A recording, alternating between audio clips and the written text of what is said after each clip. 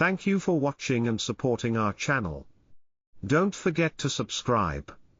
And if you enjoy any of the comics, feel free to let us know in the comments. Shenlong was certain that once Little Black revealed his aura of an early rank 6 magic beast, there was no way for the Tao Kings at the center of the City of Sin to fail to notice him. Indeed, the Black Dragon nodded his head as he said, "Master is right. As soon as I exposed my aura, 5 soul senses, including the middle stage Tao Kings, appeared from the center of the city and quickly covered the shop. Reed's setting, however, before they could actually enter inside, I completely crushed them before they hurriedly retreated back to the center, border, copy by select, indent, bionic reading, of the city." As soon as Little Black finished his words, Shenlong could practically imagine the scene that had taken place. After a terrifying black fireball destroyed the group of late-stage spirit realm experts, the soul senses of 5 Tao Kings emerged from the center of the City of Sin. But as soon as they came in contact with Little Black's terrifying soul sense, they retreated back in fear. After all, Shenlong knew that dragons weren't your average magic beasts. Indeed, with a proud look on his face, Little Black continued explaining, "Master, there is no need to worry. Forget about a few early stage Tao Kings and a middle stage one. Unless it's a late stage Tao King, I can still crush them completely. Although fighting with a late stage Tao King head-on would be somewhat difficult for now.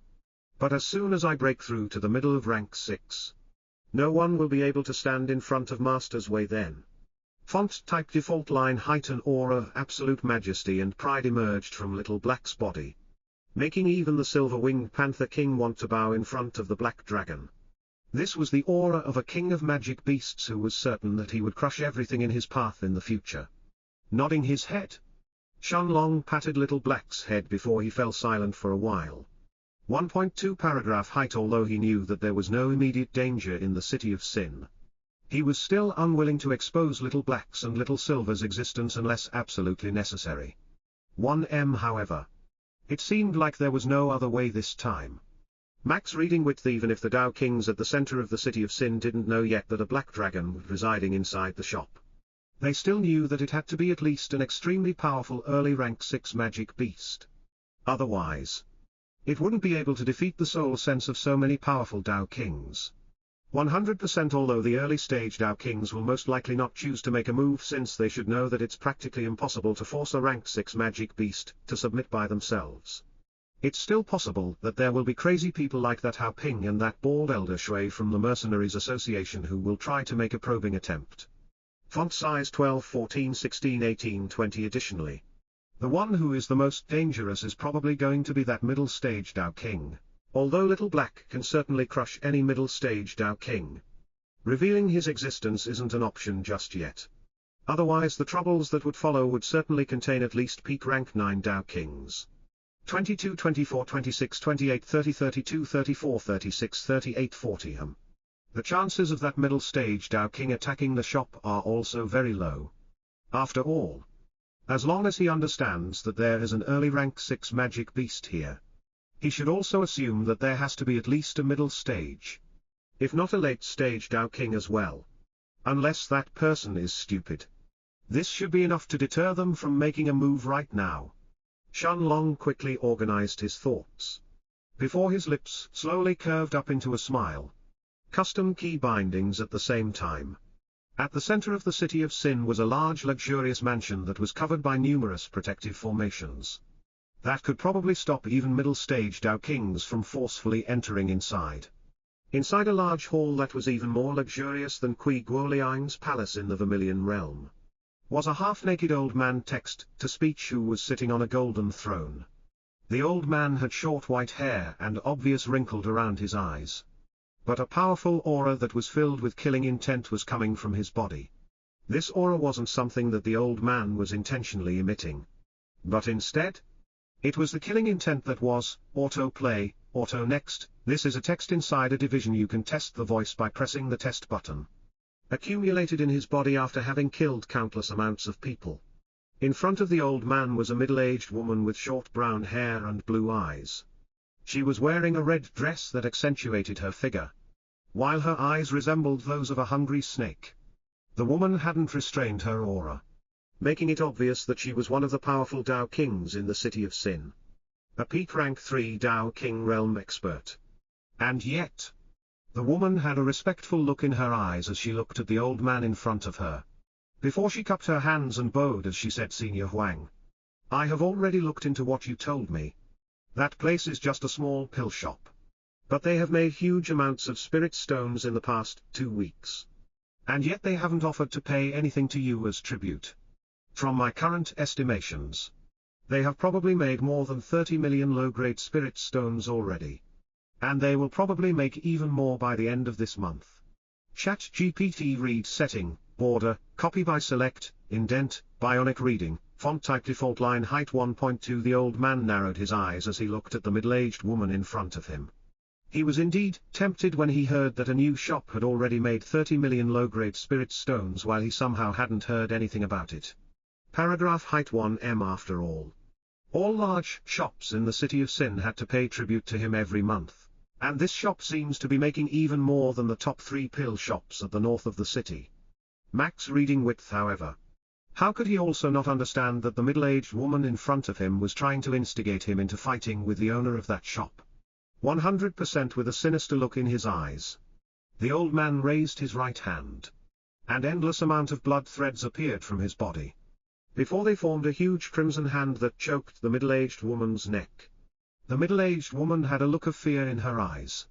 When the old man's merciless voice sounded in her ears, "Who is responsible for that area? Who is it that hid the news about this shop?" The middle-aged woman's eyes constricted. And despite being choked by the huge blood arm, she said with great difficulty, "Senior. It's the Violent Guardian Gang." How could the old man not understand that someone was purposefully suppressing the news of that shop so that they could swallow it all by themselves? Of course. 30 million low-grade spirit stones was an amount that would make even late-stage Dao Kings interested, let alone a middle-stage Dao King like him. As soon as he heard the middle-aged woman's words, a wave of suffocating killing intent erupted from the black-robed old man's body. And yet, despite having received an answer, the grip from the huge crimson hand didn't seem to have loosened yet, as it kept choking the woman in the red dress whose face had turned completely pale by now. It took more than a full minute until the old man finally snorted in anger, before the large crimson hand that was connected to his body suddenly disappeared, allowing the woman to breathe again. The red-dressed woman that was prepared to risk her life and go all out finally heaved a sigh of relief, while traces of hate as well as fear had now appeared deep inside her blue eyes. Standing up from his throne, the old man closed his eyes, as a powerful soul sense erupted from his body, heading towards a certain street at the northern part of the City of Sin, inside the castle-shaped headquarters of the Violent Guardian Gang. The members of the Violent Guardian Gang were terrified when they felt the pressure from the powerful soul sense of a Dao King enveloping their bodies. But the old man didn't seem to care about them. As he headed towards the depths of the castle, he was about to personally kill the 2 bosses of the Violent Guardian Gang for their actions. After all, the City of Sin could be considered his domain. However, an ugly expression soon appeared on the old man's face when he noticed that the interior of the Violent Guardian Gang's headquarters was now empty and even their treasury had been emptied out. The middle-stage Dao King realm expert, Senior Huang, instantly understood that Shiru and Shihui had probably already fled from the northern part of the City of Sin. Perhaps they had already left the City of Sin altogether. Or perhaps they were hidden somewhere, but that didn't matter. Even for a middle-stage Dao King like Senior Huang, it was impossible to scan every single person in the entire city with his soul sense.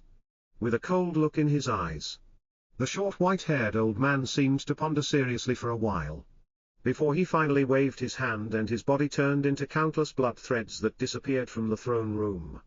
At the same time, back inside his pill shop, Shenlong noticed that despite opening the entrance of the shop today, there were practically no customers willing to enter inside. This was most likely the result of Little Black destroying the squad of 13 late-stage Spirit Realm experts, as well as the trouble that the Blood Pill Pavilion had caused during the past 2 weeks by sending the 2 middle-rank 7 Spirit Realm experts to attack in broad daylight.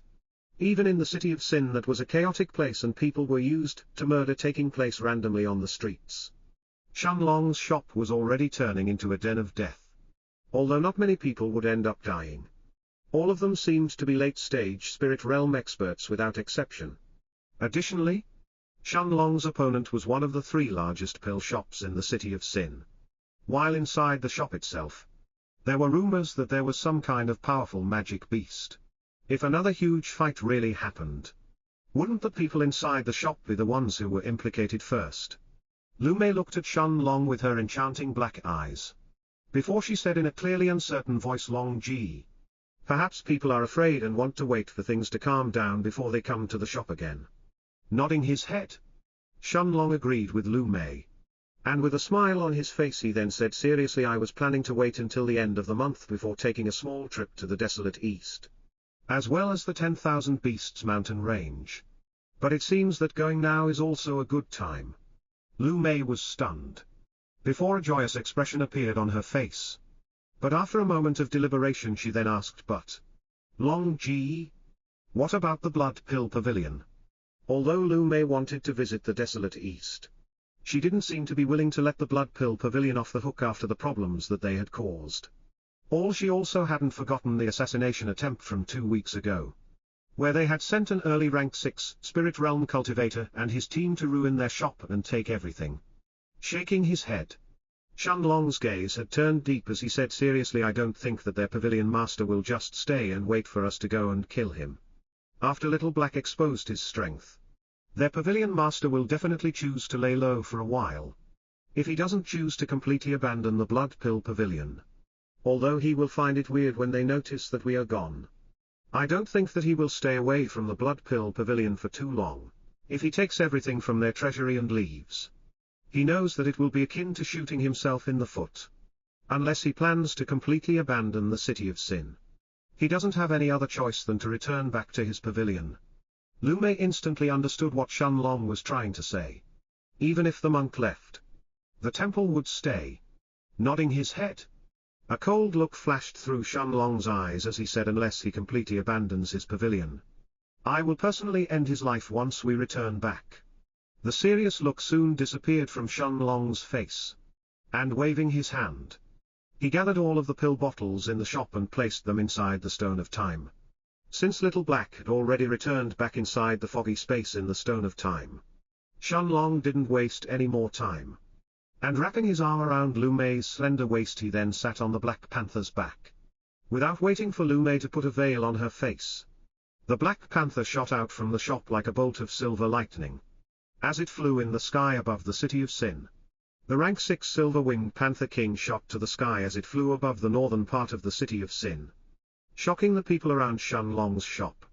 At the same time, inside the violent Guardian Gang's castle, the short white-haired middle-stage Dao King, Senior Huang, turned his eyes towards the sky as he mumbled to himself, indeed. It is an early rank 6 magic beast. It only took a few minutes for the Black Panther to fly from the northern part of the city of Sin to the east, until it slowly left the tall Mountain of Blood. The city of Sin and the Mountain of Blood were situated at the north of the Night Star continent. But the desolate east was very far away.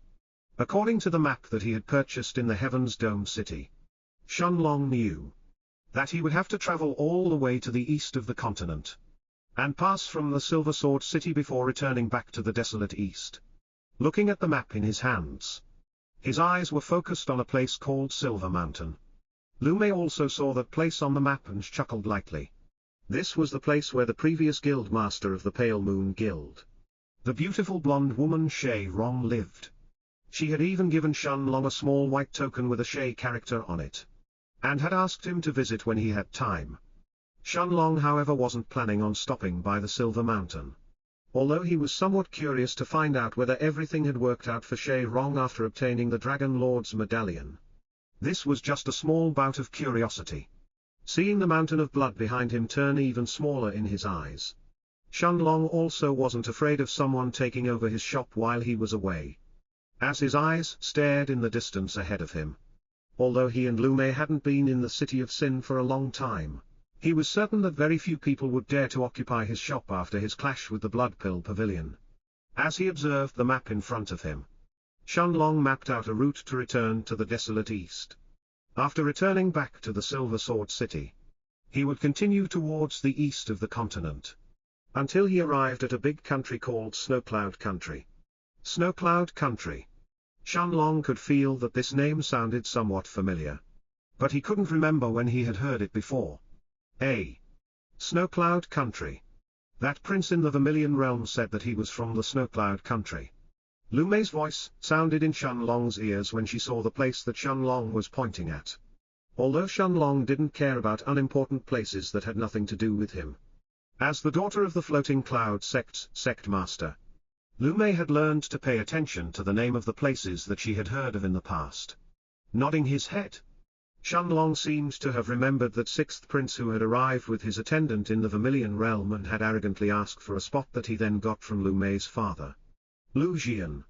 Shenlong's gaze then focused on the seemingly vast sea that he would have to cross in order to arrive to the desolate east. The Snowcloud Country was at the far east of the Night Star continent, and only a vast sea separated it from the desolate east. As he continued to stare at the map, Lu Mei's curious voice then sounded in his ears. As she then said in a somewhat uncertain tone, Long Ji, I also heard from my father that the waters around the Snowcloud Country are filled with powerful magic beasts, some of which are even stronger than Spirit Realm experts. Even the head priest of the Golden Buddha Temple in the desolate east isn't strong enough to fight against these magic beasts by himself. Shenlong's eyes lit up, and he quickly assumed that those must probably be rank 5 magic beasts. Whether it was for himself, for Little Black or Little Silver, refining the dragon blood grass into pills was a top priority for Shenlong. However, parts of certain rank 5 magic beasts, including their beast cores, were absolutely necessary during the pill refinement. Otherwise, the pills wouldn't be completely pure, and would have powerful pill toxins inside them. 1 or 2 pills wouldn't make a difference, as Shenlong's body would expel them by itself after a few days. But consuming large amounts of pills that were filled with pill toxins would have a negative effect on his cultivation in the future. That was why, although he had already advanced to the level of a gold-grade alchemist, Shenlong hadn't refined the rank 5 dragon blood grass into pills just yet. Although it was more likely that he would find all the magic beasts and the medicinal herbs that he required in the 10,000 Beasts mountain range, if there were really suitable rank 5 magic beasts on the way to the desolate east. Then he could start concocting some pills before he even arrived in the 10,000 Beasts mountain range. Flying on the Black Panther's back. It only took a single day for Shenlong and Lu Mei to arrive at the familiar-looking city that was shaped like a sword. Without stopping by the Silver Sword City, however, Shenlong and Lu Mei continued their journey. And a few hours later, a new scene appeared in their eyes.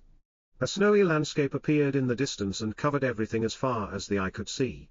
In the distance ahead was a huge city covered with pure white snow, and city walls that weren't inferior to the Silver Sword cities. A few moments later, Shenlong and Lu Mei, who were sitting on the Black Panther's back, had already arrived outside of the snow-covered city. And yet, ignoring the snowy scenery in front of him, Shenlong's expression immediately changed. A bad premonition had suddenly appeared in his heart as he approached closer to the desolate east. While for some inexplicable reason, Shen Fang's and Shen On's smiling faces had abruptly appeared in his mind. Shenlong didn't know why, but he could feel his heart clench when he saw the faces of his parents.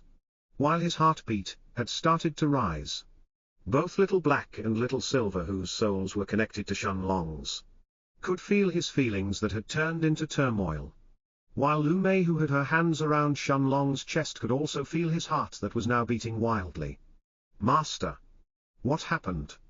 Both Little Black's, as well as Lu Mei's voice, sounded in Shenlong's head and ears respectively.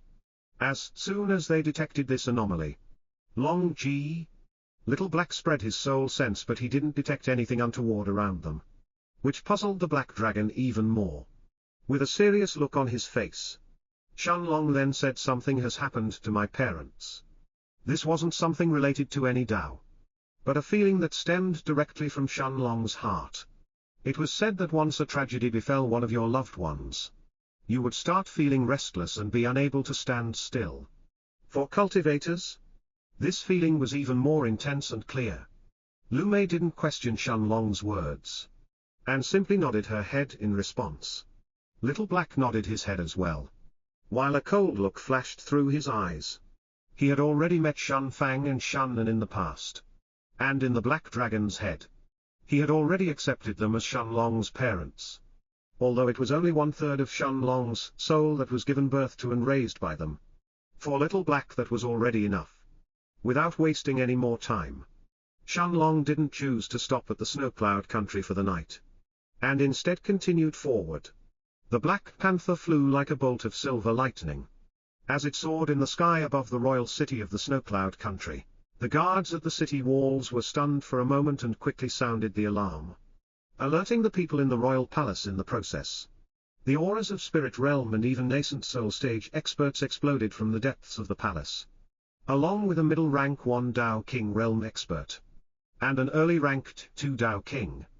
Shenlong however didn't seem to care about the people from the royal palace. And without wasting any time to take a detour he had the Black Panther continued forward. Halt! Grey-armored late-stage nascent soul expert who was wearing a matching helmet shouted at the Black Panther. But when he felt the panther's aura his body noticeably trembled before he hurriedly fell back. The 2 Dao Kings inside the royal palace also paled when they felt the aura of the early rank 6 magic beast flying towards the palace. As they hurriedly activated the palace's formations and braced themselves to fight. The Black Panther however completely ignored the royal palace, as he continued flying towards the snowy sea in the distance, spreading its bright silver wings that shone brightly under the illumination of the bright stars in the sky. The people in the royal capital of the Snow Cloud country saw the silver streak of light flying above their heads as it continued off into the distance. Flying above the snow-covered sea, Shenlong was originally planning to hide Little Silver and slowly hunt out some rank 5 magic beasts.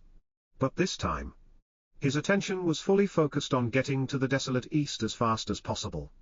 Half a day later, the sun had already risen in the sky. But aside from a handful of rank 4 magic beasts, no one else attacked them as they traveled above the snowy sea.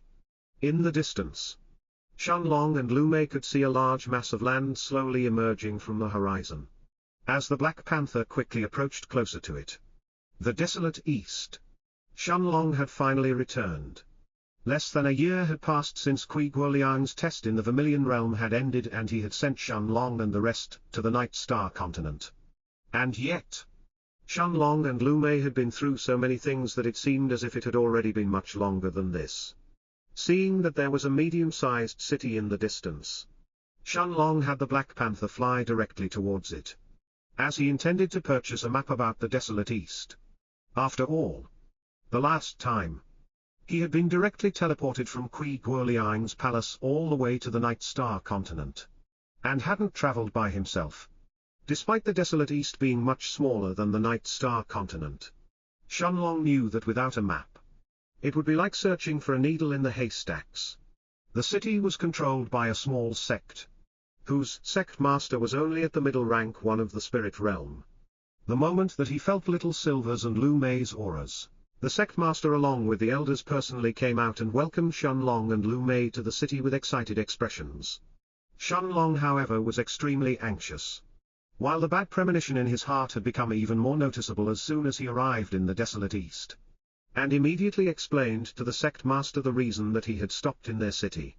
Despite the sect master's fervent wishes to have Shenlong and Lu Mei be their guests and stay in the city for the night, the sect master still had an elder fetch a map before handing it to Shenlong. Although the map wasn't an extremely detailed one, it still pointed directly towards the lightning wasteland where the Vermilion Realm had opened the last time. After thanking the sect master, the Black Panther immediately shot towards the lightning wasteland's direction, under the sect master and the elders' envious gazes. Looking at the Black Panther's back, one of the elders of the sect couldn't help mumbling, "Sect master, which powerful sect do you think this person comes from?" Shaking his head, the sect master's eyes glimmered as he answered, "I don't know. But it's definitely not a sect from our desolate east." Seeing the stunned expressions of the elders of his sect, the sect master continued with an envious tone, "Didn't you see how young that young woman was? Her cultivation however is even stronger than mine, and has already reached the middle stages of the Spirit Realm." At the same time, The pressure I got from that Black Panther is even more terrifying than the pressure I felt from an elder of the Golden Buddha Temple. No. It can't even be compared.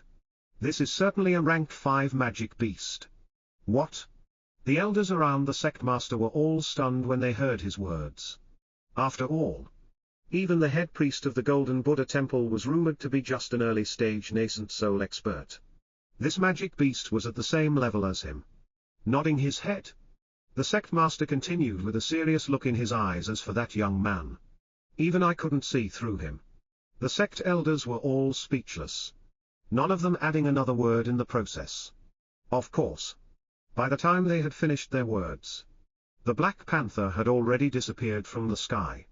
An hour later, Shenlong had already passed through the lightning wasteland. And finally, after 3 more hours, the outline of a familiar city appeared in the distance. The floating cloud sect. A stifling feeling appeared in Lu Mei's heart when she saw the medium-sized city in the distance. This was the place where she was born. And yet it was also the place where she had to run away from as well. As the city in front of her was slowly being enlarged in her eyes as the Black Panther approached closer and closer to it, the feeling inside Shenlong's heart was becoming even more tangible. It was like someone had hit his heart with a hammer, making him feel pain from the powerful impact. Less than 2 minutes later, the Black Panther flapped its silver wings as it hovered in the sky above the floating cloud city. Although Shenlong was anxious to return back, he still stopped for a moment. And looking at Lu Mei he asked Maya, "Do you want to go and see your mother first?"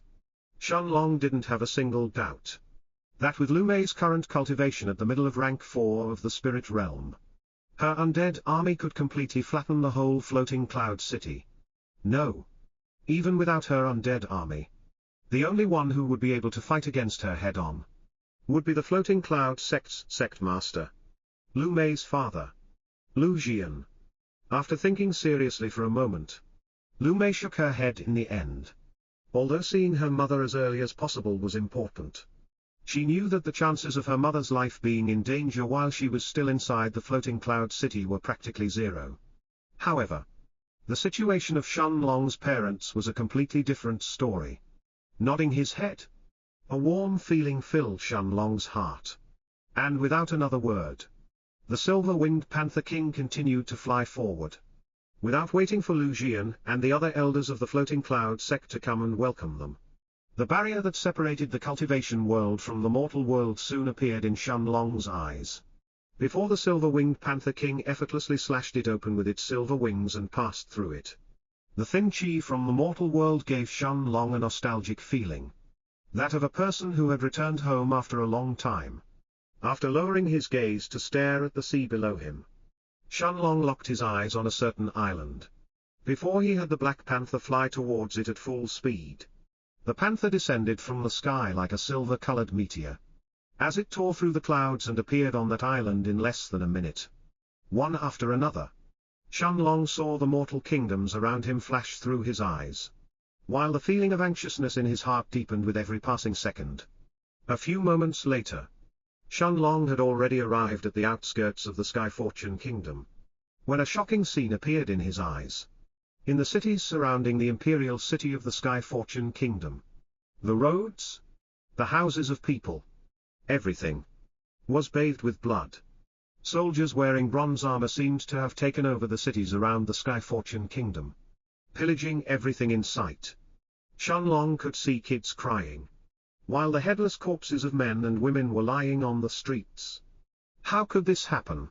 Shenlong's feelings were getting agitated with every passing moment. And without stopping, the silver-winged Panther King flew like a blur. And soon it arrived in the Blue Forest City. The sight that greeted Shenlong's and Lu Mei's, however, was that of utter devastation. The 10 meters 33 feet tall walls were more than halfway destroyed, while the corpses of countless soldiers that were wearing the insignia of the Blue Forest City's army, as well as the City Lord's personal army, were lying on the fields outside the city. However, almost no cries could be heard from the city. As if everything had fallen dead silent. Shenlong's gaze quickly fell on a single head without a body. That was now hanging outside the Blue Forest City's gates. Shenlong felt shock filling his heart. when he recognized the man that was hanged outside the city. This was the Blue Forest City's city lord, Jun Wang. Although Shenlong's family didn't have an extremely good relationship with this man, Shenlong had already heard from Shen and how the city lord had tried to curry favor with his father. Once Shen Fang became a duke of the Sky Fortune Kingdom. Even if Shen Fang didn't like this man, there was no way that he would allow him to get hanged outside the city. Unless something really terrible had happened. On top of the Blue Forest City's city walls, Shenlong saw the bronze-armored guards that he had seen before in cities that he had passed through earlier. And an inexplicable chill filled his heart. Has the city really fallen? Lu Mei seemed to have also understood what had happened to the Sky Fortune Kingdom, and quickly fell silent. Indeed, after seeing the blood that had dyed the soil red, the countless corpses with the insignia of a blue forest in their armor as well as the bronze-armored people who had occupied the city walls, a single word appeared in her mind: war. Deep in his heart, however, he refused to accept this. Of course. If Lu Mei could understand this, how could Shenlong not see what was going on? After all, Shen Fang was already a heaven-grade expert. And in the kingdoms that were in direct proximity to the Sky Fortune Kingdom, there weren't any heaven-grade experts aside from him. Even if a new one had appeared, there is no way for them to destroy the Blue Forest City like this. Besides, Shenlong had been gone for less than a year. So how could a war really erupt in such a small amount of time? What was the trigger behind it? As these questions flashed through Shenlong's mind, he got off the Silver-Winged Panther King and shot towards the Blue Forest City, with Lu Mei and the Black Panther following behind him. Halt! State your name? The guards on top of the city walls shouted once they saw Shenlong approaching the city. But in just a few moments, Shenlong had already flew past the two people who had just spoken. The two guards' cultivation was at the early rank 3 of the Earth grade, and were the strongest people stationed in the city walls right now. Originally, they were going to order for an attack against Shenlong. But when they realized that he was actually hovering above the ground, terror appeared in their hearts. A few guards hurriedly backed away as they shouted, "Hair heaven-grade experts." It wasn't just Shenlong who was flying, but Lu Mei who was behind him as well as Little Silver. Ignoring the guards and the city that was slowly falling into a state of unrest once the words heaven-grade experts sounded in the air, Shenlong headed directly towards the location of the Shen estate. He didn't pay any attention to the guards who were hurriedly scurrying away from him. And in just a few moments, he had already arrived outside the Shen estate. The scene that Shenlong saw, however, made his blood boil. The gate of the estate was completely destroyed, while corpses of the previous guards were sprawled on the ground everywhere around the estate. Aside from the main hall, Shenlong saw every building inside the estate, including Shen Fang's and Shenlong's courtyard, as well as his own, that were completely destroyed. And finally, his blood was all gathered in his head. Shenlong felt himself reaching the breaking point, and the last hope that nothing bad had actually happened to his parents was finally extinguished. From the main hall, a group of Earth-grade cultivators dressed in bronze armor appeared. After hearing the shouts of the guards at the city walls who were shouting heaven-grade experts, these people looked at Shenlong, who was now standing in front of the estate gates in a trance, with a dumbfounded look in their eyes. The moment that Shenlong turned his eyes towards them, the bronze-armored Earth-grade cultivators felt a chill in their hearts, as if they had locked eyes with a terrifying magic beast. They saw a pair of black eyes staring at them, filled with anger and killing intent that weren't suppressed in the slightest. A middle-aged man with a cultivation at the peak of rank in 8 Earth grade walked out from their midst. And looking at Shenlong, he spoke in a haughty tone. "Brat. Who are you? Which group are you from? Don't you know that this area is the before the peak rank 8 cultivator could finish his words. Shenlong's powerful aura at the middle of rank 4 of the spirit realm exploded from his body, bringing absolute suffocation and terror to the bronze-armored man. At the same time, Lu Mei and the Black Panther had just arrived at the scene, and looked at Shenlong with shock in their eyes. This was the first time that Shenlong had exhibited so much anger and unrestrained killing intent. Unlike his usual self, Lu Mei instantly realized that Shenlong was barely suppressing himself from murdering the people in front of him. Shenlong's black eyes had now turned golden. And looking at the horrified eyes of the bronze-armored middle-rank 8 Earth-grade cultivator in front of him who was now kneeling on the ground, he asked in a voice so cold that was about to chill the man's soul to death, "Who are you? Where are Shen Fang and Shenlan?" The middle-aged man's eyes widened when he heard Shenlong's words. And suppressing his fear, he raised his head to look at Shenlong and asked in a haughty tone, "Who am I? Don't you know that the Sky Fortune Kingdom is now the territory of Lord Wei Tai? As for the heaven-grade expert named Shen of the Sky Fortune Kingdom, his fate was long since dictated by Lord Wei and the 2 Lords Yu." The moment that he heard these words, Shenlong felt his mind short-circuiting for a moment. The territory of Lord Wei. 2 Lords Yu. The bronze-armored man looked at Shenlong with traces of apprehension in his eyes. But the arrogance in his voice when he mentioned the name Lord Wei was unmistakable.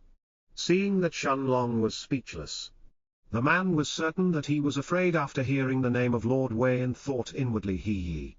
As expected, Lord Wei is a true powerhouse that makes even other experts afraid. Looking at Shenlong, the confidence in the man's eyes dramatically increased. And despite the fact that he was still kneeling on the ground, his voice was filled with pride as he continued before the man could finish his words. His eyes suddenly widened, while a powerful hand that was akin to the hand of death, "As for this mansion, it was given to me by Lord W." itself was now clutching his throat, as it lifted the bronze-armored man in the air. The killing intent coming from Shenlong's body could practically be felt by the bronze-armored man, making the hair in his body stand up in fear. Staring at the man's eyes, Shenlong then asked in a voice so cold that it made the man's heart feel like he was plunged in the deepest part of hell, "Where is Shen Fang? Shenlan? As well as this Lord Wei?" The man seemed to have realized that he would die as soon as he answered this question. And with a mocking look in his eyes he spoke through gritted teeth, "Ha! Won't you kill me as soon as I tell you? But if you swear to let me go, then I..."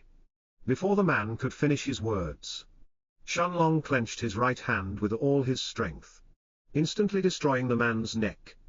Droplets of blood were flowing down from his hand, dyeing the outer edge of his sleeve with a light reddish hue. With a seemingly absent-minded look on his face, Shenlong then mumbled to himself, "Little Black. Where is my father and mother?" At first, Shenlong hadn't asked Little Black if his parents were in the Blue Forest City, because this was the most natural thing to him. Only after seeing the destruction of the Shan estate did he realize that his parents were no longer here. Nodding his head, the Black Dragon spread out his soul sense and covered the entire Sky Fortune Kingdom in an instant. With a serious look in his eyes, Little Black then said in a somewhat reluctant voice, "Master, there are 3 heaven-grade cultivators in the Imperial City's palace, but none of them seem to have Shen Fang's aura." Shenlong was stunned after hearing Little Black's words, while his body even trembled for a moment. No matter what had happened, he would definitely find out after going to the palace in the Imperial City of the Sky Fortune Kingdom. At the same time, the rest of the bronze-armored cultivators inside the Shan estate were all shocked when they saw Shenlong killing the middle-aged man. Finally, one of them could no longer suppress his fear, and hurriedly stood up. As he tried to escape back inside the main hall, he knew that the formations inside the main hall could probably defend even against a heaven-grade expert for a while. The rest of the men who were kneeling on the ground followed the bronze-armored man, as they all headed back inside the main hall as well. If the blue-robed young man in front of them had already killed their leader, who was a late-stage Earth-grade expert, then he had no reason to spare the rest of them. Shenlong's eyes chilled when he saw this, and without any hesitation, he activated the Monarch's domain. The invisible figure of an hourglass expanded from his body, covering both himself and the bronze-armored Earth-grade cultivators who were running deeper inside the Shan estate. Perhaps a gust of wind or the sounds of crickets chirping on the trees may sound in the streets, but inside the estate itself, flow of time inside the Shan estate had been forcefully frozen. It was a stark difference compared to the outside world. Complete silence reigned supreme. It was almost as if the Shan estate had now turned into an entirely different world. Only the footsteps of a young man echoed, before even sound itself was suppressed inside this world. An illusionary purple-colored blade had appeared in the blue-robed young man's right hand. As he stepped closer to the frozen bronze-armored men, without the slightest shred of hesitation, Shenlong waved his illusionary purple-colored blade around. As blood spurted in the air. To Lu Mei, who was watching this scene from the distance, the purple blade in Shenlong's hand was like the scythe of death himself. A hole had appeared on each of these men's chest, as their hearts were crushed before they died one by one inside the monarch's domain. The invisible figure of an hourglass retracted itself back inside his body. As Shenlong stopped the monarch's domain and turned his gaze towards the bodies inside his house, using his chi flames, he burned the men's bodies as well as their bronze armors until nothing remained. Before he turned his eyes towards Lu Mei and Little Silver in the sky, Shenlong didn't have the slightest sense of guilt when he killed these people.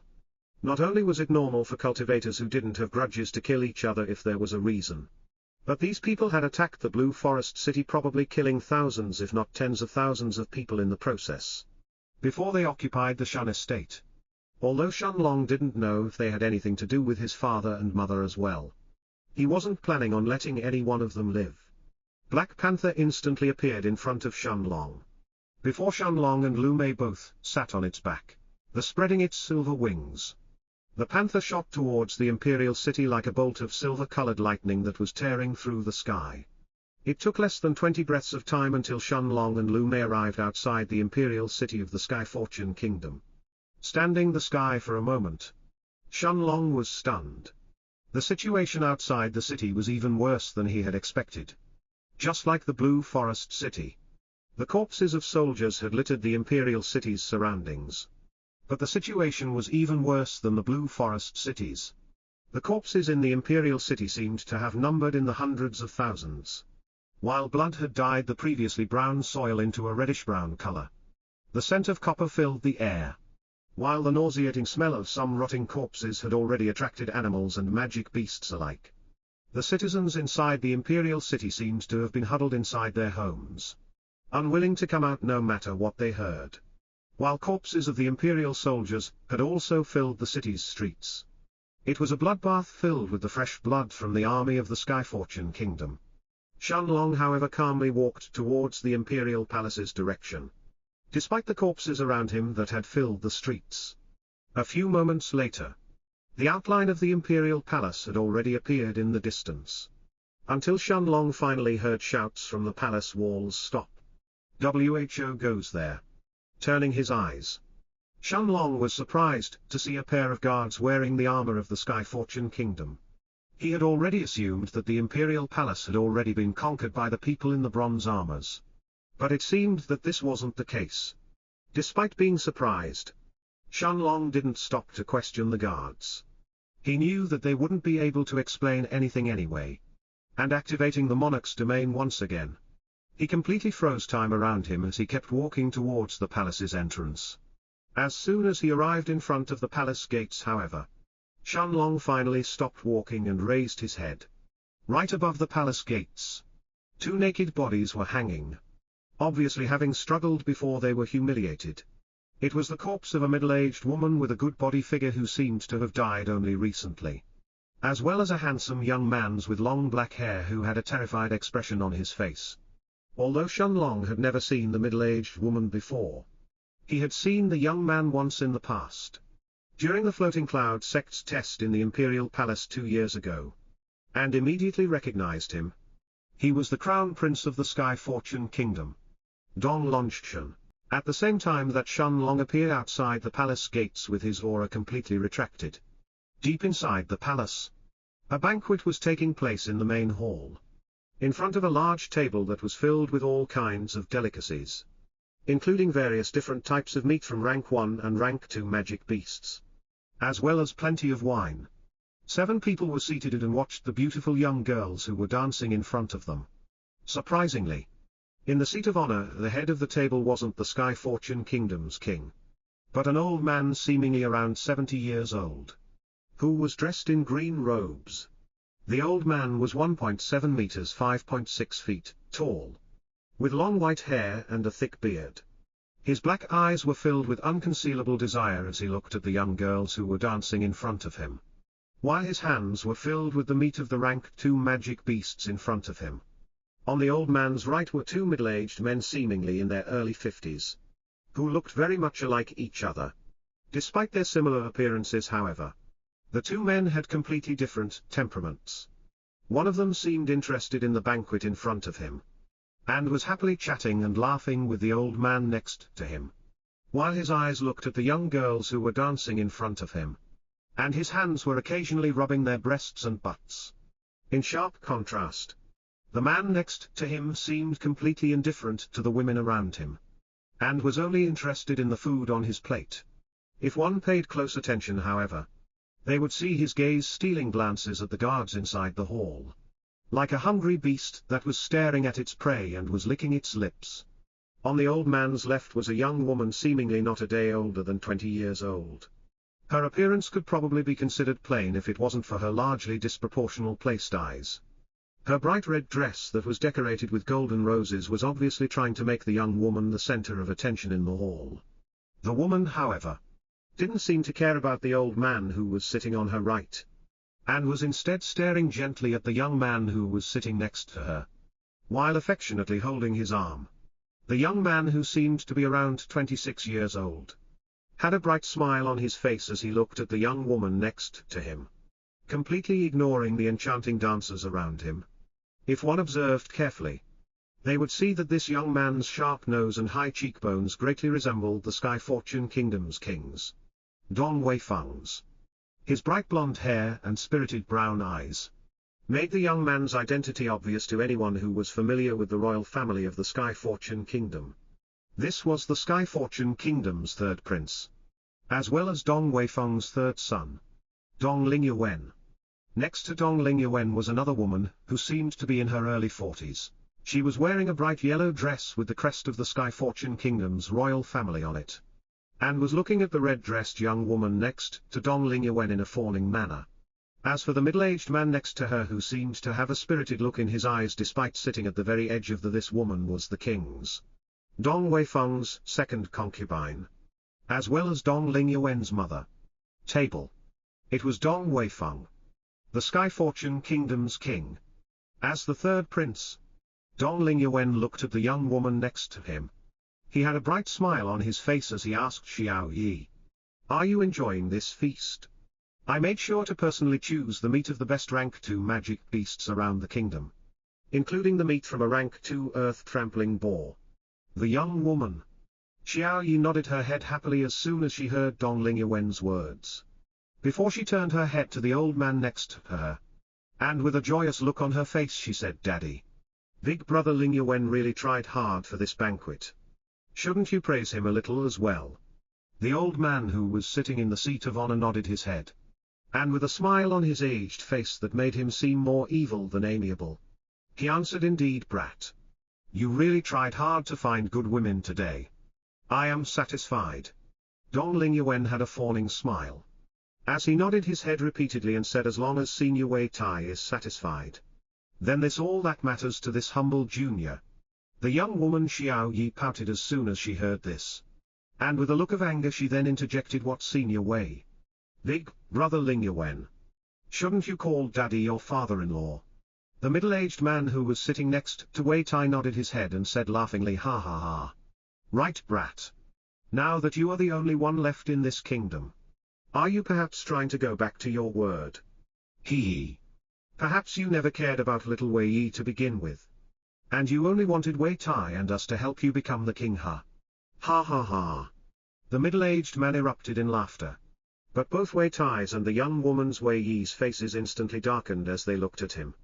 Cold sweat started to drip from Dong Lingyuan's head, and shaking his head without any hesitation, he hurriedly held Wei Yi's hand with both hands before he answered, "Senior Zhuzan, your words are mistaken. How could I not care about Xiao Yi? I was just reluctant to call Senior Wei Tai father-in-law, since me and Xiao Yi aren't married yet. However, if Xiao Yi is so insistent and doesn't want to wait for our marriage, then of course I will comply with her wishes." Wei Tai nodded his head, and looking at Dong Lingyuan with a smiling face he then spoke in a seemingly casual tone, "Of course you care about Xiao Yi, brat. After all, There was no way that you would have simply seduced her. Just to have me help you acquire this small kingdom. Right? I am sure that you would clearly understand the consequences in such that case. Seeing the cold look deep inside Wei Tai's eyes despite his smiling face, Dong Lingyuan felt like he had fallen into the deepest depths of hell. Before he hurriedly nodded his head in acknowledgement. At the same time, Dong Weifeng took a deep breath. And looking at the old man. Wei Tai? He couldn't help saying in a weak voice, however. Senior Wei. You shouldn't have dealt with Shun Fang and Shunan like that. After all, I even told you that their son was a member of the Floating Cloud sect. And that he even has a black dragon. Everyone in the hall turned their attention to the king. Dong Weifeng. But contrary to the king's expectations, both Wei Tai, Zhu Zan, and the other middle-aged man next to him had mocking looks on their faces when they heard his words. With a smile on his face, Wei Tai rubbed the butt of the young woman who was dancing in front of him. And looking at Dong Weifeng he said in a casual tone, a member of the Floating Cloud sect. He. Dong Weifeng. You don't seem to understand. So let me explain this to you. Even if one is a member of the Floating Cloud sect, unless they are an inner disciple or an elder, they wouldn't have reached the heaven grade just yet.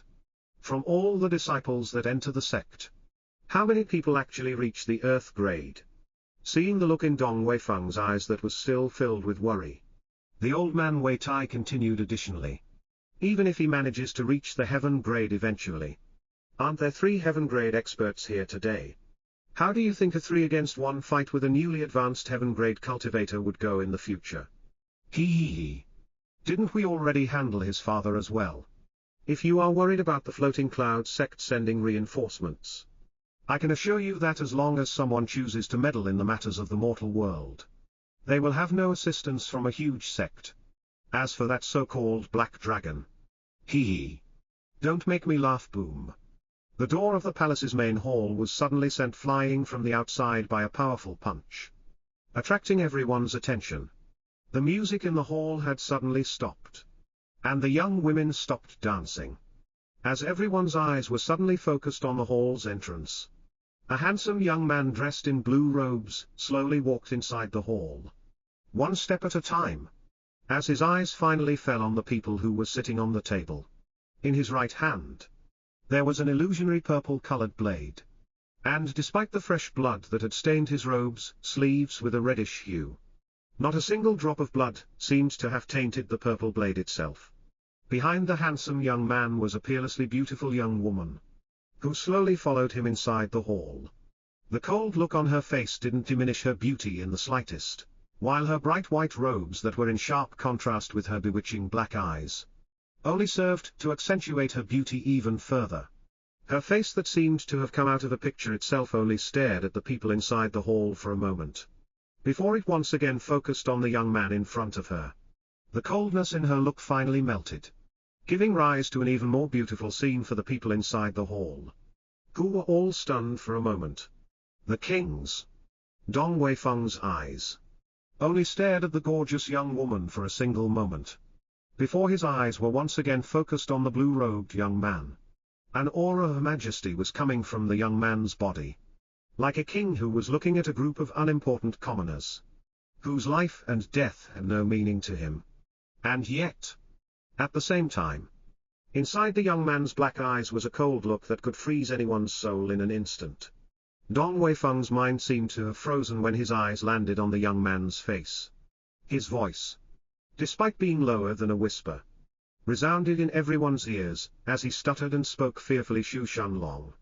Shanlong's eyes landed on the trembling king of the Sky Fortune Kingdom, who had now stood up and was slowly backing away, before Shanlong suddenly disappeared on the spot. Wei Tai, Zhu Zan and the other middle-aged man next to him all hurriedly stood up, before they turned their eyes towards their left, where Shanlong was now standing in front of the trembling Weifeng with an ice-cold look in his eyes, looking at the Sky Fortune Kingdom's king in front of him. Shanlong then spoke in a voice that barely suppressed his killing intent from exploding out of his body. Where is my father and mother? Dong Weifeng's face visibly paled, but when he tried to take a step back, He suddenly felt that his neck was being grabbed by an iron grip. Shenlong's left hand that was still fresh with the blood of the bronze-armored guards that he had killed on the way to the main hall, was now holding the king's neck and was just a step away from snapping it. Looking at Shenlong's ice-cold eyes, Dong Weifeng felt like he was looking at the abyss of death itself, as a feeling of terror had already permeated his heart. Shenlong saw that Dong Weifeng wanted to speak. But Dong Lingyuan's voice, from his left, sounded first. A voice filled with endless fury and indignation. How dare you?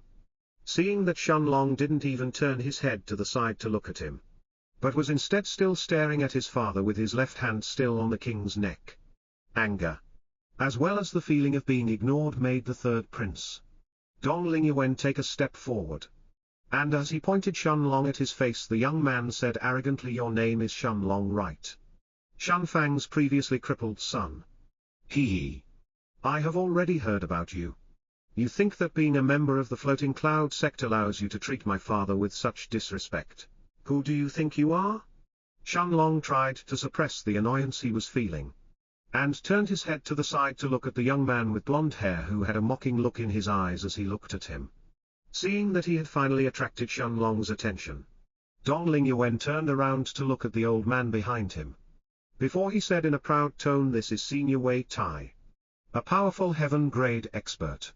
Even in your floating cloud sect, heaven-grade experts are inner disciples or elders, aren't they? Quickly pay your respects to Senior and apologize." The third prince, Dong Lingyuan, who was already an early Earth-grade expert, had already noticed that Shenlong was much stronger than him by how easily he held the king, Dong Weifeng, in the air by his neck. By introducing both Wei Tai, as well as asking Shenlong to pay his respects to him, he was trying to have the old man deal with Shenlong personally. After all, this was the way of the king. If you can't do something by yourself, have others do it for you. Shenlong barely spared an indifferent glance at Wei Tai and the two middle-aged men next to him, before his eyes were once again focused on Dong Weifeng in front of him, with a look that was about to kill him if he didn't answer truthfully. Shenlong tightened the grip on the king's neck before he spoke in a voice that no longer suppressed his anger and impatience. "Dong Weifeng, where are my parents?" Shenlong's voice boomed throughout the main hall of the palace, causing everyone inside to immediately step away from him. Even Wei Tai, Zhuzan and the other middle-aged man next to him were shocked to realize that they were forced to step back as well. This wasn't caused by Shenlong's cultivation, but by the natural aura that was coming from his body. Blood slowly trickled from Dong Weifeng's nose, and with a look of fear on his face, he trembled a few times. But he didn't dare to answer Shenlong's question. Instead, his eyes fell on the old man Wei Tai behind Shenlong. Dong Weifeng knew that as long as he answered Shenlong's question, Shenlong wouldn't hesitate to clench his hand and snap his neck in an instant, robbing him of his life. Seeing Dong Weifeng's line of sight, Shenlong's eyes finally fell on the old man Wei Tai, who was looking at him with a smile on his face. Wei Tai didn't seem angry that Shenlong hadn't let go of Dong Weifeng yet, as if the king's life had nothing to do with him.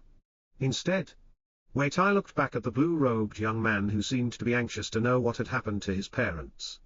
And with a light-hearted tone he then spoke in a seemingly amiable tone, "Young man, it's always good to be humble when you talk to your seniors. As for that heaven-grade expert called Shen Fang and his wife, although they were my enemies, I can still compensate you personally for what has happened." As soon as Wei Tai finished speaking, his daughter, the red-dressed young woman named Wei Yi, Dong Weifeng, Dong Lingyuan, as well as Dong Lingyuan's mother, were all stunned when they heard his words. Wei Tai was looking to compromise with Shenlong instead of killing him.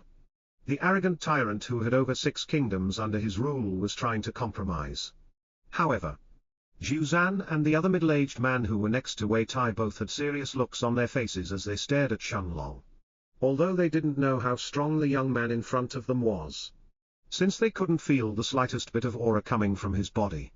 Since they had already seen Shenlong's speed when he entered inside the hall and lifted up Dong Weifeng, solemn looks had appeared inside their eyes. They knew that if they had to fight, even with Wei Tai and themselves teaming up against Shenlong, It was certainly going to be a difficult fight. Additionally, there was also a gorgeous young woman at the entrance of the hall, whose aura was unfathomable as well. Indeed, Wei Tai's decision to compensate Shenlong was the best choice. As soon as he finished his words, Wei Tai didn't wait for Shenlong's answer. And waving his right hand, 1,000 low-grade spirit stones appeared from the spatial ring in his hand before they landed on the floor in front of him. Wei Tai looked at Shenlong and with a serious look he said, 1,000 spirit stones. This is my compensation to let bygones be bygones. Shenlong's eyes however didn't even look at the 1,000 low-grade spirit stones on the floor in front of the old man. Instead, his eyes were staring intently at the brown spatial ring on Wei Tai's hand while an explosion seemed to have sounded inside his head. Little black and little silver inside the stone of time could all feel Shenlong's emotions turning turbulent, before a powerful aura erupted from his body. Shenlong's aura was so dense and powerful, and yet filled with so much killing intent, that it suffocated everyone inside the main hall of the palace. Even Lu Mei felt the pressure inside the hall. And she was a powerful middle-ranked 4 spirit realm necromancer. Shenlong's eyes had now turned golden, while his cultivation at the middle of rank 4 of the spirit realm exploded from his body. His left hand allowed Dong Weifeng to fall on the floor, before he immediately disappeared on the spot. Not even a moment had passed, when everyone's eyes inside the hall were filled with incredulity and shock. In Shenlong's left hand was now an old, wrinkled hand that was dripping with fresh blood, while a brown spatial ring adorned its ring finger. Shenlong destroyed the old hand, before his aura that was filled with killing intent made everyone inside the hall tremble. This was the spatial ring that Shenlong had filled with top-grade rank 2 minor advancement pills, with his own barrels of wine, as well as a few low-grade spirit stones, before he had personally given to Shan Fang when he had returned home. Everyone inside the hall turned their eyes towards Wei Tai's right arm, and noticed that his hand from the wrist and below was now missing. "Daddy!" A scream suddenly filled the main hall of the palace. But surprisingly, it didn't come from Wei Tai, but from the red-dressed young woman next to Dong Lingyuan. Wei Yi. Wei Tai himself was still staring at his own hand, with a look of disbelief in his eyes. It seemed like the pain hadn't registered just yet, since it took him 3 breaths of time to finally react and scream in pain, while he tightly held his bleeding right hand. Zhu Zan and the other middle-aged man next to Wei Tai wanted to slowly back away from Shenlong, with fear obvious in their eyes. But Shenlong's terrifying aura of a middle-stage spirit realm expert was like a boulder that was heavily pressuring their hearts, filling them with boundless terror. Wei Tai's screams were suddenly cut short, as under everyone's terrified gazes, Shenlong lifted the heaven-grade expert up from his neck and stared at his eyes that were filled with fear. Cracking sounds resounded in the palace's main hall, as Shenlong slowly pressured the old man's neck. Crack. Hearing the cracking sounds, the young woman in the red dress, Wei Yi hurriedly turned her gaze towards Zhu Zan and the middle-aged heaven-grade expert next to him and shouted anxiously, "Uncle Zhu Zan! Uncle Zhu Heng! You have to help father!" Zhu Zan and Zhu Heng both took a look at the young woman who had shouted in fear, before they turned their heads to look at each other. Although their relationship with Wei Tai wasn't too good, they knew that if the old man died in Shenlong's hands, it was very likely that they would follow right after. And yet, the terrifying aura coming from Shenlong's body made it obvious that he was far stronger than the 2 of them together. The 2 heaven-grade experts knew that even if they joined hands with Wei Tai, it was unlikely that they would be able to injure the young man in front of them before they died by his hands. Nodding his head, Zhu Zan looked around the main hall, before his eyes landed on the window next to him. Suddenly, both he and Zhu Heng exploded with their auras at the same time, as they turned to fly towards the window on the wall of the palace hall, in an attempt to leave the palace. Since they couldn't win, it was pointless for them to risk their lives for Wei Tai. The best thing they could do was to turn and flee as far away as possible.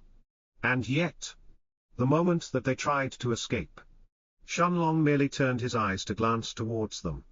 Before the 2 peak rank 1 heaven-grade cultivators felt like a terrifying mountain had suddenly fallen on their backs. slamming them both into the palace floor at the same time. The aura of a spirit realm expert wasn't something that peak rank 1 heaven grade cultivators could fight against. Even Shenlong would be completely unable to fight against a spirit realm cultivator when he was still at the peak rank 1 of the heaven grade. Let alone Zhu Zan and Zhu Heng. Shenlong snorted before his golden eyes were once again focused on the old man in front of him. Seeing that Wei Tai had no intention to speak, Shenlong was about to completely crush his neck and kill him before he turned to ask the others inside the hall. When suddenly, a woman's voice sounded in his ears as she said Shenlong, Lu Mei, as well as everyone else in the hall, including the king, Dong Weifeng, and Wei Tai, turned their heads to wait. I know where your parents are. Look at the woman in the yellow dress who seemed to be in her early 40s. It was Dong Lingyuan's mother, as well as Dong Weifeng's second concubine, Seng Kui. Before Tseng Fen could speak however, Dong Lingyuan's berating voice sounded in the hall. As he looked at her and said fearfully, Mother, stop. Seng Kui shook her head. And without looking at her son she said, your parents are locked in the dungeon of the palace. Everything that happened to them was my choice. If you have to kill someone, kill me. But let Yuana go. Author's note, this is an endearing tone to call Dong Lingyuan. Shenlong had a cold look on his face as he looked at the woman in the yellow dress who didn't seem to have any special facial features, aside from her spirited eyes.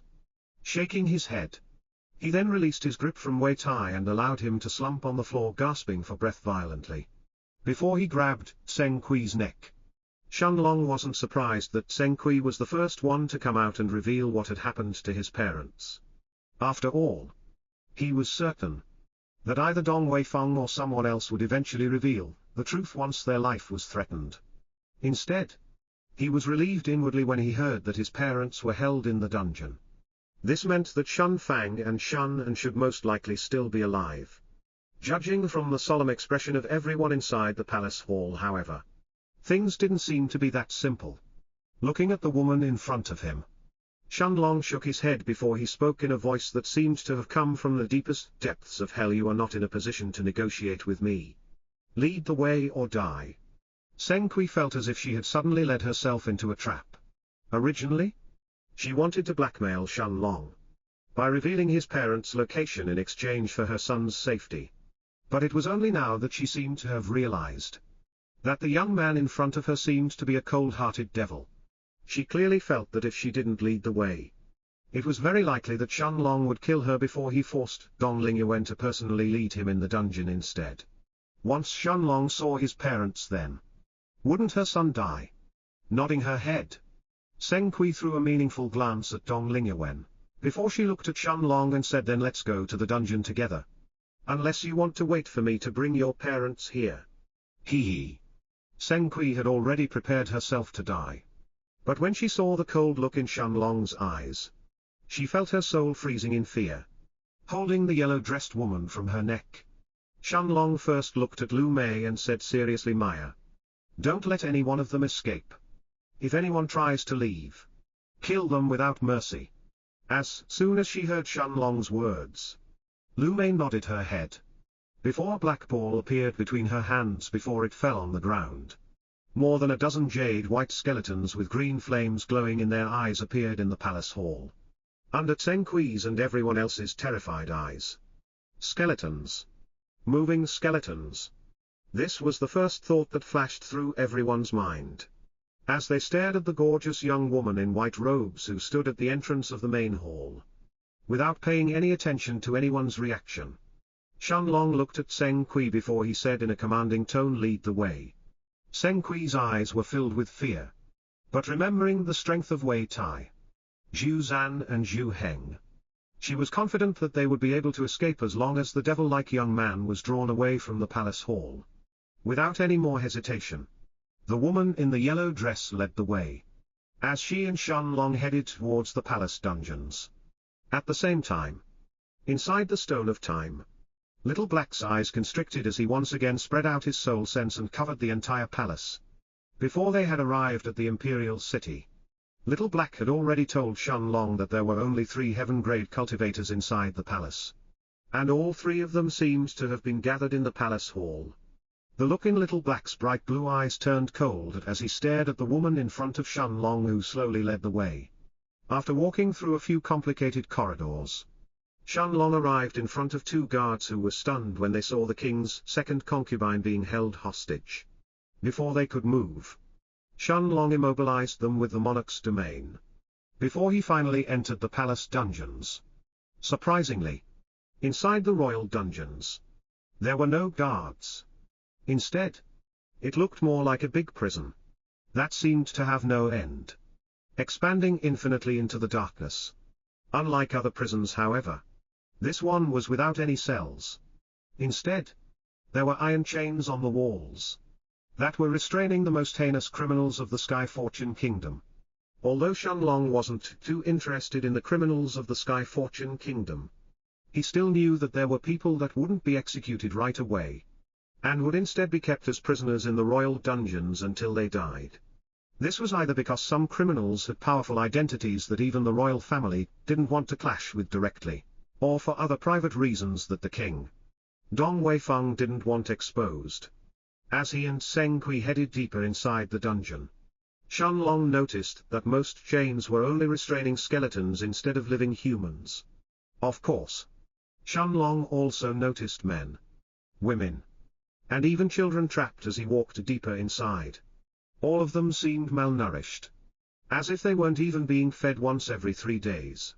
And yet, despite their bony limbs, they were still alive and suffering in this inhuman prison. The smell of feces attacked Shenlong's senses as he headed in deeper inside, while some people even opened their eyes and begged for help. Shenlong, however, didn't stop to help any of them, and instead, he kept walking deeper inside the dungeons, while the bad premonition in his heart was slowly becoming even more intense. Finally, after 10 more minutes of walking, Shenlong arrived at the end of a corridor and stood in front of a large metallic door. Looking at the door in front of her, Seng Kui had an expressionless look on her face before she spoke in an uncaring tone, "Enter inside if you want to see your parents." Shenlong didn't hesitate in the slightest, and despite the uncomfortable feeling in his heart that was becoming even more intense as he approached the metallic door in front of him, under Seng Kui's shocked eyes, Shenlong forcefully tore the door open with his left hand before he entered inside. The 3 meters 10 feet metallic door had turned into an unrecognizable lump of metal that fell on the ground with a thump, instantly waking up the people behind it. It was a small room around 50 square meters, but more than 20 people were chained on the wall. Shenlong's body had suddenly started to tremble as his eyes fell on a middle-aged man and a woman who were shackled by the black chains, while his grip on Seng Kui's neck involuntarily loosened up. Little Black's eyes inside the Stone of Time also chilled, and understood that his conjecture before they entered this place was actually right. The middle-aged man had a haggard expression on his face, and yet his body was still standing tall with his back straight. Despite the countless wounds on his body, whip marks filled his body and even his face seemed to have been hurt. But the most serious one was a wound that hadn't stopped bleeding even until now. It was a wound on his abdomen that seemed to have come from a punch or kick, completely dyeing his clothes red with his blood. Next to this man was a beautiful middle-aged woman, whose body was also filled with blood from head to toe. Although her body wasn't as badly hurt as the middle-aged man's next to her, she was also filled with whip marks as well, while in her abdomen was a similar wound that was still flowing with blood. Shenlong's eyes had already turned red when he saw his parents' conditions before he hurriedly stepped forward. The grip he had on Seng Kui's neck instantly hardened, as he violently crushed her throat before he angrily threw her body to the side, destroying the chains that were binding Shen Fang and Shunan. He grabbed both of their bodies and supported them from falling on the ground, at the same time that the chains that were shackling his body disappeared. Shen Fang seemed to have opened his eyes while an expression of disbelief filled his face when he saw his son supporting him. "Father, don't worry. It will be all right." For the first time in his life, Shen Fang actually cried when he heard these words. The emotions that had been suppressed in his heart for the past few days finally burst out when he heard his son's comforting words, as warm tears flowed through his eyes without stop, wetting Shenlong's robes. The dignified formation master, a man who had cultivated all the way to the heaven grade after so many years, had his cultivation destroyed and suffered endless torture and humiliation in the last few days. Despite having his cultivation destroyed and essentially being crippled, the only sound that he made during the time of his imprisonment was only when Shun was about to be tortured. He would taunt the guards and accept most of the torture in her stead, losing his flesh and blood in the process. And yet, during this time, Shun Fang didn't make a single sound of protest. Neither did he plead nor beg. At the same time, Shun Long let out a powerful roar filled with limitless anger, indignation and killing intent. When he saw his parents' condition, Shun was still unconscious, and just like Shun Fang's, her cultivation was also destroyed. The rest of the prisoners inside the room were shocked when they heard Shun Long's angry roar and felt his terrifying aura. But seeing him rescue Shun Fang and Shunnan, their eyes lit up with the flames of hope. Shun Long's roar was so powerful that it didn't just shake the royal dungeon, but the entire royal palace itself had started to tremble. Endless killing intent was coming from his body, and he even regretted killing Tseng Kui that quickly. Ignoring the begging gazes of the prisoners around him, Shun Long slashed the air in front of him with his right hand, opening a space tier before his body, as well as Shun Fang's and Shun On's disappeared in a flash, as they appeared back at the entrance of the royal dungeons. Looking at the two guards that he had previously trapped inside the monarch's domain to enter the dungeon, this time, Shun Long didn't hesitate to destroy them, exploding their heads with a single punch each, causing their now lifeless bodies to slump on the ground. Looking around him, Shun Long soon found an empty room inside the palace and entered inside. He gently placed Shun on the large bed, before he fed his father and mother with a high-grade rank 1 healing pill each. Originally, Shun Long was planning to give them a top-grade sun healing pill. But with their cultivations destroyed, neither Shun Fang's body nor Shun On's would be able to handle the energy inside the rank 4 pill. The external wounds on Shun Fang's and Shun On's body started to slowly disappear at a speed visible to the naked eye.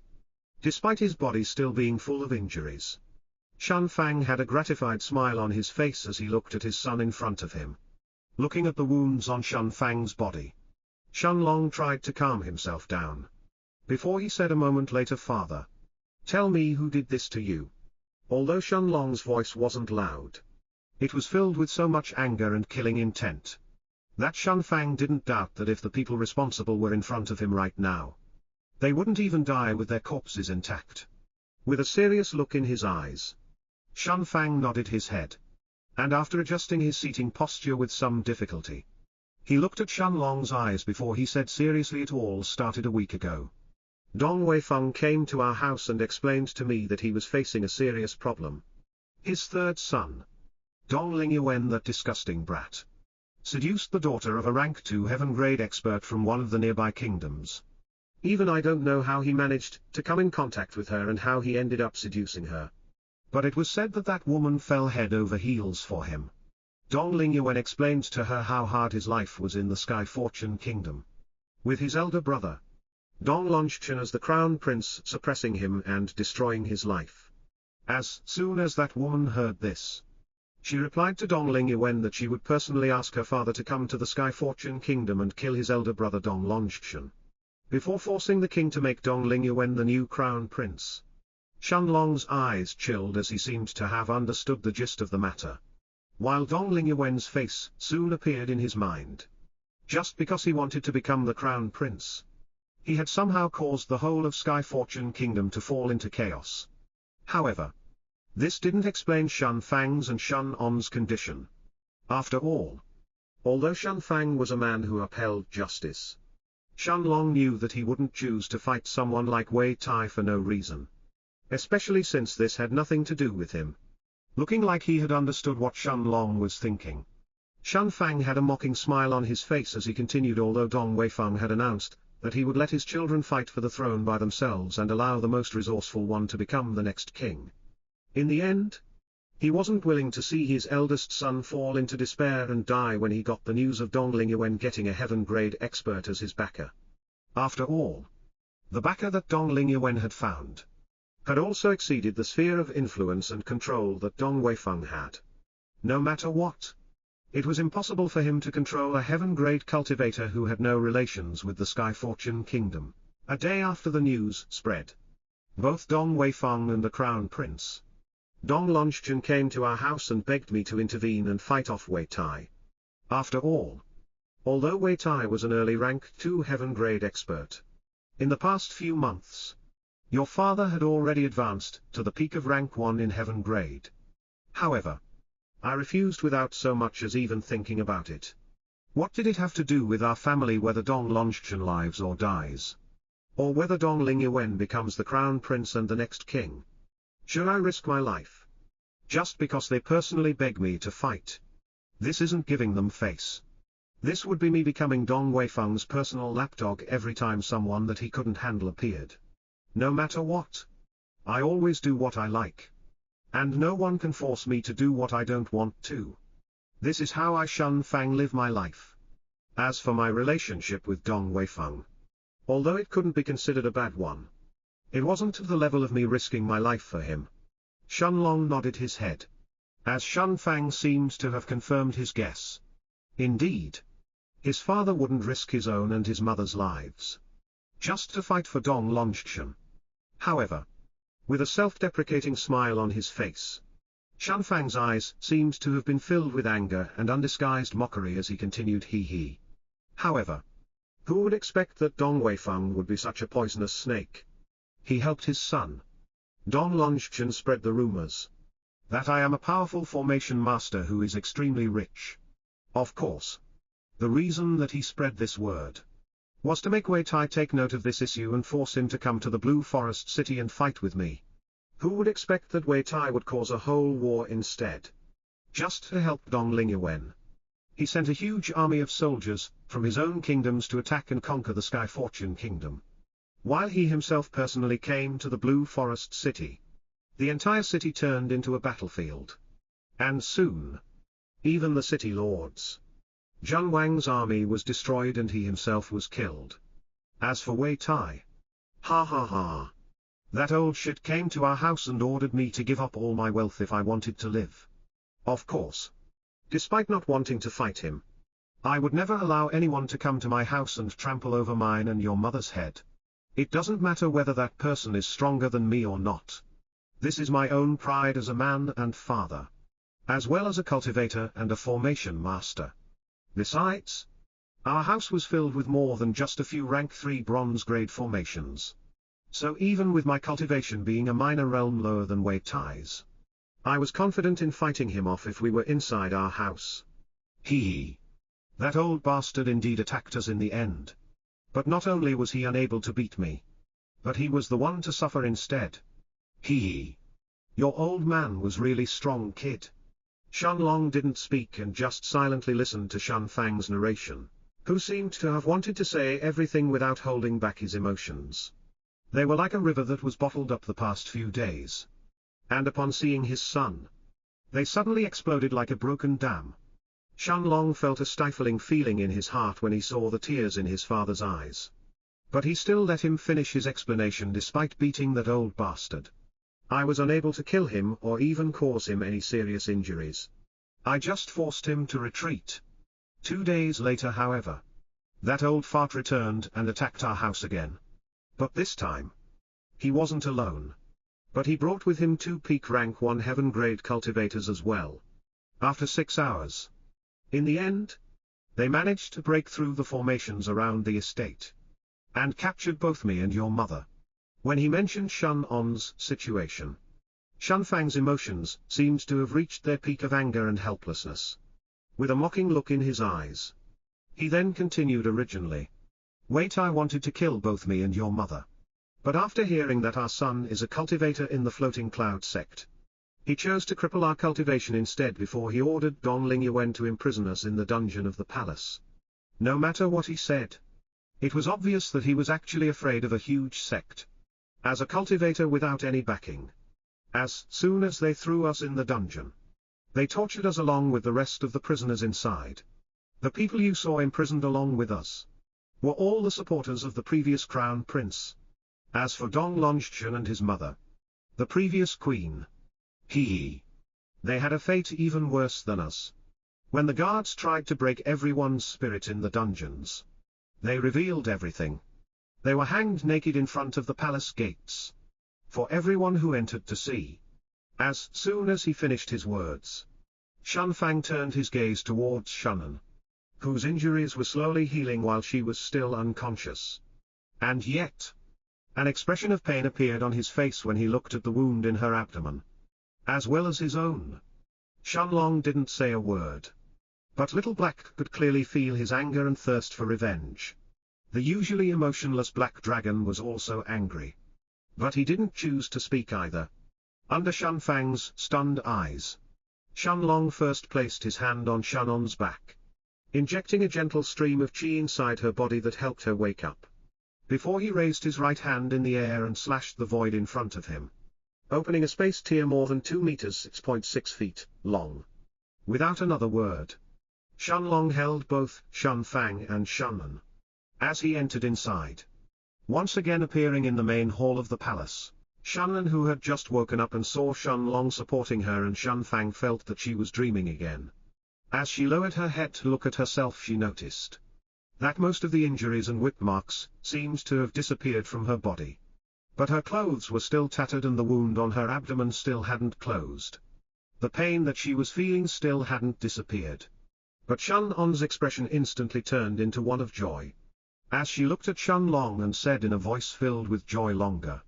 However, as soon as she finished her words, Shunan felt her surroundings turning blurry, while the look in her eyes quickly turned into one of disbelief.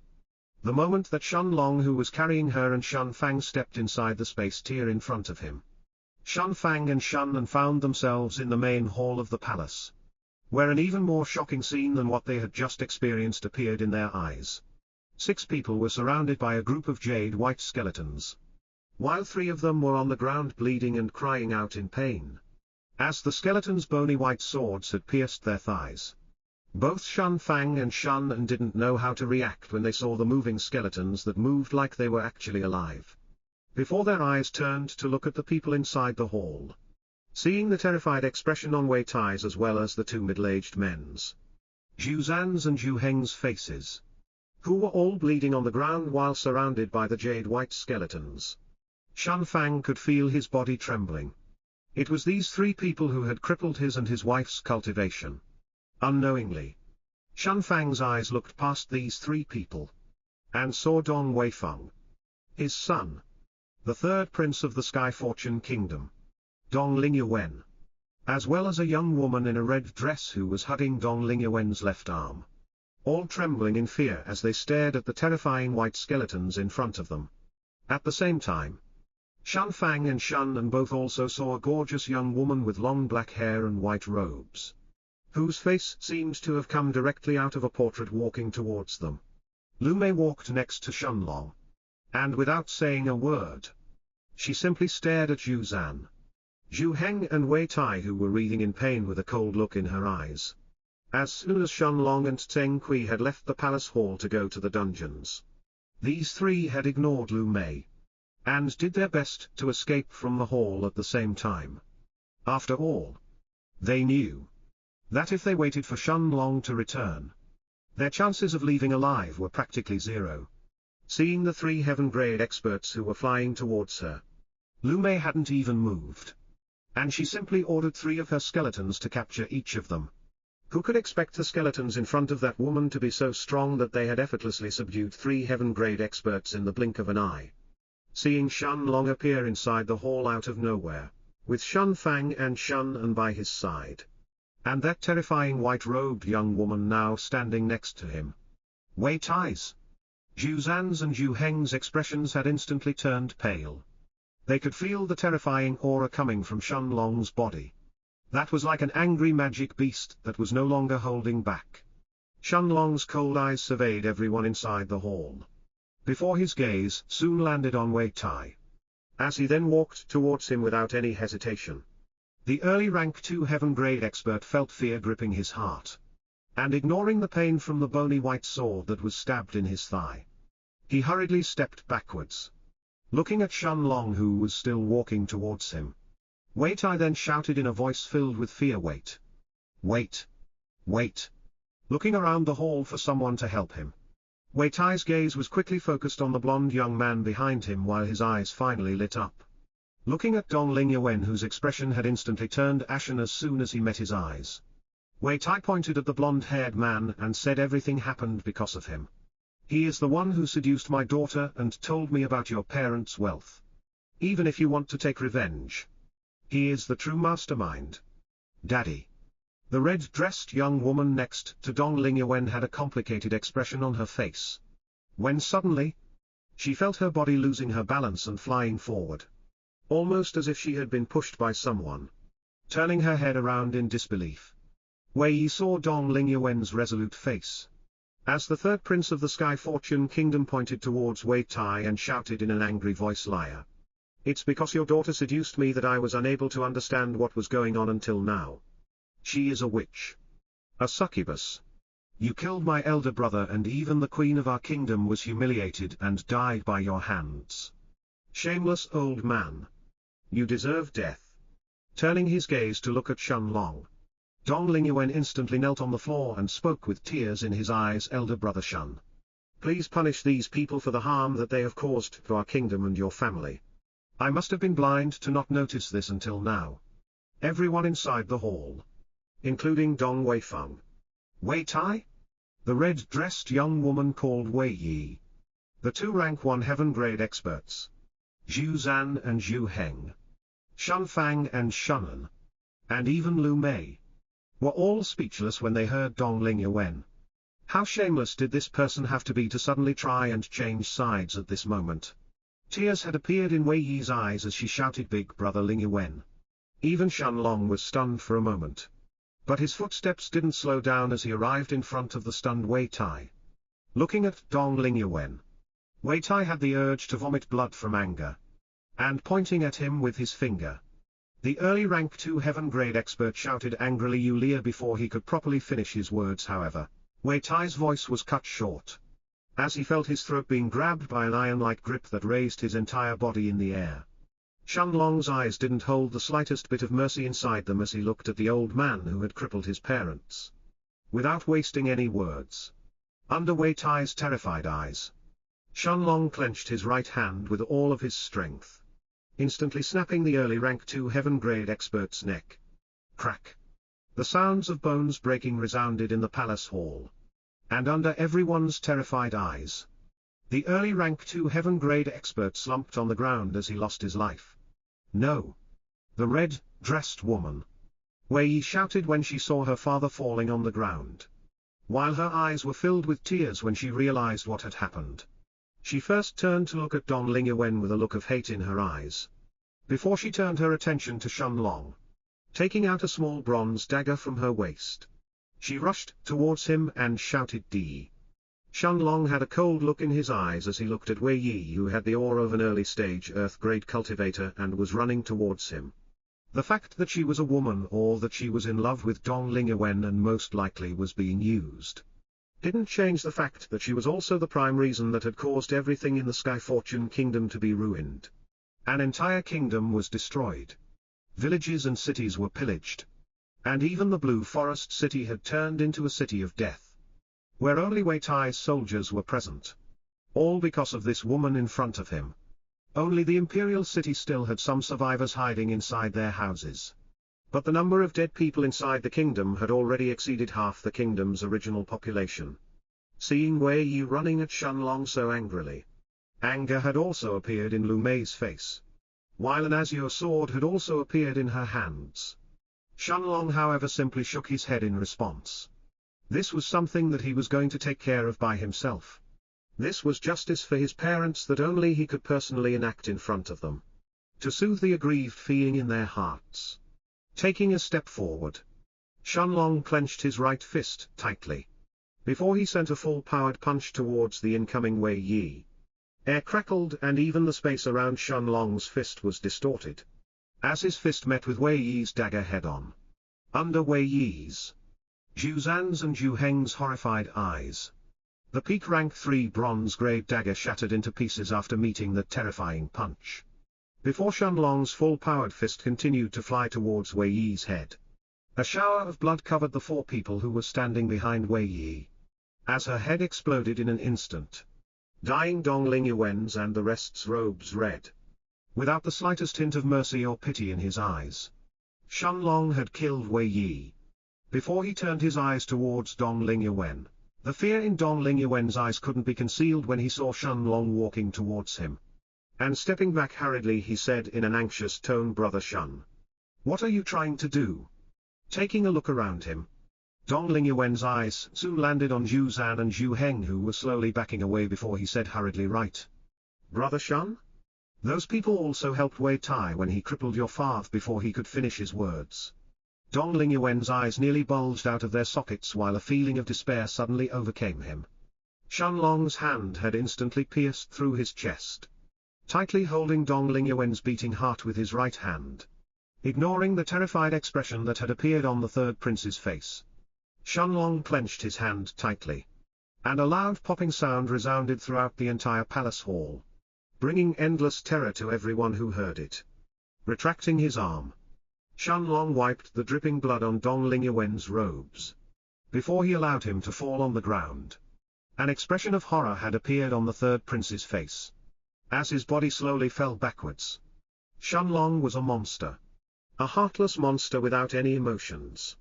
Turning his eyes towards Dong Weifeng, Shenlong was surprised to see that the so-called dignified king of the Sky Fortune Kingdom didn't care about his son's death in the slightest.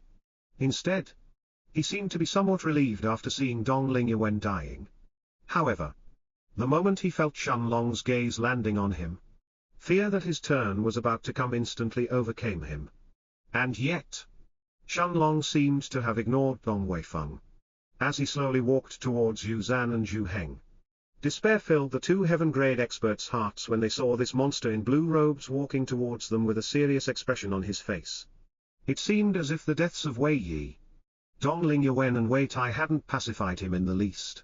Zhu Zan was the first one to go down on his knees, hoping that he could still change this situation, as he said seriously, "Let me live. I will give you everything you want. I have 3 kingdoms. You can become king. No. I can help you become the king of this island.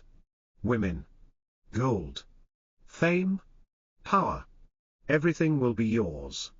Shaking his head, Shenlong then spoke in a voice that wouldn't compromise no matter what Zhu Zan was willing to offer. "You should have helped yourself by not getting involved in this. If it wasn't for you 2 helping Wei Tai, how could my father and mother be crippled today? As for women, gold, fame and power, do I need someone like you to help me get them?" Zhu Zan felt anger and despair rising in his heart. He wanted to argue that since they were stronger than Shen Fang, then it was only natural for him to suffer under their hands. But he knew that this argument was useless. Zhu Heng looked at Zhu Zan, and nodding his head, they both lunged towards Shenlong at the same time. If they were going to die, they were at least going to make sure that Shenlong would suffer as well. With a cold look in his eyes, Shenlong first turned his head around to look at his parents and make sure that they were watching, before he punched forward with each arm. The 2 peak rank 1 heaven-grade experts, Zhu Zan and Zhu Heng, were both sent flying at the same time, until they crashed at the wall of the palace hall and fell on the ground. Shenlong's terrifying punch had completely crushed the 2 heaven-grade experts' chests, who lifelessly slid down on the ground, arriving in front of Dong Weifeng. The 2 heaven-grade experts who were similar to Wei Tai in strength and influence. The kings who ruled 3 kingdoms each in the mortal world. Existences that Dong Weifeng could only look up to. Ended up landed in front of his feet as they died. Involuntarily raising his head, Dong Weifeng shivered when his gaze met with Shenlong's cold eyes that were staring back at him. Dong Weifeng's pupils contracted while his body shivered as soon as his eyes met Shenlong's cold gaze. Shenlong's black eyes were still emitting killing intent, even when Dong Weifeng was the only enemy left inside the main hall. Understanding that he was about to die, the king of the Sky Fortune Kingdom abandoned any notion of pride left, and hurriedly fell on his knees. However, he wasn't dumb enough to beg Shenlong, and instead, his gaze fell on Shen Fang. As he spoke with tears in his eyes, "Brother Shen, please forgive me. I know what I have done wrong. I shouldn't have let my son. No. That unfilial bastard to spread the word about you. I know that I don't deserve any forgiveness. But I have already lost 2 sons and 2 wives. Please don't kill me. Shenlong frowned when he heard Dong Weifeng's words, while his eyes narrowed. No matter what excuse Dong Weifeng used, the truth was that not only did he allow Dong Longchen to spread Shenfang's name, but he did everything he could to force him to fight against Wei Tai even when it meant risking his life. And now he was asking for forgiveness. Shenfang also shook his head, and without the slightest hint of pity in his eyes, he looked at the kneeling Dong Weifeng and spoke coldly. He. If it was just me that you had hurt, I could allow you to leave today after crippling your cultivation. After all, an eye for an eye, a tooth for a tooth. However, not only did you choose to torture us after sending us in your dungeon, but you were also the cause that my wife's cultivation was crippled as well. Don't bother to ask for forgiveness, since you are the one who deserves to die the most out of everyone else. Horror filled Dong Weifeng's heart when he heard Shenfang's words. After all, this was no different than sentencing him to death. Shenlong seemed to have hated him to begin with, and now Shenfang's words seemed to have extinguished his final hope. Dong Weifeng's expression quickly changed into one of madness. But before he could utter another word, Shenlong had already disappeared from his original spot after using the Gale Steps and instantly appeared in front of Dong Weifeng. An illusionary purple-colored blade had appeared on his right hand. And looking at the anxious king of the Sky Fortune Kingdom in front of him, Shenlong slashed his blade horizontally towards Dong Weifeng's neck. If the dancer girls hadn't already seen, passed out from fear in a corner of the room, they would have witnessed a once-in-a-lifetime the Sky Fortune Kingdom's king's head was separated from his body as it flew through the air, leaving behind a fountain of blood that dyed the main hall of the palace red. As soon as Shenfang saw the scene in front of his eyes, a sense of gratification and a feeling of relief overcame his heart, as well as a feeling of weakness. He felt relief that his son had saved him and Shannon. And he also felt gratified that Shenlong was strong enough to take revenge for his parents by himself. But he also felt weak after having his cultivation crippled. He had trained since he was 13 years old like every other kid in the Sky Fortune Kingdom. And he had slowly risen above everyone else and stood at the top of the Sky Fortune Kingdom as a peak rank 3 bronze grade formation master and a peak rank 9 earth grade expert. And yet, he seemed to have lost all of his power overnight due to Dong Weifeng's schemes and the inner fights of the royal family. However, seeing his son being strong enough to take revenge for him was enough to put a smile on Shenfang's face. Shannon seemed to have felt Shenfang's turbulent emotions. And holding Shenfang's hand she said, "It's not too bad. At least we are still alive. If longer didn't come in time, perhaps we would have already turned into a pile of corpses by now." Shenfang nodded his head, and held his wife's hand without saying a word. Before their eyes both fell on Shenlong and Lu Mei. Shenlong's expression was still serious, as he summoned Little Silver from the Stone of Time, and allowed Shenfang and Shen to sit on its back. Without paying any more attention to the royal palace, he and Lu Mei sat on Little Silver's back as well. As he left the imperial city, Shenlong had already heard that Dong Weifeng also had a daughter. But he wouldn't personally go and look for her in order to kill her. With Wei Tai inside the palace, he didn't even know whether Dong Weifeng would have kept his daughter there or sent her somewhere far away. As for the wealth of the royal palace, and the situation of the Sky Fortune Kingdom, these were also things that Shenlong didn't care about either. As a mortal kingdom, it was impossible for the royal family to have anything else other than low-quality gold and silver in their treasury. After all, low-grade spirit stones were a rare commodity that only heaven-grade experts used in the Floating Cloud sect. As for the situation of the Sky Fortune Kingdom, this had already taken an unrecoverable turn for the worse even before Shenlong had killed Dong Weifeng and Dong Lingyuan. On the way to the Blue Forest City, Shenlong had already seen Wei Tai's army pillaging villages and cities of the kingdom, practically destroying everything in their paths. The Sky Fortune Kingdom's army was already destroyed, and the kingdom's sovereignty lied in Wei Tai's hands. Aside from the imperial city where the citizens were all holed up inside their homes, every other city in the kingdom was completely destroyed. Shenlong was certain that it wouldn't take long for the rest of the citizens of the imperial city to start moving towards one of the nearby kingdoms. Since the Sky Fortune Kingdom would soon become the territory for another war to start. As the kingdoms around it would start fighting over its land. Leaving the imperial city. Shenlong also expected the dancer girls and everyone else inside the palace to start spreading the news of Wei Tai's and the Zhu brothers' deaths very soon. This would make the kingdoms that were previously under Wei Tai's, Zhu Zan's and Zhu Heng's control, to be fought over by the other heaven-grade cultivators around them. After all, Shenlong knew that Wei Tai, Zhu Zan and Zhu Heng weren't the only heaven-grade experts in this island of the mortal world. Now that they were dead, their territories will certainly be split up.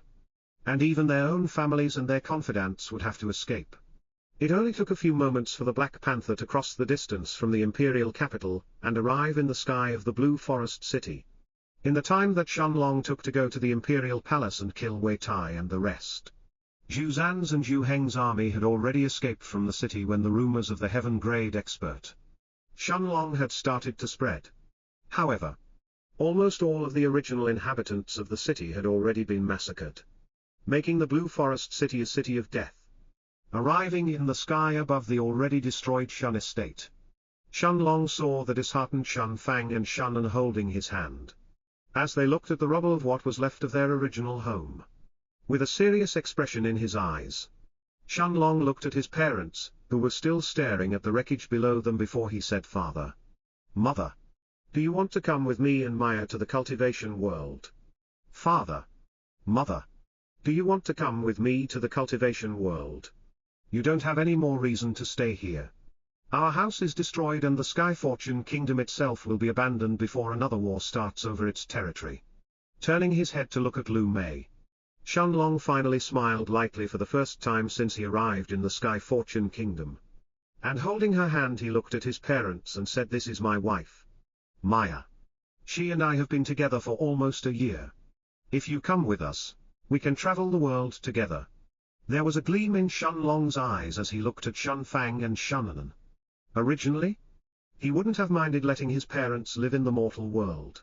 After all, Shun Fang was certainly strong enough to protect himself and Shunan against almost any threat in this place. Who could expect that things would really take such a turn for the worst due to Dong Weifeng and his son? However, this was also a chance in itself. If Shenlong could have his parents travel with him, he could ensure their safety in the future. Additionally, Shenlong knew that right now, it was impossible for him to help his parents with their cultivation now that their danshans had been destroyed. But it wasn't impossible in the future. If he had his parents with him, he would be able to help them recover their cultivation as soon as he found the necessary medicinal ingredients that he needed. As Shenlong waited for their answer, he saw Shun Fang and Shunan watching Lu Mei with bright eyes. If one judged her simply based on her outer appearance, there was indeed nothing to criticize about her. She was a gorgeous, and yet reserved young woman, who didn't let many of her feelings show to her face. This was most likely part of her character and not Lu Mei intentionally suppressing herself in front of them. Shun Fang thought as he kept examining his daughter-in-law. Lu Mei's face turned somewhat red as she wasn't used to this. And looking at Shun Fang and Shunan who were staring at her with zeal in their eyes, she bowed and greeted them politely. "Father-in-law. Mother-in-law. Ha ha ha. Longer. Your father is proud of you. You finally have a wife." Although Shun Fang's words were few, they expressed exactly what he wanted to say. He was very satisfied with his daughters-in-law manners, appearance and strength. After all, both he and Shunan had seen Lu Mei summon her white skeletons that had completely suppressed Wei Tai and the rest to the point that they were just one step away from death. As she finished speaking, Shunan held Lu Mei's hands and looked at her daughter-in-law with a gentle smile on her face, and it's one who's much gentler and polite than that Lin girl. Satisfied look in her eyes.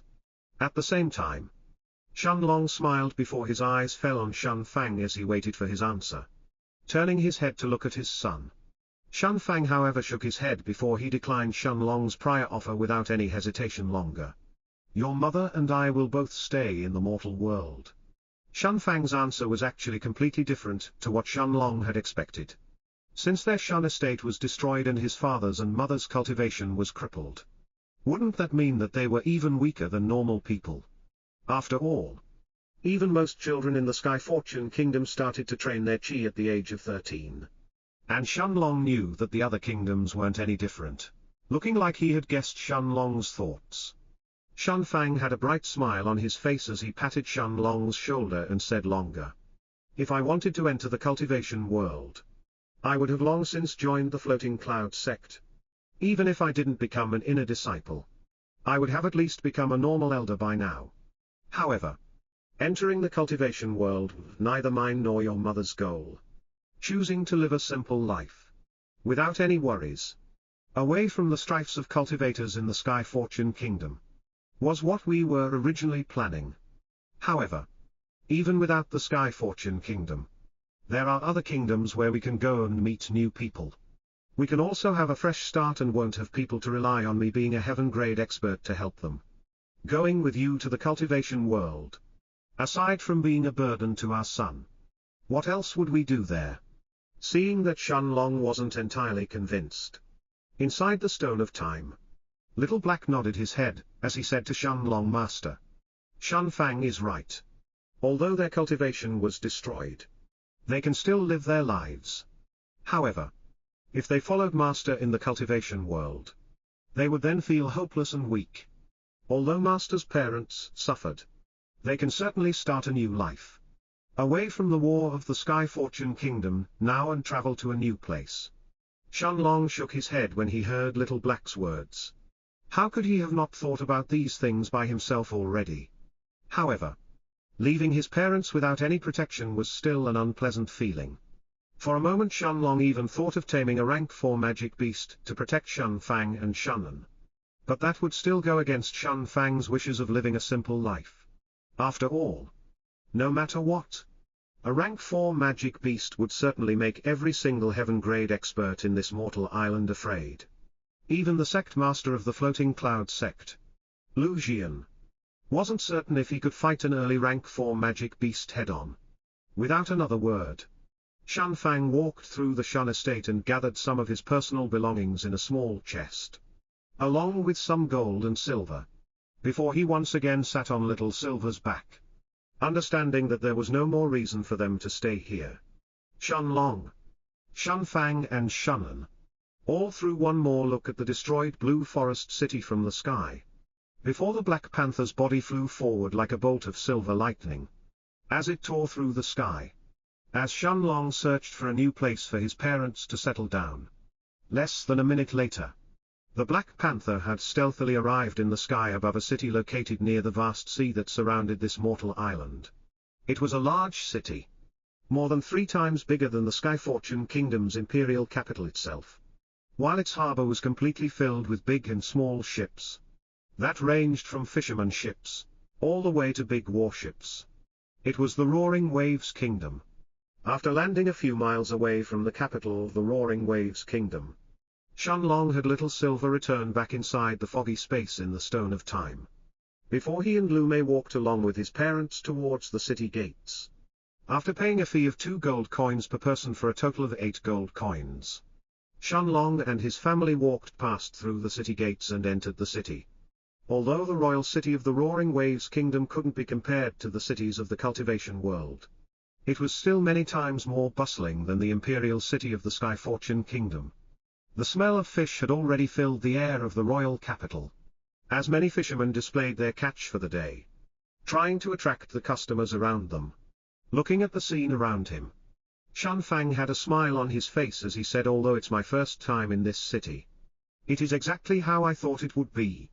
The reason that Shunfang wanted to come to the Roaring Waves Kingdom was because he had once heard that this was one of the most bustling kingdoms in this world and at the same time one of the most peaceful ones. Of course, the reason behind this was that a powerful middle-rank 2 heaven-grade expert was the king of this kingdom. So very few people would dare to cause trouble to this place. Walking past the street merchants, Shenlong and his group soon arrived at the residential district of the city. Originally, Shunfang was planning to purchase a simple, small house. But in the end, He chose to buy a relatively big home with a large garden. The 3.000 gold coins that Shunfang spent for it was like a drop in the bucket for a rich peak rank 3 bronze grade formation master. Shunfang's and Shunon's new house was relatively close to the center of the city. And although it wasn't nearly as big as their previous Shun estate, it was perfect to live a simple life. The city guard's headquarters was just a few miles away from it. Make its safe location the main reason that it was so expensive. After entering inside the newly purchased home, Shunfang looked at Shunlong, who didn't seem to have any plans to leave just yet, and said with a gentle smile on his face, "Longer. You don't have to worry about us. Although we are no longer cultivators, we will still live our lives happily. This is also a new start for me and your mother. If you just stay here to watch over us, you will only cause me to feel guilt." Shunnan nodded her head and smiled as she held Lu Mei's hands, before she whispered in her ears, "Little Mei, take good care of my Longer." Lu Mei had a serious expression on her face as she nodded her head in response. Although Shunlong knew that Shunfang was just trying to make him leave, in the end, Shunlong still nodded his head before he stepped forward and hugged his father and mother. There was no reason to keep thinking too much about this issue. In his heart, Shunlong had already decided to do what he could in order to find the medicinal ingredients that he needed to restore Shunfang's and Shunon's Danshans. It didn't matter if they wanted to live their lives as mortals. Shunlong still wanted to let his parents live longer. Even if Shunfang and Shunon wanted to spend their entire lives in the mortal world. Before he and Lu Mei left the house, Shunlong also left quite a few rank 1 healing pills behind, in case Shunfang and Shunon needed them in the future. Then, without another word, he and Lu Mei stealthily left the royal capital of the Roaring Waves Kingdom. In the sky, sitting on Little Silver's back, Shunlong and Lu Mei took one more look at his parents' new home, before they soared high above the clouds. After taking a deep breath to change his mood, Shunlong turned around to look at Lu Mei, who was hugging his back. And staring at her deep black eyes, he then asked, "Maya, are you ready?" Lu Mei's body trembled for a moment when she heard Shunlong's words. But her eyes quickly became focused once again. And looking at Shunlong, she nodded her head and said seriously, "Long Ji, don't worry. I have been waiting for this for so long." Lu Mei had immediately understood what Shunlong meant with his question. It was easy to say that you are ready to personally fight with your father. But once the time came, perhaps you wouldn't be ready mentally to face him head-on. After all, this was the most powerful person that Lu Mei had met until she left the floating cloud sect to go to the Vermilion Realm. And although she and Shunlong had seen countless powerful experts, including even powerful Dao Kings like the Hall Master of the Demon Emperor Palace, Duan Zhu, Lu Jian's shadow inside Lu Mei's heart hadn't dissipated yet. Shunlong's question was akin to him asking Lu Mei whether she wanted Shunlong to personally take care of this or not. Seeing that Lu Mei was determined to face Lu Jian head-on, Shunlong didn't say anything else, and simply nodded his head. When he once again felt Lu Mei resting her head on his back, the mortal island soon became a black dot in the endless sea below them. And a few moments later, Shunlong and Lu Mei had already arrived in front of the barrier that divided the cultivation world from the mortal world. Little Silver tore through the barrier in front of it and effortlessly passed through it once again, before it spread its majestic silver wings and continued to fly forward. The Black Panther's speed was extremely quick as it flew through the sky. And a few minutes later the outline of a familiar city appeared in the distance. Little Silver, however, didn't directly barge inside the city in front of it. And instead, it hid itself in the clouds above the city. Looking at the floating cloud city below them, Shunlong continued to sit on Little Silver's back high above the clouds, and completely hiding its aura in the process. Watched Lu Mei, who had a determined look in her eyes as she looked at the city below her. After taking a few moments to calm down her emotions and gather her strength and courage, she slowly took a step forward and descended from the sky, like an otherworldly fairy appearing in the mortal world. And yet, at the same time, the aura of death that was coming from her body brought a terrifying sensation to anyone who laid their eyes on her. It was as if the thick black threads of chi coming from Lu Mei's body would instantly kill anyone who came in contact with them, emanating an extreme sense of danger and death. Lu Mei's eyes were now staring at the floating cloud city below her. And after taking a deep breath, she finally allowed her aura at the middle rank 4 of the spirit realm to spread and cover the entire city. As the powerful aura of a middle rank 4 spirit realm cultivator covered the floating cloud sect, both the bustling outer and the inner city instantly fell silent. The disciples of the floating cloud sect all turned their heads to the sky when they felt the terrifying aura that had fallen upon the city, where a stunning scene greeted their eyes. An otherworldly fairy in white robes descended from the sky. As she looked at the city in front of her with cold eyes, there were no traces of warmth, love or compassion as she slowly flew towards the inner city, but only a cold indifference in her enchanting black eyes. Say Senior Sister Lu. Senior Sister Lu Mei. The sect master's daughter. Didn't she die in the Vermilion realm? I heard that rumor too. But it seems like Senior Sister is alive. But isn't her temperament somewhat different from the past? She seems cold. Although Lu Mei was a reclusive character in the floating cloud sect who didn't show her face very often, some outer disciples immediately recognized her when they saw her face. After all, as the daughter of the sect master and the idol of most young men in the sect, it was natural for people to remember Lu Mei after having seen her even once. At the same time, in the inner city, Lu Jian, who was chatting with Lu Changpun, suddenly shot to his feet when he felt the aura of a rank 4 spirit realm expert covering the inner city. Despite not knowing which expert had arrived, there was a grim expression on his face when he felt the powerful aura looming above his head. Looking at his son next to him, he deliberated for a while before he said, Changpun, come with me. This will also help you learn how to deal with such situations when you become the sect master in the future. Lu Changpun nodded his head, before he followed behind his father, as they walked out from the house and flew towards the sky. It wasn't just Lu Jian and Lu Changpun that were alarmed by this matter, however, but all of the high-ranking elders of the sect, including the Grand Elder Lan Hong, who was at the rank 1 of the spirit realm. All of the elders from the sect had serious expressions on their faces, as they soared in the sky to see who had come to their floating cloud sect. Under the Grand Elders Lan Hong's lead, everyone met with the sect master before they turned their eyes towards the white-robed figure to the sky. Suddenly, the elders all had various expressions on their faces as they saw the young woman who was leisurely flying towards them. Lu Jian himself was stunned, while Lu Changpun mumbled, "Am I hallucinating today?" A few moments later, Lu Mei flew past the gates of the inner city, and arrived in front of Lu Jian, Lu Changpun, and Lan Hong, as well as the rest of the elders of the sect. Staring at his daughter, Lu Jian had a marvelous expression on his face that changed from shock and disbelief to anger and finally joy. Stepping forward, he took a deep breath, before he asked in the gentlest voice that he could muster, "Little Mei, is it really you?" Lu Mei's body trembled when she heard the way that Lu Jian addressed her. He, her strict father, the sect master of the sect, would always call her by her full name, Lu Mei. He would never called her Little Mei, or Mei Mei that her mother usually called her. This was to remind her that although he was her father, he was also a strict figure who always had the sect's interest above everything else.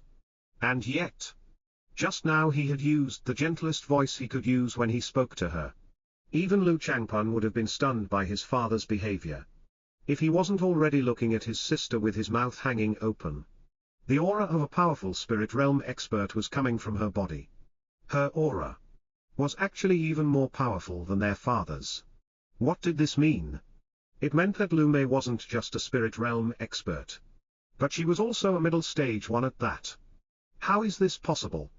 Lu Changpun meant to say this inwardly, but because of the shock that had filled his heart, he couldn't control his voice that ended up escaping his mouth. Looking at Lu Mei, the so-called strongest genius of the sect asked loudly, in a tone filled with shock and denial, "How can you be a spirit realm expert? It has been less than a year since the Vermilion realm closed." Suddenly, Lu Changpun's eyes widened as he thought of a terrifying possibility.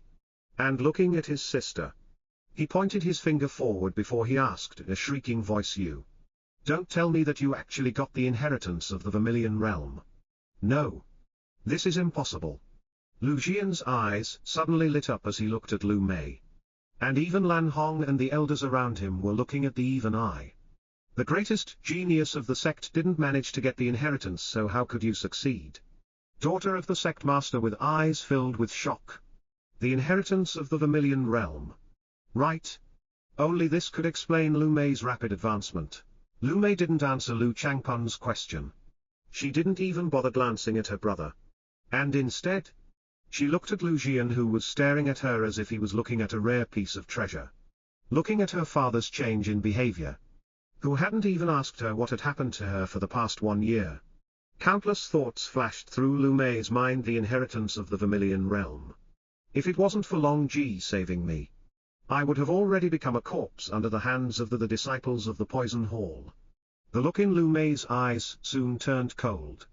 And looking at her father, who was staring at her joyously, and was expecting her to nod her head and admit that she had indeed received the inheritance of the Vermilion Realm, Lu Mei took a deep breath.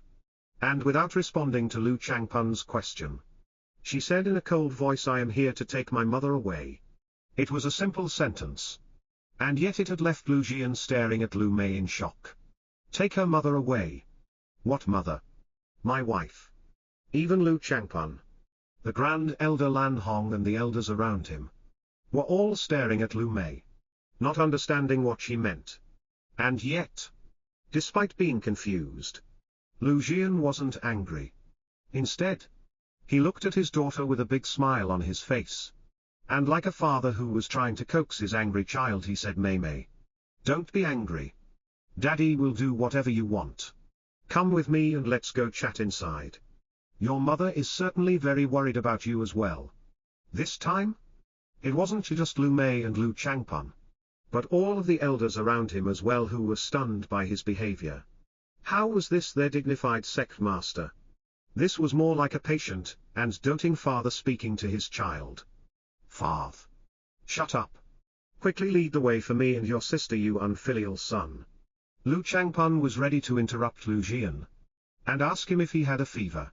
Or perhaps he had caught some kind of rare disease that could infect the entire sect. But instead, he was met by a fierce rebuttal by his father.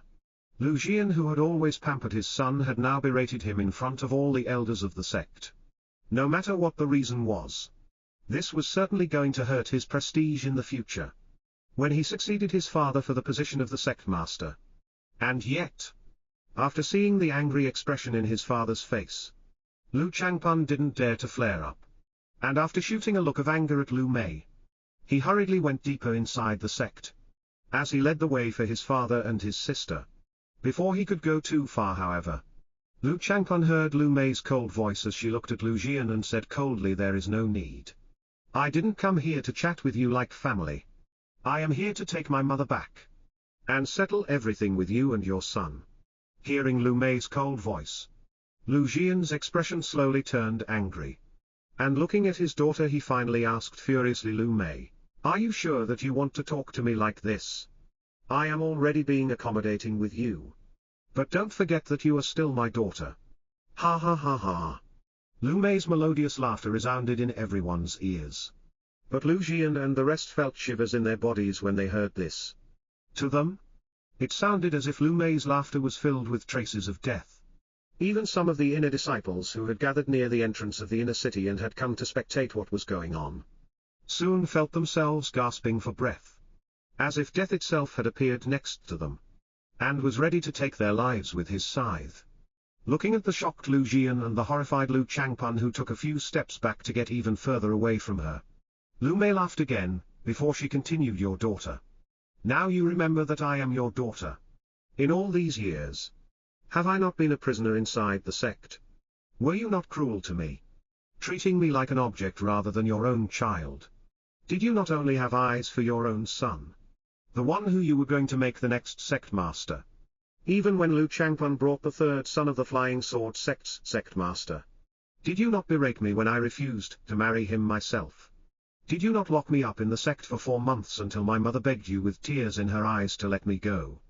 When Meng Shenyi came to you a year ago and said that he wanted to marry me no matter what, did you not say that as long as the Meng family followed Lu Changpan faithfully and helped him reach the third trial of the Vermilion Realm, that I would have to marry Meng Shenyi in return regardless if I agreed or not?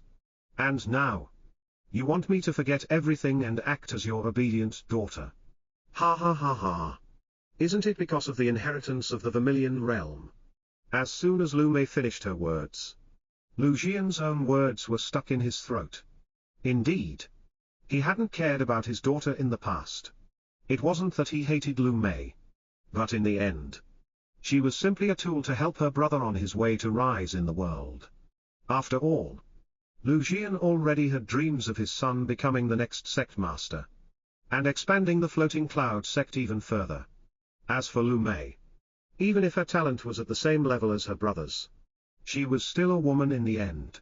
Although there were some sects that had women as their sect masters, Lu Jian didn't think that Lu Mei could ever lead the sect the way that Lu Changpan could. After all, he had instructed his son since young, and had always taught him what a sect master needed to know. Lu Mei could simply serve as a bridge to connect Lu Changpan with his own helpers. However, Lu Mei was also wrong. Lu Jian didn't care about the Vermilion Realm's treasure that much. Instead, after seeing that his daughter had already reached the middle stages of the spirit realm, a new plan had formulated in his mind. He could now have Lu Mei lead the sect, and have her relocate to the center of the desolate east, near the Golden Buddha Temple's location. That was the location with the most dense qi in the entire desolate east. Even the head priest of the Golden Buddha Temple had once admitted to Lu Jian that the qi at the center of the desolate east wasn't too inferior to some of the cities of the Night Star continent like the Silver Sword City. This way, with Lu Mei's current speed of advancement, even if she advanced extremely slowly in the future, she still had chances to reach the late stages of the spirit realm. And perhaps even the nascent soul stage. Lu Jian trembled as this possibility flashed through his mind.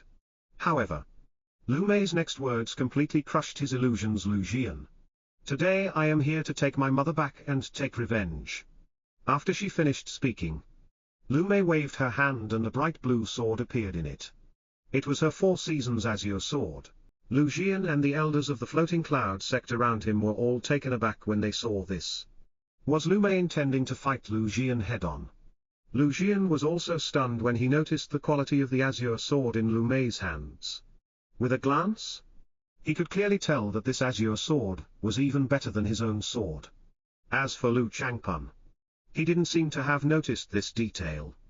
And instead, he pointed at his sister and laughed in a mocking manner as he said, ha ha ha.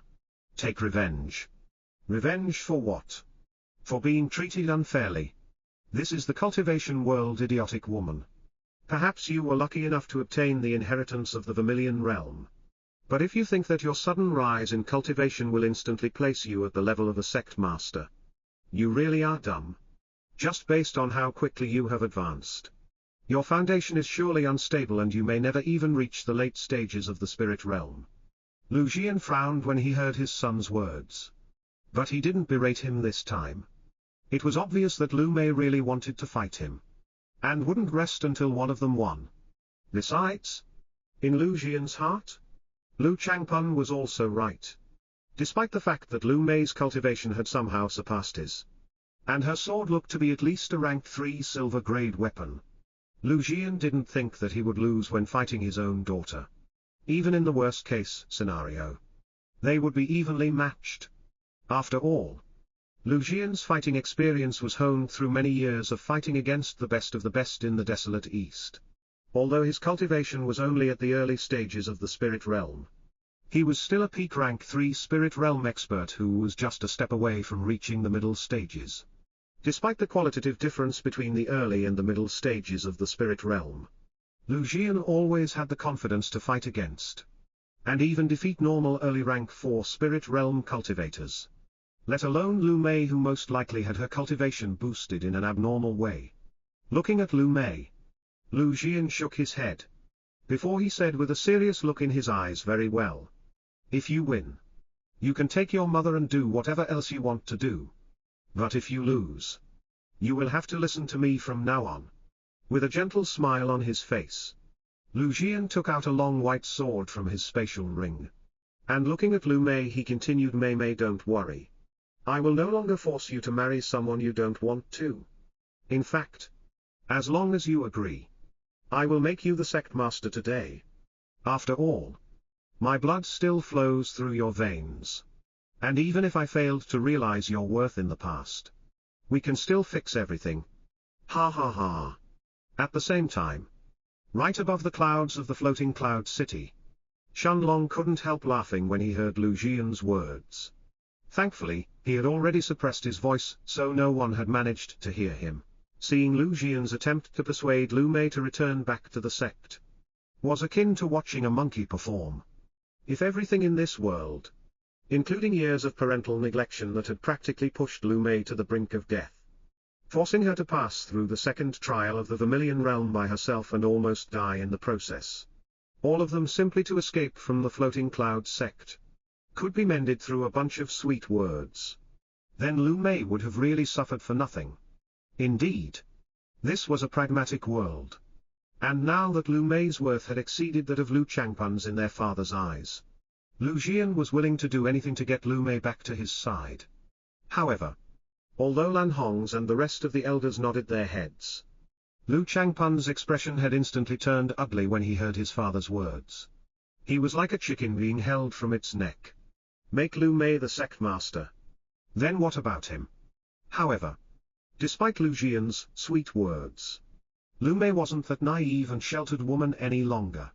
Although she was a person who seldomly spoke, she had experienced a lot of things with Shenlong in the last year, and wouldn't be willing to forgive Lu Jian just because of a few words. Holding the peak rank 2 silver grade sword in his hand, Lu Jian looked at Lu Mei and said in a gentle tone, come then.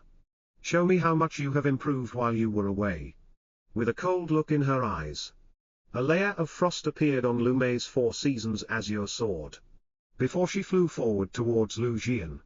Although Shenlong had already taught her the Gale steps, Lu Mei's affinity with this martial skill wasn't high, and she had only reached the first out of the 7 levels. However, just the first stage of this mystic high-grade martial skill was enough to boost Lu Mei's speed by at least 2-fold, making it impossible for any early stage Spirit Realm cultivator to catch up with her. Even other rank 4 and rank 5 Spirit Realm cultivators wouldn't be able to match her speed if they hadn't comprehended a Tao like the Tao of Wind or if they didn't have a similar mystic high-grade martial skill. A gust of wind appeared around Lu Mei's feet while her body left behind a layer of frost in thaw air as she flew towards Lu Jian.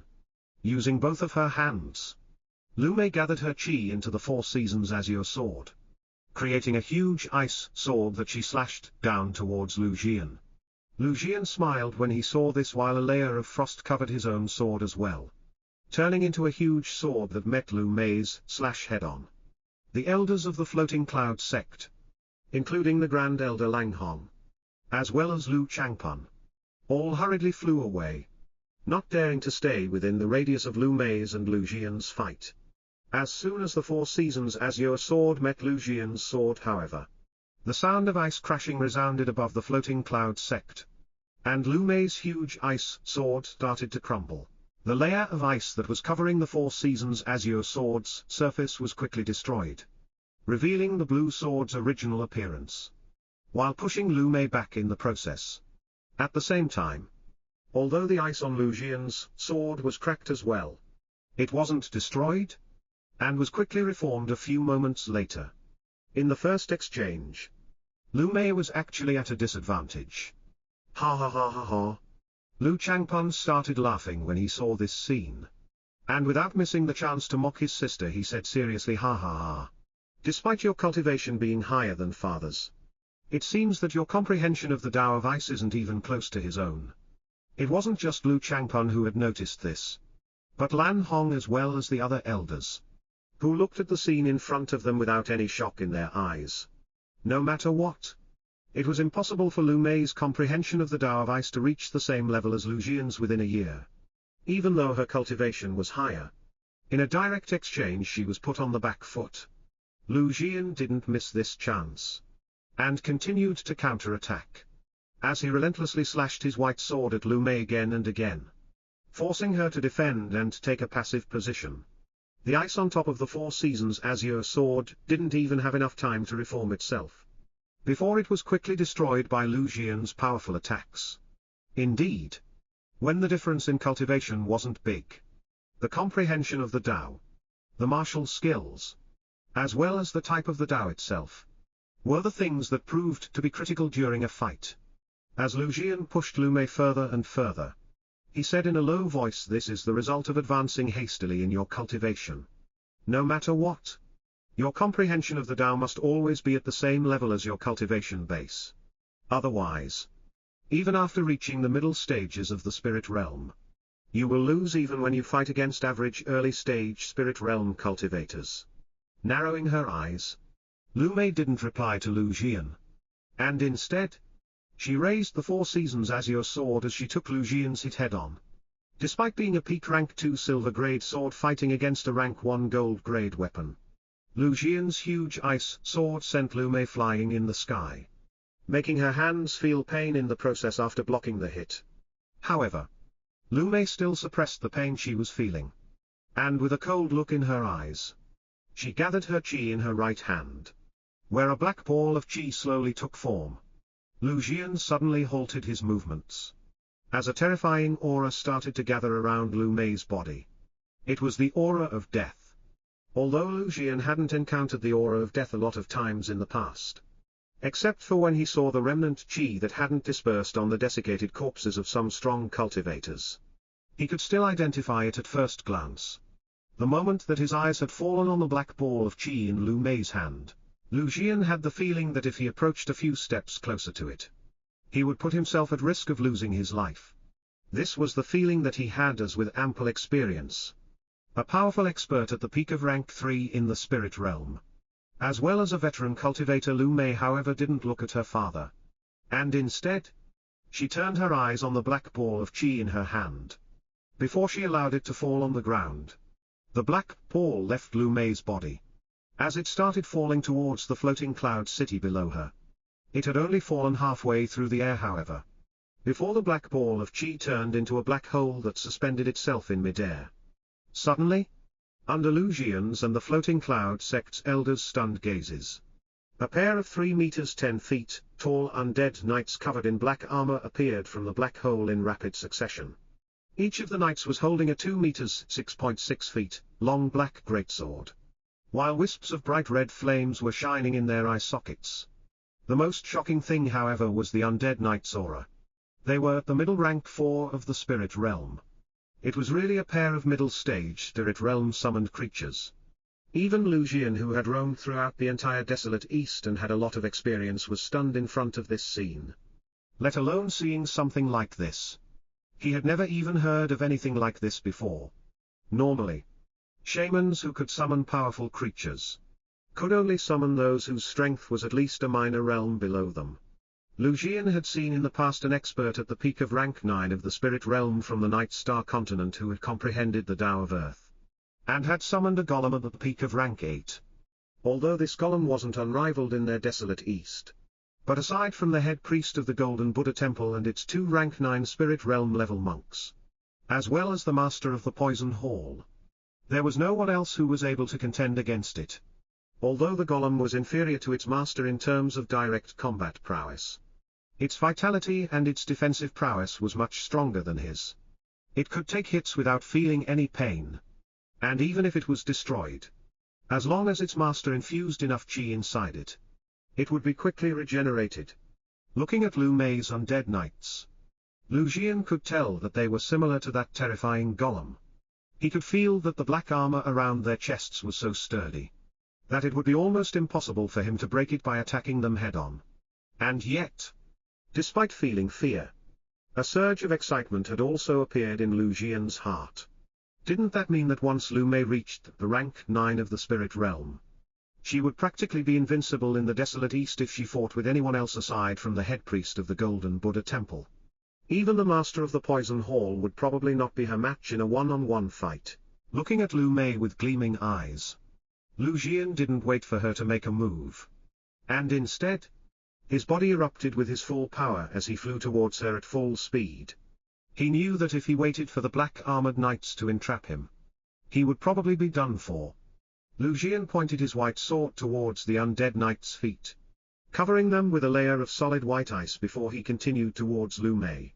However, contrary to his expectations, Lu Mei didn't seem to move and try to avoid him. And neither did she cover her sword with her Dao of ice. Instead, she simply stared at her two undead knights, who forcefully destroyed the ice around their feet in an instant, before they moved to encircle the floating cloud sect's sect master. Lu Jian's yellow high-grade martial skill was actually useless in front of the middle-rank 4 Spirit Realm Knights who quickly entrapped him from both sides. One of the undead knights raised its huge greatsword and slashed forward at full strength, while the other one attacked Lu Jian from the side, sweeping its greatsword horizontally. Despite avoiding the first attack from the undead knight who seemed as if he was ready to take his life, Lu Jian was unable to avoid the second attack, and had to raise his white sword to meet it head-on. However, Lu Jian soon found out that the undead knight's attack was actually much stronger than Lu Mei's direct sword attack from earlier. It was actually so strong that he was unable to resist it by himself. After all, this was the power of a necromancer. It lied in the creatures that they summoned rather than them fighting head-on. Under Lu Changpun's, Lan Hong's, and the rest of the elders' stunned eyes, Lu Jian was sent flying from the sky like a cannonball. As he crashed in front of the main hall at the center of the inner city, Lu Mei watched Lu Jian who was sent flying, without the slightest hints of pity in her heart. This was her father who didn't care about her once in all these years, and had only changed his mind once he saw the increase in her strength. She didn't even try to check Lu Jian's condition. And instead, with her undead knights guarding her from the side, she flew towards the inner city. As she headed directly for her mother's location, Lu Changpun and Lan Hong wanted to stop her, but in the end, they didn't dare to, and could only watch her as she headed deeper inside the inner city, before they turned their gazes towards the main hall. Without any more hesitation, they hurriedly flew towards it, to check Lu Jian's condition and make sure that he was still alive. Although Lu Jian didn't seem to be moving, Lu Mei knew that he wasn't dead, and at most he had just lost consciousness. After all, Lu Mei didn't want to kill him in the first place. Otherwise, forget about Lu Jian. The entire floating cloud sect would be unable to stand up to her undead army. However, despite not killing him, this didn't mean that Lu Mei had any positive feelings towards her father.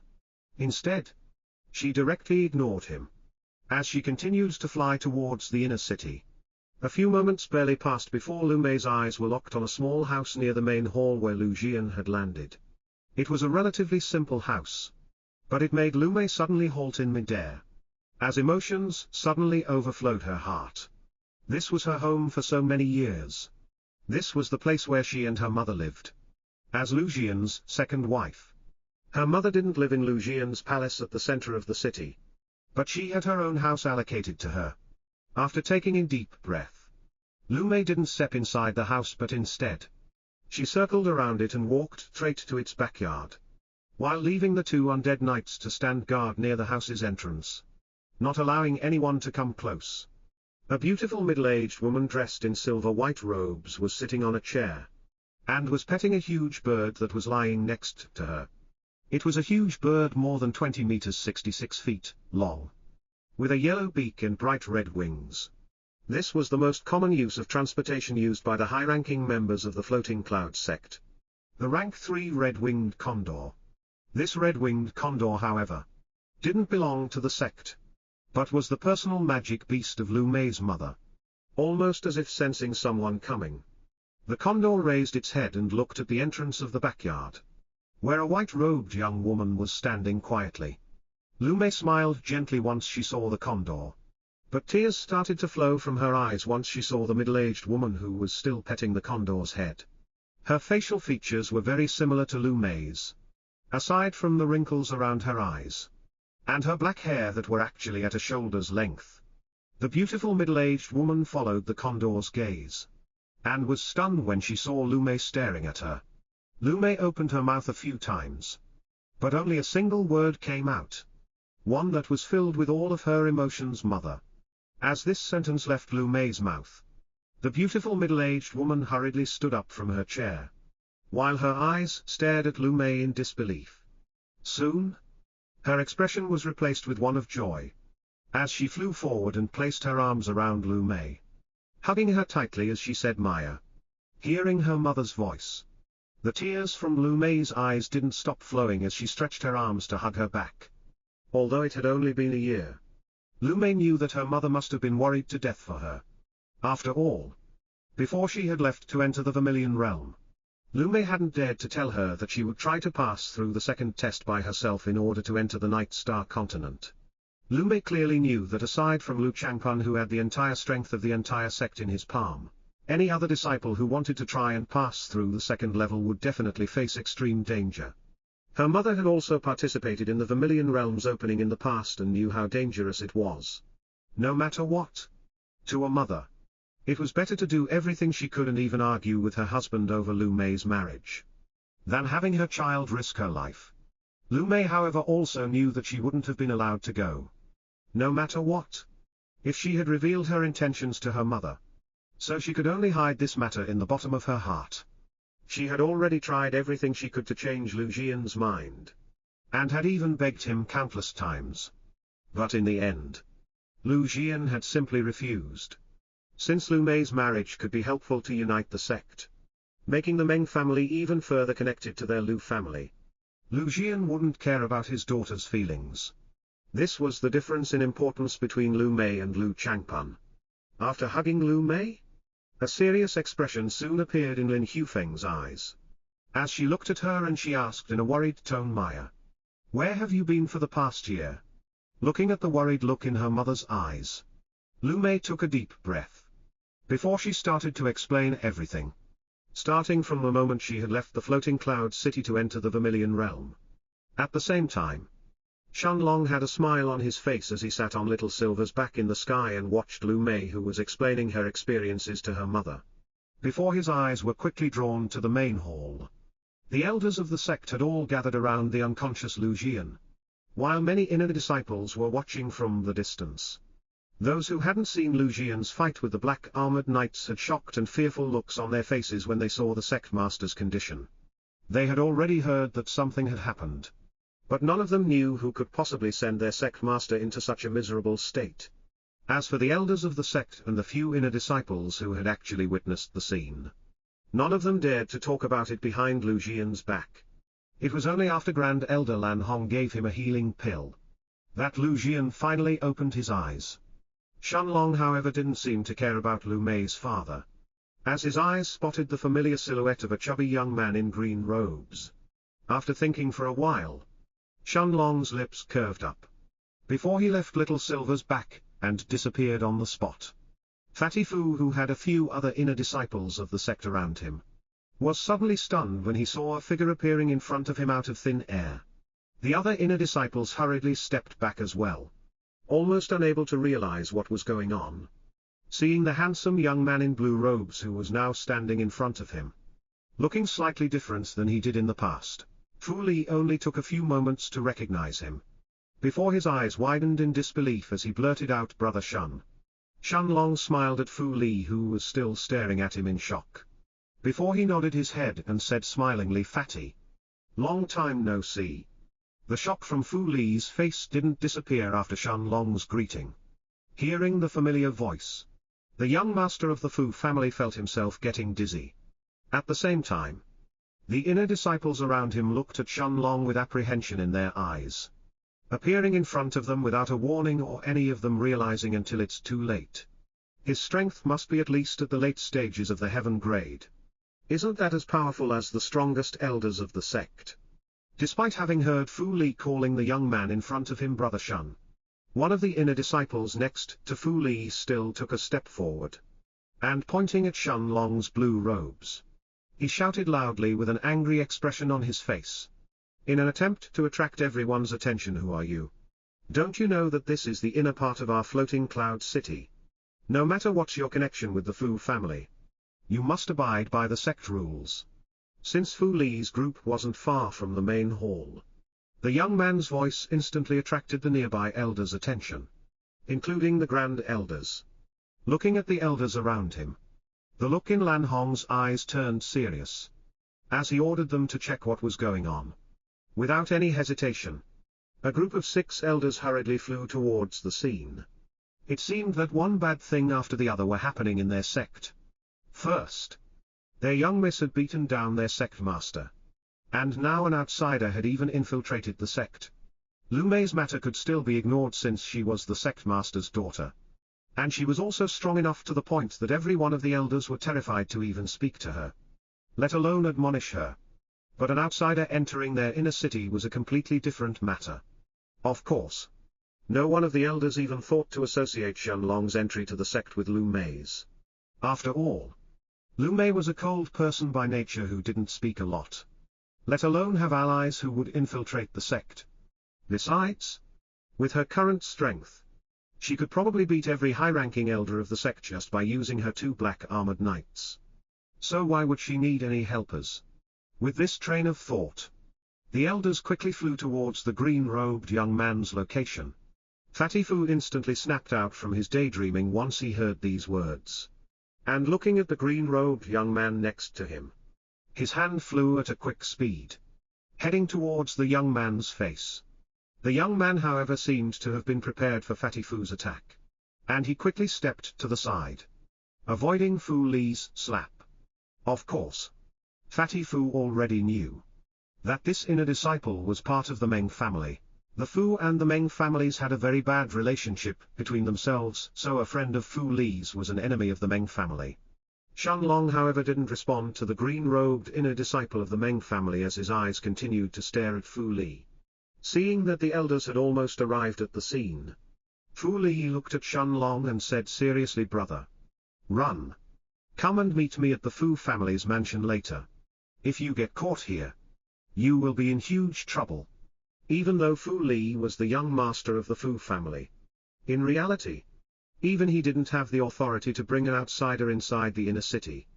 Although he hadn't brought Shenlong here by himself, Fu Li knew that both he and Shenlong would be put in a bad spot if Shenlong was caught by the elders. After all, despite being an outer disciple of the sect, Shenlong had disappeared for the past year, ever since they had entered the Vermilion Realm. No matter what his excuse was, he would be unable to escape the sect's punishment for disappearing. Shenlong, however, didn't seem to have put the elders of the Floating Cloud sect that were approaching them in his eyes. And looking at his friend, his expression turned serious as he said in a solemn tone, "Fatty, let's talk for a bit." This was the last exclamation that left Fu Li's mouth, before the huge, invisible figure of an hourglass expanded from Shenlong's body, covering the area around him, forcefully halting the flow of time. The middle stage heaven-grade elders who were just a few tens of meters away from Shenlong seemed to have suddenly frozen in midair. It wasn't just the 6 elders. Even the group of inner disciples around him, including Fu Li, and the green-robed young man from the Meng family were all frozen under the effects of the monarch's domain. He punched the man's chest without any hesitation. Soon, Shenlong turned his eyes on the green-robed inner disciple of the Meng family, and with a cold expression on his face, under Shenlong's cold gaze, the early-stage heaven-grade inner disciple of the Meng family still had that venomous smile on his face as he waited for the elders to arrive, before his body suddenly exploded, turning into droplets of blood that dyed the ground of the Floating Cloud sect a bright crimson color. It didn't matter if this person was an enemy of Fu Li's or not, since he had intentionally tried to find trouble with him by calling the elders. Shenlong had no reason to spare him. Although Shenlong didn't feel that he was a person who killed indiscriminately and would usually not choose to slaughter people without a reason, he was still unwilling to allow this person to go. Grabbing Fu Li's frozen-like body that was still under the effects of his monarch's domain, Shenlong raised his right hand and opened a space tier before he stepped inside it. Standing in the air high above the Floating Cloud city, Shenlong stopped circulating the monarch's domain, allowing Fu Li to get back to his senses. Fatty Fu's eyes instantly widened as he suddenly found himself having disappeared from the inner city, and standing high above the clouds. Lowering his head, Fu Li then saw the outline of a familiar big city, bringing even more shock to his heart. Shenlong however was still holding his body, not allowing him to fall until he got back to his senses. Seeing that Fu Li was circulating his qi in order to stay afloat, afraid that he would fall on the ground otherwise, Shenlong didn't continue to support him. And looking at his friend with a serious expression on his face, he said in a solemn tone, "Fu Li, there is something I need to know." Fatty Fu was stunned for a second. He knew Shenlong for more than a year, but this was the first time that he had called him Fu Li. As far as he could remember, he would always call him brother or Fatty. Calling him by his full name meant that there was a serious issue at hand. Suppressing himself from asking any questions, such as where Shenlong was for the past year, what he had experienced, how did he appear in front of him in the city today, or how they had disappeared from the inner city in an instant and had arrived above the clouds. Fu Li looked at Shenlong and his look turned serious as he nodded his head without saying a word. Taking a deep breath, Shenlong looked at Fu Li's eyes before he asked the question that he had wanted to ask him for the past year. "Fu Li, 2 years ago, when you told me to become an inner disciple, did you know that every inner disciple was forced to join one of the 5 families regardless of whether they agreed or not?" Ever since he had heard about this issue from Lu Mei, back inside the Vermilion Realm, Shenlong had always kept this question in his mind. If Fu Li and Lu Wen really knew about this matter and didn't tell him, then they could no longer be called brother. It would simply mean that they had only approached him in order to rope him into their families.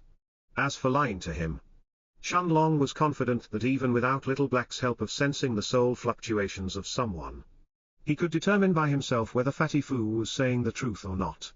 Fu Li's eyes instantly widened when he heard Shenlong's question. And for a moment, absolute silence filled the air around the two of them. Looking at Shenlong's serious eyes, Fu Li took a deep breath before he shook his head and responded in a solemn tone, "Brother, I know about this matter now. But believe me, I had no idea about this when I first met you. I only found out about it the day before we set off for the Vermilion Realm. Once a disciple advanced to the heaven grade and starts comprehending their Tao, the sect would make them swear a Tao oath that they would listen to the orders of the family they have joined. Back then, I even argued with my grandfather when I learned about it. But in the end, he refused to discuss this matter any further. He told me that this was how the sect worked, and that it was impossible for me to change it. After all, this wasn't a matter that involved just our Fu family, but every single one of the 5 strong families of the sect, including the Lu family of the sect master. Even if my grandfather, who is the head of our family, wanted to change this, he said that he would also be powerless. Only the Grand Elder could possibly bring up such a topic to the sect master. But the sect has already been working like this for many years. That my grandfather said that there was no chance for this to change. Of course, many inner disciples would be dissatisfied. Some would surely think that they are peerless talents that would manage to make their name known throughout the entire continent in the future. So why should they be trapped in one sect for their entire lives? However, this is the secret rule of the sect. Once you enter the sect, then you are practically a bird within a cage. After a brief moment of pause, a mocking look also appeared in Fatty Fu's eyes as he continued, "He. Perhaps this is why our sect will never become stronger than it already is. This is also why the sect master is staking everything in nurturing his own son, hoping that he will lead the sect to a new era in the future." Ha ha ha. Originally, I had thought that our sect was really powerful. But it was only until we arrived at the Lightning Wasteland that I understood the real strength of the other sects in the desolate East. As for the reason why I didn't tell you about this once we left the sect, brother, it was because I had no chance to do so. That day, when we arrived in the Lightning Wasteland, I had planned to silently let you know about this matter once I finished explaining everything about Lu Changpan and his plan regarding the Vermilion Realm. But after the head priest of the Golden Buddha Temple arrived, the elders of my family watched me tightly so that I wouldn't accidentally cause any issues. Shenlong stayed silent for a while, but he seemed to have understood what Fatty Fu was trying to tell him. Since there wasn't a chance for him to inform Shenlong discreetly about the inner matters of the sect that he had learned from his grandfather, Fatty Fu couldn't explain it unless it was just the two of them left. After all, even he, as the heir of the Fu family, would be punished heavily if he dared to openly disclose this secret of the sect. If this became known, the consequences of this matter would throw the entire floating cloud sect in a turmoil. Although this wouldn't affect the inner disciples who had already sworn their allegiance to the big families of the sect. The outer disciples, however, would definitely go crazy in the process. Even though one stone can't cause ripples if it's thrown into a lake by itself. But millions of stones can definitely empty the lake of its water. After all, the entire sect itself had to count on the outer disciples to continue operating. The outer disciples were the ones who were working in the mines to bring spirit stones to the sect. And they were also the ones who were working in the shops like the Treasure Pavilion and the Mystifying Fragrance Pavilion. Although a single outer disciple couldn't do anything if he fought against the sect. But if every single outer disciple learned of this issue, their dreams about the future would crumble. After all, they were only working in the mines and the shops of the sect to get enough sect points to become stronger in the future. How could they accept the fact that even as inner disciples or elders, they would have no freedom? Of course. Even without Fatty Fu's explanation, Shenlong had already guessed that this was how the sect was forcing its inner disciples to constantly obey the families that they belonged to. A Tao oath was the only way for the big families of the floating cloud sect to completely control everyone. A serious look flashed through Shenlong's eyes for a moment, before he turned his eyes back to Fatty Fu. At the same time, Little Black's voice sounded in Shenlong's head, as the Black Dragon nodded his head and said seriously, Master. According to his soul fluctuations, he isn't lying to Master. Nodding his head, Shenlong felt a feeling of relief inwardly. Even without Little Black confirming it, he could feel that Fatty Fu was sincere to him. This was also the person that he had the closest relations with in the cultivation world. So knowing that Fu Li was sincere towards him also made Shenlong feel joy as well as relief. In the cultivation world where everyone would try to backstab others, Fatty Fu was a real friend. Seeing that Shenlong's expression had somewhat eased up, Fatty Fu also let out a sigh of relief. He didn't have many friends in the sect, but Shenlong was definitely an important one. Just like Shenlong, Fu Li had also kept this matter in his heart since he had no way to inform Shenlong about it, bringing him endless pressure in the process. As he looked at Fu Li, the look in Shenlong's eyes however once again turned serious as he then continued, Fatty. Did Lu Wen know about this? Fu Li's expression changed when he heard Shenlong's question. And after a moment of deliberation, he nodded his head with a serious look in his eyes. Looking at Shenlong, Fu Li sighed as he answered, Brother. Lu Wen really surprised me this time. As soon as he returned back to the sect, he calmly sat to the side and watched his eldest brother and his younger brother fight for the position of the family head. Of course, his brothers also ignored him as well after he returned, and focused on fighting covertly between themselves. Since Lu Wen had just returned from the mortal world, it was extremely unlikely that he would try to fight for the position of the family head with his brothers, using his own meager connections. After all, to become the head of one of the 5 families, you need other people to support you as well, both inside your family and outside. Since I am the only successor of the Fu family, I actually never had to face such an issue. But Lu Wen was different.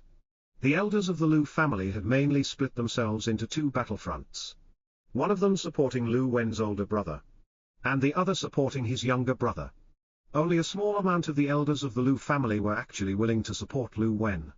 This is why I always thought that Lu Wen was actually a real friend of mine, because he still wanted to get close to me, without having to gain anything in the process. However, Lu Wen acted as if he didn't care about his family's situation, and was only interested to becoming a powerful alchemist. But in reality, he was rearing a secret army in the process. Just when everyone thought that Lu Wen had completely given up on the position of the family head of the Lu family, more than 20 heaven-grade inner disciples suddenly joined his camp. The most surprising thing was that from those inner disciples, 1/3 of them originally belonged to the Meng family, but they actually switched their allegiance to the Lu family.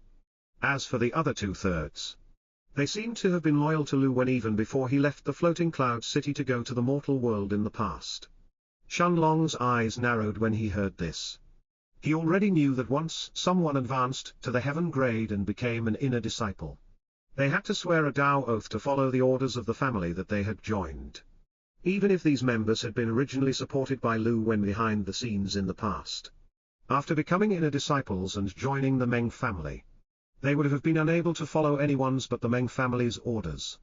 Since 6 to 7 inner disciples from the Meng family had suddenly switched sides and became members of the Lu family, this could only mean one thing. The Meng family had allowed this. Why would the Meng family ever give up on their own inner disciples? As Shenlong's train of thought continued, he instantly understood that Lu Wen seemed to have joined hands with the Meng family. Suddenly, Shenlong's eyes widened as he stared at Fu Li. He seemed to have understood what Fu Li wanted to say afterwards. If Lu Wen had really joined hands with the Meng family and became the Lu family's head in the future, then things in the Floating Cloud sect would drastically change. After all, the Lu family was originally an ally to Fatty Fu's Fu family and Lan Jingjing's Lan family. But with the Lu family switching sides, wouldn't that mean that the balance of power in the Floating Cloud City would instantly switch as well? Lu Wen was also someone who was involved in his family's strife. And unlike Fu Li, it was impossible for him to not know about the matter of the Tao Oath. Slowly, Shenlong's eyes narrowed as he thought of different possibilities. In the past, he had thought that Lu Wen had started to get close to him in order to repay his father's favor of giving him a pinnacle rank 3 bronze grade cauldron. After all, to any ranked 2 bronze grade alchemist, such a cauldron was a treasure. Even in the Floating Cloud City, pinnacle rank 3 bronze grade cauldrons were rare to find as well. However, everything seemed to have changed after hearing Fu Li's words. Lu Wen really hid himself well. Once he heard Shenlong's words, Fu Li nodded his head seriously. At the same time, Shenlong didn't say anything else. But instead, he fell into deep contemplation. Shenlong had always thought that he was good at judging people. But Lu Wen had really managed to fool him.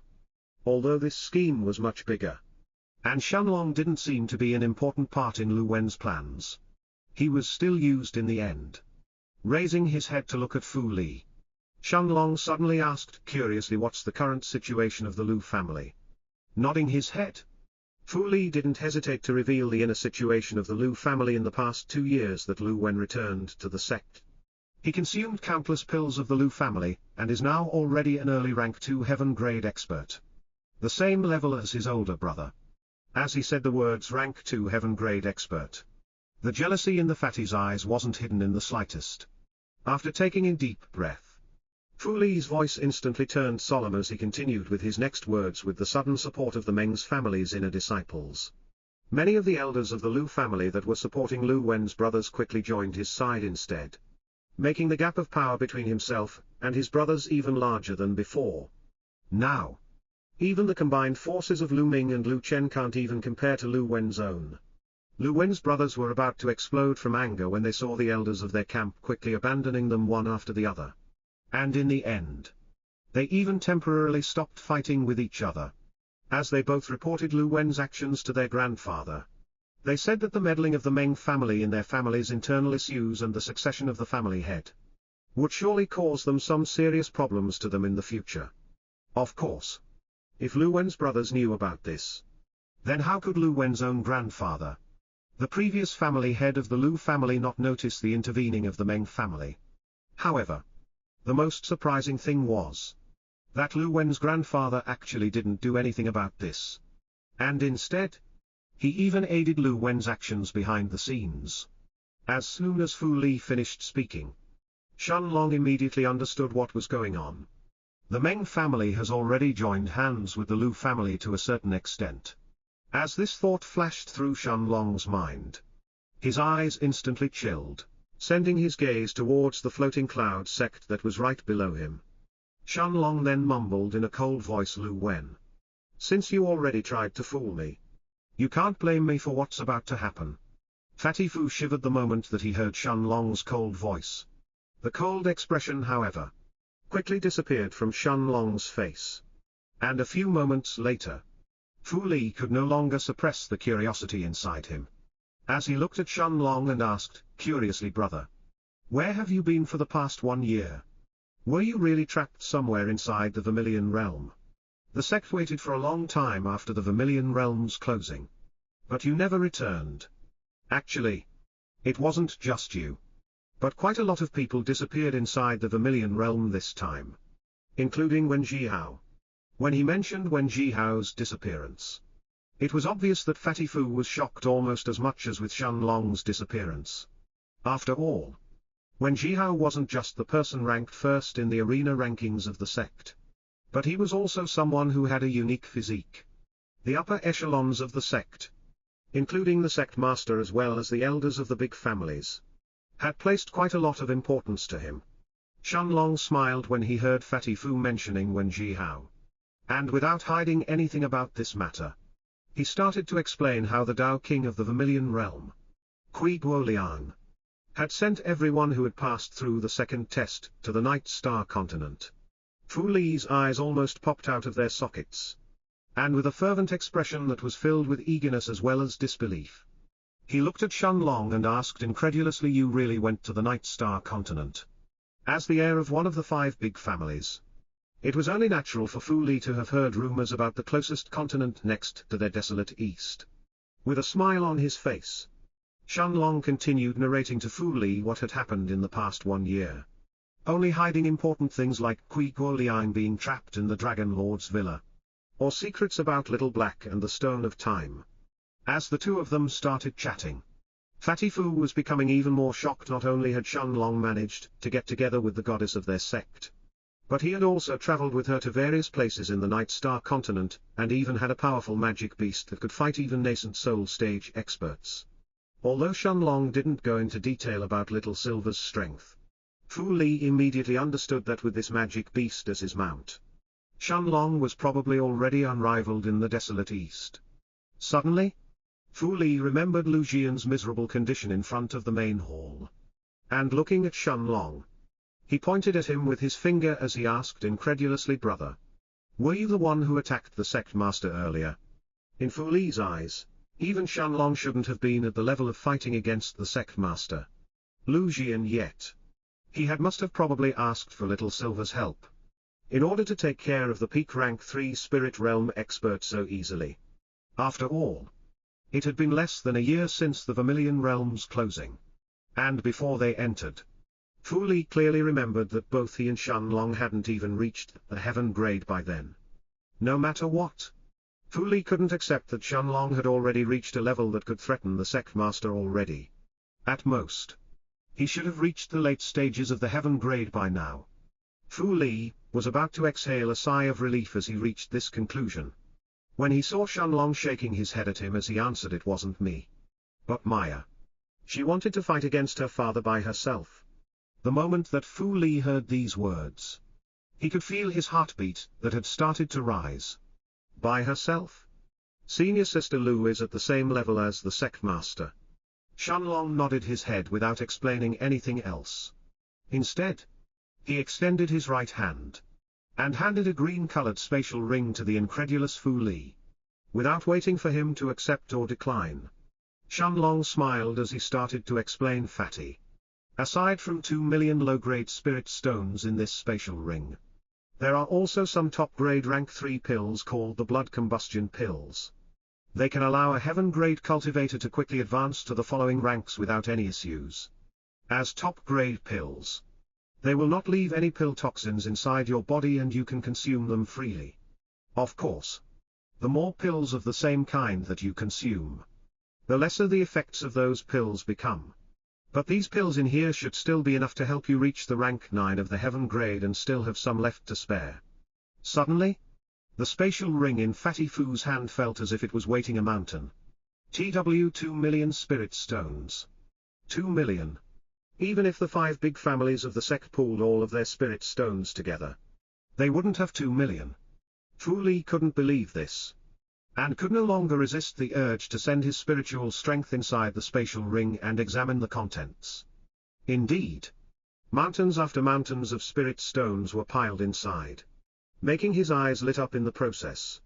Without any inclination to decline, Fatty hurriedly placed the spatial ring in his finger and started laughing loudly in joy, while the corners of his mouth had turned into a huge grin that couldn't be suppressed no matter how hard he tried. He couldn't believe that Shenlong would give him 2 million spirit stones. Of course, Shenlong wouldn't be stingy with Fu Li. He still remembered how Fu Li had come to find him and was willing to share the pills that he had received from his father a few months before the opening of the Vermilion Realm. Suddenly, Shenlong's gaze was focused on the small house at the center of the inner city. Lu Jian, who had just regained his senses, had gathered the elders of the sect and was standing a fair distance away from Lin Hufeng house. Due to the 2 undead knights who were standing guard at the house's entrance, however, neither Lu Jian nor any of the elders dared to get too close, lest they suffer the same way that their sect master did a while ago. Lu Jian completely ignored his second wife, and looking at Lu Mei, who was standing right next to her and was holding her mother's hands, he had a serious look in his eyes as he asked in a solemn tone, "Little Mei, are you certain that you want to leave like this? You will surely regret this in the future." Shenlong's eyes chilled when he heard Lu Jian's words, although he didn't dare to directly say it. But his words were meant to threaten Lu Mei, one way or another. However, since he had promised Lu Mei not to interfere with this matter, Shenlong simply watched Lu Mei as he waited for her answer. As expected, Lu Mei's eyes narrowed, while Lin Hufeng trembled when she heard the veiled threat behind Lu Jian's words. Although she was a strong woman, Lu Jian's image in her mind was second to no one. Looking at her father, who was staring at her with a serious look in his eyes, Lu Mei shook her head before she answered with an ice-cold look in her eyes, "No. I won't leave like this. Father, I told you that I came here for 2 things. The first was to take my mother back, while the second one is to make you pay." Lu Jian felt terror gripping his heart for some reason. It was an instinctive fear that something bad was going to happen. Taking a deep breath, Lu Mei's eyes first swept through the elders around Lu Jian, before she sat down on the red-winged condor's back along with her mother. And under Lu Jian's stunned gaze, she flew towards the northern part of the floating cloud city. Suddenly, Lu Jian's eyes widened in disbelief, before he turned his head to look at some of the elders around him. It seemed that he suddenly understood what Lu Mei was planning to do, and it was something that left him pale with fear. There was only one thing in the northern part of the floating cloud city that was important to Lu Jian and his plans for the future of the floating cloud sect: the headquarters of the Meng family. The elders around Lu Jian who belonged to the Meng family had extremely ugly expressions on their faces as they looked at the young woman on the red-winged condor's back. Fear slowly overwhelmed them when they realized what Lu Mei was intending to do. At the same time, Lu Changpun, who was standing behind Lu Jian, stared at Lu Mei with his mouth wide open. She can't be planning to destroy the Meng family. As this thought flashed through his mind, Lu Changpun found himself feeling uncertain. The Lu Mei that was on top of the red-winged condor's back didn't seem to be the same Lu Mei that he remembered before they left for the Vermilion Realm. Shenlong's lips curved up as he stared at Lu Mei from the sky. He could see the luxurious manor in the distance with the word Meng written on it, and quickly understood what Lu Mei's intentions were. At the same time, however, Lin Hufeng's expression was completely different from Shenlong's. There was no pride or joy on her face as she looked at her daughter, but only worry and fear of what was going to happen. Although she had already heard the most important parts from Lu Mei regarding what she had experienced in the past year, and although Lin Hufeng knew that the young man named Shenlong whom she had yet to meet was actually somewhere close to the floating cloud sect, in her mind, Lu Mei was still her weak little girl. How could she fight with the powerful Meng family? It was, after all, one of the 5 strongest families in the entire sect. Even if it was the weakest one among the 5. Even Lu Jian had to take their overall strength seriously. Lu Mei, however, didn't show the slightest ripples of anxiousness or uncertainty in her eyes. Instead, her gaze was focused on the luxurious manor in the distance which clearly belonged to the Meng family. Lu Mei knew that the Meng family was Lu Jian's biggest supporter inside the sect. Although she wasn't willing to kill her father or her brother directly, Lu Mei was more than willing to completely wipe out the Meng family from the floating cloud city.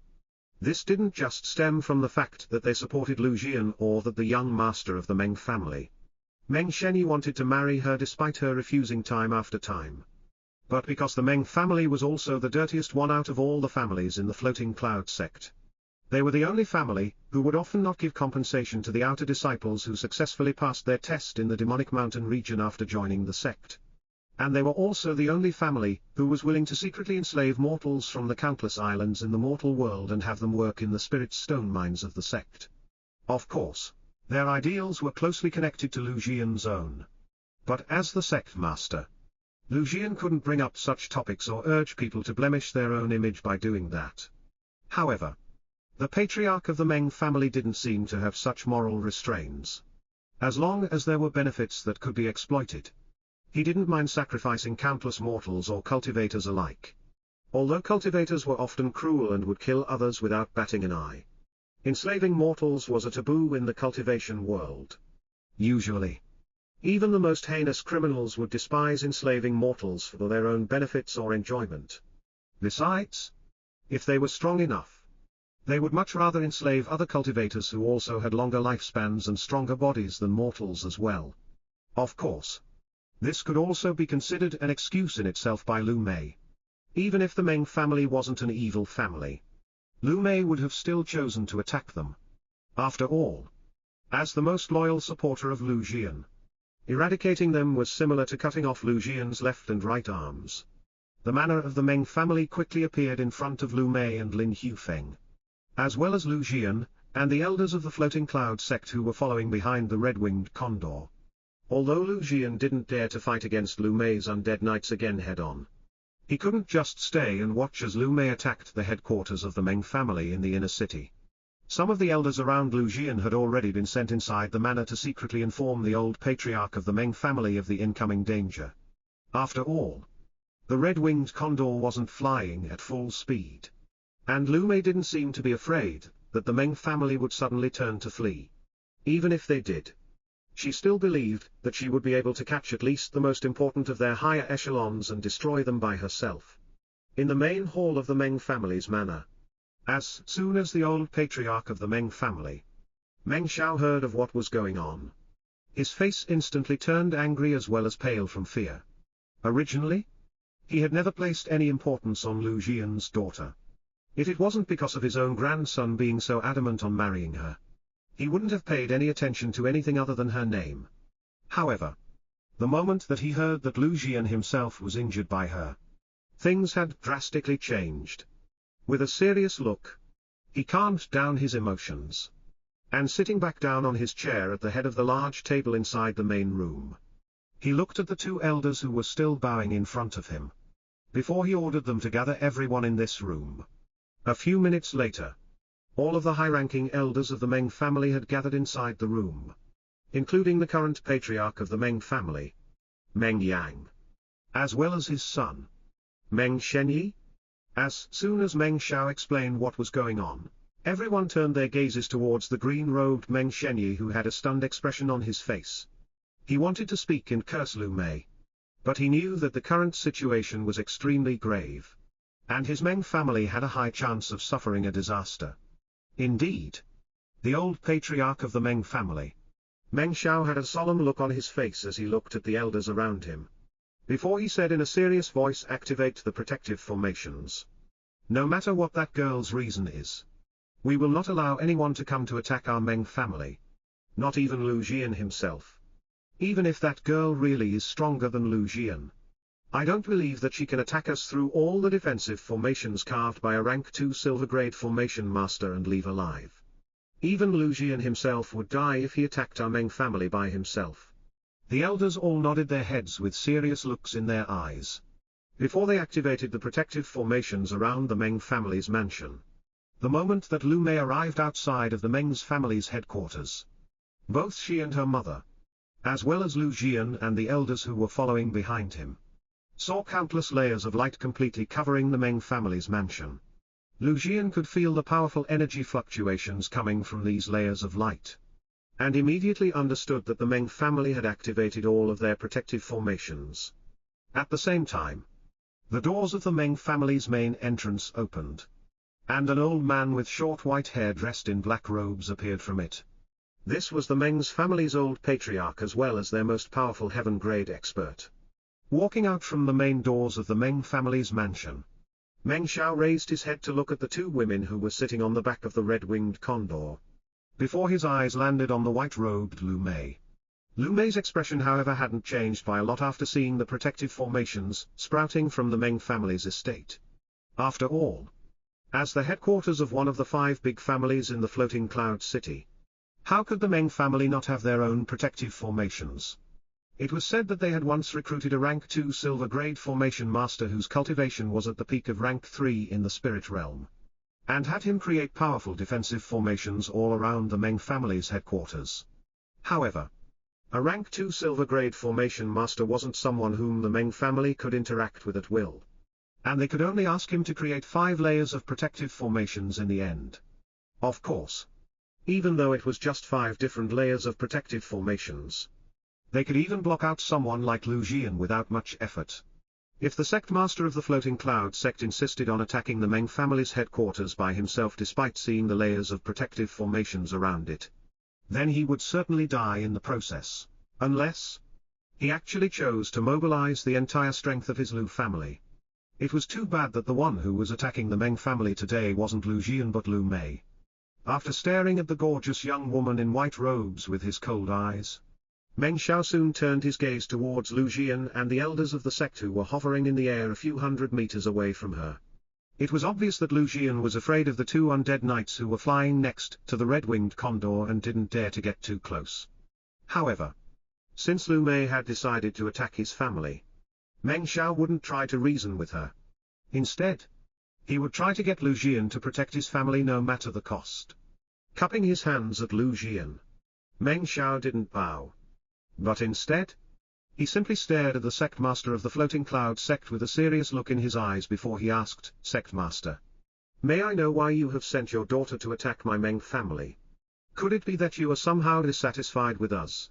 In that case, please allow me to express my apologies beforehand. I will punish whoever was responsible for angering the sect master. My Meng family has always been loyal to the floating cloud sect and considers your Lu family our ally. So please explain to me what's going on." Shenlong, who was still hovering in the sky with Fu Li, and was concealed behind the thick white clouds, almost laughed loudly when he heard Meng Xiao's words. With a mocking look in his eyes, he then said smilingly, "Indeed. That guy is really a shameless old fox." Of course. How could Meng Xiao not know what was going on since Lu Jian had personally allowed the Meng family's elders to return and report the situation to him? He had already heard that Lu Mei had come to take revenge, and for some reason she had decided to target his Meng family. However, as an ally of the Lu family, how could he not mention their relationship when his family was in trouble? Either Lu Jian would have to help him, or he would be considered an incompetent father as well as a traitor.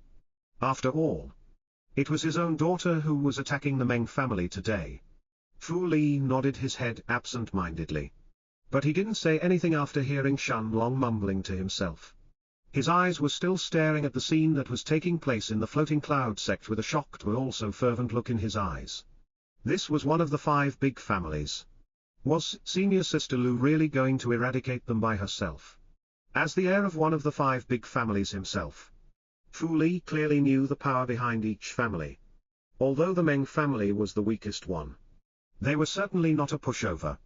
Although he had not seen Lu Mei's fight with Lu Jian and had only heard a brief mention of it from Shenlong earlier, he still didn't believe that Lu Mei was actually capable of destroying one of the big families by herself. An ugly look had appeared on Lu Jian's face as he looked at Meng Xiao with cold eyes. But he didn't directly answer his question. Instead, he looked at Lu Mei, who was still staring at the old patriarch of the Meng family, before he said seriously, "Lu Mei, if you dare to attack the Meng family, my Lu family will not let this go." The moment that she heard these words, a mocking smile was formed in Lu Mei's lips, while Meng Xiao's expression had instantly darkened. Not let this go. Didn't it mean that Lu Jian would choose to take revenge in the future and would not interfere today? Of course. How could Lu Jian not understand that Meng Xiao was trying to put him in a difficult position earlier? However, between his own safety or the Meng family's, Lu Jian clearly knew which one to choose. Although he couldn't bear to allow Lu Mei to attack them, he couldn't do anything about this matter directly. Although Meng Xiao had not seen Lu Mei's strength, Lu Jian knew clearly how strong the two undead knights next to Lu Mei really were. Just the two of them by themselves were probably strong enough to break through the Meng's family's defenses. At the same time, Lu Xianpun stared at his sister and her mother on the rank 3 red-winged condor with cold eyes. Before he silently flew towards his father, he then lowered his voice to the volume of a whisper before he said in a tone that was filled with killing intent, "Father, once Lu Mei sends the black armored knights to attack the Meng family, isn't that the perfect opportunity to capture her? Without those monsters to protect her, she is definitely weaker than father. Let alone the combined strength of all the elders present here." Of course, Lu Changpun's plan wasn't to capture Lu Mei but to secretly kill her. He had clearly heard his father offering her the position of the sect master earlier. What was Lu Changpun going to do if he wasn't going to become the sect master? How could he allow the little sister that he had never cared for destroy his plans? A deep look flashed through Lu Jian's eyes when he heard this. And looking at Lu Mei's back, he seemed to be seriously considering this option. When suddenly, he saw a familiar-looking black ball appearing between Lu Mei's hands.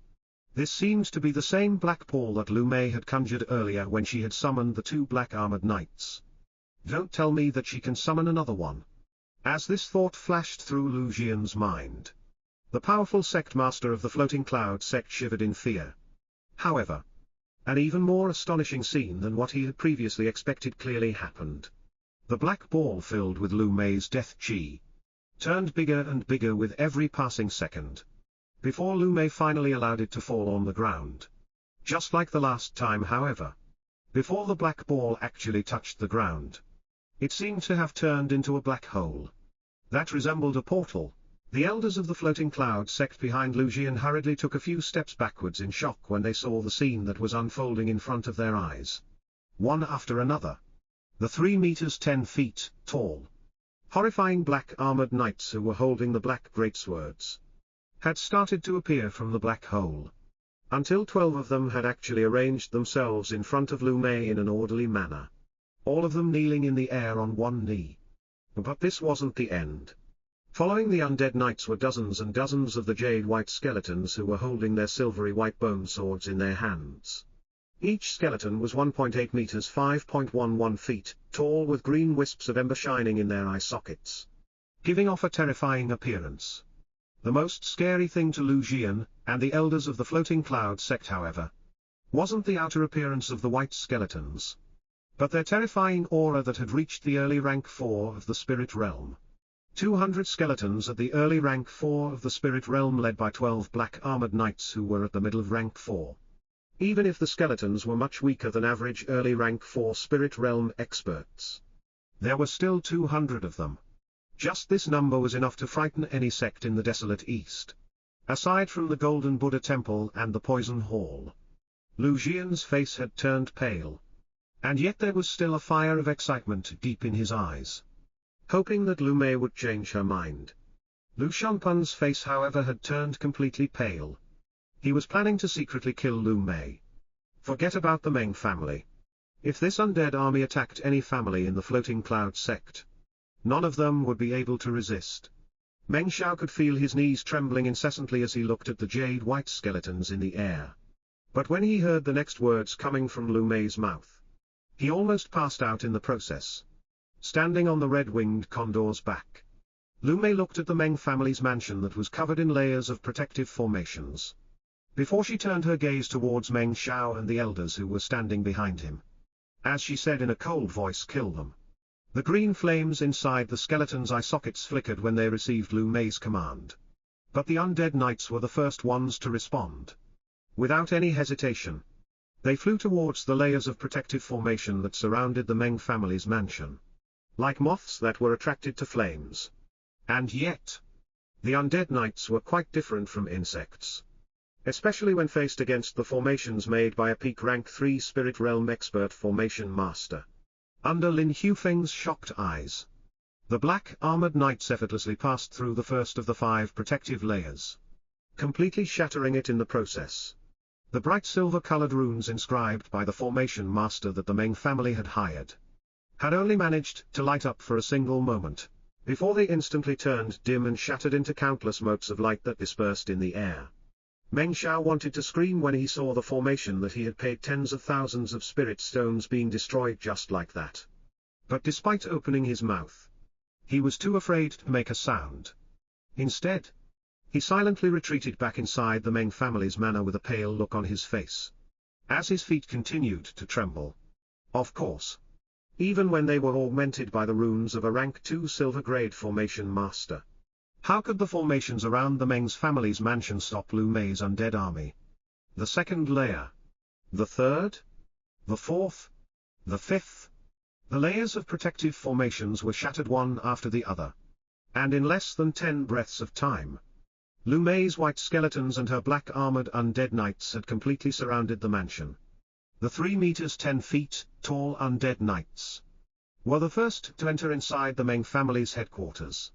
The door that covered the headquarters was like a thin piece of paper in front of Lu Mei's powerful undead knights. As an army of more than 200 undead creatures then entered inside, without waiting for her mother's response, Lu Mei also had the red-winged condor follow after the skeletons and enter inside. The elders situated near the entrance were the first ones to shout out in alarm. But their screams were immediately suppressed as their heads were immediately separated from their necks, while the undead knights led the white skeletons and continued deeper inside. Although this was just the headquarters that the Meng family had inside the floating cloud city and not the place where everyone from the Meng family lived. All of the elders of the Meng family were situated here. As for the rest of their family members, they occupied an island in the mortal world by themselves. All of the Meng family descendants would always come and join the floating cloud sect once they reached the middle stages of the chi condensation stage. But they couldn't obviously all become inner disciples. Instead, they would still have the status of an outer disciple. But their lives would be much easier and more comfortable than normal outer disciples. After all, not only would they receive benefits from their family as well, but as members of one of the 5 biggest families, they also enjoyed a certain degree of authority as well. Of course, some of the early-stage heaven-grade experts of the Meng family would stay back in the mortal world. But overall, they amounted to an even lower number than the number of heaven-grade experts on the mortal island where Shenlong's parents lived. The blood from the 2 early-stage heaven-grade elders of the Meng family, who were situated next to the entrance, had dyed the great swords of Lu Mei's undead knights into a dark red color, as the scent of blood slowly filled the corridors of the Meng family's mansion. Of course, since the formations that were covering the mansion were already broken, the imposing Meng family's elders were now trapped inside, like a group of sheep surrounded by a pack of wolves. Despite the fact that the Meng family wouldn't be completely eradicated, even if everyone inside their headquarters died, since they would still have some descendants as outer disciples, as well as an entire mortal island filled with the rest of them. Destroying the Meng family mansion wasn't different than completely destroying the Meng family itself. After all of their high-ranking elders stayed inside the headquarters at all times, leaving very few of them outside the sect. Every single elder that died by Lu Mei's undead knights was a powerhouse that the Meng family had used countless resources to nurture. However, the undead knights and the white skeletons had only found 2 more elders on their way inside the Meng family's headquarters, before they arrived in front of the main room. Lu Mei was originally stunned for a moment, seeing that her skeletons and her undead knights had only encountered 4 elders, all of them at the early stages of the heaven grade. But after thinking about it for a moment, it made sense. All of them were probably gathered inside the room in front of her, instead of thinning out their manpower by splitting up. Without any suspense, the door of the room was broken down by one of the 12 undead knights, revealing the scene inside the main room. The old patriarch of the Meng family, Meng Xiao, their current patriarch, Meng Yang, as well as the young master of the Meng family Meng Shenyi, were surrounded by 8 elders of the Meng family, all of them at the late stages of the heaven grade. Of course, the strongest among these people was still the old patriarch, Meng Xiao, whose cultivation was at the middle rank 9 in the heaven grade, followed by Meng Yang, who was an early rank 9 heaven grade expert. In front of the 8 black-robed elders were 35 elders and inner disciples of the Meng family. all of them at the early and middle stages of the heaven grade. This was the most powerful force of one of the 5 biggest families of the sect. The Meng family. Although she had already expected this, Lin Hufeng couldn't believe the scene in front of her. The powerful experts of the Meng family were all scared of her own daughter. Seeing Lu Mei's undead army finally arrive at the main room, Meng Xiao's pale expression turned even paler. He knew that he had no chance to survive or escape against this lineup, even with all of the elders of the Meng family combined. In fact, just one of these undead knights was probably strong enough to destroy the Meng family all by itself. Seeing Lu Mei's skeletons that flooded the room and completely surrounded the elders of the Meng family, Meng Xiao stared at Lu Mei with a cold look in his eyes, before he said with a tone filled with anger and killing intent, "At least, tell me the reason why you attacked my Meng family. I do not accept dying without even knowing the reason why." Lu Mei's eyes narrowed as she stared at the furious old patriarch of the Meng family. And with a serious look in her eyes she nodded her head before she asked him instead, "How many innocent mortals has your Meng family killed during the years? How many have you forced into slavery in the spirit stone mines? Just so your family would get a bigger profit in the end. When these people whose lifespan doesn't even reach 100 years died, did you answer their questions when they asked why?" Seeing the look in Meng Xiao's eyes turn into a mocking one, Lu Mei smiled coldly. Before she continued, "Of course. This is just an excuse. After all, I am not a hero of justice. The real reason I am here is simply because I don't want your family to exist any longer. You are Lu Jian's biggest support in the sect. So eradicating you is the same as cutting off his arms and legs. Hee. It's going to be even worse for Lu Changpun. Helping the people you have killed all these years take revenge this way is actually just a bonus." Meng Xiao narrowed his eyes when he heard this, before he turned his eyes towards the elders around him. Surprisingly, the old patriarch of the Meng family started to laugh. And nodding his head, he pointed at Lu Mei before he said coldly, "Ha ha ha. Do you think I will allow you to kill me? Come. Let's experience hell together." The moment that Meng Xiao finished his words, serious looks had appeared deep inside the eyes of the elders of the Meng family, as they all nodded their heads at the same time. Meng Shenyi's face, however, had already turned pale, as he stared at Lu Mei with a gaze filled with killing intent. He was the young master of one of the 5 biggest families in the sect. Even Lu Mei's status in the sect could be considered lower than his own. How could he accept that he was going to die? Before he could say a single word, however, the old patriarch, Meng Xiao, suddenly shouted coldly, in a voice that reverberated throughout the entire mansion. Now, a terrifying aura erupted from the elders of the Meng family around him, while a powerful white light had appeared from their bodies, completely drowning everything in sight. Lu Mei's eyes instantly narrowed, while the 12 undead knights all raised their 2 meters, 6.6 feet, black greatswords at the same time.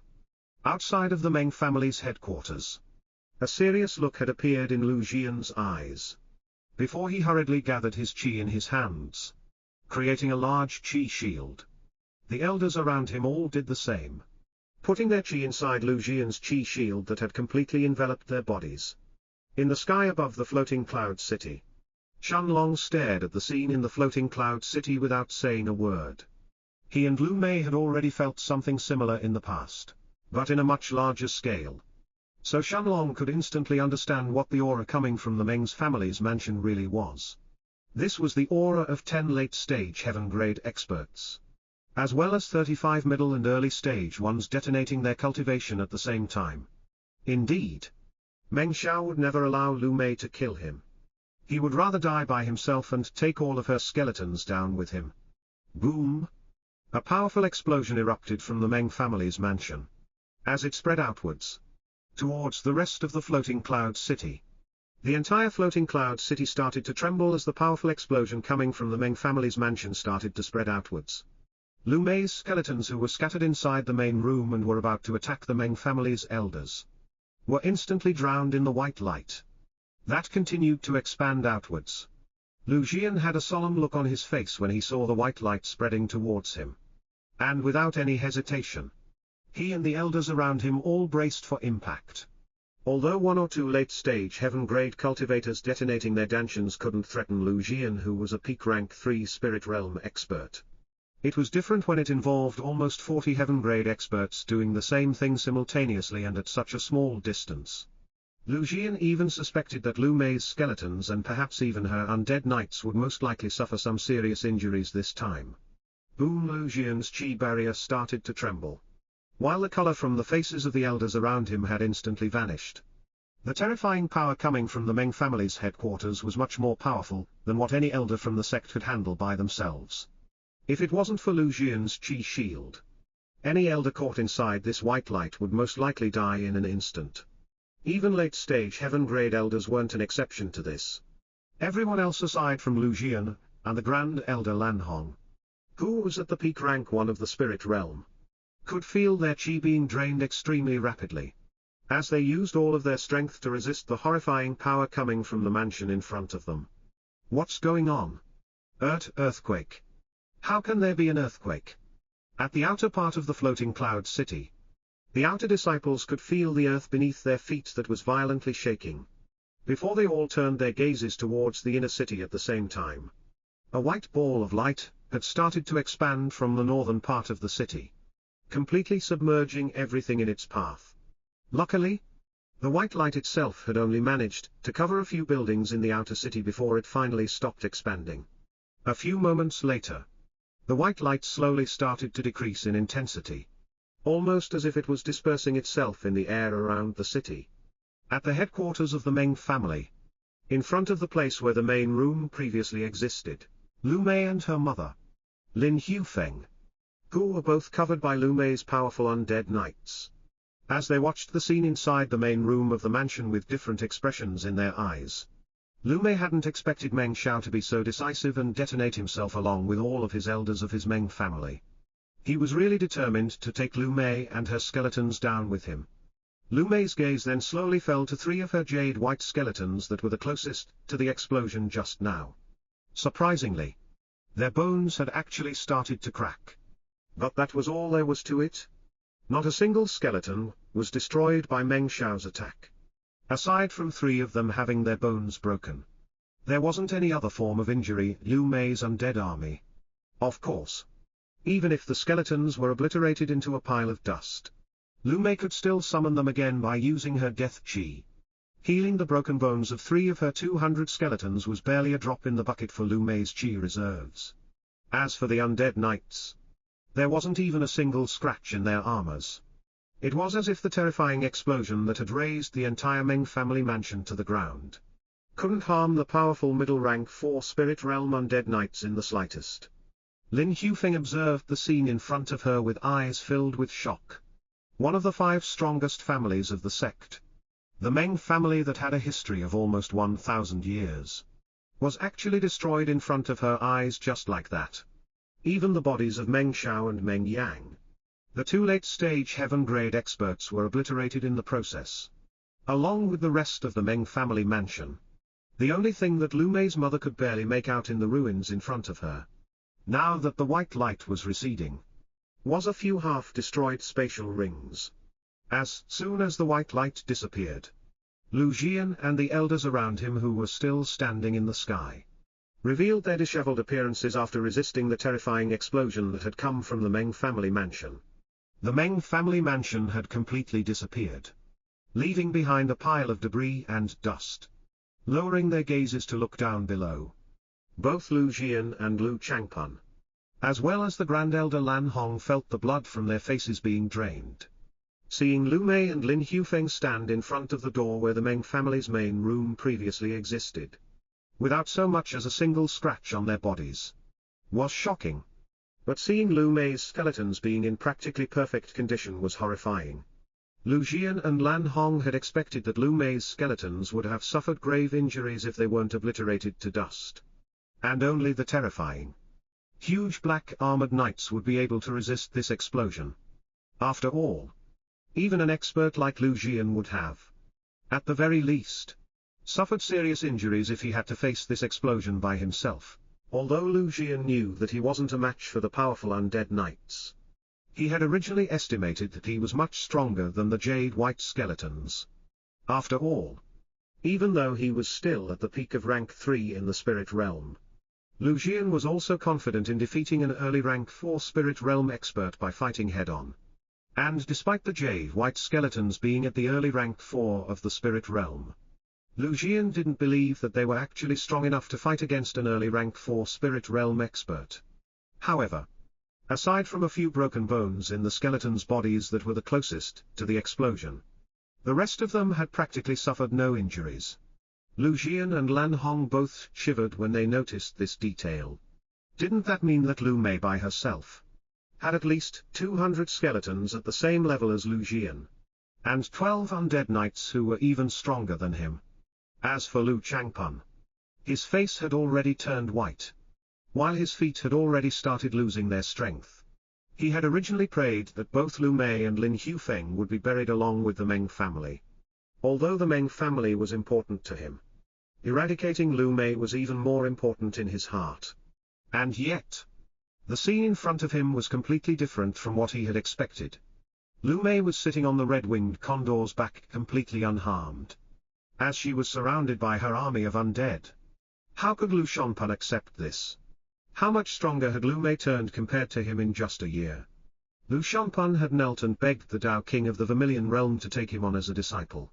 And yet he chose his untalented sister. As these thoughts flashed through his mind, Lu Changpun's face slowly turned warped, filled with both killing intent as well as fear.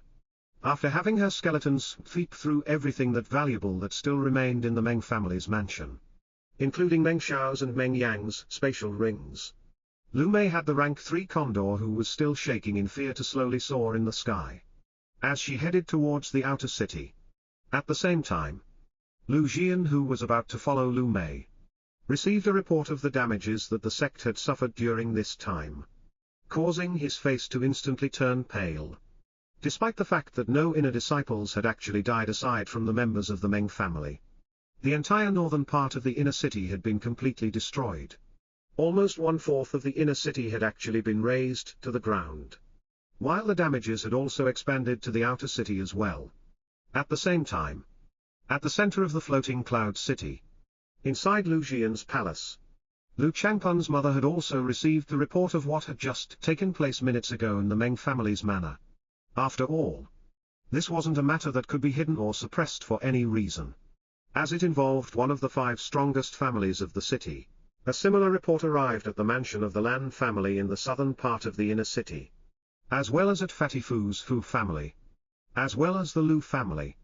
The destruction of the Meng family only took a few minutes to spread throughout the 4 families of the floating cloud city, bringing different reactions to the people who learned about this. The patriarchs of the Lan and the Fu families were actually overjoyed. Despite this weakening the overall strength of the sect somewhat, the Meng family was actually destroyed. This implicated more things than just the temporary weakening of the sect itself. Inside the Lu family's mansion, Lu Wen, who had already suppressed his brothers and would become the family head in the next 2 years, couldn't believe the report that he had just received. The Meng family was destroyed by Lu Jian's daughter. Looking at the black-robed elder who was standing in front of him, he then asked with his eyes wide open and in a voice that couldn't hide his shock and disbelief, "Lu Mei, didn't she die in the Vermilion realm?" The black-robed elder shook his head, but his expression had also turned ugly. He clearly understood what this matter meant for Lu Wen's own plans. Different thoughts flashed through Lu Wen's mind one by one. He suddenly remembered Fu Li coming to visit him a couple of months before the Vermilion realm's opening, and telling him that their brother was actually interested in the sect master's daughter. He had also mentioned how he and Shen Long had met Lu Mei, Lan Jinjing and Meng Shenyi in the treasure pavilion, as well as everything else that had occurred. Lu Wen had of course agreed to keep an eye on Lu Mei after Fatty Fu's urging. But in his mind he had scoffed at this idea. Since Meng Shenyi was interested in Lu Mei, who was Shen Long to go against him? Like Fu Li, Meng Shenyi was in a different situation than Lu Wen. He didn't have brothers either, and he was the only heir to the Meng family. Even if Lu Wen had to give up on Shen Long due to this matter, it wouldn't really affect his plans by too much. After all, ever since he had returned back to the sect, Lu Wen had already limited his contact with Shen Long. not caring too much about him. Aside from drinking wine 3 times with him and Fu Li, Lu Wen couldn't care too much about this brother of his. Although Shenlong was talented, it would certainly take a while until he matured. By then, the position of the family head of the Lu family would already be his. At best, Shenlong would be able to provide him with the assistance of a high-ranking elder in the future. After all, once he entered the inner city and became an inner disciple, Shenlong would have to choose between which family he wanted to join.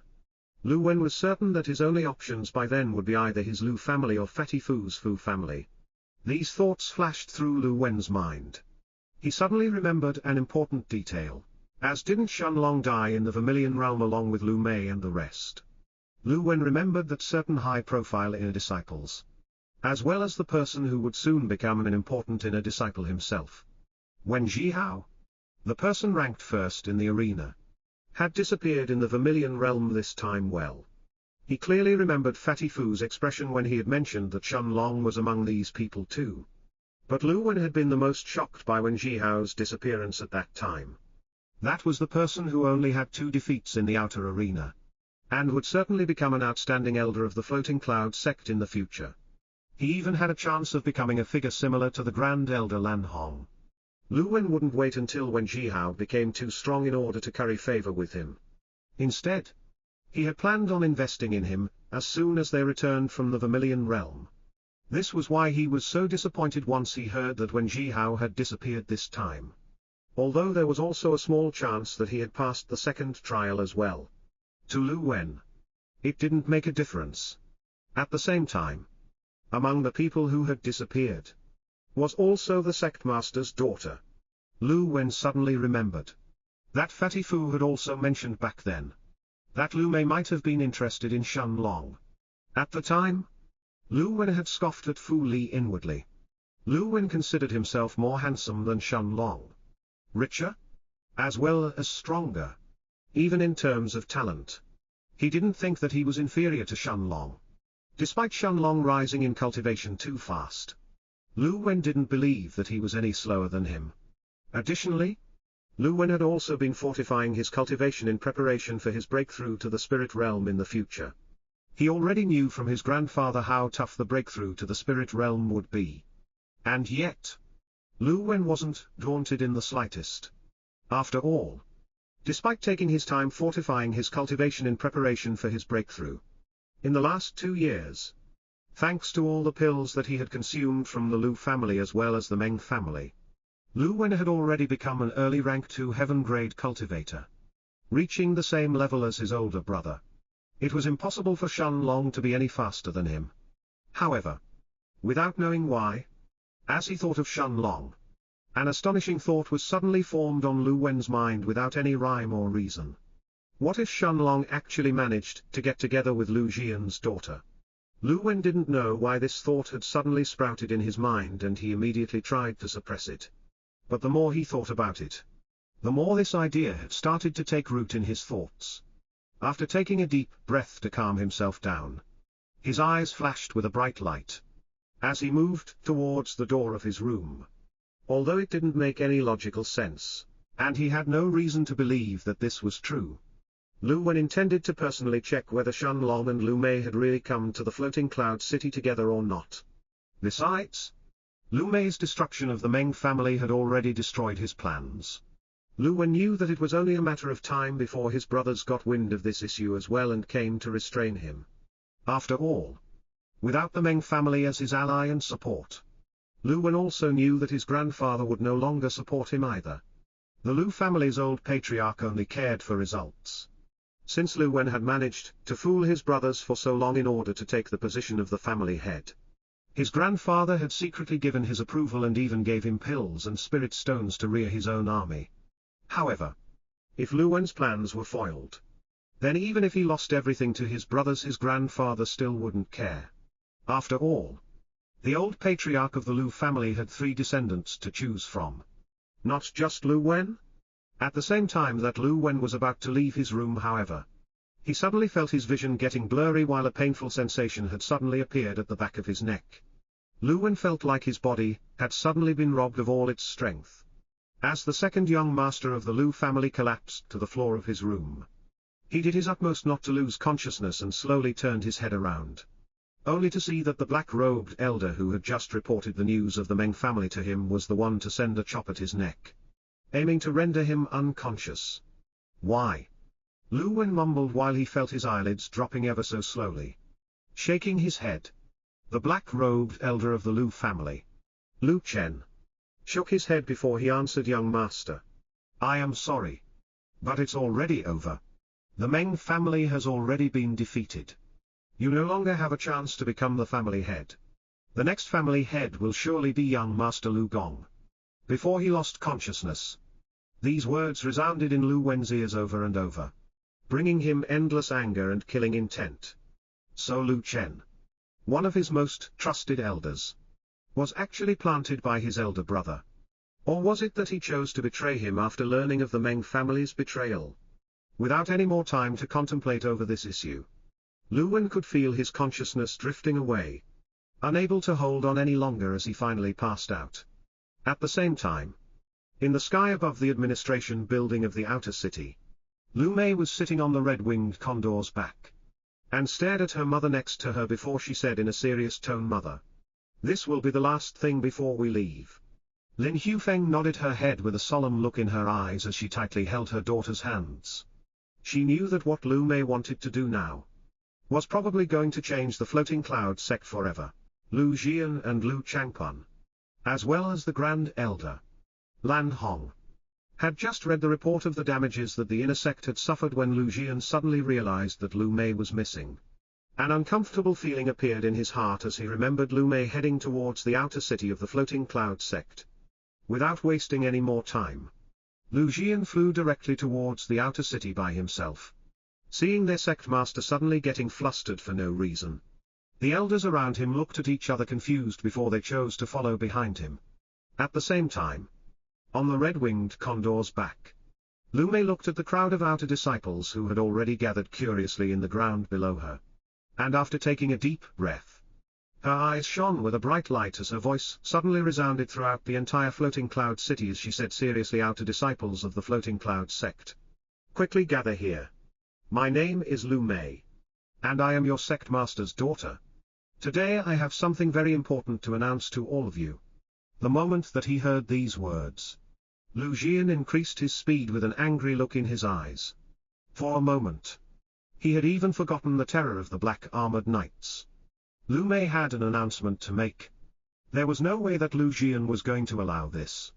More and more outer disciples had gathered in the ground below the red-winged condor that Lu Mei and Lin Hufeng were riding on. Seeing the dozen 3 meters 12 feet tall undead knights leading an army of 200 skeletons, all of them floating in the air around Lu Mei, a feeling of terror as well as curiosity had welled up in the outer disciples' hearts. Senior Sister Lu, a thin and bald young man dressed in yellow robes, who seemed to be around 1.8 meters 5.10 feet tall, was the first one to break the silence between the outer disciples as he looked at Lu Mei in the sky. Lowering her head, Lu Mei seemed to have recognized this young man, as she nodded her head at him. "Senior Brother Kang's son. It's really Senior Brother Kang. Does that mean that that young woman is really our sect master's daughter?" Of course. Since Senior Brother Kang has already recognized her identity, there is no question about it. Senior Brother Kang wouldn't lie. In the past 1 year, since when Jihao had left the sect along with Shunlong and the rest of the people who wanted to travel to the Night Star continent, Kang's son had already become the person ranked first in the arena. Despite not being allowed to enter the Vermilion Realm since he had refused to follow after Lu Changpun, he should have originally been left behind by the people who had met with fortuitous encounters in there. However, after when Jihao was gone, no one in the outer city was actually strong enough to defeat him and take first place from him, including the young woman who was previously ranked third, Tong Yueying. This had caused Kang's son's prestige to rise even further, and be practically at the same level as when Jihao's in the past. Shunlong, who was still standing in the sky high above the clouds with Fu Li, nodded his head once he saw Kang Sunday before he turned his gaze towards the fatty next to him and said seriously, "Fatty, that guy has a good character. It's not a bad idea to take him in your family. If he declines, It's fine. But if he agrees, you know that he will be honest and follow you faithfully. Although Shenlong hadn't interacted with Kang Sun personally, he had still managed to grasp the most basic traits of his character. Which was why he suggested to Fatty Fu to take care of him. As for whether Kang Sun really wanted to follow Fatty or not, that would be up to him. After all, Shenlong understood what Lu Mei was intending to do and knew that this was probably going to change the structure of the entire sect after today. Taking a deep breath, Lu Mei nodded her head as she continued. It's time for you to learn the true face of the sect. Otherwise, you will only realize that this is a prison once it's too late. Before Lu Mei could finish her words, Lu Jian had quickly appeared a few tens of meters away from her, only stopping when he caught sight of the familiar army of skeletons surrounding his daughter. With an angry look on his face, he pointed at Lu Mei and said in a furious tone, Lu Mei, you have no right to reveal the secrets of the sect. If you want to take revenge on me, you have long since overstepped your bounds. The moment that the crowd saw the angry sect master arriving, they all fell silent like a group of cicadas in the winter. Most outer disciples had never even seen the sect master before, let alone know that he had fought with Lu Mei earlier. Only the elders and the inner disciples of the inner city knew about this matter. And of course, they wouldn't spread it to the outer disciples no matter what. Lu Mei shook her head as she looked back at Lu Jian. And with a serious look in her eyes she answered solemnly, this is not about revenge. Father, don't act as if you really are blind. You know the true reason why the sect isn't growing as you wanted it to. It's because the 5 families have made the outer and inner disciples act like slaves. The outer disciples have to forcefully sell their spoils from the demonic mountain range once they join the sect and simply exchange them for sect points without having a choice to refuse. But there are even those greedy elders who don't even give out compensation. Of course, this is how the sect works.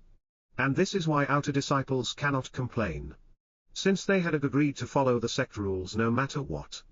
However, is this really helping the sect? Everything is done only to benefit your 5 families in the end. You are looking for slaves to mine the spirit stone mine, while everything goes in the pockets of the 5 families, occasionally rewarding a few spirit stones to the top 100 of the arena rankings to motivate them to become inner disciples. But what really happens when they become inner disciples? At the same time, shock had filled Fatty Fu's face up in the sky, as he looked at Shenlong next to him and asked fearfully, brother, is senior sister Lu going to reveal everything? It will really destroy the sect if she does. Although Fatty Fu didn't agree with the way that the sect treated inner disciples, having to swear a Tao oath that they will forever follow the family that they join, he also understood the way that the big families viewed this matter. After all, if a family groomed someone to a high level, then it was only natural to them to have that person forever tied to them as a slave. This was the only way to ensure that these people wouldn't leave them in the future to join some other bigger sect or some other powerful family. Of course, the sect could also be more amiable, and not force such harsh Tao oaths to its inner disciples or its elders. But since it has been working like that for so many years, nobody was willing to try and change that, including the sect master Lu Jian. After all, although the sect said that it allowed its outer disciples to leave once they reached the late stages of the earth grade they wanted to, Fatty Fu had also heard from his grandfather that it was actually a lie. Even if you didn't accept becoming an inner disciple, you will have to stay inside the outer city for your entire life. This was why Lu Mei called the sect a prison. Once you enter, there is no way out, unless you have steeled yourself to never advance in your Tao any further. Nodding his head, Shenlong looked at Fatty Fu with a serious look. This was something that had to be done, both for the disciples of the sect, as well as the sect itself. No one from the big families was willing to try and change the way the sect really worked. But this would only cause further problems in the future. Of course, Shenlong didn't care about any of this. Whether the floating cloud sect was destroyed or not in the future, or whether it collapsed on its own, was none of his concerns. However, Lu Mei seemed to have wanted to change this, without caring if this ended up hurting the 4 big families in the end. The outer disciples all nodded their heads when they heard Lu Mei's words. It was true that their only choice, if they weren't already versed in alchemy, was to work in the mines of the sect. or take on some dangerous missions from the administration building in order to earn sect points. After all, aside from the 30 sect points that an outer disciple would get once they join the sect wouldn't even give them a plate of food, or a place to stay. It wasn't really a place that promoted cultivation, but clearly worked more like a prison city rather than a sect. Those who were unfortunate enough to have become rank 1 bronze grade formation masters were equally as useless to the sect, since no disciples had their own freedom to explore the places beyond the sect, or their own homes to inscribe formations to. Formation masters below the rank 3 bronze grade were essentially useless to the sect itself and couldn't make a living. Among the outer disciples in the crowd were certainly those who hadn't received compensation in the past. Once some elders had forcefully snatched their spoils after coming out from the demonic mountain region. After taking a deep breath, Lu Mei looked at the crowd and asked in a solemn tone, "Do you want to know what happens when you become inner disciples?" "Stop!" Lu Changpan shouted from the distance, as he had only now arrived at the scene along with the rest of the elders of the sect.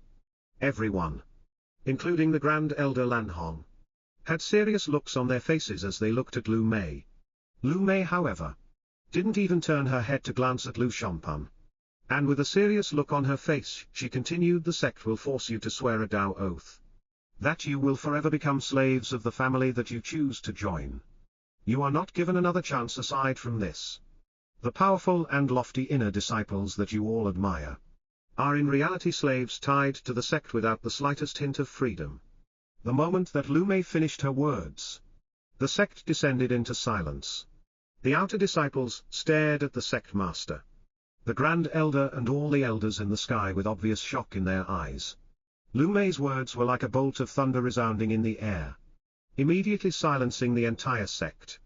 After a few more moments of silence, an outer disciple was the first one to speak in a low voice that couldn't hide his fear. "So we are actually prisoners in the sect." This disciple's words weren't loud, but they were clearly heard by everyone else around him, waking them up from their stupor. "I will leave the sect." It was unknown which disciple was the first one to say this, but countless disciples had started running simultaneously towards the city's gates. Of course, in the population of a few millions, the 50,000 disciples that had heard Lu Mei's words weren't many.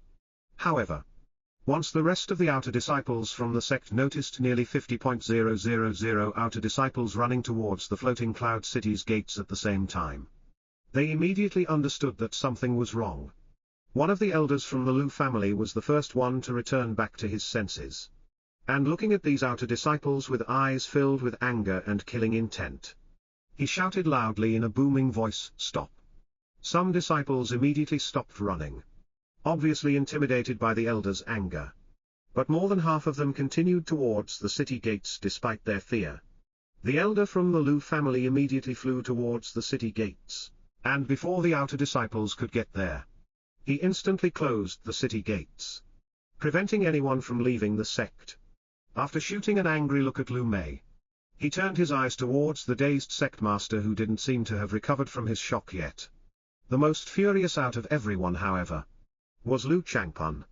He knew that even if they prevented the disciples from leaving, Lu Mei's words would surely spread throughout the outer city like wildfire, and every outer disciple would know of this matter by tomorrow morning.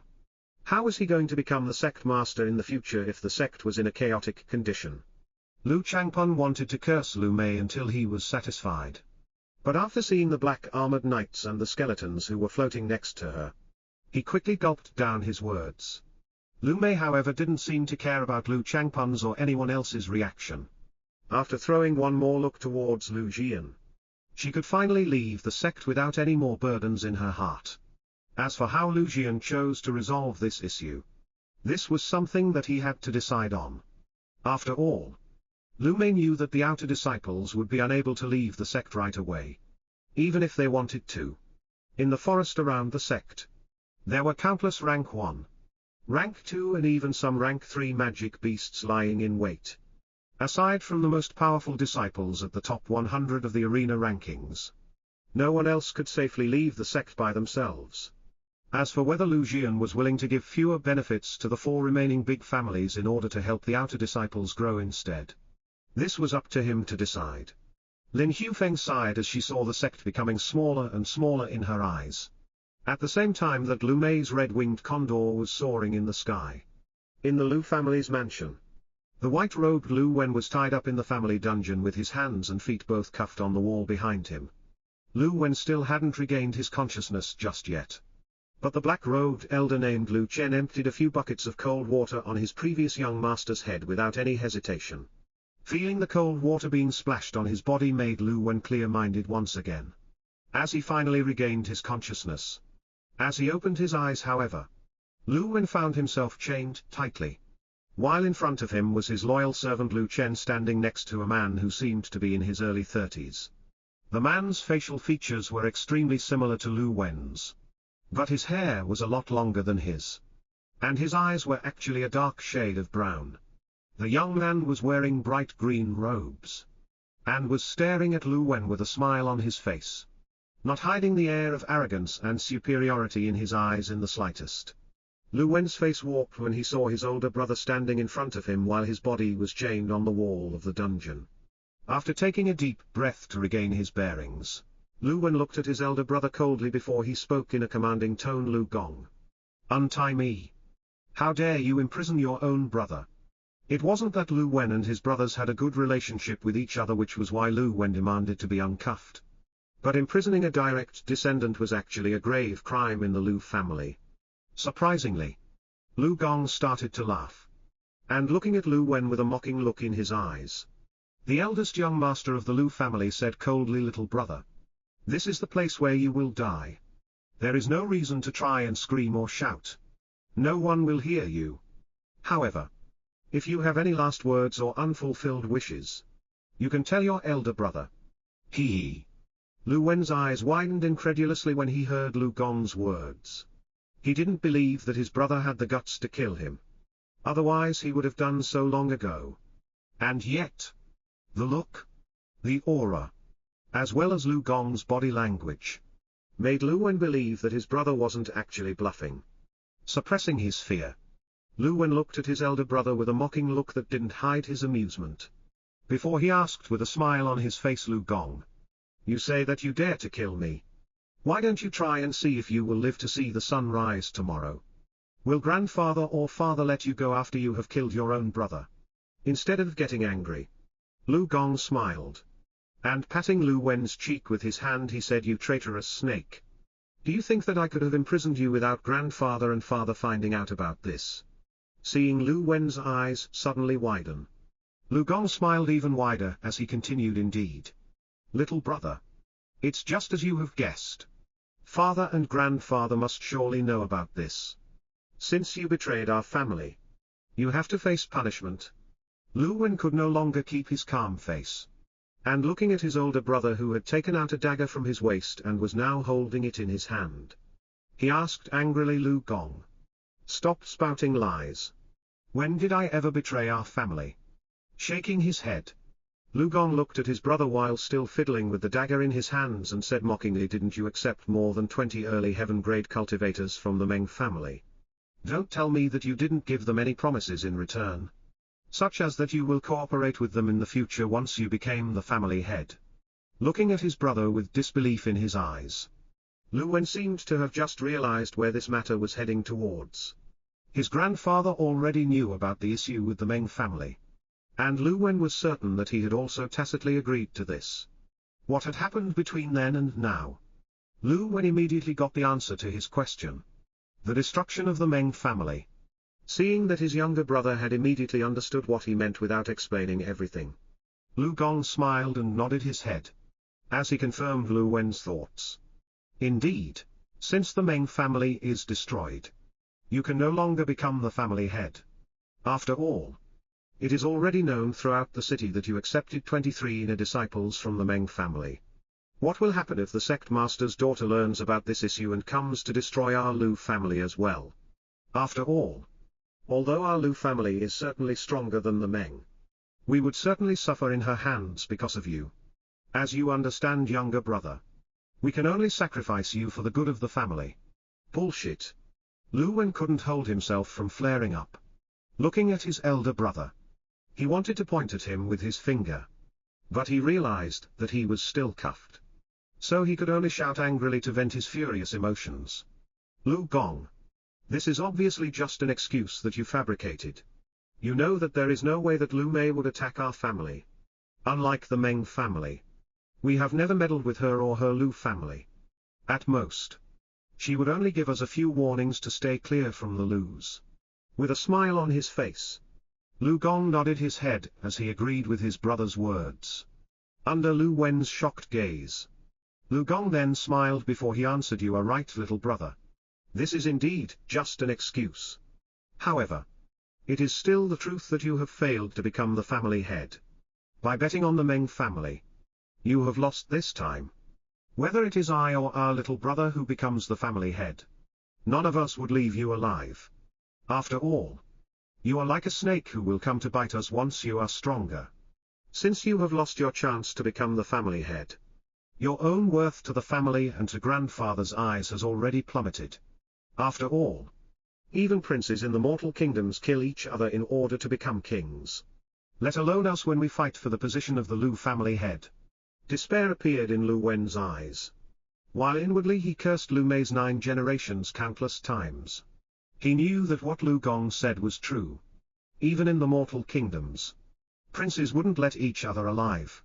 To let them gather their strength in secret and usurp the position of the king in the future. Of course.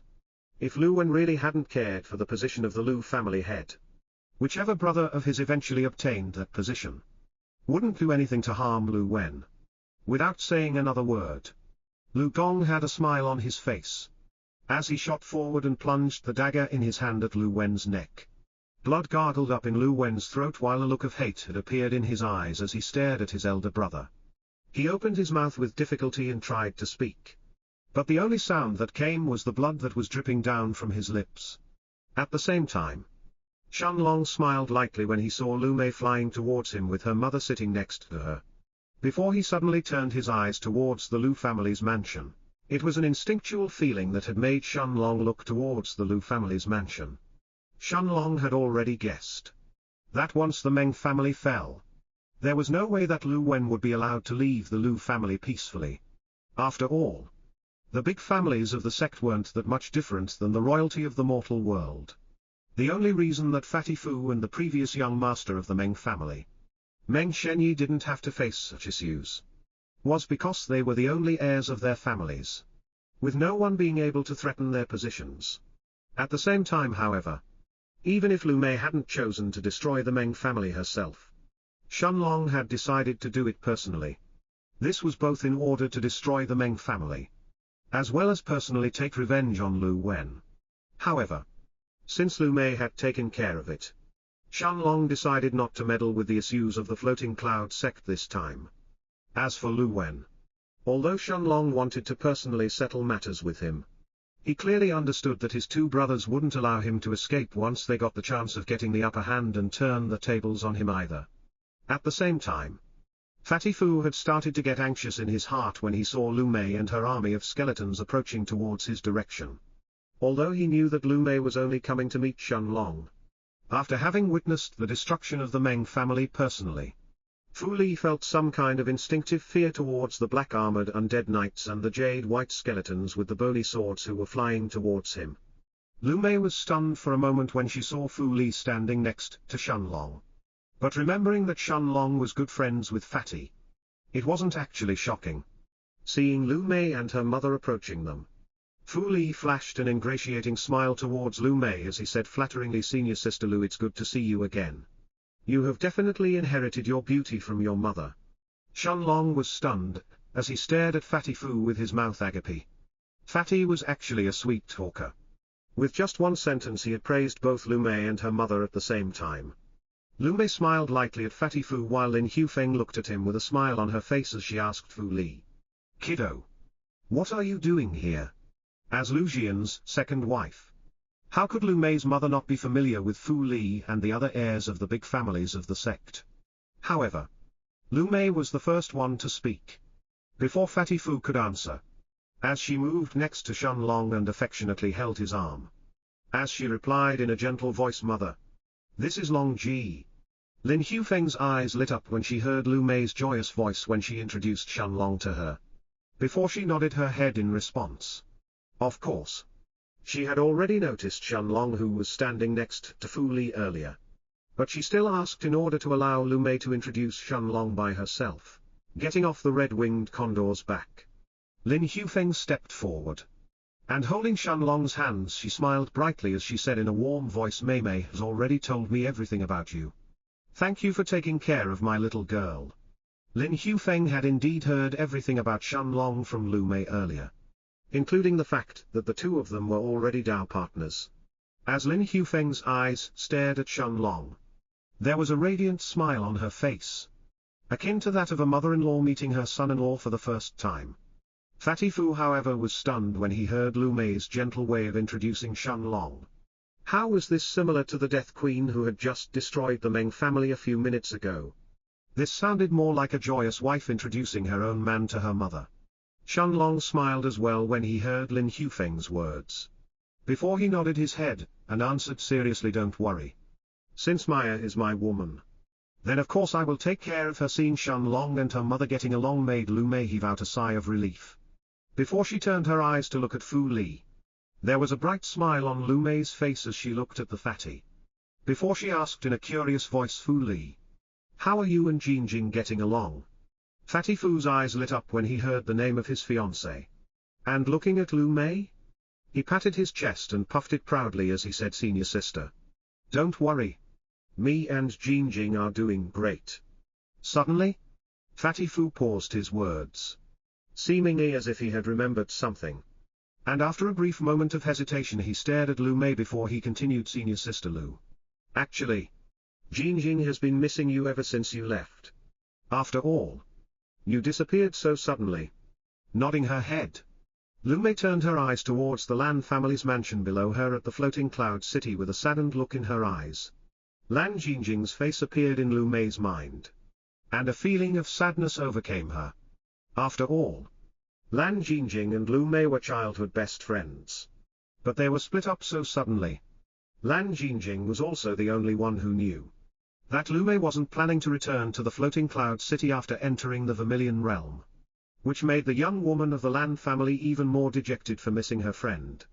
After casting a deep look at the Lan family mansion, Lu Mei looked at Shenlong before she asked in a sweet voice, Long Ji, can you wait for me for a bit more? Shenlong nodded his head without minding too much that he had to wait until Lu Mei finished her business. He already knew that Lan Jingjing was Lu Mei's best friend. So how could she leave without even seeing her once? Almost an hour later, Lu Mei came out from the Lan family's mansion with mixed emotions in her eyes. She was happy that she had managed to see Lan Jingjing again and chat with her. But Lu Mei also knew that she and Shenlong probably wouldn't have the chance to return to the desolate East for quite a while. It would probably be at least a few years until Lan Jingjing and Lu Mei saw each other again. Seeing that Lu Mei didn't have any more issues to take care of, Shenlong looked at Fatty Fu's reluctant face before he bid him farewell. Shenlong felt somewhat emotional after saying farewell to his friend, since he knew that he would probably be unable to see him for a long time. Before he turned his eyes to the horizon ahead of him, under Fatty Fu's shocked eyes, at the same time that Lu Mei dispersed her skeletons and undead knights, letting them turn into dust before they suddenly disappeared. A panther with glowing silver wings flew towards them from the distance. Shenlong had let Little Silver to take a look around the territories near the sect. As long as it didn't go too far, he could always summon the Black Panther back thanks to their soul link. Seeing Little Silver's majestic body and feeling its terrifying aura, a feeling of awe appeared in Fu Li's heart, as well as excitement. This panther's aura was indeed much stronger than the peak rank 4 flying blue whales from the Golden Buddha Temple. Seeing Little Silver flying towards them, Lu Mei also knew that it was time to leave the floating cloud sect. Lu Mei's mother was also shocked when she saw the Black Panther that quickly appeared in front of them. Although this magic beast was actually smaller in size compared to her red-winged condor, but the oppressive aura coming from its body was actually countless times more powerful than the condor itself. After all, as an early rank 7 heaven-grade cultivator, Lin Hufeng could vaguely sense the terror hidden inside the silver-winged Panther King's body. Although Lu Mei hadn't explained to her exactly how powerful this panther named Little Silver was. With her experience, how could Lin Hufeng not realize that it was even more powerful than the personal magic beast of the head priest from the Golden Buddha Temple? Seeing that the red-winged condor had already started to tremble and was nearing the brink of collapse, Shenlong had Little Silver restrain its aura. Only then did the early rank 3 condor finally stop shivering.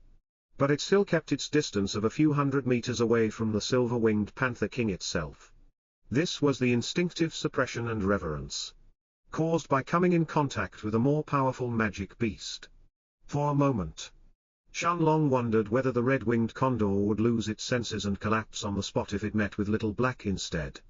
Shenlong and Lu Mei got on Little Silver's back, while Lu Mei's mother sat on the red-winged condor and tried to placate the terrified bird. Before the two magic beasts both took flight at the same time, Lu Mei and Lin Hufeng had mixed emotions in their hearts, as they saw the floating cloud sect becoming smaller and smaller in the distance behind them. Shenlong then turned his head to look at Lu Mei, before he asked, curiously, Maya, what are your mother's plans? Now that she had left the floating cloud sect, Shenlong knew that it was very likely that Lin Hufeng didn't have a place to stay.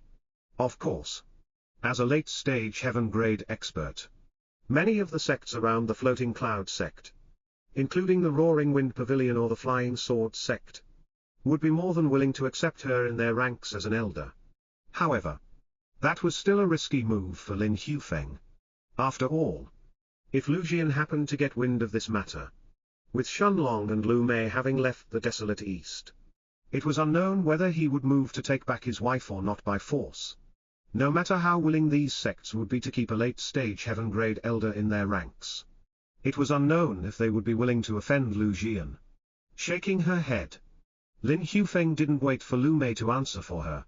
And looking at Shenlong, she said with a gentle smile on her face, I'm planning to leave the cultivation world and go to the mortal world instead. After all, even if Mei Mei wanted to stay with me, I wouldn't allow her to leave your side to accompany me instead. After a brief moment of pause, she then continued, although the cultivation world is interesting, the dangers that are hidden in every corner are much more serious than you can imagine. This was Lin Hufeng's way of warning Shenlong and Lu Mei to be careful in the future. Lu Mei nodded her head in response to her mother's words. She knew that before her mother had met Lu Jian in the past, she had traveled to many places of the desolate east, and had nearly lost her life twice. Looking at his mother-in-law, Shenlong smiled in response, before he asked her in a serious tone, in that case, Ms. Lin, do you want to stay in the place that my parents are? They are now living in a mortal kingdom, in one of the islands of the mortal world. Even if Lu Jian knows that you are in the mortal world, it will be almost impossible for him to find you between so many islands, kingdoms and cities. Lin Hufeng was stunned for a moment, while her eyes lit up after hearing Shenlong's suggestion. This was indeed not a bad choice. After all, instead of wandering around the mortal world alone, this way, she would be able to meet Shenlong's parents as well. Shenlong smiled when he saw Lin Hufeng nodding her head, while the last feeling of uncertainty disappeared from his heart.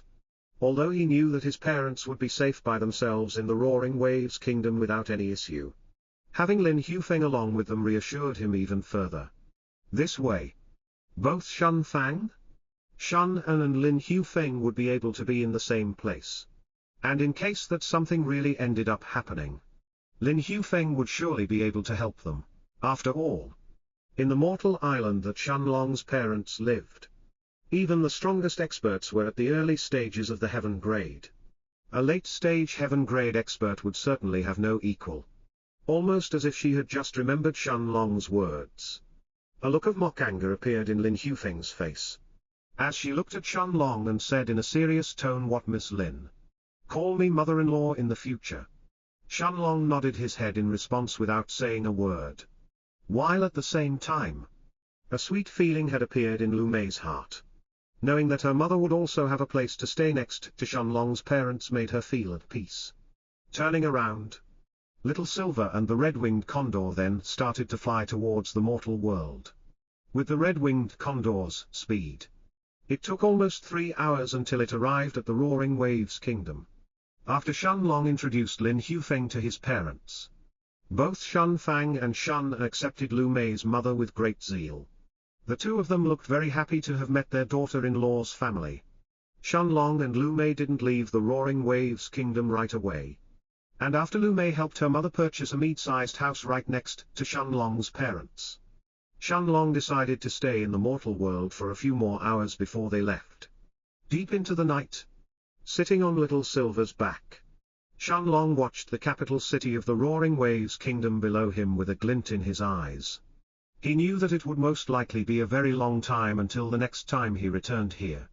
Without another word, Shen Long took a final glance at the city below him, before Little Silver soared to the sky like a bolt of silver lightning tearing through the night's veil. It was time to return back to the Night Star continent, and visit the 10,000 Beasts mountain range. Sitting on Little Silver's back, Shen Long watched as the mortal island below him quickly turned into a small black speck in the ocean. And just a few moments later, he and Lu Mei had already arrived back in the cultivation world. Without stopping anywhere this time. It only took a little more than an hour for Little Silver to arrive at the lightning wasteland. Passing through the city which he had gotten a map of the desolate east when he and Lu Mei first arrived a few days ago. Shen Long soon saw the sea that separated the desolate east from the Night Star continent ahead of him. Since they weren't flying at full speed however, Little Silver took a little more than a day to pass through the sea and arrive at the shore of the Snow Cloud country. Shen Long had originally hoped that he would be able to hunt some rank 5 magic beasts on the way. But reality proved to be completely different from his expectations. Aside from a few rank 4 magic beasts that weren't fast enough to swim away from Little Silver, Shen Long and Lu Mei didn't notice even a single rank 5 magic beast in the sea. As soon as they sensed the Black Panther's powerful aura, all of the rank 5 magic beasts immediately fled deeper inside the sea. Almost as if they were competing on which of them could dive deeper inside. Of course, Shen Long wasn't willing to give up on these moving beast cores like that. But even if he had Little Silver dive inside the sea, he knew that it would be pointless. Although the Silver-Winged Panther King was almost unmatched in the air by magic beasts at the same level, its speed would be slowed by many times in the water. That, and in addition to the fact that peak rank 5 magic beasts inside the water were almost as fast as the Black Panther was in the sky, when it was still a rank 5 beast, made Shen Long reluctantly give up. Of course, the idea of summoning Little Black and hunt these magic beasts also flashed through his mind. But considering that he was heading towards the 10,000 Beasts mountain range where rank 5 and even rank 6 magic beasts were abundant in numbers, made Shen Long give up on this idea of his. After stopping at a random restaurant in the royal capital of the Snow Cloud country for a little more than an hour, Shen Long and Lu Mei continued forward. As they flew towards the west of the Night Star continent, the reappearance of the aura of a powerful rank 6 magic beast had quickly placed the capital of the Snow Cloud country into extreme unrest. As the head guard who was at the late stages of the nascent soul stage was immediately dispatched by the Dao Kings of the royal palace to investigate this matter. Of course, since the head guard wasn't willing to court death by directly investigating where the aura of a rank 6 magic beast was coming from. By the time that he had finished his search, Shen Long and Lu Mei had already left the city.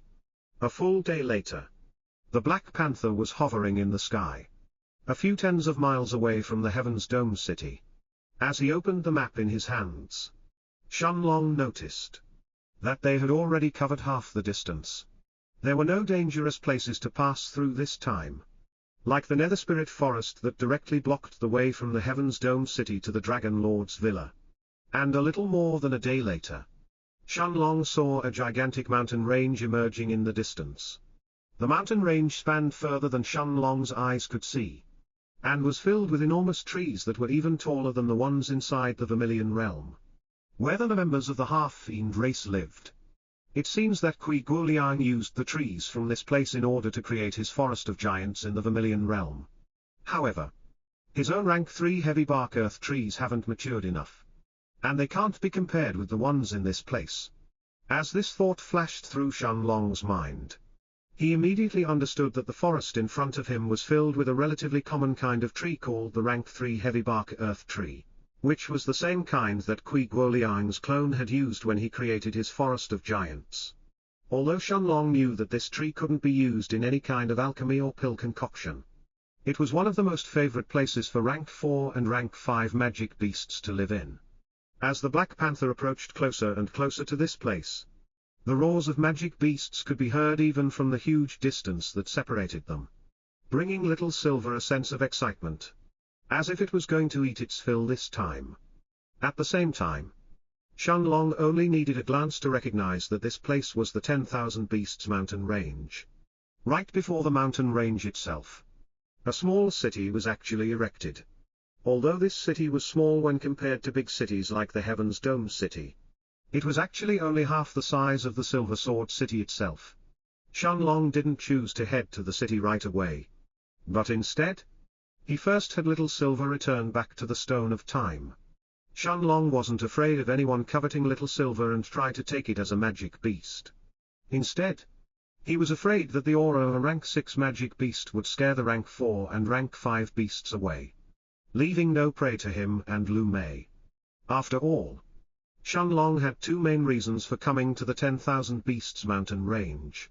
The first was to find rare rank 5 and rank 6 medicinal herbs that could only be found in this place, while the second one was to hunt rank 4 and even rank 5 magic beasts as he and Lu Mei trained to both become stronger. Although Lu Mei only had to summon her skeletons or her undead knights during a fight and they could simply fight by themselves, there were still different ways that she could guide them when they fought, instead of allowing them to rush forward blindly.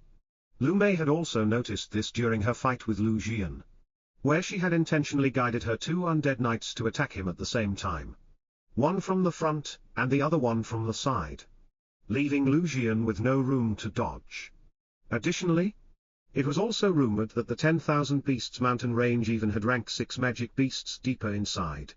Even with little black strength, Shenlong wasn't willing to stir up this hornet's nest just yet, unless he had absolute certainty that he could successfully hunt a rank 6 beast and escape without revealing Little Black's existence. After Little Silver had returned back inside the foggy space in the Stone of Time, Shenlong and Lu Mei flew towards the city in the distance by themselves. Barely 15 minutes later, Shenlong and Lu Mei, who had already put her white veil back on her face, arrived in front of the empty city gates. Shenlong was surprised that not a single guard was actually guarding the city gates, or the city walls, or that there wasn't anyone asking for an entrance fee to enter the city. After all, there were hundreds of people entering and leaving the city at the same time, and most of them were either coming from the 10,000 Beasts mountain range or they were heading there, making it clearly obvious that this was a bustling city. After thinking about it for a few moments, in the end, Shenlong took a step forward, as he led himself and Lu Mei in the nameless city in front of him, walking past through the city gates. Shenlong and Lu Mei both entered the bustling city in front of them without any obstruction. Surprisingly, although this city wasn't too big in size, it seemed to have even more people than medium-sized cities like the Silver Sword City and the City of Sin. People had crowded the streets, while the amount of street stalls that were erected as people showed off their merchandise exceeded anything that Shenlong or Lu Mei had ever seen before. After a brief glance, Shenlong noticed that most of these people were selling rank 3 and rank 4 magic beast corpses, or beast cores, while their cultivation mostly ranged at the middle and late stages of the spirit realm. It only took a moment for Shenlong to realize what was going on. It was obvious that once these people had a successful hunt in the 10,000 Beasts mountain range, they would bring their loot in this city that was located right at the edge of the mountain range itself. The prices for the rank 4 magic beasts varied greatly, depending on the magic beast's level, whether or not the beast's parts were useful in alchemy or in the creation of formations, as well as the condition of the beast. A single early rank 4 magic beast was priced at 600 middle-grade spirit stones. A middle rank 4 beast was priced at 1,000 middle-grade spirit stones, while a peak rank 4 magic beast's price varied from 2,000 to 4,000 middle-stage spirit stones. Of course, Shenlong guessed that for people to hunt a single peak rank 4 magic beast, they needed to have at least a single nascent soul stage expert in their group, or at the very least, 3 or 4 peak rank 9 spirit realm experts. The person who was responsible for selling the beast corpse was most likely just a member of one big group. After all, people usually fought in numbers when they hunted magic beasts. And this was even more true for mercenaries from the Mercenaries Association. Shenlong noticed quite a few people with the badges of the association on their chests. Most of them being A-rank mercenaries. However, Shenlong spotted even a few S-rank mercenaries either watching the sales of the street stalls, or wandering around in the streets of this city. Lu Mei also remembered that S-rank mercenaries corresponded to powerful early and middle-stage nascent soul experts. No matter how strong she and Shenlong were right now, Lu Mei knew that they were unable to fight against an S-rank mercenary by themselves head-on. Shenlong however didn't seem too bothered by the nascent soul stage experts on the streets. Instead, he and Lu Mei continued to walk around the city, seeing whether he could gather any useful information. Aside from the countless street stalls that seemed to have taken up every corner of the city, Shenlong saw many different shops, including alchemy shops that sold pills, or the corpses and cores of magic beasts, as well as many formation masters' workshops. Of course, these alchemy shops charged a huge premium in order to sell the magic beasts parts that the mercenaries usually found, taking more than 40% of the profit. This was the reason why many mercenaries preferred to set up their own street stalls and patiently wait until they sold their loot. And yet, the alchemy shops continued to thrive in this city no matter what. Since people would enter the 10,000 Beasts mountain range to hunt magic beasts, they needed pills to ensure their own survival. Pills that healed these mercenaries' injuries, as well as antitoxin pills in case they met with an accident, were the most popular ones that were purchased. However, the formation masters also made a huge amount of spirit stones that wasn't inferior to the alchemy shops. Repairing the weapons and the armors of these mercenaries was extremely important as well. After all, even if the mercenaries had pills to heal themselves, if their weapons were unable to pierce through the bodies of the powerful magic beasts, their pills would be unable to save them in the end. Keeping their weapons and armor in top condition was vital to every mercenary who wanted to enter the 10,000 Beasts mountain range, including even the S-rank mercenaries. Shenlong also got to know that the name of this city was the 10,000 Beasts City. He also heard that a late-stage Dao King was actually responsible for keeping order in this city. But because he was a solitary figure, he didn't care about placing any guards in the city entrance to collect fees. Instead, the pill shops and the formation masters' workshops would proactively offer this powerful figure a cut of their own profits every year. And in return, that person would make sure to keep order in the city.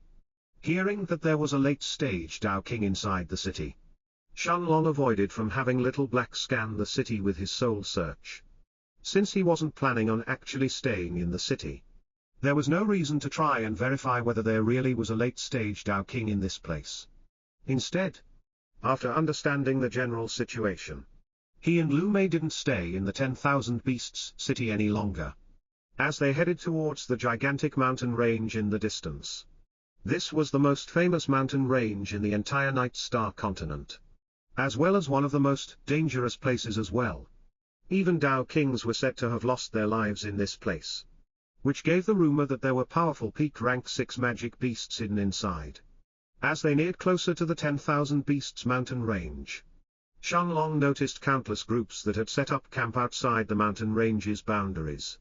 Even though there were many inns inside the 10,000 Beasts city for the mercenaries to rest, Shenlong could easily guess that these people who were waiting here were either trying to find more powerful groups to join, or they were waiting for their own partners or guild members to come out from the 10,000 Beasts mountain range. After all, it wasn't uncommon to get separated from your group inside this place, especially if you chanced upon the den of a powerful magic beast. Seeing Shenlong and Lu Mei walk forward by themselves, some groups tried to probe them out of curiosity, since they could easily see that Lu Mei's strength was only at the middle rank 4 of the spirit realm. However, after seeing that they were actually unable to discern the strength of the young man next to her, they avoided doing anything in broad daylight. Lu Mei frowned when she noticed that some people seemed to have set their sights on Shenlong and her. Shenlong however understood that aside from the powerful magic beasts in this place, there was an equally as dangerous enemy: other mercenaries. An incense stick of time later. Shenlong and Lu Mei had already arrived at the huge green forest that covered the entrance of the 10,000 Beasts mountain range.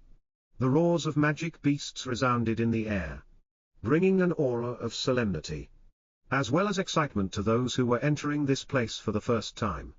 Lu Mei turned her head to the side, to look at Shenlong, who was standing in front of the entrance of the forest for a moment without saying anything.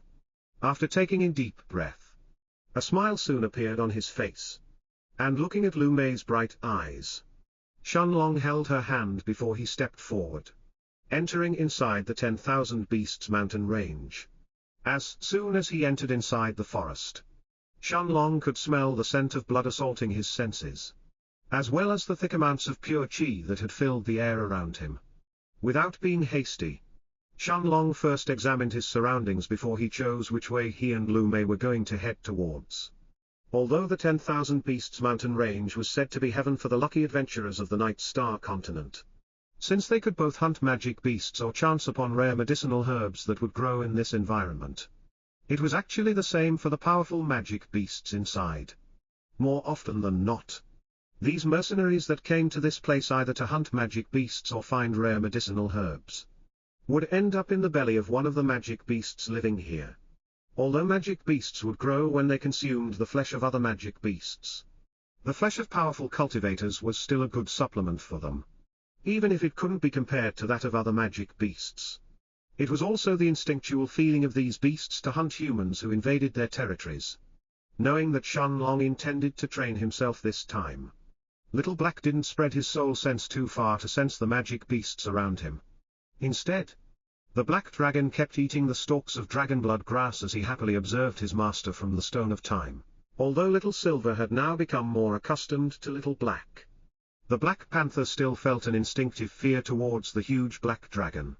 Oblivious to the feelings of his two magic beasts, however, Shenlong had just finished examining his surroundings before he chose to head towards the north. According to the footsteps that were still left on the ground, most mercenaries who chose to enter the 10,000 Beasts mountain range seemed to head towards the north and the east. This meant that there was a high chance that the danger would increase significantly if someone chose to head towards the west, which was why most mercenaries seemed to avoid that route. As Shenlong and Lu Mei walked deeper inside, Shenlong's eyes noticed that the 40 meters 130 feet tall trees around him didn't completely cover him and Lu Mei from the flying magic beasts that were traveling in the sky. Although the trees' branches were long and thick, their leaves were much smaller in comparison, allowing the flying magic beasts in the sky to get a clear view of the people below. However, since there were mostly rank 3 magic beasts near the entrance of the forest, none of them actually dared to attack them after feeling Lu Mei's aura at the middle of rank 4 in the spirit realm. Of course, Shenlong and the rest of the mercenaries who entered this place could fly in the sky as well if they wanted to. But if they attracted the attention of a powerful flying magic beast, they would definitely be put in a bad spot. After all, although cultivators at the heaven grade could fly, their speed was simply incomparable to flying magic beasts. Even Shenlong himself guesses that even with his second monarch's domain created by his Tao of Time, his speed wouldn't be much faster than an early rank 4 flying magic beast in the sky. Suddenly, Shenlong felt a clear feeling of danger in his heart. While the ground beneath his feet had started to tremble, he hurriedly jumped backwards almost by instinct. And Lu Mei did the same barely a moment later than him, when a magic beast had suddenly drilled itself from the ground, its sharp claws aiming to slash Shenlong's body in half. This beast's sharp claws were a bright silver color, while its dark brown body had black-colored marks on it that resembled burn marks. Its pitch-black eyes were staring at Shenlong with hints of malice inside them, almost as if the beast had gone crazy. It only took a moment for Shenlong to remember the name of this magic beast based on his memories. A rank 4 silver-clawed earth burrower. Lu Mei had never heard of this magic beast before, and was staring at it with hints of puzzlement in her eyes. But between her hands, a black ball filled with her death chi had already been condensed. She could sense that although the magic beast in front of her was only a middle rank 4 magic beast, even her undead knights would find it hard fighting against it head-on. It was because the aura that was coming from this magic beast wasn't inferior to a peak rank 6 spirit realm experts. Shenlong didn't find it weird that Lu Mei was unfamiliar with the silver-clawed earth burrower. It was because this was a relatively rare and very cunning magic beast that lived beneath the ground, and would only come up when it sensed that there was prey that it could hunt. Additionally, this magic beast had a preference for human meat, making humans its primary source of food. Unfortunately for Shenlong, although this beast's claws could be used to create powerful silver-grade weapons, none of the parts on its body was actually suitable to be used in alchemy aside from its beast core. And yet, Shenlong still smiled when he saw the middle rank 4 silver-clawed earth burrower in front of him. He was certain that with his current strength, it wouldn't be too hard for him to take care of this magic beast. Seeing the illusionary purple blade that had appeared in Shenlong's right hand, the silver-clawed earth burrower felt a sudden feeling of danger. Magic beasts always relied on their instincts rather than their eyes. Although the illusionary purple blade looked extremely attractive, the feeling of lethal danger that it was emitting made the middle rank 4 magic beast shiver. After shooting a wary look at Lu Mei and seeing that she wasn't actually attacking it, the silver-clawed earth burrower dove into the ground without hesitation. Silence immediately descended around Shenlong and Lu Mei as the middle rank 4 magic beast had suddenly disappeared. And yet, neither Shenlong nor Lu Mei moved from their original spots. That was because they knew that the silver-clawed earth burrower could attack at any time. This was indeed the perfect environment for such a magic beast to hunt. In a situation where the mercenaries couldn't fly in the air as they would attract the attention of the powerful flying magic beasts, using its ability to hide on the ground and mount sneak attacks to ambush its prey was extremely efficient. Lu Mei had a worried look on her face, but seeing the confident look in Shenlong's eyes, she didn't hurriedly summon her undead knights to help him. After all, she clearly knew that Shenlong intended to use this chance to train himself. Standing still, Shenlong closed his eyes, as an invisible power completely covered his body before it started to slowly spread outwards. Now that he had already reached the middle rank 4 of the spirit realm and had consumed thousands of top-grade spirit-enhancing pills, Shenlong's spirit sense was already many times stronger than before. He could now use his spirit sense to cover almost 2 meters, 6.6 feet, around his body and sense the space around him even with his eyes closed. He knew that this was a power similar to Little Black's soul sense. Although Shenlong's spirit sense hadn't evolved into a soul sense just yet, it was very similar in this regard. The silence continued for a few more moments, until Shenlong felt something entering the range of his spirit sense, while the ground beneath his feet started to tremble. This time, the silver-clawed earth burrower was clearly faster than before and didn't intend to give Shenlong even a moment to dodge. As it tore through the ground beneath Shenlong's feet, a sharp, silver-colored claw pointed towards Shenlong's chest, ready to rip it in half. Seeing the silver-colored claw that was about to collide with his chest, Shenlong's eyes that had already turned golden suddenly lit up with a bright blue light. As he then mumbled to himself, "Time prison." The rank 4 silver-clawed earth burrower was suddenly frozen in midair, as the terrifying power of the time prison had forcefully stopped the flow of time around it. Shenlong didn't hesitate, and waving his right hand horizontally, he swung the purple blade in his hand towards the silver-clawed earth burrower's neck. Blood instantly spurted in the air as the middle rank 4 magic beast's head was separated from its body as soon as it met with Shenlong's spatial blade, dyeing the patch of grass beneath it with a bright red color. At the same time, a golden-colored magic beast core appeared from its body, rolling itself until it stopped in front of Shenlong. Seeing the shiny golden-colored beast core that had rolled its way in front of his feet, Shenlong didn't hesitate to pick it up and place it inside the herb garden in his stone of time. At the same time, only when she saw the corpse of the middle rank 4 magic beast fall on the ground did Lu Mei allow the black ball of death chi from her hand to disappear. Although she and Shenlong were both many times stronger than before, Lu Mei guessed that if the silver-clawed earth burrower had reached the peak of rank 4, they may not have been able to kill this beast even with all of her skeletons and undead knights combined. After all, even Shenlong wouldn't have been able to affect a peak rank 4 magic beast with his Tao of Time just yet, while his cultivation was still at the middle of rank 4. Despite having almost half of his chi been drained at once after using his time prison, Shenlong didn't sit down to recover just yet. And instead, after removing the silver-clawed earth burrower's silver claws as well, he abandoned the useless parts of its body. As he and Lu Mei continued further inside, staying in that place to recover his chi would only bring more trouble. Shenlong knew that the scent of blood coming from the middle rank 4 magic beast would certainly attract other predators in this area. If a powerful peak rank 4 or even a rank 5 magic beast showed up, then it would surely cause a commotion and attract even more people and magic beasts in this area.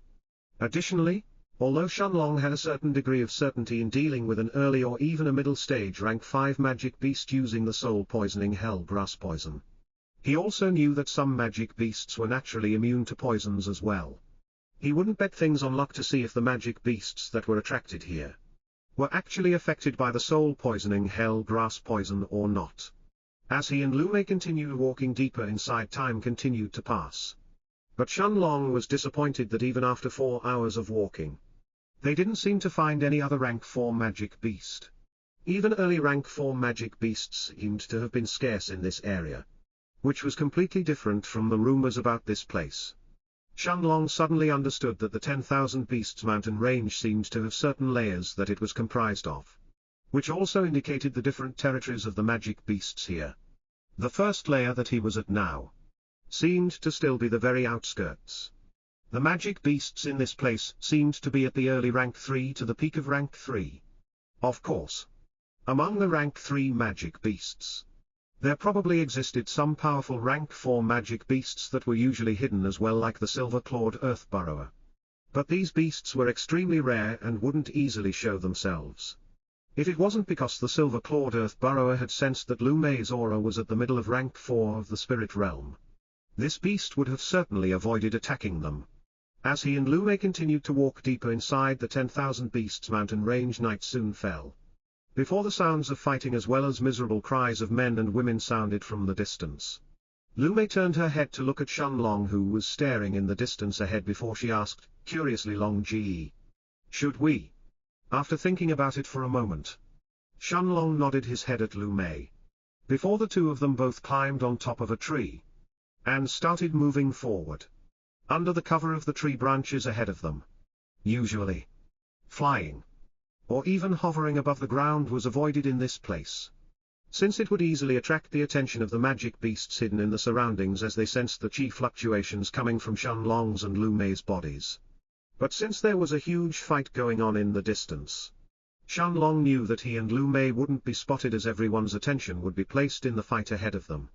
Shenlong could feel that the energy fluctuations from the fight ahead had definitely reached the late stages of the spirit realm. Of course, taking a look at the situation and getting directly involved were two different things. If there was really something precious, he didn't mind getting involved in this fight. Less than a minute later, covered behind the shade of the rank 3 heavy bark earth trees around them, Shenlong and Lu Mei had already arrived at the scene of the fight. Surprisingly, the fight was even more intense than what Shenlong had originally estimated. In front of a large lake close to the edge of the forest, a group of 6 mercenaries comprised from 4 men and 2 women had gathered together, as they fought against a 10 meters 33 feet long blue-colored turtle that was constantly bombarding them with its attacks. The blue turtle had spiky thorns on its shell, but instead of feet, pairs of purple-colored tentacles expanded from its body. The turtle's mouth spat out water without stop, not letting the mercenaries rest for a moment, while its powerful purple tentacles unceasingly bombarded them with attacks from the sides. Although the mercenaries could sense that this magic beast was just a peak rank 4 magic beast, even the 2 peak rank 9 spirit realm experts from their group as well as the early rank 9 spirit realm middle-aged man were helpless against this beast that didn't seem to leave any openings to attack them. As for the peak rank 7 spirit realm young man and the 2 rank 6 spirit realm cultivators, they were in an even more miserable condition. Every slap from the turtle's tentacles brought with it immense power that shook these cultivators to their core. If it wasn't for the peak rank 9 spirit realm experts helping them, then these 3 would have already turned into a pile of flesh splattered on the ground. No matter how this group of mercenaries tried to resist, however, Under the terrifying turtle's attack they were only accumulating more and more injuries as time went on. Shenlong however didn't seem to care too much about the miserable condition of this group of mercenaries. While his eyes stared at the huge 10 meters 33 feet, blue-colored turtle with a bright look in his eyes as he mumbled to himself, a purple tentacled poison turtle. Shenlong's eyes lit up as he stared at the powerful peak rank 4 magic beast that was attacking the mercenaries. He knew that if this turtle was used as a supplemental ingredient while he refined the soul-poisoning hell grass, the poison would be so potent that it could affect even peak rank 9 nascent soul stage experts, as well as some peak rank 5 magic beasts to a certain extent, although it would most likely be unable to kill them. However, just the ability to incapacitate a peak rank 9 nascent soul stage expert or a peak rank 5 magic beast was already more than extraordinary. Seeing that Shenlong had actually gotten excited after seeing the huge turtle, Lu Mei couldn't help asking him in a low voice, Long Ji, "Is this magic beast suitable to be used for alchemy?"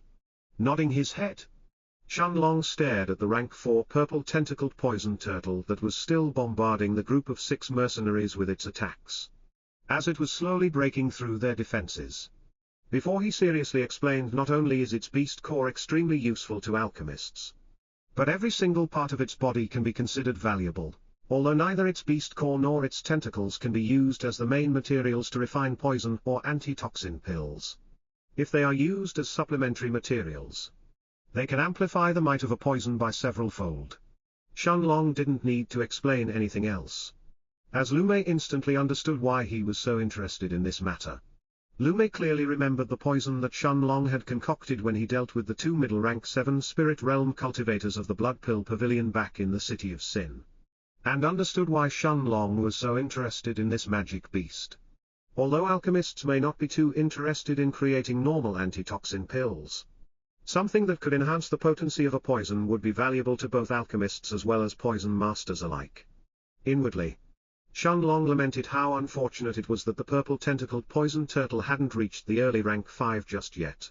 Otherwise, there was a good chance that his poison could even partially affect an early rank 1 Dao King realm expert.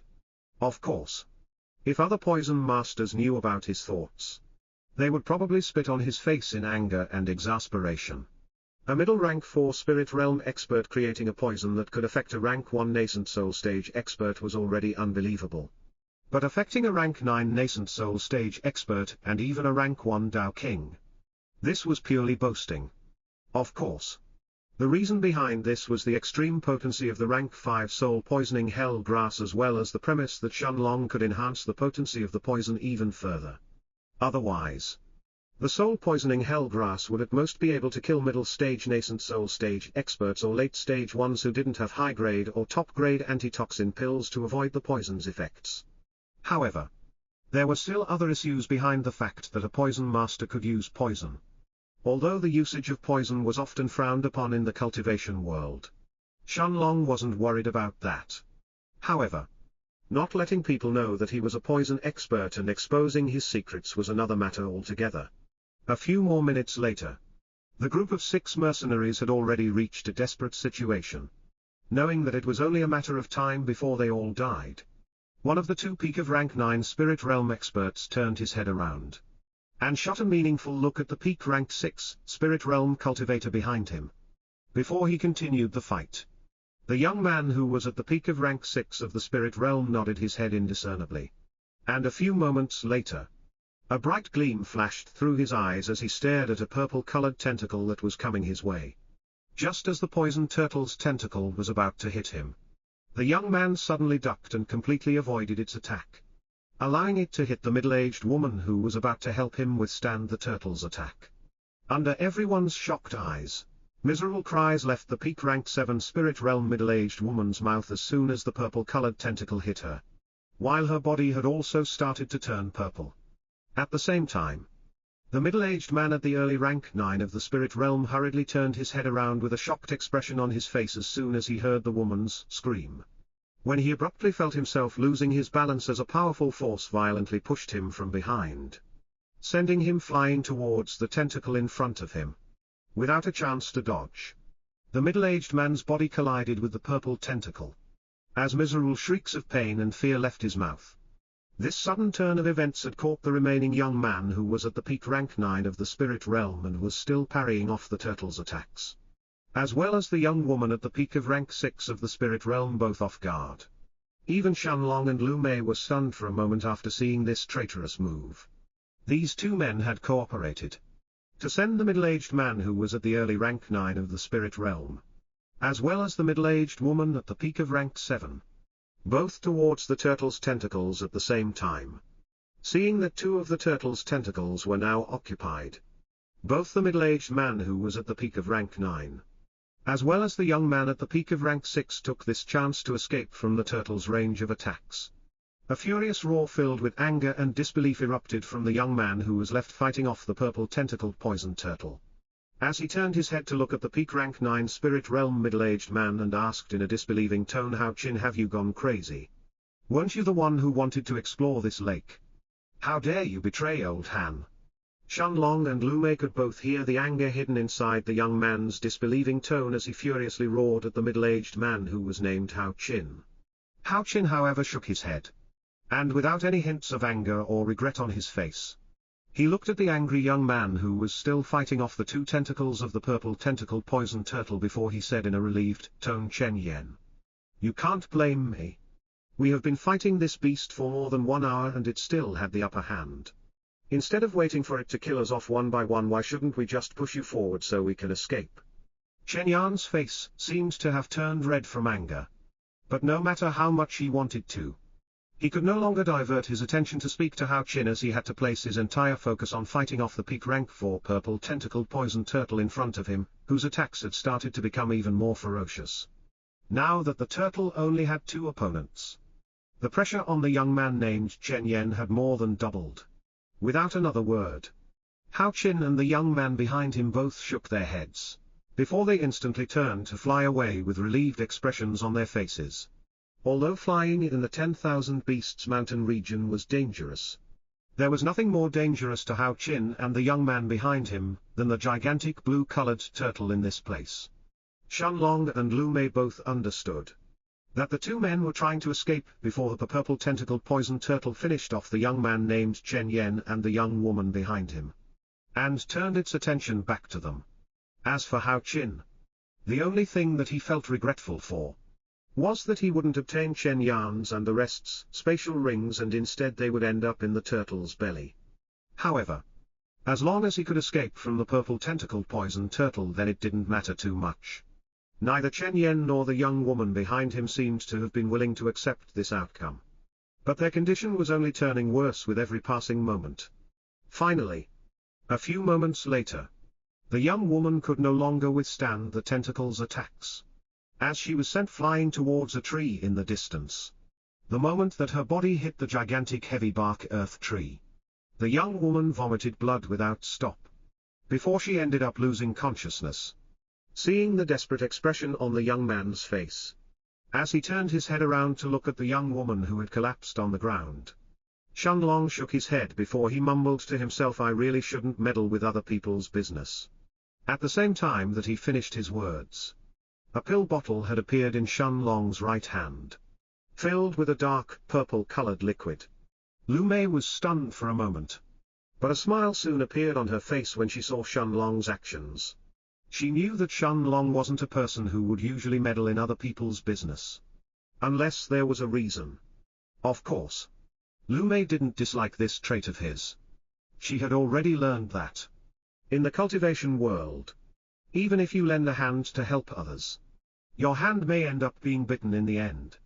This didn't mean that all cultivators were ungrateful, but that taking a risk to help others may end up not only giving you nothing in return, but it could also harm your own life. The same rule applied for this young man and young woman in front of them. However, just like Shenlong, Lu Mei could also feel the strong emotions that the young man who was still fighting with the purple tentacled poison turtle had for the young woman who had fallen on the ground. Despite the injuries that were accumulated in his body, the young man named Chen Yen still didn't try to run and abandon the young woman who had already lost her consciousness. Of course, part of that could have been because Chen Yen already knew that it was pointless to try and run in front of the purple tentacled poison turtle by himself. Even the middle-aged man named Hao Qin had to sacrifice the early rank 9 middle-aged man in order to find a chance to escape. As he slowly walked forward, Shenlong then mumbled to himself with a serious look in his eyes, if these people really end up being ungrateful, Little Silver can have them as meal tonight. As he finished his words, Shenlong jumped down from the 40 meters 130 feet tall tree. Before he landed on the shore near the lake where the young man was still fighting with the 10 meters 33 feet tall poison turtle. When he noticed Shenlong approaching him, while he was still fighting with the peak rank 4 magic beast in front of him, a shocked look appeared in Chen Yan's eyes, while faint glimmers of hope had also appeared in his heart. He knew that he would definitely be doomed if he had to fight the peak rank 4 purple tentacled poison turtle by himself. But perhaps if this young man helped, then there would be a chance for them to escape. Of course, this also required this young man's strength to be at the peak of rank 9 in the spirit realm as well. Or even better, a nascent soul stage expert. Otherwise both of them would end up in the turtle's belly. Despite seeing the curious expression on Chen Yan's face, Shenlong didn't proactively try to make small talk with the man in front of him during the fight.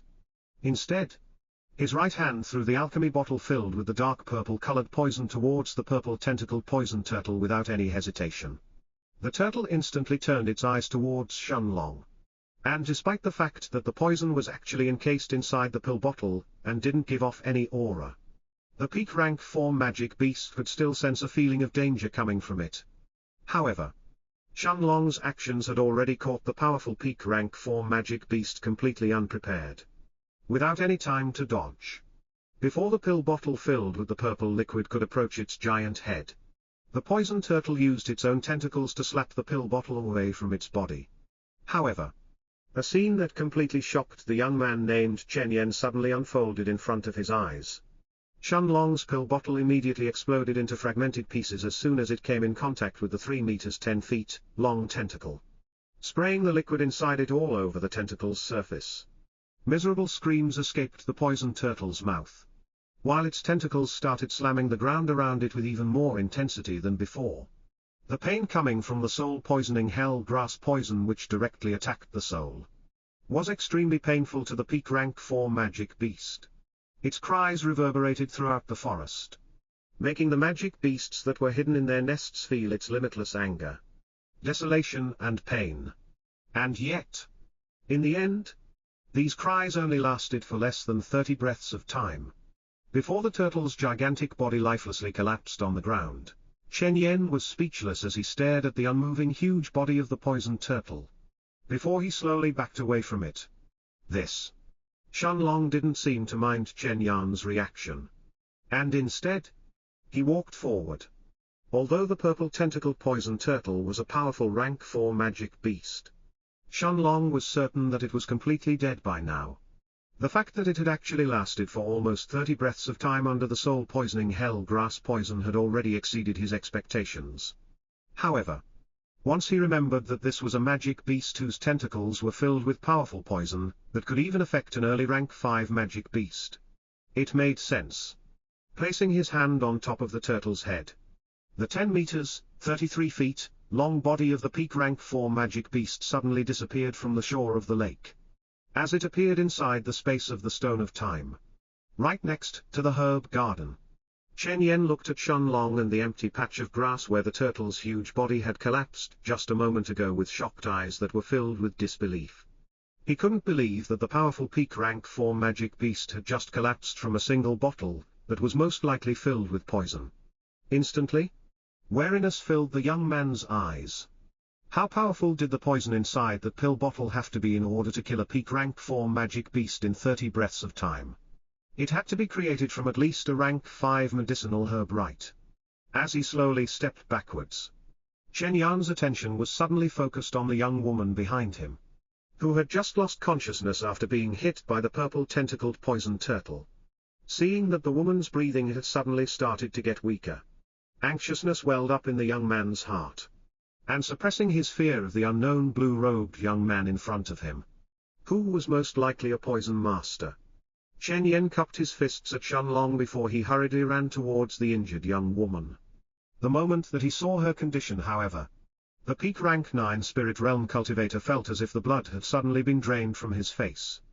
Without any delay, he took out a pill bottle from his spatial ring, and parted the young woman's lips before he placed a single pill inside her mouth. As he watched her condition with anxiousness and fear in his heart. At the same time, from the same tree that Shenlong had appeared a few moments ago, Chen Yen saw a white-robed young woman who had a white veil on her face. As she slowly flew next to the blue-robed young man who had thrown the poison bottle at the gigantic turtle. Looking at the young man named Chen Yen, who was waiting for the young woman in his arms to recover, Shenlong didn't say anything and instead just watched them quietly. Lu Mei, however, was stunned when she saw the purple mark in the woman's belly. She had already seen that the peak rank 4 magic beast's tentacles had already landed on the young woman's stomach with their attack, instantly disintegrating the part of her robes in that area while her face had already turned pale. Of course, Shenlong had also witnessed that scene. But he didn't choose to interfere now. Seeing Chen Yen had already fed her with a middle rank 5 antitoxin pill, Shenlong knew that the young woman's situation would slowly turn for the better. Of course, even with a middle rank 5 antitoxin pill, it would still take 2 days until the poison was completely expelled from the young woman's body. After all, even antitoxin pills weren't so magical that they would instantly expel the poison from someone's body if it had already started to affect them. Seeing that the young woman's expression on his face was slowly easing up, the young man named Chen Yen finally heaved a sigh of relief. At the same time, Shenlong had already turned around, as he and Lu Mei started to walk deeper towards the lake in front of them. Of course, no matter how many adventurers and mercenaries had come to the 10,000 Beasts mountain range, it was impossible for them to explore every single place of this vast mountain range. Although it was likely that there was nothing important beneath the lake that the purple tentacled poison turtle was guarding, Shenlong was still going to check wait. Just as Shenlong and Lu Mei were about to enter inside the lake, the young man's voice from behind them sounded in their ears. Turning his head around, without a change in his expression, Shenlong stared at the young man who was still holding the young woman in his arms. Before he asked seriously, "What is it?" Shaking his head, the young man looked at Shenlong and Lu Mei, before he cupped his hands and said in a serious tone, "Brother, thank you for saving us." After a brief pause he then continued, "My name is Chen Yen. And this is my sister, Chen Weiying. If it wasn't for your help, we would have definitely died today. If there is a way that I can repay you, you can ask for my help anytime. You can find me at the Mercenaries Association in the Heaven's Dome City in the future." Shenlong was stunned for a moment when he heard the familiar name of Heaven's Dome City. Before his eyes sized up Chen Yen seriously, he suddenly remembered that there was the test for the so-called holy sect that was going to take place in the next 2 years and a few months. So it was natural for every peak rank 9 spirit realm expert who fulfilled the requirements to gather in the Heaven's Dome City in participation for the test. After all, who didn't want to expand their horizons and go to the central region, where their chances to become stronger and fulfill their dreams were endless? Try to join the Hall Master of the Demon Emperor Palace, Duanzhu. Of course, Shenlong didn't rule out the fact that Chen Yen may not have been willing to join the holy sect, and would instead, however. If that was the case, Shenlong guessed that Chen Yen wouldn't have told him that he could find him in the Mercenaries Association. So this possibility was very low. Of course, Shenlong didn't think that there was anything that he was going to ask Chen Yen to help him with, when he suddenly remembered that he didn't know enough things about this place called the 10,000 Beasts mountain range.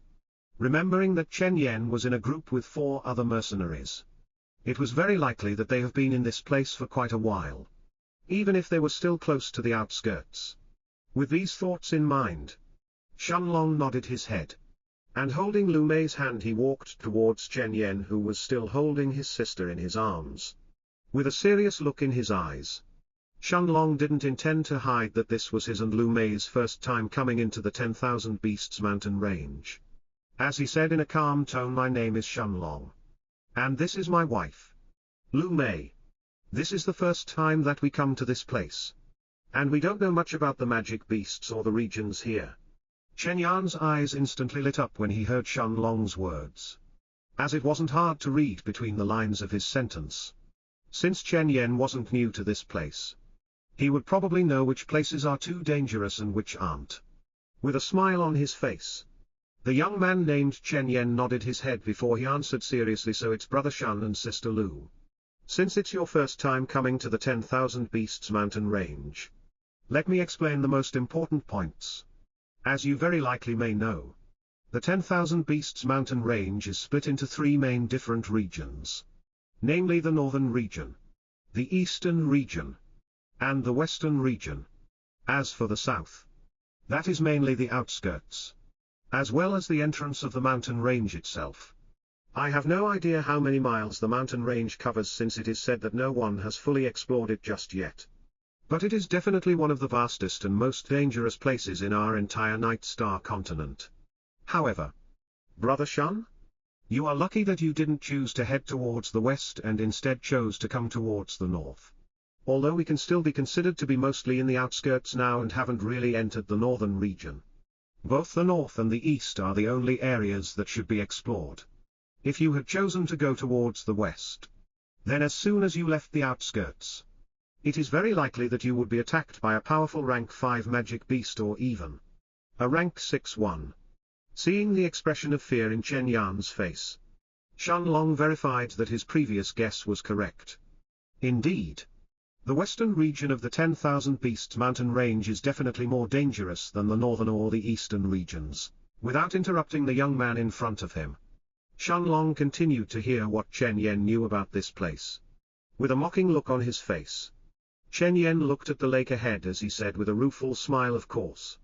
Even if you don't go to the western region, if you are unlucky enough, then you can definitely end up as me and my sister.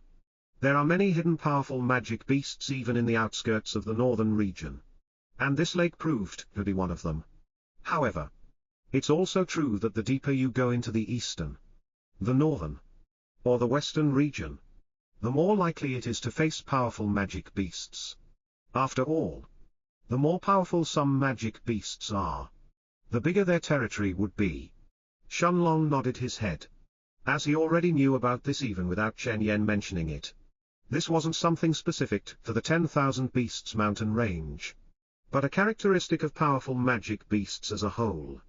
After a brief moment of pause, Shun Long looked at Chen Yan's sister, Chen Wuying, whose face was still pale but her breathing had started to ease before he said seriously, don't worry about the poison inside her.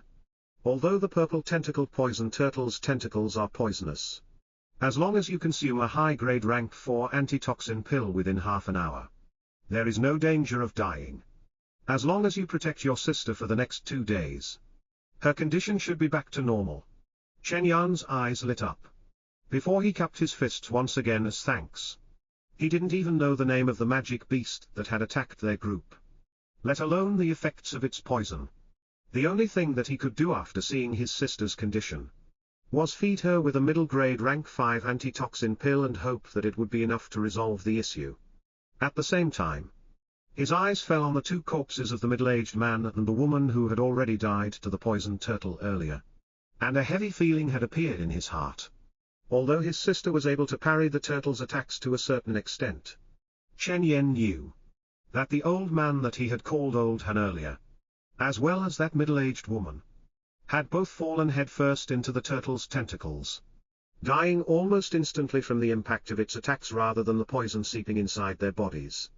After chatting for a few more minutes with Chen Yen and having verified the most important issues that he and Lu Mei should take note of in this place, Shun Long cupped his hands at the young man in front of him before he and Lu Mei stood up and walked towards the lake behind him.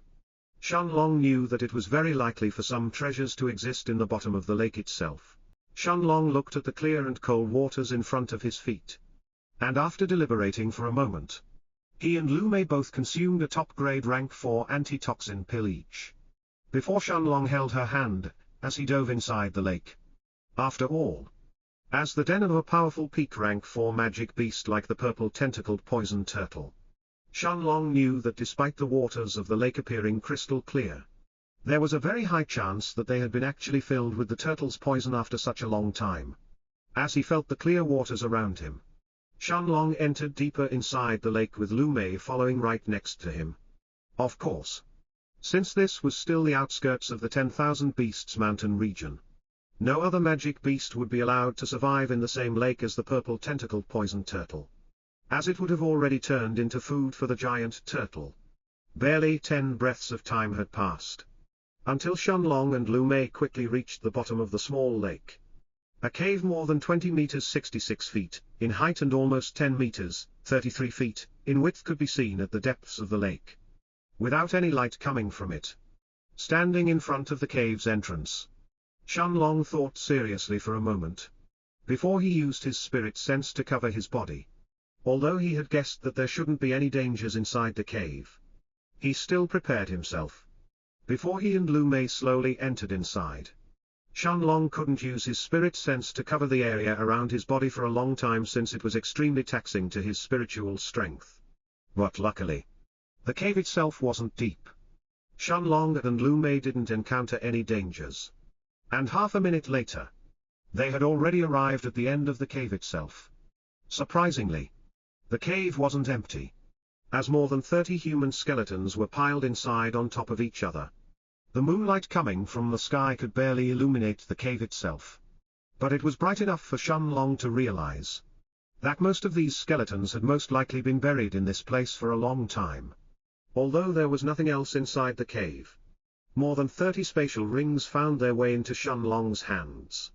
Despite the spatial rings being corroded due to the passage of time, as well as the amount of time that they had stayed underwater, they were still usable, as Shenlong found more than 140,000 middle-grade spirit stones inside them, as well as countless bottles of middle-grade rank 4 chi replenishing pills and antitoxin pills. Since there wasn't anything else inside the cave, Shenlong and Lu Mei didn't continue to stay in here, as they quickly swam back to the surface of the lake. After taking a look at his surroundings and seeing that there were still a few hours until morning, Shenlong decided to head deeper inside the 10,000 Beasts mountain range before he found a place to rest.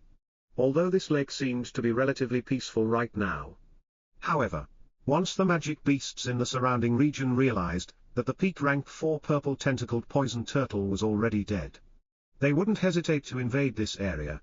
At the same time, Chen Yan's eyes lit up when he saw Shenlong and Lu Mei coming out from the lake so quickly. Of course, as a mercenary himself, he wouldn't ask if Shenlong had found anything inside the lake. However, seeing that Shenlong and Lu Mei were about to leave the area of the lake and head deeper inside the forest, Chen Yan took a deep breath before he shouted in a somewhat hesitant voice, "Brother Shen." Shenlong, who hadn't expected for Chen Yan to call for him, turned his head around to look at the young man who had now stood up and was cupping his hands at him. Shenlong noticed that there was a serious look in Chen Yan's eyes as he continued, "Brother Shen, I wonder if you are interested in cooperating with me." Cooperate? A look of curiosity flashed through Shenlong's eyes as he looked at the black-robed Chen Yan, while different possibilities flashed through his mind.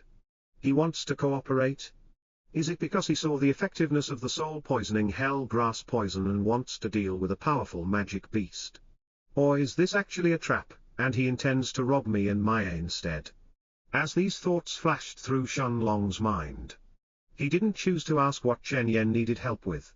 And instead, he stayed silent, as he waited to hear the man's reason before deciding. Right? Chen Yan nodded his head when he saw that both Shenlong and Lu Mei were both silent after hearing his offer.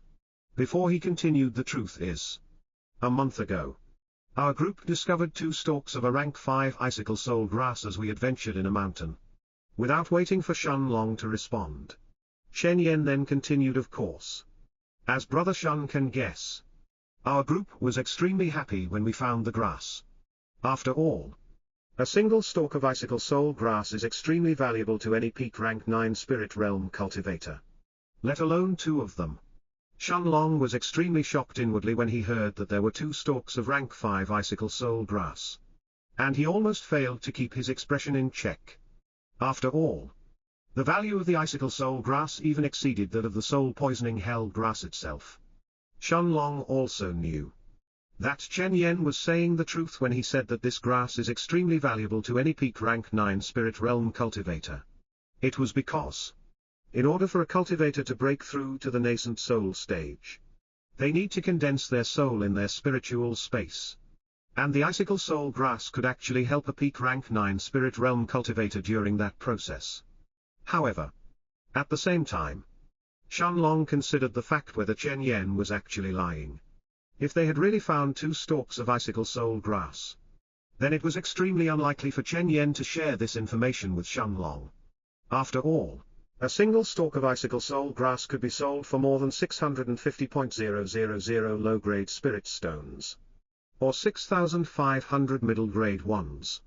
However, even if one had the spirit stones, they wouldn't necessarily be able to purchase a stalk of this grass.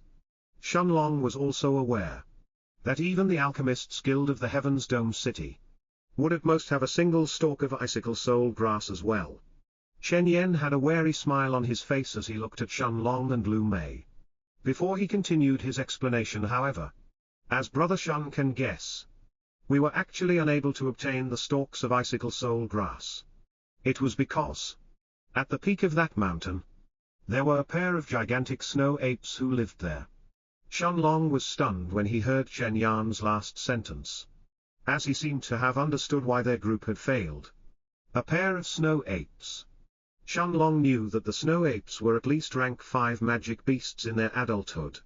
Almost as if he had guessed Shenlong's thoughts, Chen Yen continued with a mocking expression on his face as Brother Shen can guess. The snow apes had reached the rank 5, and their strength was equivalent to powerful nascent soul stage experts. Not only were we unable to get close to the icicle soul grass, but we almost died in the process. We were lucky that the snow apes weren't willing to chase us too far from the mountain, in case that someone else tried to steal the stalks of the grass from them during that time. Shenlong nodded his head, before he fell silent for a few moments, as different possibilities flashed through his mind. Although it was rare, it wasn't impossible for a stalk of icicle soul grass to appear in this 10,000 beasts mountain range. As for the snow apes, it was natural for Chen Yen and his group to be unable to face off against them. Even an early nascent soul stage expert wouldn't necessarily be able to stay alive if they had to fight against 2 early rank 5 after all. Snow apes were indeed rank 5 magic beasts, and they weren't among the weakest ones. Snow apes head on. If these apes had reached the middle or the late stages, then the situation would be even worse. Even Shenlong and Lu Mei couldn't ensure their safety facing off against 2 powerful rank 5 snow apes, even with the poison from the soul-poisoning hell grass.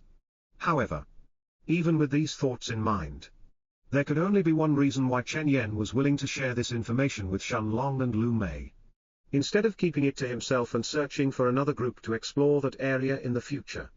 Looking at Chen Yen in front of him, Shenlong stared at the man's eyes before he asked, seriously, was that man named Hao Qin part of your group when you found the icicle soul grass?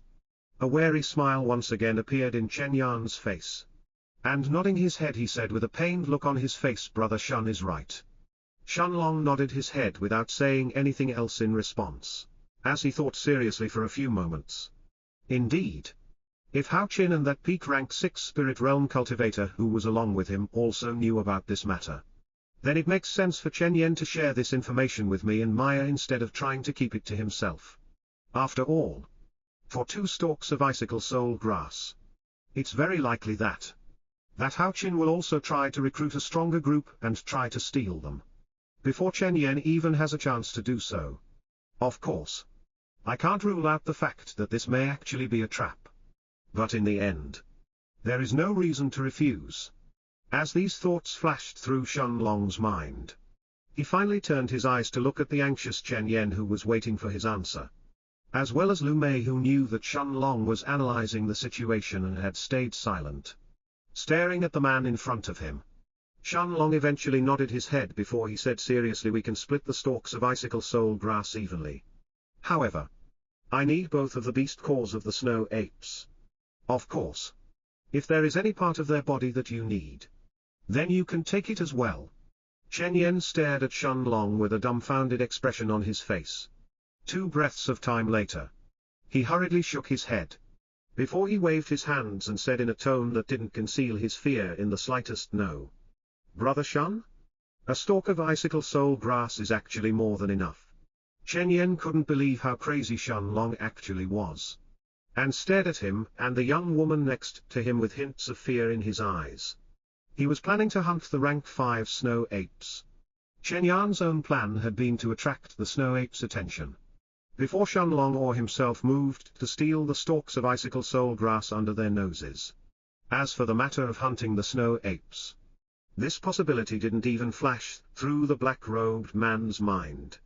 After all, the snow apes were powerful rank 5 magic beasts. Even if he used all of his tricks, Chen Yan wouldn't be able to last more than a couple breaths of time against them. Chen Yan's eyes landed on the crazy young man and young woman in front of him, before he shook his head while an ugly smile was now plastered on his face. No matter what, this was his only hope of obtaining the icicle soul grass. If he waited until he left the 10,000 Beasts mountain region and gathered his own team, in case that Hao Qin had already found a way to steal the icicle soul grass by then, Chen Yan would most likely regret this for the rest of his life. Since he had no other option, he could only hope that Shen Long's poison would be effective enough to deal with the snow apes. Seeing that Chen Yan had agreed, Shen Long nodded his head as this was within his expectations. With Chen Yan's strength, he was probably just a step away from entering the nascent soul stage. If he really obtained the icicle soul grass, then he would most likely be able to break through the moment that he consumed it. Even within the Heaven's Dome city, Shen Long assumed that Chen Yan wouldn't be too weak among the peak rank 9 spirit realm cultivators. After taking a look at Chen Yan's sister, Chen Weiying, and saw that she was still unconscious, Shen Long had a calm look on his face as he turned his eyes towards the black-robed Chen Yan and said calmly, "Let's head towards that mountain right now." Ah! Chen Yan was caught off guard by Shen Long's suggestion. Understanding what the young man was thinking, Shen Long pointed at their surroundings before he continued. "Once the magic beasts around this place notice that the purple-tentacled poison turtle is dead, they will certainly storm this place to claim this area as their own." A look of realization flashed through Chen Yan's eyes, looking like he had neglected this matter. Indeed, since they were still closer to the outskirts of the 10,000 Beasts mountain range, he had forgotten that there may be other powerful early and middle rank 4 magic beasts in the surrounding area. Although Chen Yan was confident that he could deal with almost any middle rank 4 magic beast by himself, even as a peak rank 9 spirit realm expert, he would be unable to fight against a dozen of early and middle rank 4 magic beasts without risking his sister's life. Seeing that Chen Yan understood his meaning, Shen Long turned his head to look at Lu Mei and smiled at her. Before they headed deeper inside the 10,000 Beasts mountain range, Chen Yan grabbed his sister, who was still unconscious, and carrying her on his back, he followed after Shen Long and Lu Mei as they left the lake of the purple-tentacled poison turtle behind them. A little more than an hour later, the roars of angry magic beasts resounded throughout the forest. Turning his head around to look behind them, Chen Yan exhaled a sigh of relief once he made sure that there were no magic beasts chasing after them, before he turned his eyes towards Shen Long and Lu Mei. After thinking seriously for a moment and realizing that he didn't know when Hao Qin would gather a team to try and get the icicle soul grass, he looked at Shen Long before he said in a serious voice, "Brother Shen, the mountain that I mentioned is towards the northeast of the 10,000 Beasts mountain range. Do you want to head there right away?" After thinking seriously for a moment, Shen Long looked at Chen Yan, who was still holding his sister, before he shook his head and said after a moment of deliberation, "Let's find a place to rest for a couple of days. I don't think that Hao Qin can find a team and get there faster than us." A look of gratitude appeared in Chen Yan's face when he understood the meaning behind Shen Long's words. They could wait until his sister expelled the poison from her body before they continued moving forward. Of course, Shen Long didn't think of himself as a good person for doing this. It was simply better to wait 2 days for Chen Weiying to expel the poison of the purple-tentacled poison turtle rather than carrying a person who was dead weight along with them. After all, Chen Yan wouldn't be able to fight while holding his sister in case that any magic beasts attacked them. And Shen Long couldn't casually just enter the foggy space in the Stone of Time and make endless amounts of the soul-poisoning hell grass poison. If they were to casually take their time and move forward, it wouldn't matter. But this time it was a race against Hao Qin and his own team. Once the news of the rank 5 icicle soul grass started to spread, Then it was unknown how many peak rank 9 spirit realm experts would flock to this place. Half an hour later, after traveling through the forest, Shenlong's group found an isolated cave, not too far from their current location. After placing Chen Wuying on the ground, Chen Yen smiled politely at Shenlong and Lu Mei, before he closed his eyes to recover. After all, although Chen Yen wasn't poisoned like Chen Wuying, Shenlong acutely noticed that the injuries in his body were actually much worse than his sister's. Shenlong nodded his head at Chen Yen, before he and Lu Mei sat down to cultivate. Since Chen Yen and Chen Wuying were in the cave along with him and Lu Mei, Shenlong couldn't enter the foggy space in the Stone of Time. So he simply sat cross-legged on the ground and tried to further his comprehension in the Tao of Time. The night soon passed, and as the sun rays started to peer through the cave's entrance as they illuminated the interior of the cave, Shenlong heard a groan coming from the young woman next to Chen Yen before he opened his eyes. He then saw the black-dressed Chen Wuying, who had already opened her eyes, but her body was still extremely weak. Her groan had also alerted Lu Mei and Chen Yen, making the latter have a joyous expression on his face as he looked at his sister, who had finally opened her eyes. Chen Wuying looked around the cave in confusion, before she spotted Shenlong and Lu Mei, immediately placing herself on guard. Chen Yen smiled before he introduced Shenlong and Lu Mei to his sister, explaining how they had survived against the peak rank 4 purple tentacle poison turtle after she had lost consciousness. With a grateful expression on her face, Chen Wuying bowed her head towards the handsome young man and the white-veiled young woman in front of her, before she said happily, "Thank you for saving us, elder brother Shen. Big sister Lu." Shenlong simply smiled lightly in response, while Lu Mei did the same beneath her white veil. Once she heard that Shenlong and Lu Mei were going to help them take the icicle soul grass, a shocked expression had appeared in Chen Wuiying's eyes after understanding that her older brother had spoken about this already. But after thinking about it for a moment, she eventually gritted her teeth before she nodded her head. Indeed, there was no way for her and Chen Yen to claim the stalks of the icicle soul grass by themselves. At the same time, she remembered how Chin's and the young man's betrayal last night, and the hatred in her heart was becoming even more intense. Shenlong nodded his head when he noticed that a few minutes later, the young woman had already calmed down her emotions and closed her eyes, as she focused on expelling the poison from her body. Half a day soon passed, as the smell of sulfur assaulted Shenlong's nose, before it slowly filled the entire cave, forcing Lu Mei and Chen Yen to open their eyes as well. As Shenlong turned his eyes towards Chen Wuiying, he saw a black-colored liquid dripping from her black robes, before it was slowly absorbed into the ground. Shenlong clearly understood that this was the poison from the purple-tentacled poison turtle. Seeing that Chen Wuiying had completely expelled the poison from her body, Chen Yen had a bright smile on his face, before he turned his eyes towards Shenlong and Lu Mei, and said with great eagerness, "Brother Shen, since Wuiying is fine, let's not waste any more time here. Let me personally lead the way for us." Shenlong nodded his head when he saw that Chen Yen offered to lead the way to the mountain of the snow apes. It seemed that his anxiousness to obtain the icicle soul grass was in no way fake. Nodding his head, Shenlong and Lu Mei both left the cave along with Chen Yen and Chen Wuiying. Chen Yen had a serious look in his eyes as he surveyed their surroundings for a few moments, before he turned his eyes towards Shenlong and said seriously, "Brother Shen, according to my estimations, it will take us less than 2 days until we reach the Snow Apes Mountain." Shenlong nodded his head, and without saying another word, his group headed towards the northeast. 2 days quickly passed in the blink of an eye, before an eye-catching Snow White Mountain appeared in the distance. Chen Yen excitedly turned his head to look at Shenlong, before he said in a voice that couldn't hide his joy, "Brother Shen, that's the mountain of the snow apes." Shenlong nodded his head, as his eyes stared at the gigantic mountain in the distance that was covered in snow. Indeed, it had only taken 2 days for them to arrive here. In these 2 days, their journey had also been relatively smooth, as less than a handful of middle-ranked 4 magic beasts ended up attacking them.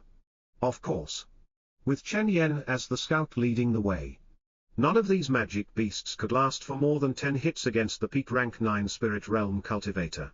Although Chen Yen was curious about Shenlong's actual strength, he knew that since they were going to count on Shenlong's poison to fight against the snow apes, it would be his job to deal with the magic beasts that attacked them on the way until they arrived. Staring at the White Mountain in the distance, Shenlong thought seriously for a moment, before he took out 3 bottles filled with the poison from the soul-poisoning hell grass, and handed 2 of them to Lu Mei, and 1 of them to Chen Yen. As for Chen Wuying, despite her cultivation being at the peak of rank 6, she was most likely be unable to help against a pair of rank 5 snow apes. Shenlong had already taken the time during the past 2 days to formulate a plan in his mind in order to deal with the 2 powerful snow apes. He couldn't just use brute strength to fight against 2 rank 5 magic beasts, who may have even reached the middle or even the peak of rank 5, unless he summoned Little Silver. As for Little Black, he had no intentions of exposing the Black Dragon, and was content into leaving him to munch on the stalks of dragon blood grass inside the Stone of Time. Chen Wuying looked at Shenlong with an aggrieved expression on her face, when she noticed that he'd handed 2 bottles filled with poison to Lu Mei and 1 to her brother, while completely ignoring her. In her mind, it was completely normal to hand a bottle of poison to her brother since he was a powerful peak rank 9 Spirit Realm expert. But giving 2 bottles to a middle rank 4 Spirit Realm cultivator like Lu Mei and ignore her, who was a powerful peak rank 6 Spirit Realm expert, didn't make sense. Of course, Shenlong wasn't going to personally explain anything to Chen Wuying. Instead, it was Chen Yen who shot her a look indicating for her to stay silent. Shenlong barely threw a glance at the young woman in black robes, before he turned his eyes towards Lu Mei with a calm look on his face. Lu Mei smiled gently behind her white veil, since Shenlong had already explained his plan to her yesterday. Seeing that Lu Mei had understood his intentions, Shenlong smiled at her lightly before he turned his eyes towards Chen Yen. Then, with a serious look on his face, he looked at the black-robed young man in front of him before he said, "Let's go and confirm the situation first." Yen had a solemn expression on his face now that they were ready to face 2 powerful rank 5 magic beasts. Chen, after turning his head around and indicating to his sister to stay silent, he and Shenlong headed towards the White Mountain in the distance. Snow had filled the mountain, from its peak, all the way past the foot of the mountain, extending towards the forest where Shenlong's group were at. Shenlong and Chen Yen cautiously walked forward, their feet leaving deep footprints in the snow as they slowly climbed the mountain. At the same time, inside the Stone of Time, Little Black suddenly opened his eyes and stared at the distance ahead of Shenlong for a moment, before he closed them once again with a bored look on his face, as he continued munching on the stalks of dragon blood grass in front of him. Half an hour quickly passed by, until Shenlong and Chen Yen arrived just a few hundred meters away from the mountain's peak, with an excited expression on his face. Chen Yen turned his head to the side to look at Shenlong, before he pointed towards the peak of the mountain, at 2 light blue-colored stalks of grass that were protruding from the mountain's peak, and said in a low voice, "Brother Shen, these are the stalks of the icicle soul grass." Shenlong nodded his head while a bright light flashed through his eyes as he instantly recognized the 2 stalks of icicle soul grass as well. At the same time that Shenlong and Chen Yen had arrived at this place and were looking at the 2 crystal-like stalks of grass, a loud roar that shook the entire mountain came from the snow-white peak. Roar! The moment that he heard the loud roar, Shenlong immediately circulated the Monarch's hourglass, as the invisible figure of an hourglass expanded from his body. The color of his eyes instantly turned golden, as a new scene appeared in Shenlong's mind. A large silhouette appeared from the mountain's peak, as it ran towards Shenlong's and Chen Yan's location, shaking the mountain beneath its feet in the process. It was a large ape more than 7 meters (22.9 feet) tall, with long limbs and a snow-white fur covering its body. Shenlong's eyes instantly turned serious, and without any hesitation, a gust of wind appeared around his feet as he activated the gale steps, before he jumped backwards and headed towards the foot of the snow mountain. Chen Yan's face paled when he saw the powerful rank 5 snow ape running towards his and Shenlong's direction. But the peak rank 9 Spirit Realm cultivator didn't lag behind Shenlong in the slightest. as he ran towards the foot of the mountain as well. Shenlong had a serious look in his eyes as he turned his head around, and noticed that the gigantic snow ape was still chasing after him. At the same time, Shenlong instantly realized that the aura coming from this snow ape wasn't at the early rank 5, but at the middle of rank 5 instead. Chen Yen had already told Shenlong that the snow ape that had chased after their group last time was at the early rank 5. But the other one that had only appeared at the mountain's peak and hadn't chased after them was unknown whether it was at the same level as the first. Since their group was too far away the last time, they couldn't confirm the strength of the second snow ape and could only speculate that it was at the early rank 5 as well. However, seeing that the powerful middle rank 5 magic beast that was now chasing after them was actually at the middle of rank 5 instead, made Shen Yan's heart constrict in fear. At the same time, shock had filled the peak rank 9 spirit realm expert's face when he noticed that Shenlong's cultivation was actually at the middle of rank 4 of the spirit realm.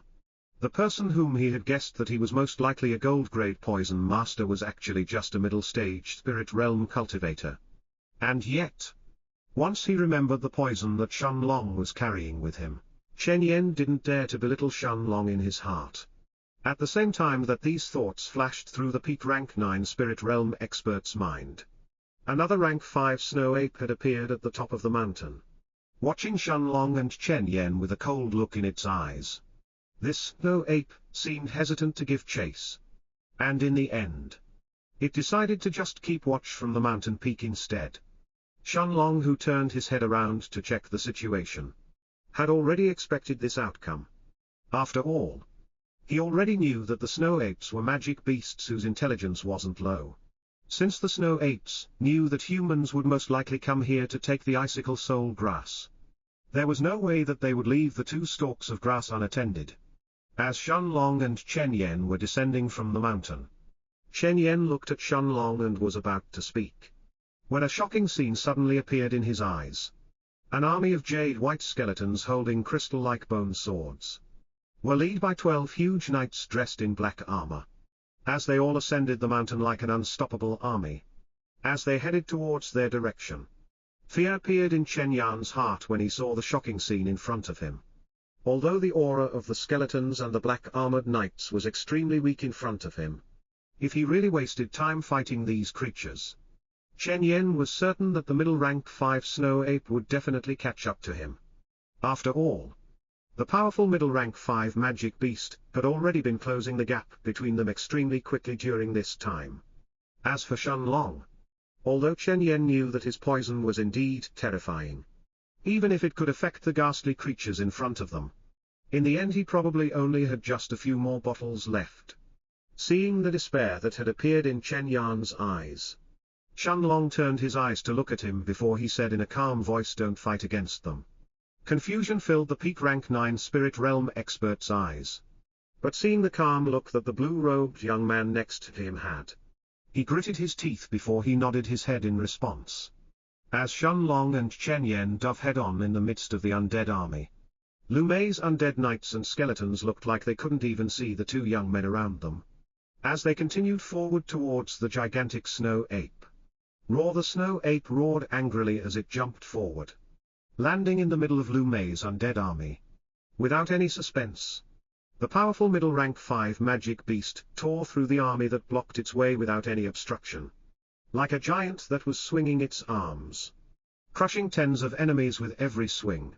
It didn't matter whether it was the 3 meters 10 feet tall undead knights, or the jade-white skeletons that stood in the snow ape's path.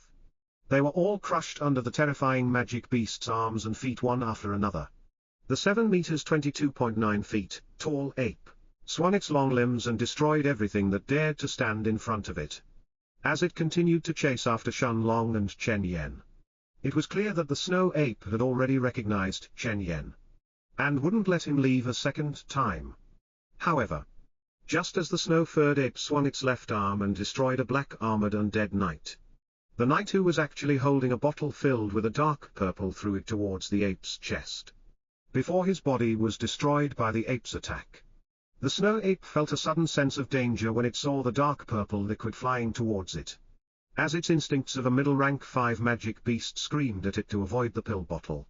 The powerful rank 5 magic beast jumped to the side, as it hurriedly avoided the bottle filled with the purple liquid that landed a few tens of meters away from it and fell to the ground. Before the ape had a chance to move, however, another undead knight had appeared behind it and threw a second identical pill bottle towards the ape's head.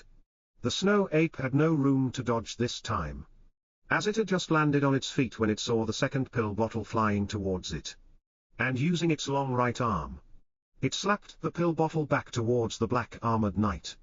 As soon as it came in contact with the ape's arm, however, the pill bottle exploded into countless fragments before the dark purple liquid inside it landed on the ape's snow-white fur. Bra under Shun Long's and Shen Yan's gazes, the snow ape let out painful screams, as the terrifying poison started to affect it almost instantly. The snow ape suddenly started to rampage around due to the pain, moving its arms and legs wildly, destroying tens of skeletons around it in the process.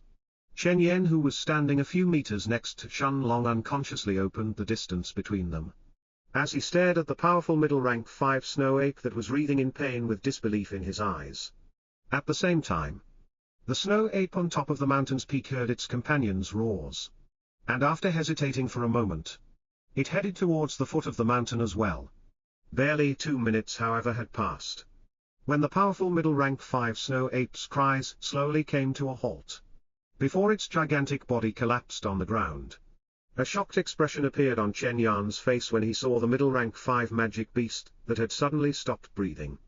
In less than 2 minutes, a powerful middle rank 5 snow ape had lost its life. Roar!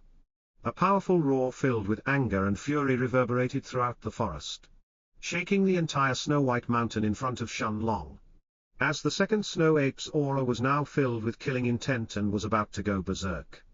Its eyes that were originally a yellow color had already turned red now, as the snow ape descended the mountain at an extremely rapid pace heading towards Shun Long and Chen Yan. The look in Shun Long's eyes had turned serious, while Chen Yan also had a solemn expression on his face. It was obvious that Shun Long's plan had certainly involved taking care of the first snow ape, but the second one was up to him and Shun Long to take care of. Chen Yan only needed a few moments to understand that the bizarre undead army of skeletons and undead knights in front of him had something to do with the white-veiled Lu Mei. Seeing that the black-armored knights had already expended the 2 bottles of poison that Shun Long had handed to Lu Mei, Chen Yan knew that the second snow ape wouldn't be as easy to take care of. At the same time, a few meters away from Lu Mei, Shen Weiying had a shocked expression on her face as she stared at the white-robed young woman next to her. She still didn't understand how Lu Mei could summon an army of skeletons out of nowhere. At the same time, her eyes scrutinized Lu Mei with confusion as well as curiosity inside them, trying to understand what Dao this white-veiled young woman next to her had comprehended. Lu Mei, however, didn't seem to pay any attention to the black-robed Chen Weiying, as her eyes stared at the second snow ape that was moving towards Shun Long with apprehension inside her gaze. Although Lu Mei had absolute confidence in Shun Long, she knew that handling an early rank 5 magic beast was extremely dangerous. The enraged snow ape furiously stomped on the ground, and in just a few moments it had already arrived in the midst of Lu Mei's undead army. The snow ape stared at the remaining undead knights around it with hatred in its eyes, before it violently swung its long arms like 2 long hammers that were flying towards them. The middle rank 4 spirit realm undead knights as well as the jade white skeletons around them couldn't even last for a second against the snow ape's enraged attacks. The moment that the snow ape's fists landed on the undead knights, the black armor around them broke into countless pieces, before their bodies slowly turned into dust. The fate of the jade white skeletons wasn't any different either, as their bones were pulverized after meeting with the powerful snow ape's attacks. Seeing that Lu Mei's army was quickly getting destroyed, Shun Long first glanced at the frozen-like Chen Yan, before a gust of wind appeared around his feet, as he moved towards the early rank 5 magic beast by himself. Chen Yan hesitated for a moment when he saw the angry snow ape easily destroying the undead army in front of it without any obstruction. But seeing Shun Long moving forward, he gritted his teeth before he also did the same. He knew that he wouldn't have any face to claim even a single stalk of the icicle soul grass if he just stayed behind and watched without lifting a finger. Besides, Chen Yen also knew that if they didn't make their move now that the snow ape was still destroying the skeletons and the undead knights around it, he and Shenlong may not even survive against it just by themselves. Seeing that Chen Yen had decided to attack as well, Shenlong nodded his head. Before a pill bottle filled with a dark purple liquid appeared in his hand, Shenlong knew that the snow ape would definitely be prepared for any attacks that used the poison of the soul-poisoning hell grass after having witnessed it once. At the same time, turning his eyes towards Chen Yen, Shenlong didn't seem to be in a hurry to make his own move, as he allowed the young man behind him to first attract the early rank 5 snow ape's attention. Nodding his head, an armor of ice appeared around Chen Yan's body as he rushed forward towards the snow ape. The snow ape's red eyes instantly noticed the black-robed young man clad in ice armor who was flying towards it, before it swung its tail at him using its full strength. The moment that he appeared in the snow ape's range of attack, Chen Yen threw the pill bottle in his hands towards the ape's chest, before the ape's white tail met with his ice armor. The moment that the early rank 5 snow ape's tail landed on Chen Yan's armor, cracks resounded through the air before Chen Yen was sent flying backwards like a cannonball, at an even faster speed than the one he was flying towards the snow ape. Boom! Chen Yan's body crashed through some of the snow-covered trees behind him, before he spat out a mouthful of blood. His ice armor was only able to withstand a single hit of the early rank 5 magic beast before it collapsed. And yet Chen Yen had also been injured. Chen Yen couldn't believe this as he felt his internal injuries that weren't light at all. The ice armor was a martial skill that he could use every 6 hours. And it was also his most powerful defensive martial skill. 2 days ago, when their group had fought with the purple tentacled poison turtle, Chen Yan's ice armor had been able to withstand more than 10 of the peak rank 4 poison turtle's attacks before it collapsed. And yet the early rank 5 snow ape had managed to destroy it in a single move. Was this the true power of an enraged early rank 5 magic beast? That was equal to a nascent soul stage expert. Shenlong was also stunned when he saw the might of the early rank 5 snow ape. But he didn't stop his actions when he noticed that the snow ape's attention was still focused on Chen Yen. Raising his right hand, he slashed the air in front of him, opening a space tear, before he tossed the bottle filled with the soul-poisoning hell grass poison inside. The snow ape seemed to have noticed that something was wrong, as it hurriedly moved to the side almost out of instinct. But since its attention had already been focused on Chen Yen, who had collapsed on the ground this whole time, the early rank 5 magic beasts was a step too late. The pill bottle filled with the poison from the soul-poisoning hell grass appeared inside the snow ape's body, before the space tear closed, as the small bottle landed on the powerful rank 5 magic beast's body. It broke into many small pieces before the dark purple liquid inside it started to seep inside the snow ape's body. Cries filled with pain and endless killing intent erupted from the powerful magic beast's body, as the snow ape started to roll on the ground in pain. The potency of the poison from the soul-poisoning soul grass, however, was strong enough to kill even a middle rank 5 snow ape, let alone an early rank 5 one. The snow ape's cries lasted for less than 20 breaths of time, before the powerful rank 5 magic beast lifelessly collapsed on the ground. Chen Yen, who had just stood up, couldn't believe the scene in front of his eyes. But the injuries on his chest told him that everything he saw was real. The 2 powerful rank 5 magic beasts that had almost killed him and his sister the last time that they were in this place, were now lying motionless on the ground. No. It was only one of these magic beasts that had chased after their group the last time. Otherwise, there was no way that they would have escaped alive. Of course, the black-robed peak rank 9 spirit realm expert didn't feel any sense of pity for the 2 powerful rank 5 magic beasts in front of him. The nature of magic beasts was to devour other humans and magic beasts alike. Even if Chen Yen didn't invade their mountain, the snow apes would occasionally roam around the 10,000 Beasts mountain range and hunt humans and other magic beasts by themselves. At the same time, his eyes were instead focused at the top of the mountain, where the 2 stalks of icicle soul grass were waiting for them. However, due to his injuries, Chen Yen could only suppress his desire to get the stalk of grass as soon as possible. And instead, he sat on the snowy ground and consumed a high-grade rank 4 healing pill. Lu Mei and Chen Wuying, who was still inside the forest, quickly approached the snow mountain in front of them.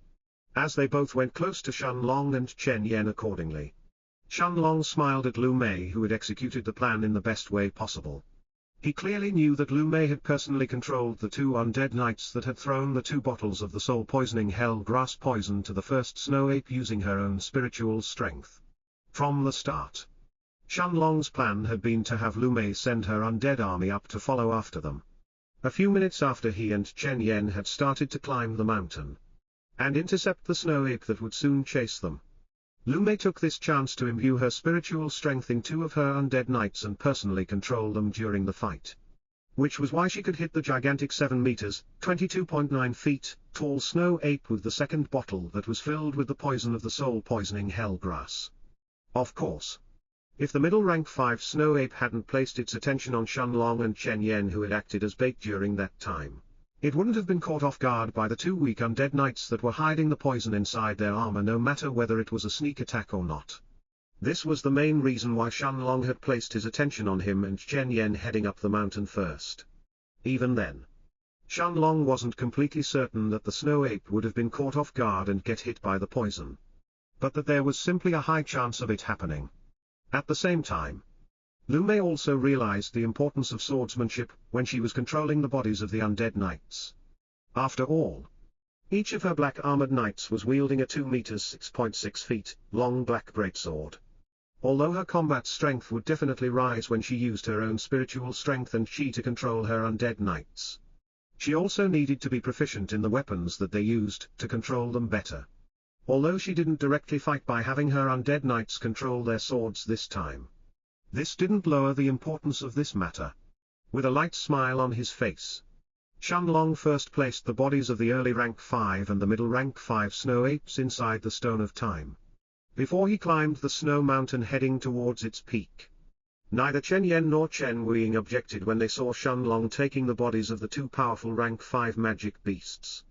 After all, Chen Yen didn't care about the rank 5 magic beasts that much. Instead, what he fervently wanted was the icicle soul grass, so he could break through to the nascent soul stage in one go. Of course, the bodies of the rank 5 snow apes were extremely useful to Shenlong. After all, he was planning to use the snow ape's beast cores to refine the dragon blood grass into pills. A couple of minutes later, without facing any obstruction, Shenlong arrived at the mountain's peak, where 2 stalks of crystal-like grass were growing from the small crevice. With a light smile on his face, Shenlong carefully dug out the 2 crystal-like rank 5 medicinal herbs from the crevice, before he placed 1 stalk inside the herb garden in the Stone of Time. After taking another look at the mountain peak and making sure that there was nothing else of value in this place, Shenlong headed back to the foot of the snow mountain. Seeing Shenlong returning from the peak of the mountain, Chen Yen was completely unable to conceal the fervent look in his eyes as he stared at the crystal-like grass in Shenlong's hands. Ignoring his injuries, the peak rank 9 spirit realm cultivator stood up hurriedly. As he smiled and said, "Brother Shen." Shenlong nodded his head at the black-robed young man, before he tossed him the stalk of the icicle soul grass in his hands. No matter what, since he had promised to give it to him and Chen Yen had also participated in the fight against the snow apes, Shenlong wouldn't go back on his word. Holding the rank 5 icicle soul grass in his hands, an excited expression had appeared in Chen Yan's eyes as he cupped his hands in thanks. Then, with a smile on his face, the young man looked at Shenlong and Lu Mei, who still had the white veil on her face, before he asked curiously, "Brother Shen, Sister Lu, me and my sister are going to return back to the Heaven's Dome City. Do you want to come with us?" Shenlong smiled lightly when he heard Chen Yan's offer, but he didn't even consider it before he shook his head in response. Return to the Heaven's Dome City. He and Lu Mei had left the city because they weren't strong enough. Although their cultivation had definitely advanced a lot since then. But in front of the strongest people of the younger generation of the Night Star continent, they would be unable to even put up a fight. Forget about the strongest people of the continent. Even Chen Yan's cultivation is more than 5 minor ranks above mine and Maya's. Don't even mention those who have already reached the nascent soul stage like the third princess of the Dark Elves or the blue-haired young master of the Golden Exchange firm. Hulu? As well as the rest of the people at the top of the rankings. As this thought flashed through Shenlong's mind, he was even more determined to become stronger. Seeing that Lu Mei had also stayed silent, obviously agreeing with Shenlong's decision, Chen Yen sighed before he shook his head and cupped his hands in response. Then, with a smile on his face, he first turned his eyes to look at his sister. Before he looked at Shenlong and said with a light smile on his face, "In that case, brother Shen, let's part ways here. If we are lucky enough to meet in the future, then let's have drinks together." Shenlong nodded his head at the smiling Chen Yen and Chen Weiying, who was actually pouting her lips as she looked at him. As the two siblings left, Lu Mei turned her head to look at Shenlong, and after a moment's hesitation, she asked seriously, "Long Ji, do you want to join the holy sect?" After she had seen the eager look in Chen Yan's face once he received the icicle soul grass, Lu Mei understood that practically everyone from the younger generation of the Night Star continent would be willing to join the holy sect or the Demon Emperor Palace and go to the central region. Shenlong thought seriously for a moment after hearing Lu Mei's question, before he shook his head and said that will depend on what kind of sect it really is. If it's a sect that restricts its disciples from even leaving the sect's premises like the Floating Cloud sect, then of course there is no reason for us to join. At the same time, it doesn't make much of a difference whether we join the holy sect or the Demon Emperor Palace. However, if this is the only way to leave the Night Star continent, then we will most likely have to join one of these powers in the future. After a moment of deliberation, Shenlong had a mocking smile on his face as he continued, "Of course. If they are sects like the Floating Cloud sect, then I don't mind using them until we arrive at the central region before I leave." Lu Mei nodded her head with a serious look in her eyes when she heard Shenlong's words. Indeed, if they didn't want to stay confined in the Night Star continent forever, then they had to go towards the central region if they wanted to become stronger. After all, Lu Mei already knew that Shenlong had certain things that he had to do in the future. She also knew that Shenlong had some kind of secret inside his body, even if he hadn't explicitly explained what it was. So if he suddenly ended up disappearing again just like the last time in the City of Sin, he needed to be strong enough in order to stay alive the next time. Of course, it wasn't that Shenlong didn't trust Lu Mei, which was why he didn't tell her about the Stone of Time, but because he knew that the mental burden from a secret like this would definitely pressure Lu Mei a lot. At the same time, Lu Mei didn't care too much about what kind of secret Shenlong had in his body either. As long as he was safe and they continued to stay together, then this was enough for her. Seeing that Lu Mei had understood his intentions, Shenlong smiled at her before he held her hand and said seriously, "Maya, let's look for a place to rest for the next few days." Seeing Lu Mei nod her head, Shenlong took a look around their surroundings, before they actually left the snow mountain behind them. Of course, the environment around the mountain's peak was actually very good for Shenlong and Lu Mei to stay in this place. But considering that the disappearance of the two snow apes would soon attract the attention of the powerful rank 5 magic beasts from nearby, made Shenlong's plans of staying here nothing but a fleeting thought that was soon extinguished. At the same time, Shenlong didn't forget that the middle-aged man named Hao Qin would sooner or later come to this place to obtain the stalks of icicle soul grass. Although Shenlong had the poison from the soul-poisoning hell grass, there was no reason to put himself in an unfavorable situation to fight against the peak rank 9 spirit realm expert. At the same time, if the man brought a group of more than 6 people, among of which there were even a few nascent soul stage experts, Shenlong knew that after exposing the soul-poisoning hell grass poison to kill the first few people, the rest of them would be on their guards against it, making the rest of the fight even harder. As for summoning Little Silver to take care of these people, unless absolutely necessary, Shenlong wasn't willing to expose the Black Panther in this den of magic beasts. He didn't know if there were any peak rank 9 Dao Kings hidden at the depths of the 10,000 Beasts mountain range looking for ranked 6 medicinal herbs or magic beasts, who could actually be attracted by the Panther's aura and would try to tame Little Silver for themselves. If Little Silver really exposed its aura, although a peak rank 9 Dao King wouldn't be able to necessarily notice it. Shenlong wasn't willing to take this risk without any reason. A couple of hours later, Shenlong and Lu Mei arrived at a small, isolated mountain a few tens of miles from the north of the Snow Ape's snowy mountain. Seeing that there was a relatively small but comfortable cave near the center of the mountain, Shenlong led Lu Mei as they both entered inside it. Before Lu Mei summoned a group of her skeletons to guard the surroundings of the mountain instead. Seeing that Lu Mei had started to practice her swordsmanship, tacitly giving Shenlong time to do what he wanted, Shenlong first had Little Silver completely retract its aura and guard the entrance of the cave. Before he sat cross-legged on the ground and closed his eyes. As he returned inside the foggy space in the Stone of Time, looking at the bodies of the two rank 5 snow apes that were sprawled in front of him, an excited look flashed through Shenlong's eyes. As he was ready to finally advance to the middle of the fourth stage in the Monarch's eternal body, Shenlong knew that he was just a step away from advancing to the middle of the fourth stage of the Monarch's eternal body. And yet, he couldn't directly consume a stalk of dragon blood grass in order to advance. Aside from the violent energy inside the dragon blood grass that was harmful to cultivators if it was consumed directly, Shenlong knew that the only way to do it without leaving any latent dangers to his body would be if he could refine the grass into rank 5 dragon blood tempering pills. However, what he had lacked the most during this time had been the beast cores from rank 5 magic beasts. Thankfully, now that he had the beast cores of the two snow apes in his hand, he could finally attempt to refine the dragon blood tempering pills.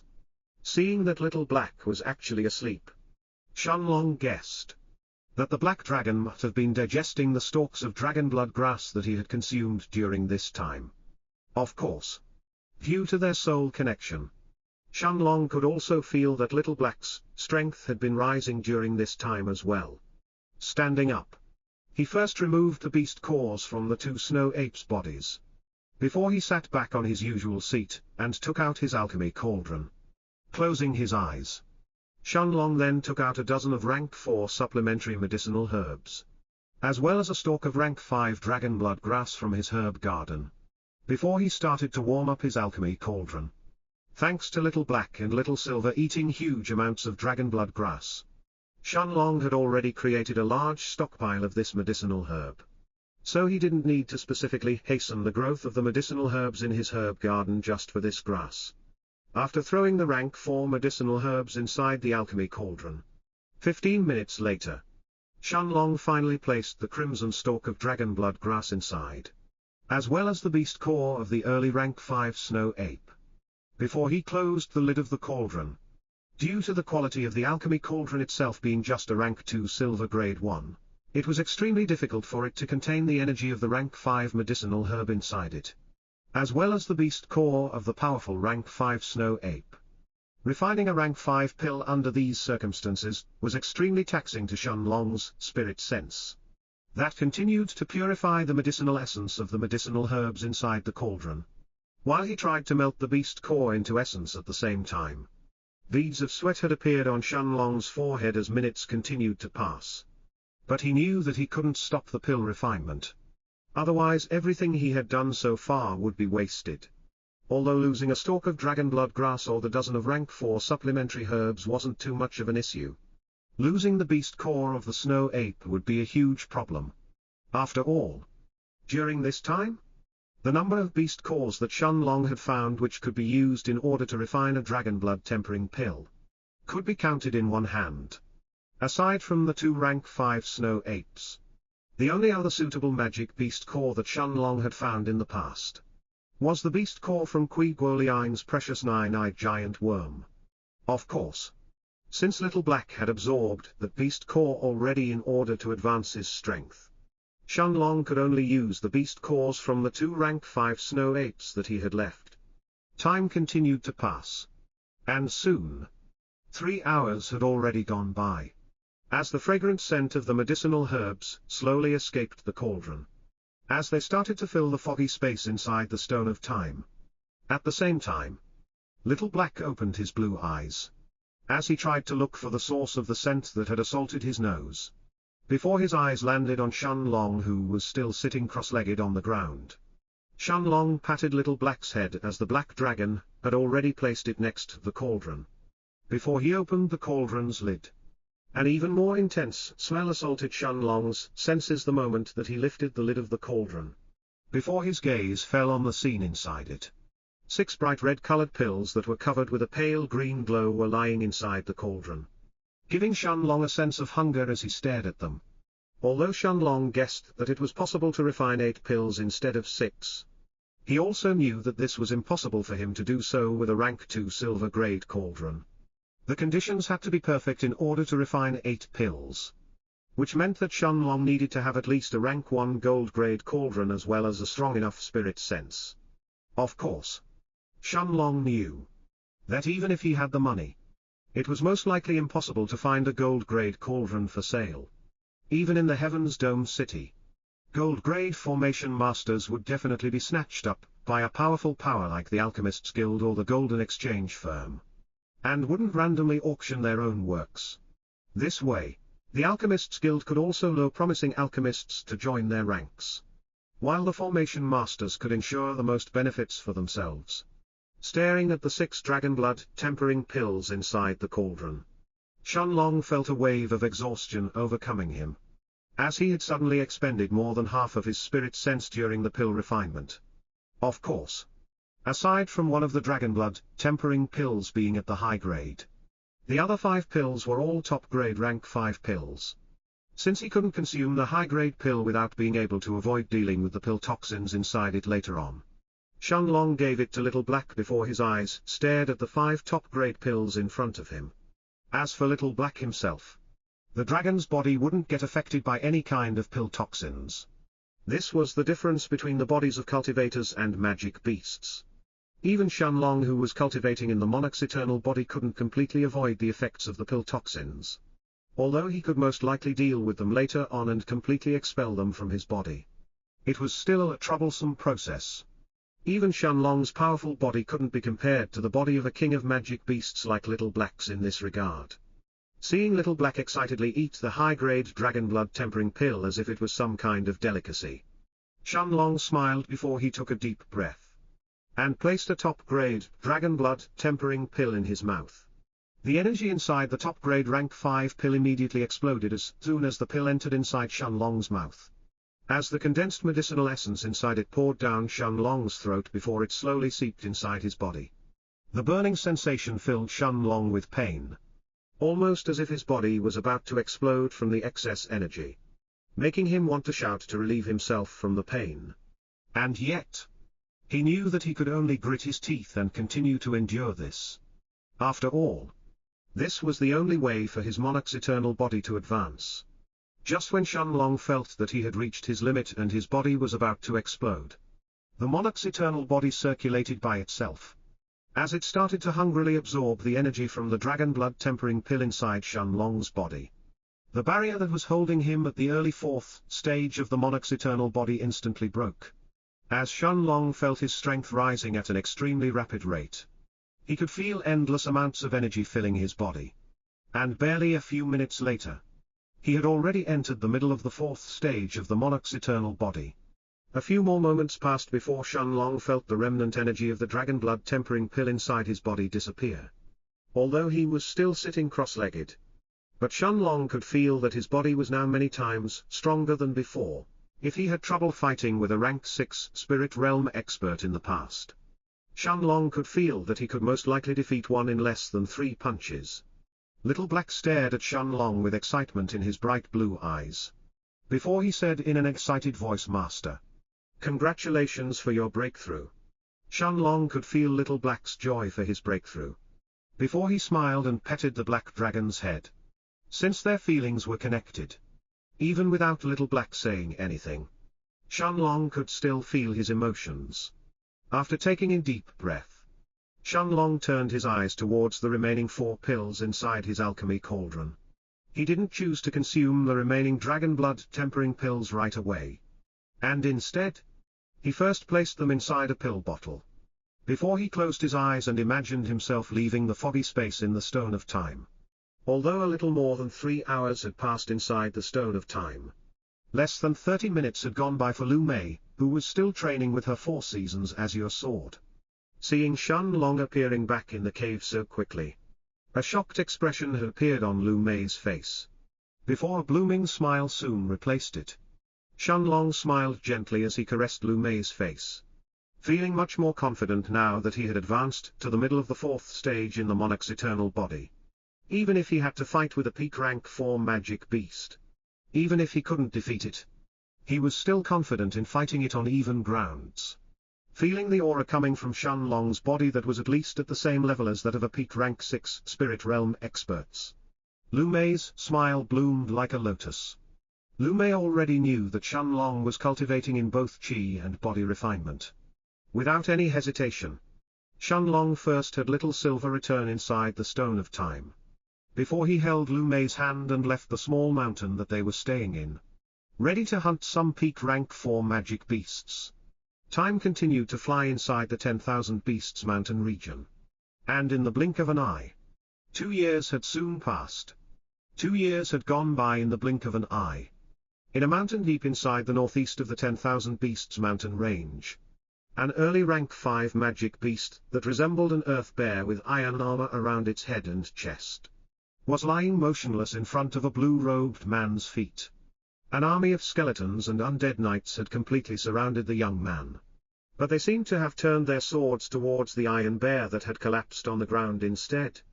With a smile on his face, Shenlong looked past the skeletons and the undead knights around him.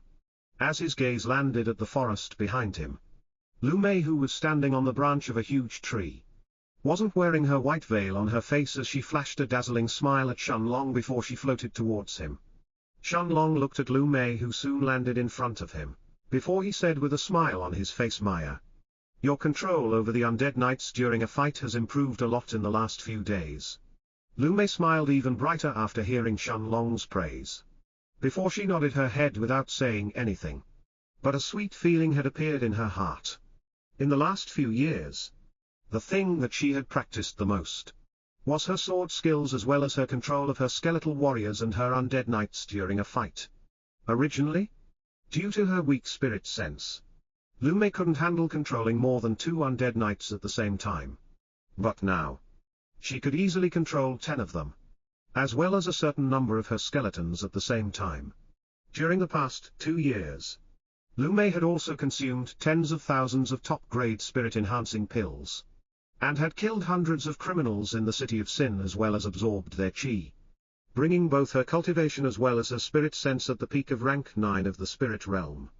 The undead knights around Shenlong were also at the peak of rank 9 of the spirit realm as well, while the 200 skeletons were at the middle of rank 9 instead. A terrifying army of 200 middle rank 9 spirit realm skeletons. Even if they weren't as strong as normal middle rank 9 spirit realm cultivators, could definitely stall for time, even when fighting against an early rank 5 magic beast. As for Lu Mei's comprehension of the Tao, it had long since reached the threshold of the nascent soul stage. The only thing that Lu Mei needed was a spark of inspiration in order to begin her breakthrough to the nascent soul stage. After all, the nascent soul stage was also called the Nirvana stage, while the spirit realm was the realm of preparation before entering this stage. It was simply impossible to break through and become a nascent soul stage expert without a sudden sense of inspiration. Little Black had long since told Shenlong that Shenlong needed his soul to become one with his body in order to break through to the nascent soul stage. As for Shenlong, during the past 2 years, he had consumed countless middle-grade spirit stones in order to reach the peak of rank 9 of the spirit realm as well. The spirit stones that he had consumed were far more than what he had originally estimated. If it wasn't because of his pill shop in the city of Sin, Shenlong would have to think of another way to gather spirit stones during these 2 years in order to reach the late stages and subsequently the peak of rank 9 of the spirit realm. Unlike Lu Mei, he had also taken even more time to bring his spirit sense to the absolute peak of rank 9 of the spirit realm by consuming countless spirit-enhancing pills as well. This was even harder than advancing his own cultivation. Just the time he had spent in secluded cultivation to advance his spirit sense to the peak of rank 9 of the spirit realm and bring it on par with his own cultivation level, had taken Shenlong more than 4 years inside the foggy space in the Stone of Time. During this time, Shenlong's monarch's eternal body had also advanced to the peak of the 4th stage. With both his chi and his body cultivation, at the peak of rank 9 in the spirit realm and the peak of the 4th stage respectively, Shenlong was certain that there was no other spirit realm cultivator in the entire Night Star continent who would be able to last more than 3 exchanges against him. However, raising his spirit sense wasn't actually the most time-consuming part. Instead, it was the fact that Shenlong had spent almost 10 years inside the foggy space in the Stone of Time comprehending the Tao of Time.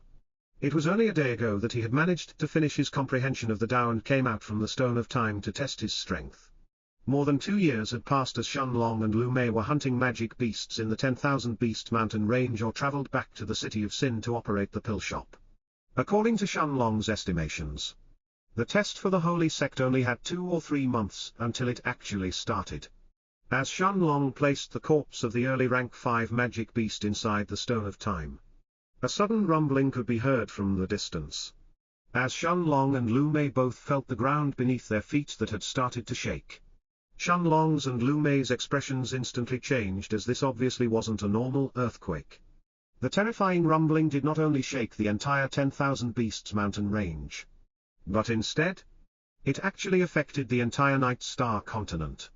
A gigantic beam of light shot to the sky, that every single person in the entire continent could see no matter where they were. Shenlong's expression suddenly changed when he saw the direction that the enormous beam of light was coming from. It wasn't just coming from the center of the Night Star continent, but more specifically, from the Dragon Lord's villa itself. It didn't take long for Lu Mei to realize this issue either. As she turned her head to look at Shenlong, Shenlong had a serious look in his eyes as he stared at the gigantic pills of light in the distance. Before Little Black's voice suddenly sounded in his mind, "Master, someone is trying to take the Dragonstone from that place." Shenlong's eyes narrowed when he heard Little Black's words that didn't have a single hint of uncertainty inside them. Before he started to think of the possible scenarios to resolve this situation, he knew that Little Black had a mental connection with the Dragonstone inside the Dragon Lord's villa after sensing its aura once.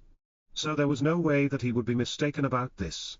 If there was something that had caused the Dragonstone inside the villa to react, Little Black would definitely end up sensing it and be aware that someone was trying to take the Dragonstone. At the same time, during the past 2 years, Shenlong had heard rumors in the city of Sin that the Hall Master of the Demon Emperor Palace, Duanzhu, had headed deep inside the Dragon Lord's villa by himself around the same time that he and Lu Mei had left the Heaven's Dome City. As a peak rank 9 Dao King who was probably as strong, if not stronger than the 5 most powerful Dao Kings of the Night Star continent, Duanzhu had a high chance of reaching the depths of the villa. If one factored in that he was also a Hall Master of the Demon Emperor Palace and most likely had no lack of treasures with him, this made Shenlong feel that this powerful rank 9 Dao King realm expert was the most likely suspect to have caused this pillar of light to erupt from the Dragon Lord's villa. Of course, despite Duanzhu's identity as a high-ranking Hall Master of the Demon Emperor Palace, Shenlong couldn't allow the Dragonstone to fall in his hands. He already knew that this stone was extremely important to Little Black. Additionally, during the past 2 years, Little Black had also reached the middle of rank 6, while Little Silver was just a step away from advancing to that level as well. In a direct fight, Little Black may not necessarily lose to Duanzhu, even if Little Black was actually weaker than the peak rank 9 Dao King in the end. Shenlong was also confident that Duanzhu wouldn't be able to keep him tied down if he wanted to leave. Although Shenlong wasn't willing to let the Black Dragon's existence become known, he couldn't afford to lose something like the Dragonstone either.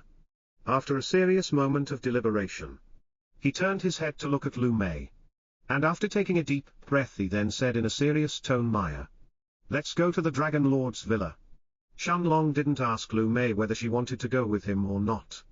In the last 2 years, he had already understood the way that he and Lu Mei both treated each other. Since Shenlong knew that venturing into the Dragon Lord's villa was dangerous and it could potentially lead him into risking his life, Lu Mei would most likely choose to go with him instead of waiting outside. Besides, Shenlong had more than enough Dragon Lord's medallions for him and Lu Mei to both enter inside. Even without the Dragon Lord's medallion that he had gotten from Kui Guoliang, Shenlong still had the medallions from the two Dao Kings of the Mercenaries Association who had ambushed him and Lu Mei in order to rob Little Silver away. At the same time, Shenlong also remembered the red-haired female elder of the Blood Moon sect who wanted to make Shenlong into a pill slave. Zhong Baiye would definitely have a Dragon Lord's medallion with her as well. Of course, Shenlong didn't have any tender feelings for the red-haired elder, who had saved him by messing with Shui Zilon's plans back then. Instead, he simply wondered if she was still alive and hidden somewhere after her ambush outside of the Heaven's Dome city, if it wasn't because the bald old man, Shui Zilon, had simply refused to let Zhong Baiye take Shenlong as a pill slave, incurring her wrath in the process, and making her use all of her strength to spoil the old man's plans. Shenlong would have to face 3 Dao Kings during that time. With Little Black's strength back then, Shenlong wasn't certain that they would be able to kill every single one of them. Lu Mei nodded her head once she saw Shenlong's serious look, before she waved her hand, making the army of skeletons and undead knights around her and Shenlong disappear. At the same time, Shenlong first covered himself with a black robe that completely concealed his face and body, before he gave an identical robe to Lu Mei. Then, without any hesitation, he first summoned Little Silver from the foggy space in the Stone of Time, before both he and Lu Mei sat on its back. The Black Panther that hadn't left the Stone of Time for the past few months let out a deafening roar, almost as it wanted to intimidate the magic beasts around it with its presence, before it spread its bright silver wings and shot towards the south of the 10,000 Beasts mountain range, heading towards the entrance. Shenlong twitched his lips when he heard Little Silver's excited roar that reverberated in the mountains around them. But since they were already leaving the 10,000 Beasts mountain range, he wasn't afraid of a late-stage Dao King finding their location and catching up to them. Although Little Silver had yet to break through to the middle of rank 6 like Little Black, its strength had already advanced by a lot during the past 2 years after consuming countless stalks of dragon blood grass. Although it couldn't beat a middle-stage Dao King, let alone a late-stage one, its speed had definitely reached the threshold of the average late-stage Dao King. The Black Panther flew towards the entrance of the 10,000 Beasts mountain range like a bolt of silver lightning, completely ignoring the terrified magic beasts around it in the process. In just a few minutes, Shenlong and Lu Mei had already left the 10,000 Beasts mountain range, as they flew towards the Dragon Lord's villa. At the same time, in the Heaven's Dome city, every single Dao King from the peak powers of the city had shot to their feet as they noticed the gigantic beam of light piercing through the clouds, before they hurriedly flew towards the Dragon Lord's villa as well. Author's note: join our privilege for more chapters. Every single Dao King in the Night Star continent had been alarmed by the abnormal matter of the Dragon Lord's villa, and the peak powers of the Heaven's Dome city were no exception. Inside the palace of the royal family of the Shengshan dynasty at the northern part of the city, the golden-robed old king, Shang Jun, had already gathered a group of 16 Dao Kings that followed behind him. Before he headed towards the Dragon Lord's villa, Shang Jun had a solemn expression on his face as he remembered that more than 2 years ago the Hall Master of the Demon Emperor Palace, Duanzhu, had also entered the villa by himself. Even though Shang Jun was one of the 3 strongest Dao Kings in the entire continent, he had never managed to elicit such a reaction from the Dragon Lord's villa, neither by himself, nor with his Shantian dynasty's help. Could it be that he has obtained the treasures inside? As this thought flashed through Shang Jun's mind, he couldn't help raising his speed, as he led the group of Dao Kings behind him towards the Nether Spirit Forest. The other peak powers of the city were no exceptions, as Zhao Lan led 9 gold-grey alchemists from the Alchemists Guild towards the Nether Spirit Forest's location as well. The same situation took place in the Golden Exchange Firm, as well as the Mercenaries Association's headquarters. Only the members of the Dark Elf race at the eastern part of the city seemed completely unperturbed by the Dragon Lord's villa's matter, as they continued their lives normally. At the depths of the Dark Elf race's palace, a young man with dark skin, dark green hair and pointy ears first knocked on a small wooden door before he cautiously entered the room where the 2 peak rank 9 Dao Kings, Yi Weon and Yi Zhaoxi, were leisurely chatting with each other, with bewitching smiles on their faces that could encapture any man's attention. looking at the two beautiful red-haired women in front of him. The young man audibly gulped his saliva, before he hurriedly bowed and turned his body to face Yi Zhaoxi as he said in a flustered voice, "Your Majesty. Something important is happening in the Dragon Lord's villa. The Shengshan dynasty's old king and the other peak powers have all been roused and are leaving the city, heading towards the Nether Spirit Forest. Should we follow them?"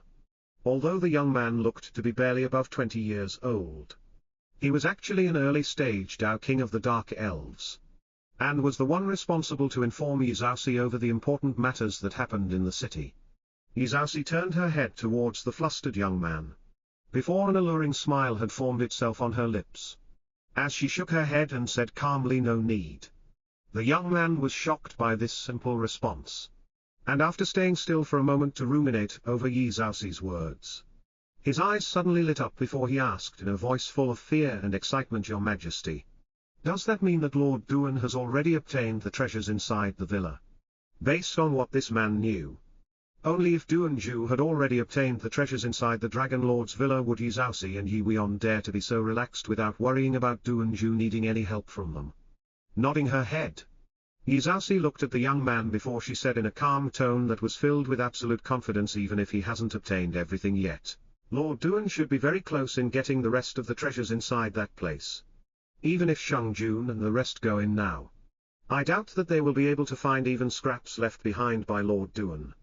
The young man was stunned for a moment, and he even forgot to bow as he turned his eyes towards the gigantic beam of light in the distance with zeal filling his eyes. Indeed, only Lord Duan could do what Shang Jun and the other Dao Kings have failed to do for thousands of years. As this thought flashed through the young man's mind, he hurriedly bowed as he looked at the smiling Yi Zhaoxi and the expressionless Yi Weon, before he left the room with a look of pride on his face. Indeed, since Duan Zhu had most likely already obtained the treasures in the Dragon Lord's villa, the situation in the Heaven's Dome City was going to completely change. At the same time, Dao Kings from every place of the entire Night Star continent were heading towards the Dragon Lord's villa in huge numbers, with the Black Panther's speed. It took less than a day for Shenlong and Lu Mei to arrive just a few tens miles away from the Dragon Lord's villa. Even from a distance, however, Shenlong could easily notice that the situation around the villa had already started to turn chaotic. It seemed that the gigantic beam of light had attracted even more people than what Shenlong had originally expected. Whether it was Dao Kings who were flying by themselves, or those who were riding on top of powerful magic beasts, they were all heading directly towards the villa. On the way, Shenlong had already noticed more than 4 groups of Dao Kings who were flying on the backs of powerful rank 6 magic beasts, and they had also turned their gazes to look at Little Silver as well. However, with the pressing situation of the gigantic beam of light that was coming from the depths of the villa, as well as the fact that Shenlong had completely retracted his aura and could very likely be a late-stage Dao King as well, none of these groups chose to probe him for his identity or strength. After all, although uncommon, it was very possible for a Dao King to bring their descendants to this place, which was why these experts ignored Lu Mei's cultivation that was still at the spirit realm before they continued flying forward. A few moments later, the gigantic building that was bigger than a city itself appeared in Shenlong's and Lu Mei's eyes. The massive crowd that was previously camping in tents outside the villa had grown even more than before, while even some early-stage Dao Kings, as well as peak nascent soul stage experts, were hidden in their midst. At the same time, Shenlong noticed a group of 4 early and middle-stage Dao Kings heading towards the villa's gigantic gates, each of them holding a small bronze medallion in their hands. As soon as the Dao Kings approached close to the gigantic gates of the Dragon Lord's villa, the golden barrier that was covering the villa reacted to the Dragon Lord's medallions in their hands, as a golden glow of light covered their bodies. Before the gates opened ever so slightly, the gigantic gates didn't fully open, but the small opening was still enough even for 6 people to walk side by side and enter inside. The moment that the 4 Dao Kings entered inside, the gates of the villa closed, before the barrier of light around the villa returned to its previous calmness. After waiting for a few minutes so that he wouldn't have to directly meet with the people who had just entered, Shenlong took a deep breath, before he had Little Silver walk forward towards the villa's entrance. The early rank 6 silver-winged panther king attracted the attention of some nearby Dao kings, as well as the rest of the people in the crowd, as it was obvious that it was heading towards the gates. Looks filled with doubt as well as envy had appeared in the spirit realm and the nascent soul stage experts' faces. Once they felt Lu Mei's aura at the peak of the spirit realm, who was sitting on the Black Panther's back. Without paying any attention to the people around him, however, Shenlong had Little Silver continue forward, until it stopped in front of the golden barrier a few meters away from the villa's gigantic gates. It would be a lie to say that Shenlong didn't feel some fear in his heart as he approached closer and closer to the gigantic city-like building in front of him. After all, this was a place that only Dao Kings and peak nascent soul stage experts were allowed to enter. Shenlong didn't know what dangers they would meet with inside. But aside from the fear and wariness, a feeling of excitement had also filled his heart as he looked forward to finding the secrets of this place that even held Kui Guoliang and his wife as prisoners. Waving his hand, he took out 3 small bronze medallions from the Stone of Time, and gave one of them to Lu Mei before he placed the other one on Little Silver's back. The golden barrier that covered the Dragon Lord's villa started to ripple the moment that it sensed the 3 bronze medallions. Before it covered Shenlong's, Lu Mei's and Little Silver's body with a bright golden glow. At the same time, the gigantic gates slowly opened a little, allowing Little Silver to enter inside. The moment that the Black Panther stepped through the gigantic gates, the gates closed again with a thud, as Shenlong finally entered inside the Dragon Lord's villa. Author's note: join our privilege for more chapters. The moment that Little Silver passed through the gates, a blinding light blocked Shenlong's vision, and only receded after a few moments, revealing a completely new scene in Shenlong's eyes. A labyrinth? Shenlong was stunned when he saw the baffling scene in front of him. Large greenish stone walls were raised from the ground, reaching all the way to the ceiling of the endless room, as they formed an enormous labyrinth. According to Kui Guoliang's map, his and his wife's location is actually close to the northeast of the Dragon Lord's villa, right after I pass through some kind of desert. But there is nothing mentioned about a labyrinth. Could it be that every time the gates of the Dragon Lord's villa open, every group is sent to a different location? Or is it that everyone must first pass through this labyrinth before they can continue further inside? Different possibilities flashed through Shenlong's mind, as he tried to understand the situation in front of his eyes. At the same time, Little Black's voice sounded in his mind, as the Black Dragon said seriously, "Master, my soul sense is unable to scan the area around us. There is some kind of power that completely restricts soul scanning." Although Shenlong knew that this was likely to happen after entering the Dragon Lord's villa, since the same situation occurred when Shenlong and Lu Mei had first arrived outside of the villa 2 years ago, he was still shocked once Little Black verified this. After all, putting Little Black's strength aside, Shenlong was certain that even Duanju, and the other peak rank 9 Dao Kings from the Night Star continent, were probably inferior to soul strength if they were compared to the terrifying Black Dragon. After advancing to the middle of rank 6, Little Black's soul sense was certainly on par, if not stronger than the strongest Dao Kings. And yet, even with his current strength, Little Black was unable to have his soul sense extend past Shenlong's body. In that case, those Dao Kings are most likely in the same situation once they enter inside the villa. Lu Mei looked at the pondering look in Shenlong's face, before she asked curiously, "Longji, is this place somewhat different from what you expected?" Since Kui Guoliang had only mentioned the Dragon Lord's villa to Shenlong, and Lu Mei hadn't been curious enough about this place in the past to ask Shenlong for details, she didn't know whether this labyrinth that they found themselves in was something abnormal or not.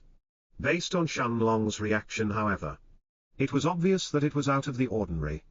After hearing Lu Mei's question, Shenlong nodded his head affirmingly, before he took out the beast skin that he had received from Kui Guoliang and spread it on Little Silver's back, who was still observing their surroundings. Although the map didn't depict the Dragon Lord's villa with great detail, it was still easy for anyone who saw it to identify whether a place was a desert, a forest, or a lake.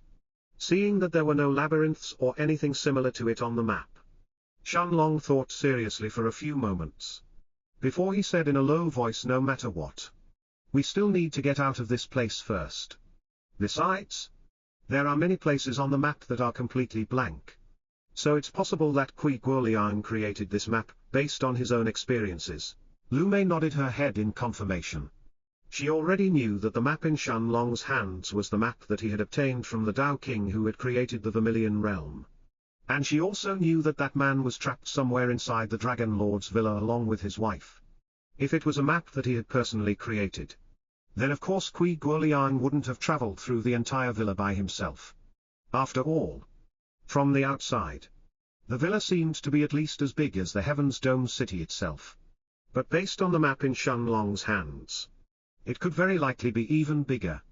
Even peak rank 9 Tao Kings may not have searched through the entire villa, let alone Kui Guoliang, whom Shenlong suspected to be either an early or a middle stage Tao King. Additionally, if Shenlong's first guess was correct and the Dragon Lord's villa's entrance point changed every time the gates opened, then this also explained why this labyrinth wasn't marked on the map. As he reached one of the two possible conclusions in his mind, Shenlong first returned the beast skin map inside the Stone of Time, before he had Little Silver start walking forward. In any case, the most important thing at hand was to get out of this labyrinth. Besides, Shenlong didn't know if there were any dangers lurking in this place. Staying still at the same place instead of looking for an exit could very likely bring even more troubles. The gigantic, greenish walls around Shenlong and Lu Mei had completely covered their surroundings, as they rose all the way to the ceiling of the seemingly endless room. Even when Little Silver soared in the air, Shenlong was unable to get a bird's view of the labyrinth and find an exit, as everything was completely submerged by the gigantic, greenish walls. So he could only choose to blindly continue forward. Time passed like this, and the only sound in the air around Shenlong and Lu Mei was the sound of the Black Panther's silver wings flapping. Shenlong and Lu Mei found themselves in a dead end more than once, forcing Shenlong to turn around and try different paths.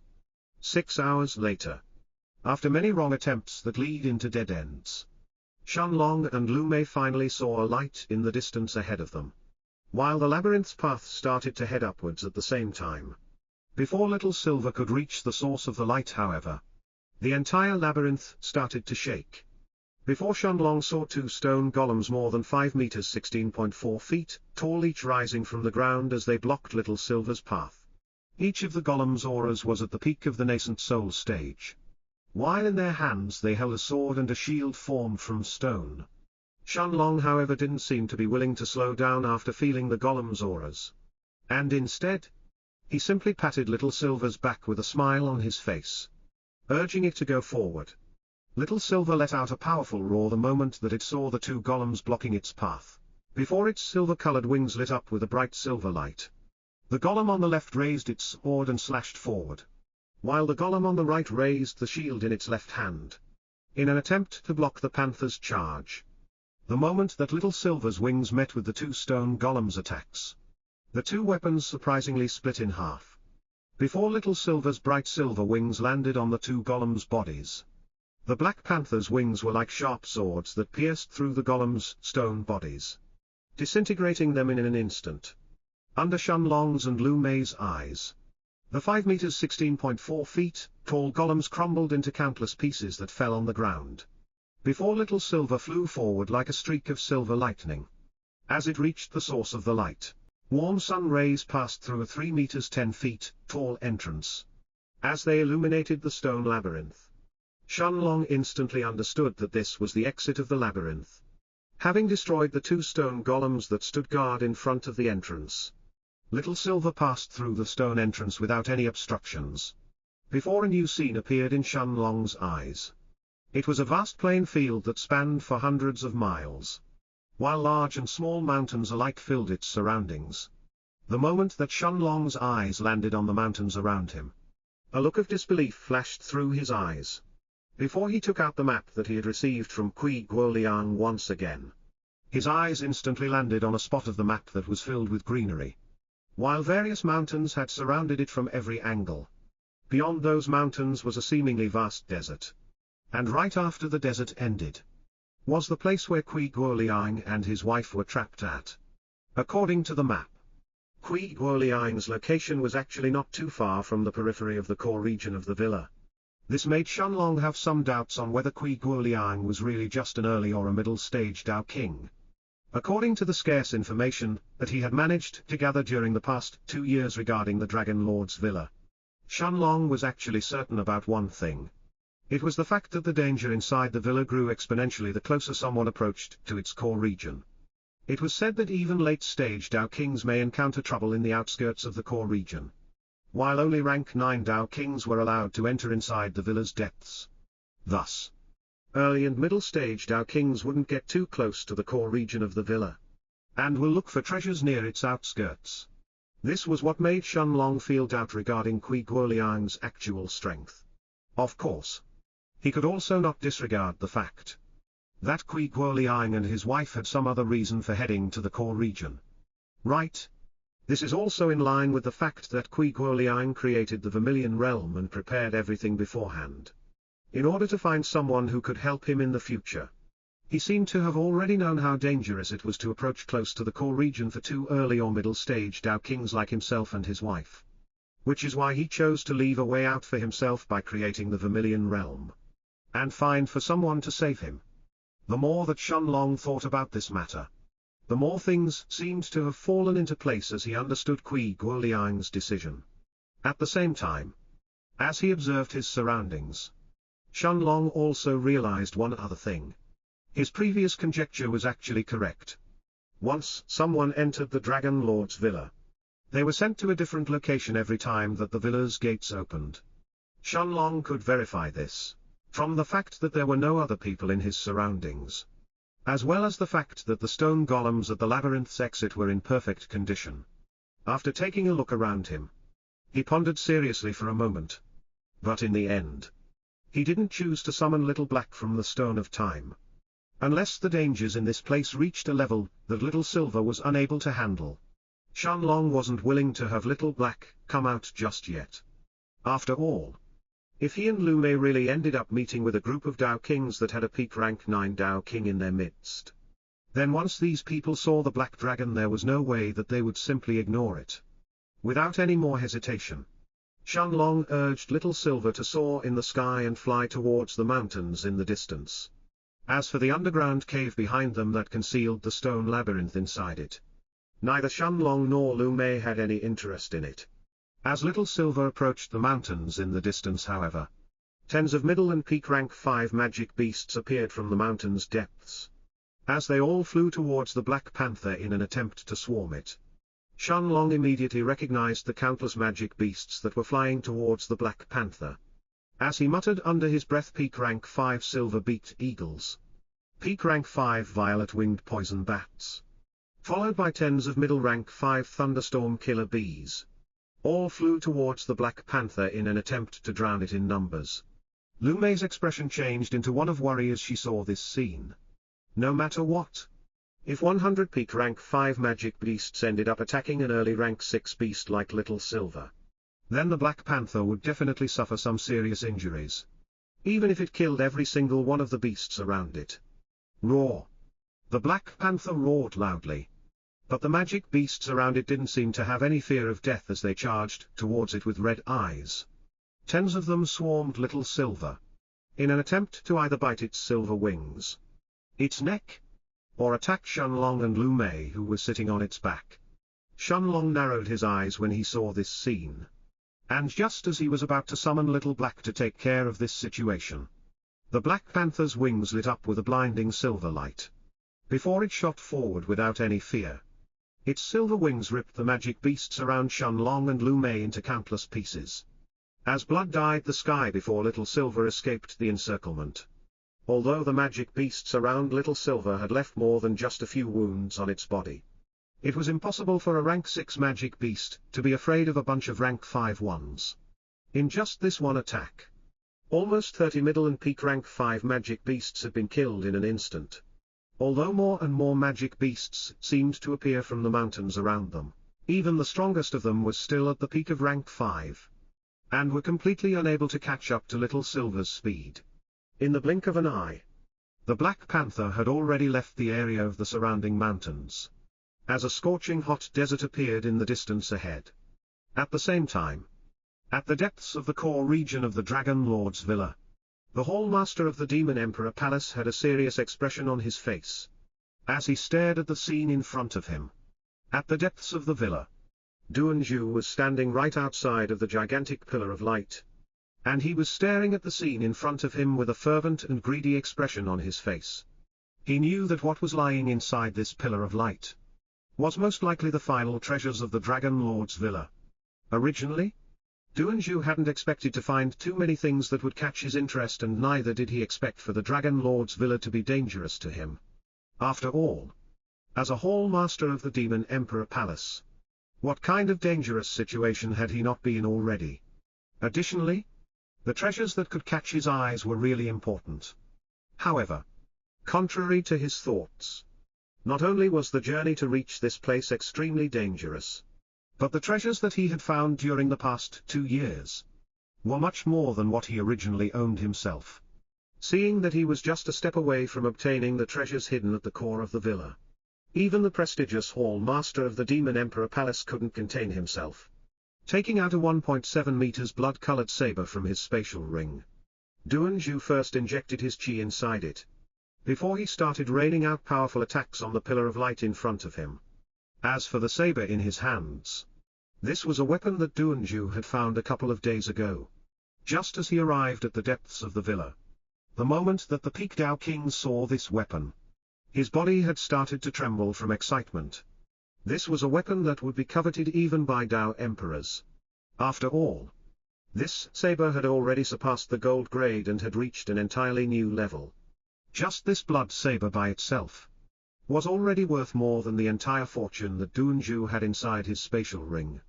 At the same time that Duanzhu was attacking the gigantic pillar of light, the old kings of the Shengshan dynasty, Shang Jun's group, was the one closest to arriving at the core of the Dragon Lord's villa. A solemn expression had appeared on Shang Jun's face when he felt the tremors coming from the villa's core region.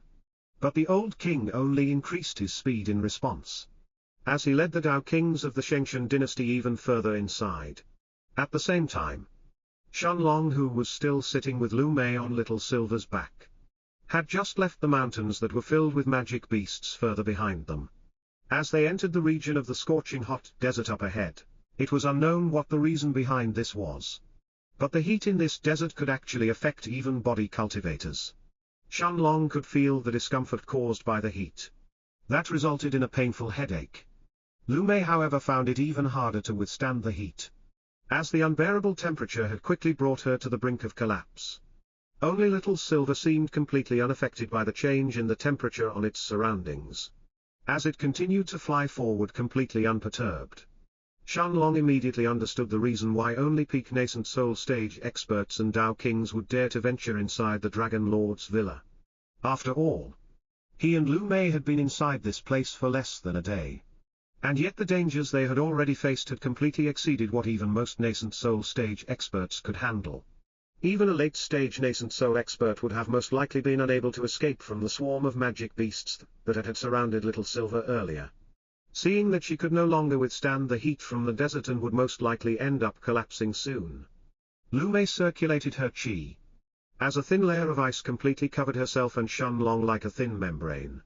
Although the ice would quickly melt, and the water on Shenlong's and her own body would evaporate from the scorching temperature of the sun, the cooling feeling was more than enough to help Lu Mei withstand the terrible heat from her surroundings as Little Silver continued to fly forward. Shenlong could also feel the discomfort caused by the heat to instantly disappear as soon as Lu Mei's layer of ice covered his body. Additionally, as a peak rank 9 Spirit Realm cultivator, Lu Mei only needed to use a tiny amount of her chi in order to create the layers of ice around her and Shenlong's bodies every few seconds. The chi required from this action couldn't even compare to her summoning of a single skeleton.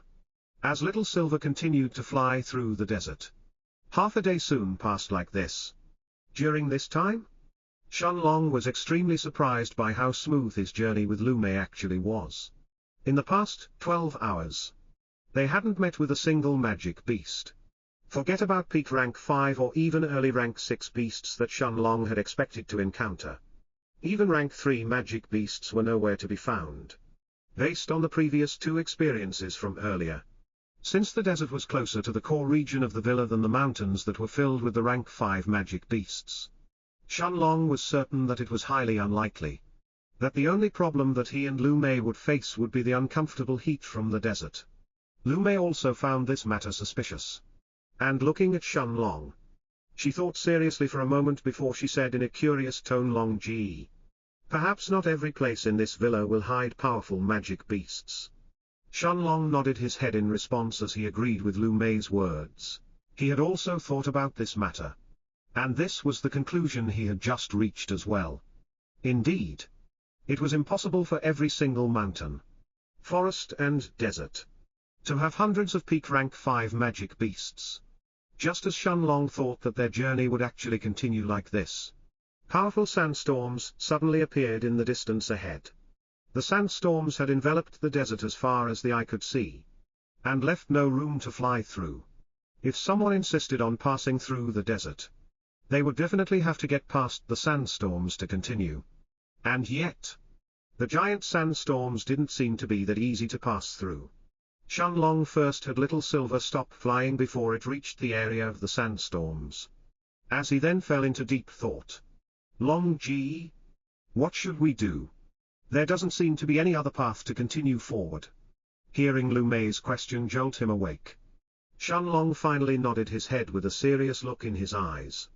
Since there was no other way to get around it, in the end, he could only choose to get through the sandstorms. The Black Panther's silver wings lit up with a bright light as it charged towards the gigantic sandstorms directly. However, the moment that Little Silver entered inside the sandstorm, Shenlong's expression suddenly changed. In the middle of the sandstorm, Shenlong tried hard, but he was unable to even open his eyes. He could feel his body was heavy, as though someone or something was pressing heavily on it. The power of the sandstorm was actually much more terrifying than what Shenlong had originally expected. He had to use all of his strength to resist this terrifying force, and turn his body around to hold Lu Mei's body tightly, preventing her from falling off from Little Silver's body. Every move inside the sandstorm was exhausting, and Shenlong was even certain that if he hadn't advanced to the peak of the 4th stage in the Monarch's eternal body, he wouldn't even have controlled his body to even provide with any resistance. At the same time, Shenlong finally realized the danger of this desert. If he really lost control and allowed the sandstorms to sweep his body, he would definitely die in their midst, without ever finding his way out of the desert. And yet, Shenlong could only grit his teeth and hang on Little Silver's back as the Black Panther continued forward. Although the panther's speed had dropped by almost half inside the sandstorm, Little Silver didn't seem to face any other problems. At the same time, time continued to pass, and as he felt the pressure from the sandstorm around him get even stronger, a single thought appeared in Shenlong's mind: this place is far more dangerous than I originally imagined. Shenlong was holding Lu Mei tightly with one arm and had her chest placed against his own, while with the other arm, he was grabbing Little Silver's back, afraid that if he let go, he would be trapped in this place forever. However, no matter how long he held on for, he could feel the pressure around him that was ever growing.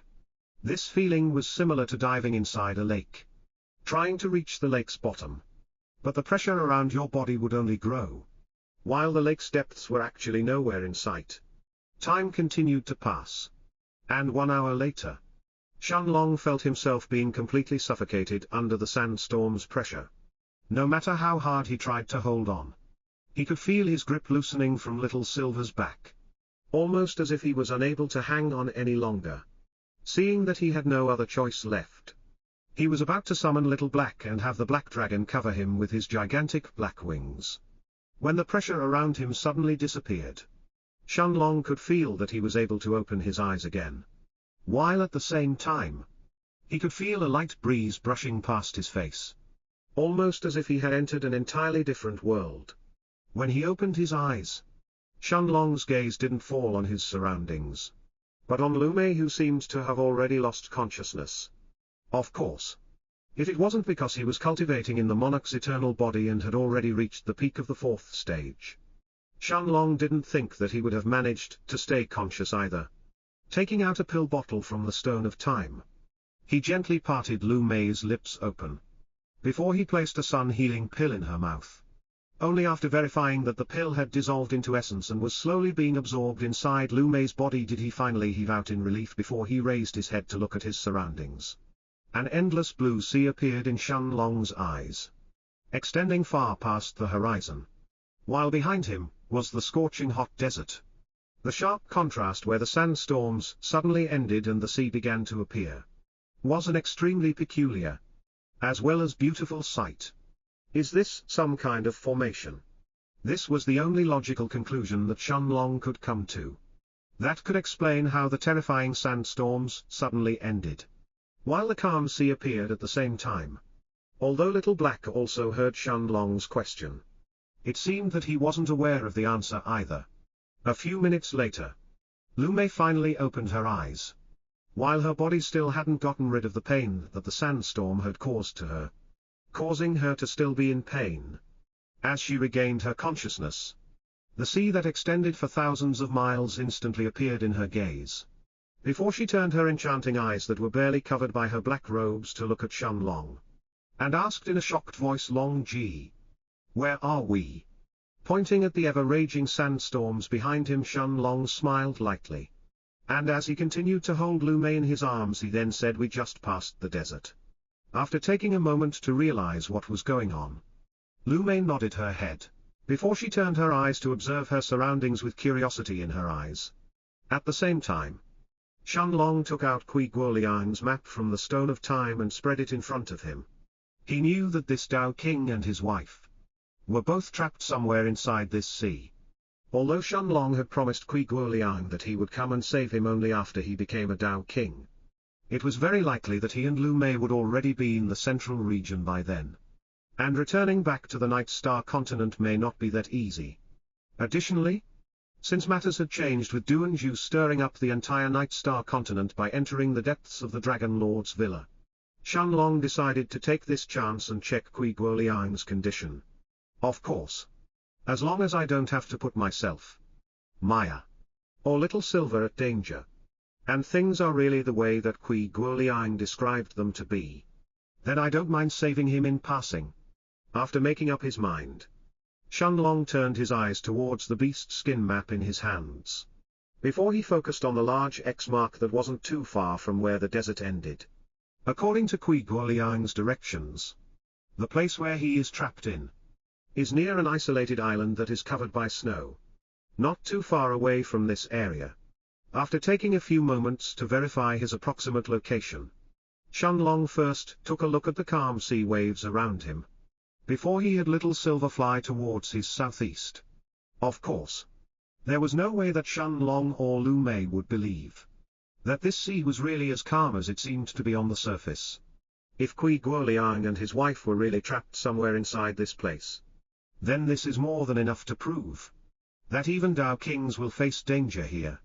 After all, in the end, Little Silver was only an early rank 6 magic beast that was as strong as a rank 3 Tao King. Although Shenlong was confident that it could beat most early-stage Tao Kings, it wouldn't necessarily be much stronger than Kui Guoliang and his wife.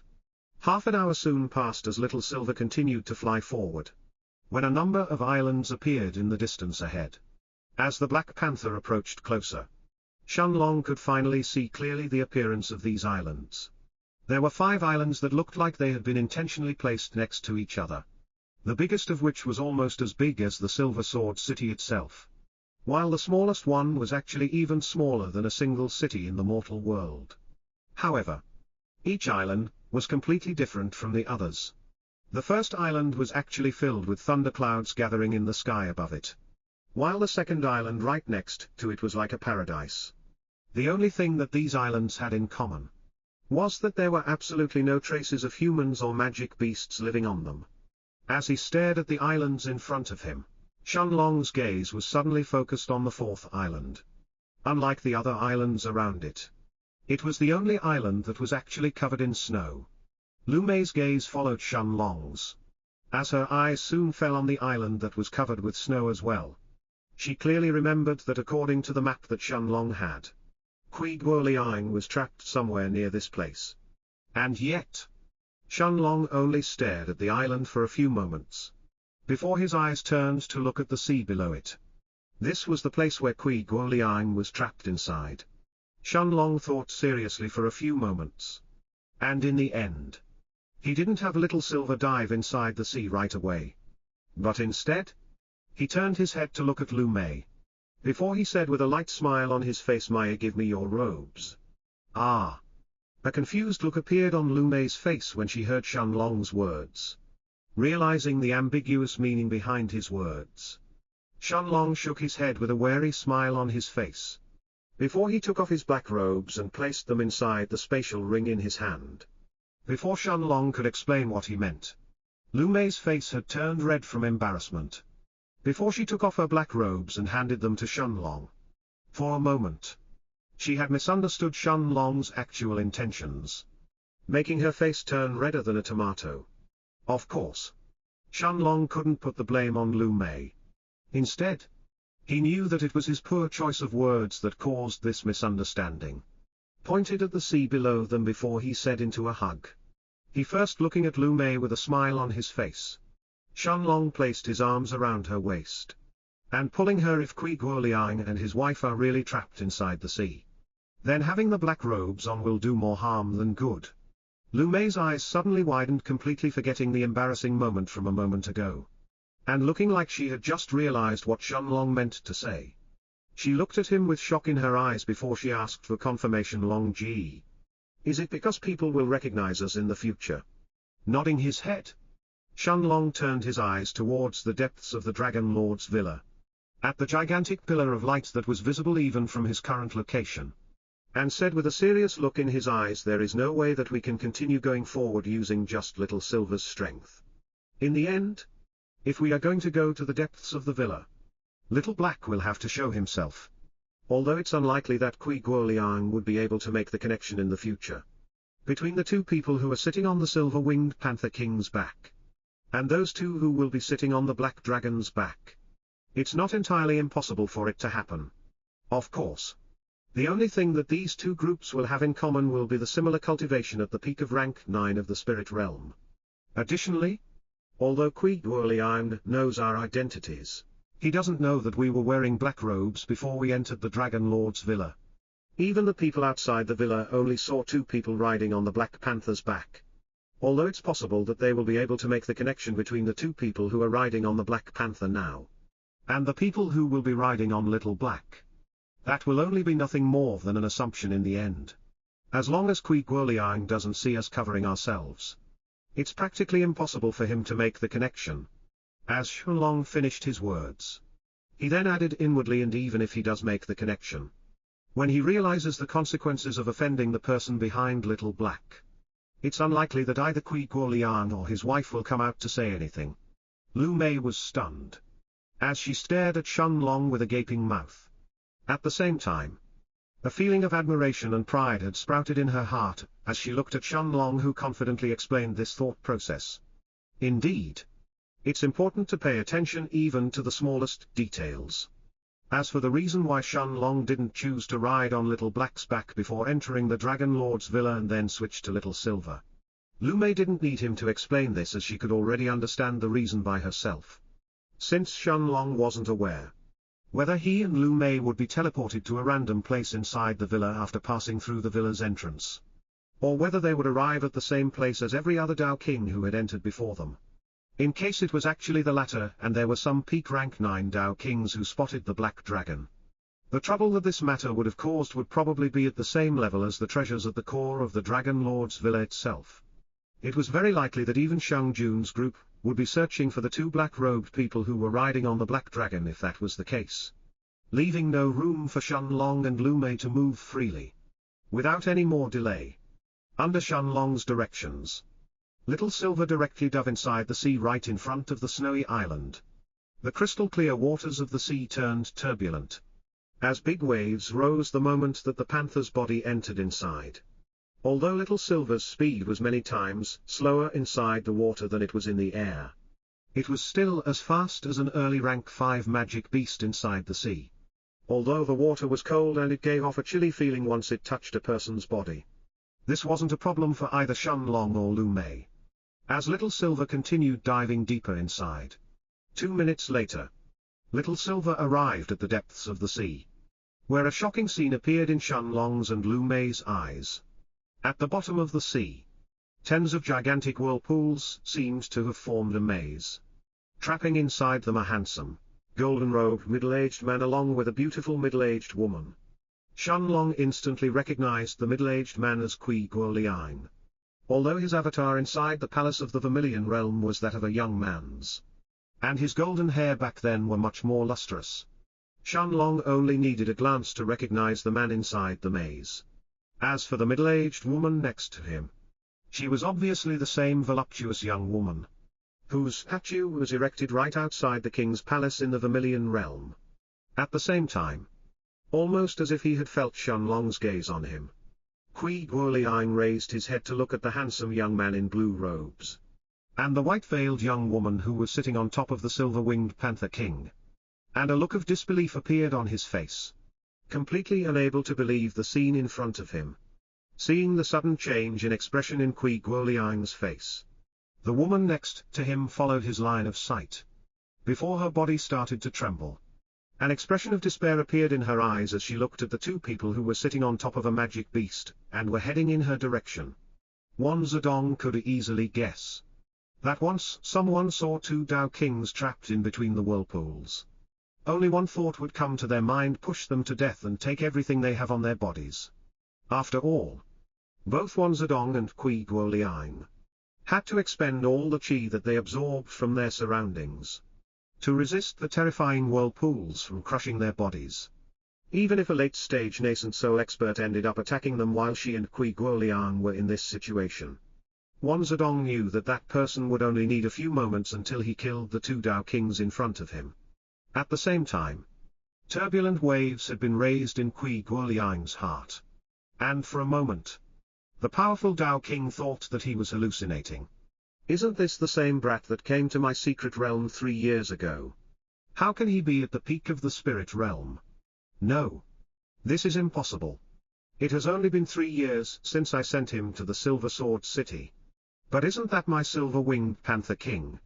As these thoughts flashed through Kui Guoliang's mind, the expression on his face turned from disbelief into joy, then to incredulousness and fear. Could clearly remember that Shenlong wasn't even a heaven-grade cultivator when he had left his palace 3 years ago. He, however, since he wasn't suppressing his aura with the Monarch's hourglass right now, Kui Guoliang could clearly sense that he was already at the peak of rank 9 in the spirit realm. For a second, he even started doubting the experiences that he had received from his own soul incantation. As for Wan Zedong, she was completely oblivious to Kui Guoliang's thoughts. Although she already knew that her husband had found someone to save them within the next few thousand years, Wan Zedong didn't hold any hope in her heart for that person to appear. After all, how difficult was it for someone to become a peak nascent soul stage expert? How difficult was it for that person to reach the Tao King realm?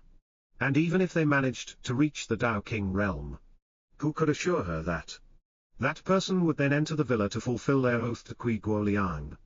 And even in the situation that that person really manages to become a Tao King and enters the Dragon Lord Villa in the future, and even if he was also willing to come and help Kui Guoliang, the dangers inside the villa were enough even for Tao Kings like herself and Kui Guoliang to get trapped and even die. Would that person necessarily be able to save them? In her heart, Wan Zedong didn't hold the slightest hint of hope for that matter to happen. Instead, she was certain that the first time that someone found them, she and Kui Guoliang would die. Of course, although she knew that this was the truth, Wan Zedong was unwilling to die. This was why she had chosen to resist with all her might, being trapped in this place for thousands of years, hoping that the natural formation that she and Kui Guoliang had fallen in would at some point disperse by itself. Although this hope was nothing more than an illusionary, distant dream, it was still the only thing that could give hope to Wan Zedong. At the same time, Shenlong instantly recognized the whirlpools around Kui Guoliang that were a natural formation. Although Shenlong wasn't well versed in formations, during the past 2 years, he had taken some time to study the very basics. although he had no idea how to break this formation and save Kui Guoliang. He knew that entering inside directly was equivalent to death. At the same time, Shenlong was able to determine Kui Guoliang's level of cultivation. He was a peak rank 3 Dao King, while the voluptuous woman next to him was an early rank 3 Dao King. As for the strength of the whirlpools around them, Shenlong didn't know how strong someone needed to be to break free from it. But he could guess that even rank 5 Dao Kings may have to use their full strength to free themselves. However, Shenlong also knew that Kui Guoliang was a formation master himself. Since he had asked him to come to this place, it was very likely that he had a plan to free himself. With a smile on his face, Shenlong had Little Silver take a step forward. And under Kui Guoliang's and Wan Zedong's shocked gazes, he cupped his hands as he looked at Kui Guoliang and said, "Senior." Kui Guoliang felt his mind short-circuiting after hearing Shenlong confirm his identity. While Wan Zedong turned her head to look at her husband with a curious expression on her face, while unconcealed joy flashed in her eyes. She couldn't believe that the young man in front of them happened to know Kui Guoliang. Although she could sense that Shenlong was still a peak rank 9 spirit realm cultivator, she didn't belittle him thanks to the early rank 6 magic beast that he and the young woman behind him were riding on. Just the silver-winged Panther King by itself was strong enough to fight against her and Kui Guoliang on even ground. Seeing the inquiring expression on his wife's face, Kui Guoliang puffed out his chest. And with a huge smile on his face, he suppressed the shock in his heart, as he said proudly, "Ha ha ha. Zedong. This is the young man I found to help us. What do you think? Isn't my foresight impressive? Ha ha ha." As soon as he finished speaking, Kui Guoliang turned his attention towards Shenlong. And with that same bright smile on his face that was about to reach his ears, he continued to suppress the whirlpools around him as he said, "Kid, I don't know what kind of monster you actually are to break through all the way to the peak of the spirit realm from the peak of the earth grade in just 3 years. But I am very happy you are here. As long as you can help me get out of this place, I swear to my Tao of Water that half of my treasures will be yours." Kui Guoliang didn't hesitate for even a moment, as he took a serious oath to his Tao of Water. Forget about half of his treasures. The middle-aged Tao King was even willing to give everything up in order to escape from this place. After all, he had been trapped here for thousands of years. And every day that he stayed in this place was an extra day of danger. When he had felt the entire Dragon Lord's villa shaking 2 days ago, and that gigantic pillar of light that shot to the sky, the first thing that came to his mind was that he would end up being buried inside this place at the bottom of the sea. Thankfully, as a Tao King who was proficient in the Tao of Water, Kui Guoliang could directly filter the oxygen inside the water. Otherwise, after thousands of years, both he and his wife would have died from the lack of oxygen. At the same time, Wan Zedong nodded her head, clearly agreeing with Kui Guoliang's words. Even if Shenlong asked her to give up her own treasures as well, Wan Zedong was already prepared to agree. There was nothing more important to the 2 Tao Kings than to escape from this place. Since he had already decided to help Kui Guoliang and pay back his debt, Shenlong had no reason to decline. And after taking a look at Lu Mei who was standing next to him, he nodded his head, before he looked at Kui Guoliang and asked, "Senior, what do you need help with?" Nodding his head, Kui Guoliang exhaled a sigh of relief inwardly after seeing that Shenlong didn't extort him for more treasures this time. And pointing at the whirlpool that he was suppressing, he then said, "It's simple. All you have to do is have the silver-winged panther attack the center of the whirlpools until they weaken enough to naturally disperse." Of course, although it seemed simple at first glance, Kui Guoliang knew that this matter was much more difficult than it seemed. If someone was trapped inside the formation, then it was simply impossible to attack the center of the whirlpools. Additionally, even if Kui Guoliang could somehow destroy a single whirlpool, another one would soon take its place. Unless it was a peak rank 5 Tao King or an even higher level expert. Then Kui Guoliang guessed that it was impossible to escape from this formation without using help from someone who was outside. At the same time, if Kui Guoliang wasn't a Tao King who had comprehended the Tao of Water, as well as a body cultivator at the same time. He was certain that he and his wife would have long since perished. Nodding his head, Shenlong looked at the whirlpool in front of Kui Guoliang, which was completely covered by a thin layer of his Tao of water. Before he had Little Silver attack the whirlpool's center, Kui Guoliang watched with excitement, as well as envy in his heart, as the Black Panther opened its mouth and let out a powerful roar. The roar turned into a shockwave that traveled towards the whirlpool in front of him, before it accurately struck the whirlpool's center, under Kui Guoliang's and Wan Zedong's shocked eyes. After just one hit, the whirlpool that Kui Guoliang was suppressing instantly weakened by more than half. Just based on the power of this shockwave alone, the two Tao Kings could infer that the Black Panther's strength was definitely at the peak of the early stage of rank 6. Even two peak rank 3 Tao Kings may not necessarily be able to win in a fight against it. As soon as the second shockwave landed on the whirlpool's core, the whirlpool that was already weakened instantly dispersed, making Kui Guoliang, who was suppressing it, have his eyes lit up with excitement. And yet, the moment that the first whirlpool disappeared, a second one moved from the surrounding ones and soon took its place. As it continued to pressure Kui Guoliang and Wan Zedong, the look in Kui Guoliang's face, however, was no longer that of weariness or despair, but instead it was one of excitement, as he stared at the silver-winged Black Panther with shining eyes. As the water around him surged, Kui Guoliang used his expertise in the Tao of water to suppress the new whirlpool that appeared in front of him. At the same time, Little Silver opened its mouth again, as it directed another shockwave towards the center of the new whirlpool. Time passed like this, and one by one, the whirlpools around Kui Guoliang and Wan Zedong disappeared. From the original 20, there were only 4 whirlpools left. Even Wan Zedong's eyes were staring at Little Silver like she was looking at her own ancestor. And with a look of excitement, she shouted at Shenlong in a voice filled with hope, "Just one more whirlpool left. Please do your best." Nodding his head, Shenlong didn't stop Little Silver, who opened its mouth as it let out another powerful shockwave. This time, the moment that the shockwave landed at the center of the whirlpool, all of the remaining 4 whirlpools started to tremble at the same time. The moment that the second attack followed, the whirlpools were on the verge of collapse. But this time, they didn't instantly disappear. It was only after the third and fourth shockwaves finally found their targets that the whirlpools collapsed one after the other. The ground beneath Kui Guoliang's and Wan Zedong's feet started to tremble, before the seabed slowly cracked. The formation that had been restraining the two Tao Kings for thousands of years finally disappeared, as Kui Guoliang and his wife anxiously shot towards the water's surface like fish that were being chased by a shark. The moment that the golden-haired middle-aged man and the voluptuous woman appeared above the sea surface, tears welled up in their eyes as Kui Guoliang mumbled to himself finally. Wan Zedong hugged him tightly, and with her eyes that were filled with tears of joy she looked at the golden-robed man in front of her and said joyously, "Brother Liang, we are finally free.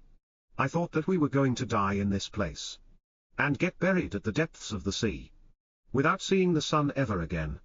Kui Guoliang nodded his head, his eyes unable to hide the turbulent emotions inside them, before he turned his gaze towards the Black Panther that had just come out from the sea as well, and then looked at the handsome blue-robed young man and the white-veiled young woman who was standing next to him. Surprisingly, Kui Guoliang cupped his hands and bowed as he said in an amiable tone, completely different from the arrogant Tao King that Shenlong was used to deal with in the past, "Little brother Shen, thank you for saving me. I always thought that you would need at least a few hundreds, if not thousands of years until you came to this place. However, you took the risk to come here and help me and Zedong escape when you were still at the peak of the spirit realm. I, Kui Guoliang, am not someone who forgets grudges or goodwill. Please accept my token of gratitude." As he finished speaking, Kui Guoliang didn't wait for Shenlong to respond. Before the peak rank 3 Tao King took out a small, golden-colored spatial ring from his robes and threw it towards him. Catching the spatial ring, Shenlong didn't decline, and without checking the ring's contents, he directly placed it in his pocket, intending to have a look at it later. Then, He turned his eyes towards Kui Guoliang before he cupped his hands and said with a smile on his face, "Senior. Since I promised to help you, then of course I wouldn't go back on my word. Just the fact that you let me have little silver in the past was enough for me to come and save you today. I will not forget the gratitude that you showed me in the past either." A shocked look flashed through Kui Guoliang's and Wan Zedong's eyes as they turned their eyes to look at the early rank 6 silver-winged panther king in front of them. Kui Guoliang clearly remembered that the magic beasts that he had allowed Shenlong to choose from were still at the early rank 5. As for the silver-winged panther king that he had chosen back then, it was definitely a magic beast that his own servant Old Tao couldn't help advance to the middle of rank 5 no matter what he did. The disappointment that Kui Guoliang had felt for this magic beast had exceeded the joy he felt for having it. He had clearly deemed that the silver-winged panther king was useless and wouldn't be able to advance again in its life. And yet, 3 years later, this same magic beast had already reached the early rank 6. And is now probably as strong as he himself is. If it isn't even stronger. Of course.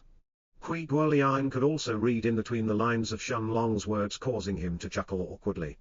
He knew that Shenlong had surely noticed his envious gaze earlier as he stared at the rank 6 Black Panther. So mentioning that this was part of his reward was the same as asking Kui Guoliang to forget any plans of asking him to return the panther. Of course. This thought had flashed through Kui Guoliang's mind. But he wouldn't push this matter either if Shenlong refused. Putting aside the fact that he wasn't 100% certain of beating the panther in a head-on fight. Even if he could, Kui Guoliang wasn't a person who would go back on his word and try to backstab the person who had just saved his and his wife's lives. Cupping his hands, Kui Guoliang had a smile on his face as he looked at Shenlong, before he shook his head in a self-deprecating manner. As he then took out a large piece that looked like white iron from his spatial ring and held it in his hands. His gaze turned complicated. But there was joy amidst his pain as he said to Shenlong, "If it wasn't for this little thing, me and Zedong wouldn't have suffered for the past thousands of years like that." Wan Zedong turned to look at the piece of white iron in Kui Guoliang's hands with a complicated look in her eyes. But in the end, she simply nodded her head in response. Lu Mei turned to look at Shenlong with curiosity in her eyes. But she saw the look of puzzlement in his face as well, obviously having no idea what the white iron in Kui Guoliang's hands actually was. Seeing that neither Shenlong nor the white-veiled young woman next to him was speaking, Kui Guoliang understood that he had yet to explain things properly. And with a smile on his face, the golden-haired Dao King waved his hand. As an old, tattered yellow beast skin appeared in his hands. With a sigh that seemed to have been trying to expel all of the negative emotions that were bubbled up inside him, Kui Guoliang sat cross-legged in the air. Before he looked at Shenlong and asked in a serious tone, "Little brother Shen, do you know what this white iron in my hands really is?" Shenlong simply shook his head as he looked at the white iron in Kui Guoliang's hands. He was curious as to what was this item that had caused the entrapment of 2 Dao Kings for thousands of years. Shaking his head, Kui Guoliang first turned to look at his wife, who was also sitting next to him, before he said with a smile on his face, "This is actually a rank 6 white sea ore." Knowing that Shenlong and the young woman next to him were most likely going to be unaware of the origins of this item, Kui Guoliang then continued, "This is an extremely rare ore that can be used by rank 3 gold grade formation masters to create peak rank 3 gold grade weapons and armor. Or it can be infused to strengthen gold grade formations. If a pinnacle rank 3 gold grade formation is infused with this ore, then it will certainly reach the absolute peak of rank 3 gold grade. No. Such a formation may even exceed the gold grade. Of course. This also requires the formation master's level to have reached the required level as well." There was a fervent look in Kui Guoliang's green eyes as he said the last sentence. After taking in deep breath, he then added with an excited tone in his voice, "Nevertheless, this is a priceless treasure that cannot be purchased. No matter how many spirit stones a powerful force from the Night Star continent is willing to offer." Shenlong and Lu Mei were both shocked when they heard Kui Guoliang's words. The thing in Kui Guoliang's hands was indeed a treasure. After all, Shenlong already knew that even the strongest experts of the continent were most likely at the peak of rank 9 of the Dao King realm. with no one managing to reach the level of a Dao Emperor. At the same time, even with his superficial understanding of formations, Shenlong easily understood that if there really was a formation that could potentially exceed even the pinnacle of rank 3 gold grade, then no matter how many powerful Dao Kings gathered to fight against it, it would be practically impossible for them to forcefully break through such a formation using brute force. Seeing that Shenlong could instantly recognize the value of the ore in his hands, Kui Guoliang nodded his head before he turned his eyes to the tattered, yellow-colored beast skin, and said with a look of pain in his eyes, back then, I found this treasure map along with a jade slip with stored information inside it, as well as a small piece of white sea ore next to it, in the cave of a deceased expert. The person who had left these items probably knew that he was going to die, since he had also recorded a mental message inside the jade slip, saying that if one followed the map carved out in the beast skin they would be able to find an even bigger piece of white sea ore. Turning his head to look at his wife, Kui Guoliang continued with a self-deprecating smile, of course. The moment that I realized that the white sea ore was near the core region of the Dragon Lord's villa, I couldn't help but rethink this matter. After all, even middle-stage Dao Kings have a high chance of dying in this place. I, who was just an early-stage nascent soul cultivator, had no hope of surviving in this place. As he finished his words, Kui Guoliang looked around him warily, before he placed the white sea ore back inside his spatial ring. As he then continued, however, no matter what, the white sea ore wasn't a treasure that I could let go. I cultivated for thousands of years, and after becoming a Dao King and reached the peak of the early stages, I explained everything to Zedong before we came to this place together. Unfortunately, the map didn't mention that the white sea ore was hidden in a place filled with powerful formations. Noticing that Kui Guoliang had fallen silent after he finished this sentence, almost as if he was still trying to realize that he had finally escaped from this endless nightmare, Wan Zedong nodded her head as she then added thankfully, Guoliang had already taken precautions and created the secret realm in the desolate east in order to find someone to help us. Although I had always thought that such an action was worthless, in the end, I can only thank you, since you were the reason why we could escape. Seeing Wan Zedong sincerely bow in thanks, Shenlong cupped his hands in response, accepting the Dao King's act of gratitude.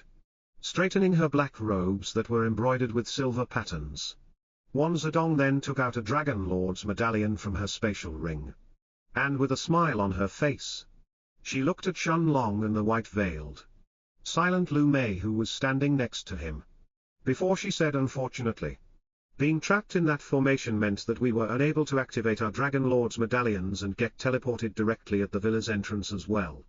Kui Guoliang seemed to have just woken up when he heard Wan Zedong's words, as he took out his Dragon Lord's medallion from his spatial ring as well, before he looked at Shenlong with an apologetic look on his face, as he then added, right. Little brother Shen, I forgot to mention this. If you want to instantly escape from the Dragon Lord's villa, all you have to do is to directly inject your chi inside your Dragon Lord's medallion, and you will be teleported to the villa's entrance. However, you have to be careful. If you are trapped in a formation similar to ours, then the Dragon Lord's medallion cannot be activated. If you don't find another way to escape, you will certainly die. Shenlong had never heard of this before. As he took out his Dragon Lord's medallion and examined it carefully, he wasn't able to sense any direct connection with it, without injecting his chi inside it. Even after examining it with his spirit sense, there was still nothing out of the ordinary with the bronze medallion in his hands. Excited to leave this place and return back to the Night Star continent, Kui Guoliang took a deep breath to suppress his anxious emotions, as he looked at Shenlong and the young woman next to him and asked, little brother Shen, should we return together then? The road forward is extremely dangerous. Even with an early rank 6 magic beast, you won't manage to reach the depths of the Dragon Lord's villa. Understanding that Kui Guoliang was only warning him out of goodwill for the dangers that lied deeper inside, Shenlong cupped his hands at the golden-haired Dao King in front of him, before he reached out to hold Lu Mei's hand and said in a tone that had obvious hints of gratitude inside it, Senior, we have certain matters to investigate, so we won't be able to return back just yet. Kui Guoliang nodded his head, not willing to pressure the matter. After sweeping his gaze past Lu Mei, he turned his eyes to look at Shen Long and handed him a token with the words Kui on it. Before he said with a smile on his face, very well. Make sure to be careful. This is the token of my Kui clan. If you visit the Golden Shield City, make sure to drop by the Kui clan. Me and Zedong will definitely hold a banquet to welcome you and your wife when the time comes. Although Kui Guoliang hadn't recognized Lu Mei, based on how close she was with Shen Long and the fact that they were traveling together in the most dangerous place of the Night Star continent, the experienced Dao King only needed a moment to understand that the white-veiled woman's relationship with Shen Long was anything but ordinary. As soon as he finished his words, the peak rank 3 Dao King and his wife injected their chi in the Dragon Lord's medallions in their hands at the same time. A golden light descended from the barrier above their heads that covered the entire Dragon Lord's villa, before it completely enveloped the 2 Dao Kings. Under Shen Long's and Lu Mei's eyes, Kui Guoliang and Wan Zedong's bodies slowly turned into motes of light, and just a few moments later, they finally disappeared. Looking at Kui Guoliang's and Wan Zedong's body that disappeared into motes of light, Lu Mei turned her eyes to look at Shen Long before she asked in a gentle voice, Long Ji, what should we do now? Lu Mei knew that Shen Long had been keeping the matter of Kui Guoliang at the back of his mind during the last 3 years. After all, no matter what, as a person who had given aid to Shen Long 3 years ago, unless Kui Guoliang was intentionally trying to bring trouble to him by having him explore this region of the Dragon Lord's villa, Shen Long wouldn't simply let the Dao King and his wife die. Shen Long looked at Lu Mei with a smile on his face, while a sense of relief filled his heart after finally helping Kui Guoliang escape from this place. After patting the Black Panther's head, he then said in a voice that was filled with gratitude, Little Silver, you did a good job. You can rest now. Waving his right hand, he then had Little Silver return inside the foggy space in the Stone of Time. Although it seemed that the Black Panther hadn't faced any major problems so far in their journey in the Dragon Lord's villa, Shen Long knew that this wasn't the case. Little Silver had initially suffered some minor injuries from the tens of peak rank 5 magic beast that lived in the mountains right before the desert that attacked Shen Long's group. Additionally, although the heat of the desert was completely inconsequential to a powerful early rank 6 magic beast like the Silver-Winged Panther King, the terrifying sandstorms at the end of the desert weren't that easy to pass through.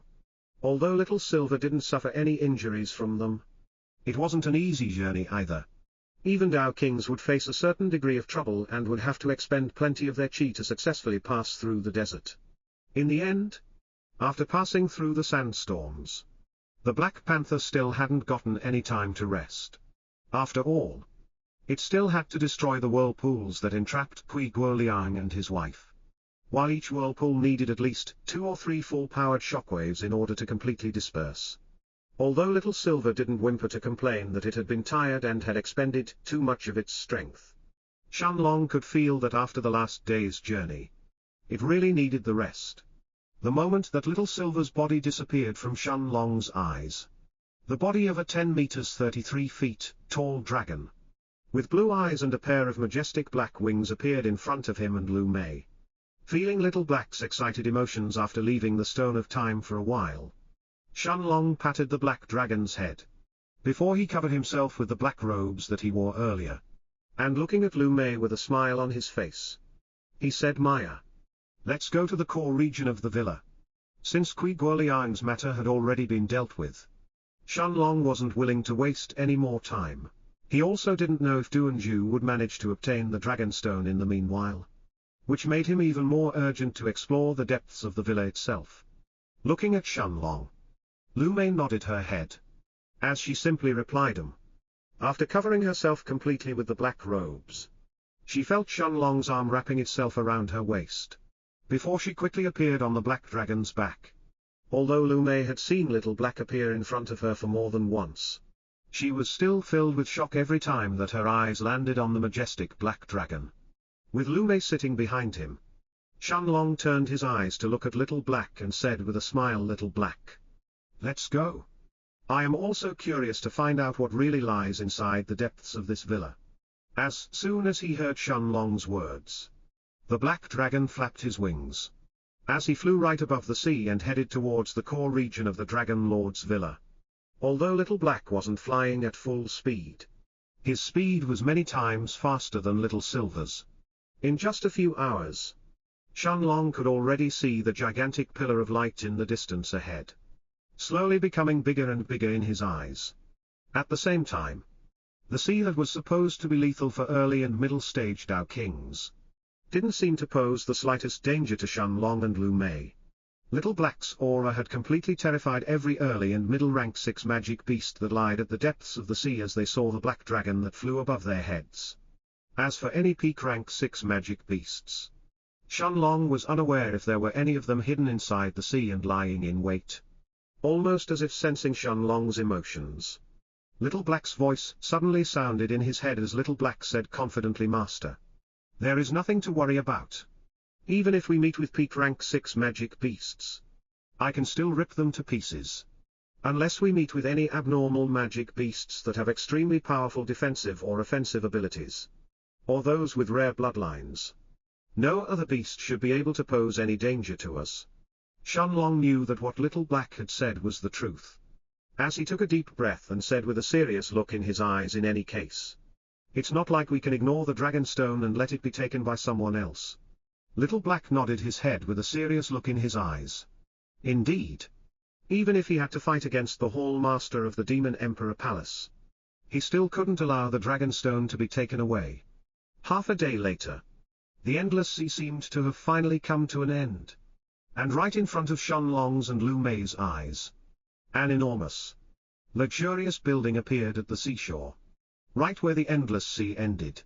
Shenlong could easily make out that the gigantic beam of light that was visible throughout the entire continent was actually coming from the depths of this building in front of him. This was the core region of the Dragon Lord's villa. At the same time that Little Black was about to enter through the half-opened doors of the building in front of him, however, Shenlong noticed a group of powerful Dao Kings slowly coming out from the building's entrance. Raising their heads, the 5 Dao Kings' gazes all fell on the gigantic black dragon who was flying towards them at the same time. Shock as well as confusion filled the 5 experts' eyes, while one of them couldn't help mumbling in a voice filled with disbelief, "A dragon?"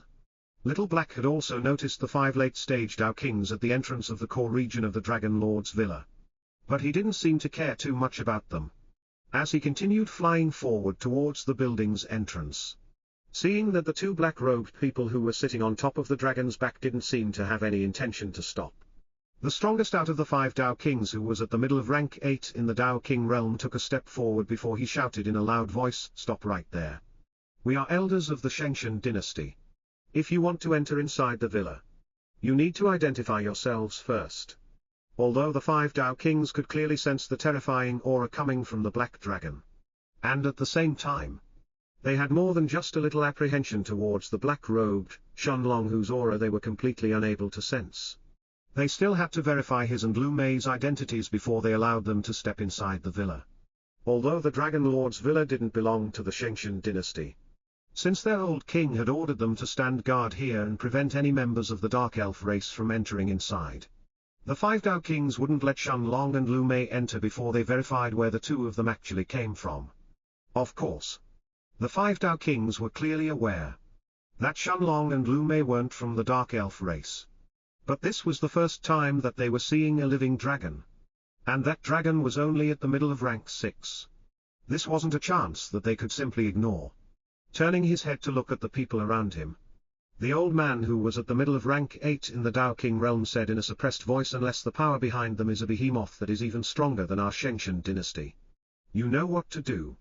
The 4 Dao Kings around the old man all nodded their heads at the same time, as they looked at the black dragon simultaneously, certain that the person on its back would have it stop in front of them now that they had declared their identities as elders of the powerful dynasty. After all, there were only a handful of powers who could be considered to be at the same level as their Shengshan dynasty in the entirety of the Night Star continent. Additionally, none of these powers were even rumored to have seen a dragon, let alone to have tamed one, which made the 2 black-robed people's origins even more dubious. It was very likely that the 2 people on the black dragon's back weren't actually from their Night Star continent. However, This by itself wasn't enough to make the 5 Tao Kings to shy away. Unless these people were from a power that was as strong as the Demon Emperor Palace or the terrifying Holy Sect, their Shenshin dynasty would definitely dare to fight against them if they could obtain a powerful dragon. A real, living dragon's existence was reason enough to even start a war between 2 continents, let alone 2 powerful forces. Of course, the 5 Tao Kings had also taken battle positions at the same time. They couldn't neglect the fact that the black-robed person whose aura was completely retracted could very likely be a peak expert at the same level as their old king, Shang Jun. Otherwise, it was impossible to explain how he was able to ride on top of the dragon's back. The moment that he appeared in the air right above the 5 Tao Kings, Little Black had a scornful look in his eyes as he gazed down at them, almost as if he was looking at a bunch of ants beneath his feet. Opening his mouth, the black dragon didn't have the slightest hints of mercy in his blue eyes, as he sent out a terrifying ball of black flames towards the 5 Tao Kings. The old Tao King, who was at the middle of rank 8, instantly paled the moment that he felt the power behind the black fireball, as he hurriedly shouted, "Run!" without waiting for a response from the people around him. He was the first one to try and escape as far as he could before the black fireball approached his body. The 4 Tao Kings around him didn't delay either, as they all split themselves, trying to escape as far as possible from the incoming black fireball. Although the black dragon in front of them was just at the middle of rank 6, they could feel the lethality inside this fireball that could even threaten peak rank 9 Tao Kings. Boom! The entrance in front of the half-opened gates instantly burst in black flames, while 2 unlucky Tao Kings of the Shenshin dynasty actually weren't fast enough to avoid Little Black's attack. Under the old man's horrified eyes, the powerful late-stage Tao Kings from his group didn't even have a chance to scream, as their bodies instantly turned into charred corpses. 2 late-stage Tao Kings had instantly died just like that. It wasn't just the old man, however. Even Shenlong was shocked by Little Black's power. Without waiting for a response, however, Shenlong barely threw a glance at the 3 late-stage Tao Kings who had managed to escape in time, before he turned his eyes towards the half-opened doors in front of him, as Little Black flew inside them. Even though these people had managed to conceal their greed over the black dragon's body well, how could Shenlong not guess their intentions? Besides, claiming that he had to show his identity before entering would place him in an even worse position later on. It was very likely that the entire Night Star continent, and perhaps even the Demon Emperor Palace, would try to look for him in order to get information about Little Black. The old Tao King at the middle of rank 8 watched the 2 black-robed people on Little Black's back entering inside the villa's core region, with a look of hate as well as fear in his eyes. After taking a moment to calm himself down, he turned to look at the 2 remaining Tao Kings around him who still hadn't gotten over their shock, and gritted his teeth before he said angrily, "Inform our king about this." Snapping out of their shock, the 2 Tao Kings hurriedly nodded their heads simultaneously, before one of them took out a green jade from his spatial ring and sent his soul sense inside it. The green jade lit up with a pale green light, as the Tao King then said in a hurried tone, "My king, 2 black-robed people have forcefully barged inside the villa. One of them is just a junior, who is still at the spirit realm. But we were unable to identify the cultivation level of the person in the lead. Additionally, they are riding on top of a living dragon." Finishing his message, the Tao King stopped injecting his chi in the green jade in his hands, before he exhaled a sigh of relief. Now that they had informed Shang Jun, they didn't need to worry about anything else. Even if the black-robed man somehow was at the same level as their old king, there was no way that he would be able to fight against the 10 remaining elders of the Shenshin dynasty who are accompanying Shang Jun as well. At the same time, however, at the depths of the core region in the Dragon Lord's villa, the old king of the Shuntian dynasty, Shang Jun hadn't even noticed his jade that had suddenly lit up, as he stared at the purple-robed middle-aged man who was leisurely standing in front of him with a solemn expression on his face. Duanzhu was still trying to break past the gigantic beam of light that acted like a barrier and obtain the treasures at the core of the villa. When Shang Jun and his group appeared in this place, Shang Jun had never managed to get this far inside the Dragon Lord's villa in the past. He knew that there were some terrifying formations that even he and his wife had been unable to break past previously. Even if he asked for help from the other peak Dao kings in the Heaven's Dome city, he still didn't have any confidence in reaching this point. And yet, Duanzhu by himself had somehow destroyed all of the formations in his way and arrived at the depths of the villa. Shang Jun didn't know what kind of treasure Duanzhu had with him that could help him reach this place. But there was a solemn look in his eyes as he stared at the Hall Master of the Demon Emperor Palace. After all, not only had Duanzhu managed to reach the depths of the villa, but he had also swept all the treasures that he had found so far. Staring at the group of middle and late-stage Dao kings in front of him, the red-haired Hall Master of the Demon Emperor Palace didn't show any fear or wariness in his eyes. Instead, it was more like he was looking at a bunch of insignificant ants, with only Shang Jun being worthy of his attention. After taking a deep breath to calm himself, Shang Jun looked at the peak rank 9 Dao king in front of him. Before he said in a calm tone, Hall Master Duan, don't you think that you have obtained too many things from the Dragon Lord's villa? This is a place that belongs to my Night Star continent. Your Demon Emperor Palace should show some restraint. A mocking look had appeared on Duanzhu's face when he heard Shang Jun's words. And looking at him like he was looking at a fool, the red-haired Hall Master then said with a smile on his face, ha ha ha. Restraint? Because this place belongs to your Night Star continent. Fool! You had hundreds of thousands of years to explore this place.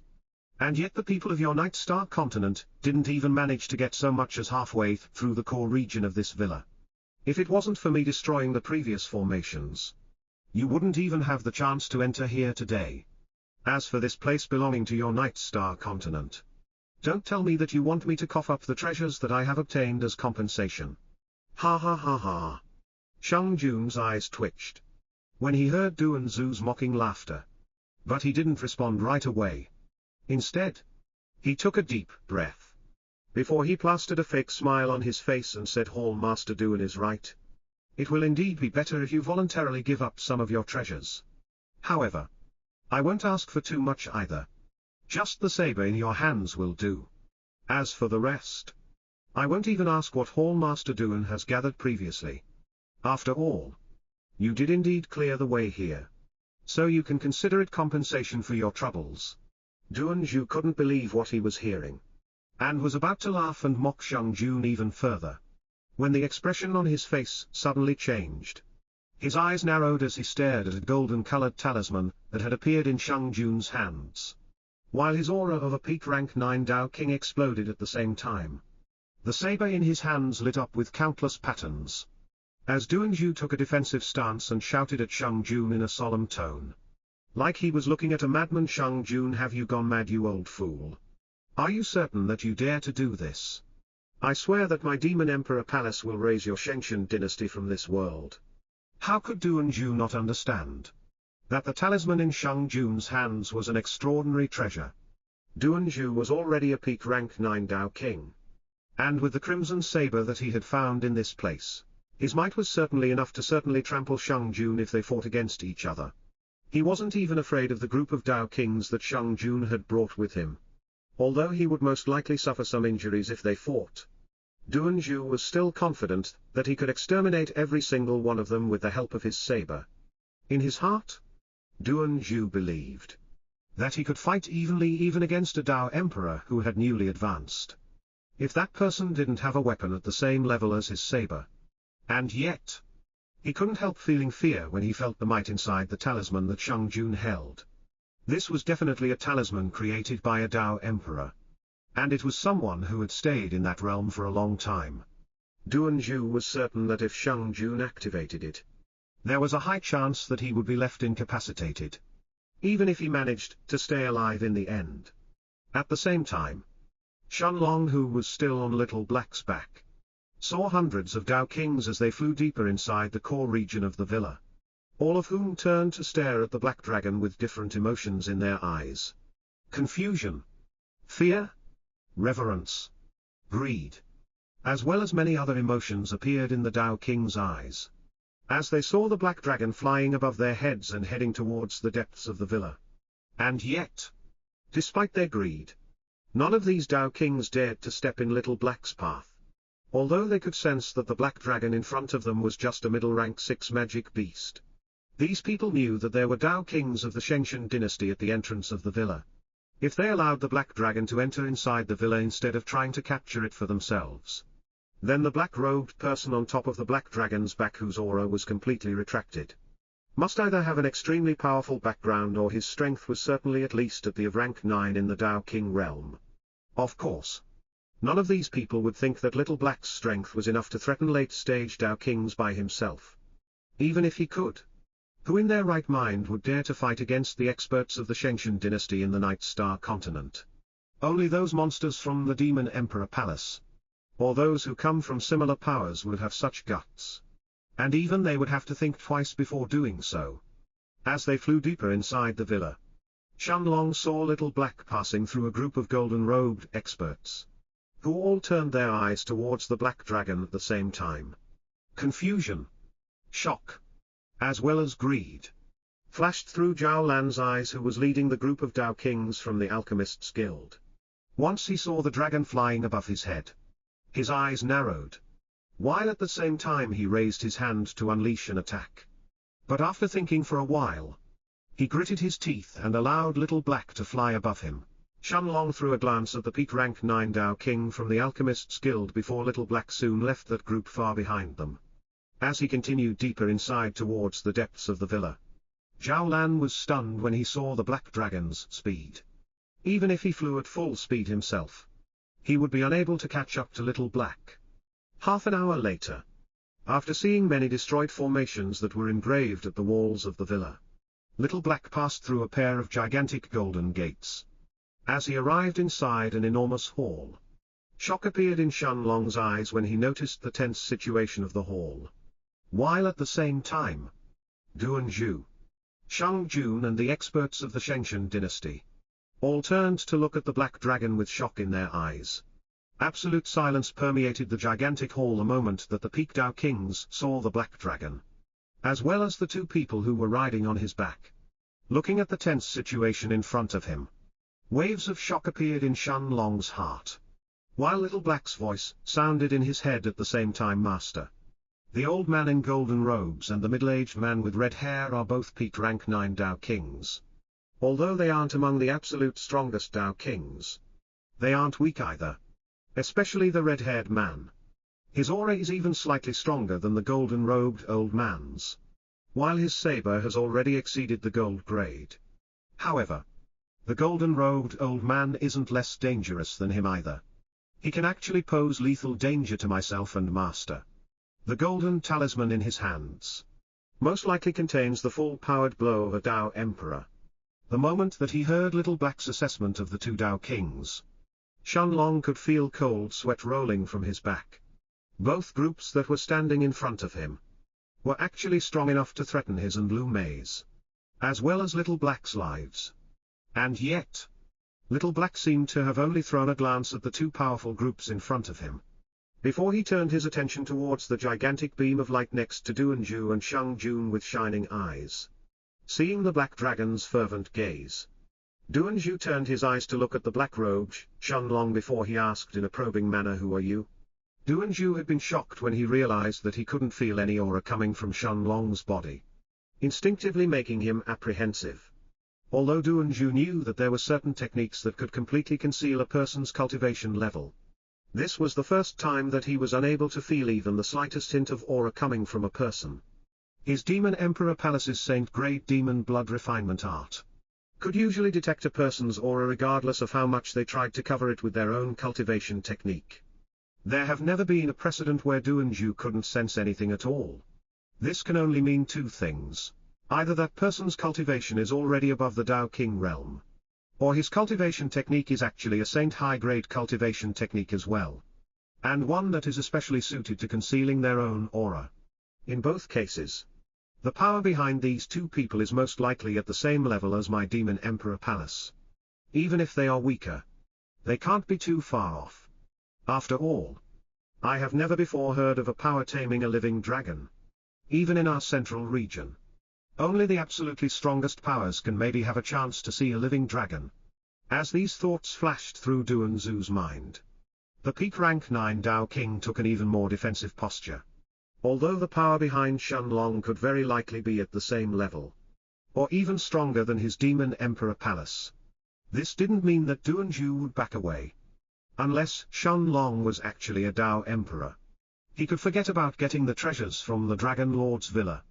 At the same time, half of Shang Jun's army took defensive positions, as 5 late-stage Dao Kings faced the Black Dragon and the 2 people on its back, while the rest faced Duanju, not allowing him to make any sudden movements.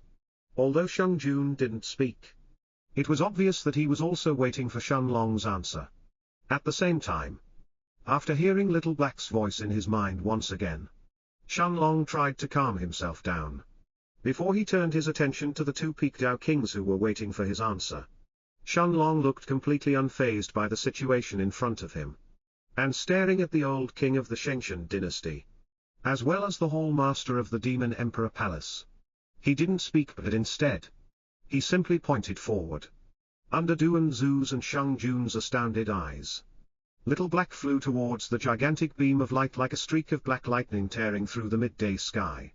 And yet, after flinching for a moment, Duanju and Shang Jun merely snickered in response.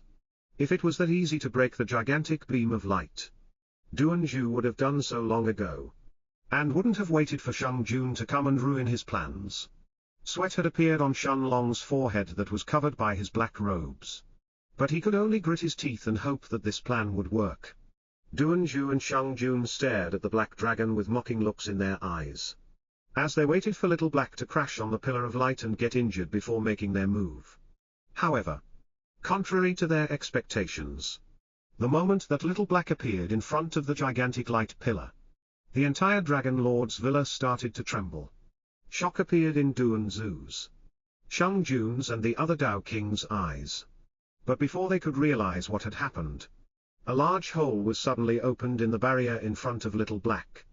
Without any hesitation, the Black Dragon entered inside the large pillar of light, completely ignoring the shocked Dao Kings behind him. Quickly after him, Shang Jun was the first one to speak. Barely a moment later, as the powerful old king of the Shengshan dynasty flew towards the huge hole before he had even finished his own words, Duanju had made his move at the same time, as he also followed behind Shang Jun not even a split second later. The Dao Kings of the Shengshan dynasty all followed behind Shang Jun and Duanju, as they flocked towards the opening of the hole like a group of hungry magic beasts. Having entered inside the pillar of light before Duanju and the rest, a stunning scene appeared in Shenlong's eyes. A gigantic throne room appeared in Shenlong's eyes, filled with endless gold, silver, and rare shiny jades. A gigantic golden throne that seemed to have been made for a 4 meters 13 feet tall giant was placed at the edge of the room, with a small, wooden chest in front of it. Shenlong had been stunned when he had seen Kui Guoliang's luxurious palace in the past. But in front of the throne room in front of him, the difference was even bigger than the clouds and the mud. Aside from the golden throne and the wooden chest, there were countless weapons on the floor of the hall, including swords, shields, sabers, spears, and bows. And yet, Shenlong only had a chance to throw a glance at the treasures around him as soon as they entered the room, before Little Black shot towards a corner of the room. A small, black-colored stone was levitating in the air, and it was emitting a powerful light, almost as if it was excited to feel Little Black's presence. Even Shenlong and Lu Mei only needed a second to understand that this was the piece of dragon stone that Little Black wanted. Shenlong also knew that this was this same piece of dragonstone that Little Black had formed a connection with just now, and had also stirred up some of its energy to open a hole in the enormous pillar of light. At the same time, Duanju and Shang Jun had just passed through the hole at the same time, when the same shocking scene appeared in their eyes, dumbfounding the 2 Peak Dao Kings. Hundreds of weapons were sprawled on the ground, all of them actually being rank 3 gold-grade weapons. This was a shocking sight to behold, causing the 2 powerful Dao Kings to stand still for a few moments, as they gawked at the scene in front of them with eyes filled with disbelief. Even the Shengshan dynasty, which was among the strongest powers in the Night Star continent, had less than 10 rank 3 gold-grade weapons in their treasury. Among them, only 2 of those weapons had actually reached the pinnacle of the gold grade. However, every single weapon in front of Shang Jun right now was at the rank 3 without any exception, while almost half of them were actually at the peak of rank 3 in the gold grade. This was more than enough for Shang Jun's Shengshan dynasty to dominate the entire Night Star continent. And yet, these weapons were thrown around on the ground as if they were trash. Duanzhu, however, wasn't any less shocked than Shang Jun. As a Hall Master of the Demon Emperor Palace, he clearly understood the value of the weapons in front of him.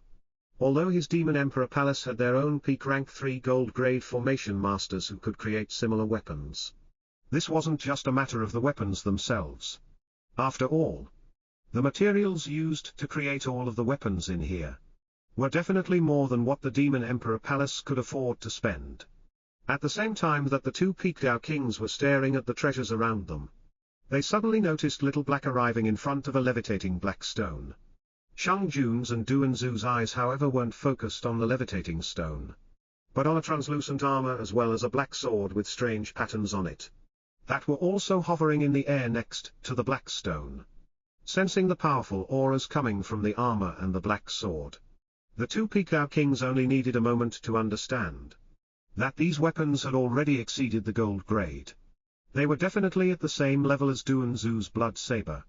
And yet, before Shang Jun and Duanzhu could even make their moves, Little Black opened his mouth and swallowed the levitating stone, the black sword and the translucent armor all at the same time. "Stop! Hand over that sword!"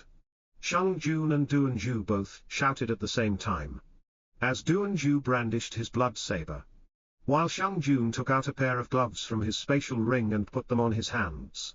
Before they both attacked Little Black at the same time. Little Black, however, didn't seem to have paid any attention to the 2 Dao Kings, as he shot forward at full speed towards the wooden chest in front of the throne. Duanzhu, however, seemed to have already expected this, as he sent a powerful slash forward, blocking Little Black's path. A powerful crimson slash that was even redder than the color of fresh blood erupted from the saber, infused with the full might of the peak rank 9 Dao King. Although Little Black had already avoided the first 2 attacks, if he wanted to get closer to the chest, he would have to take Duanzhu's attack head-on.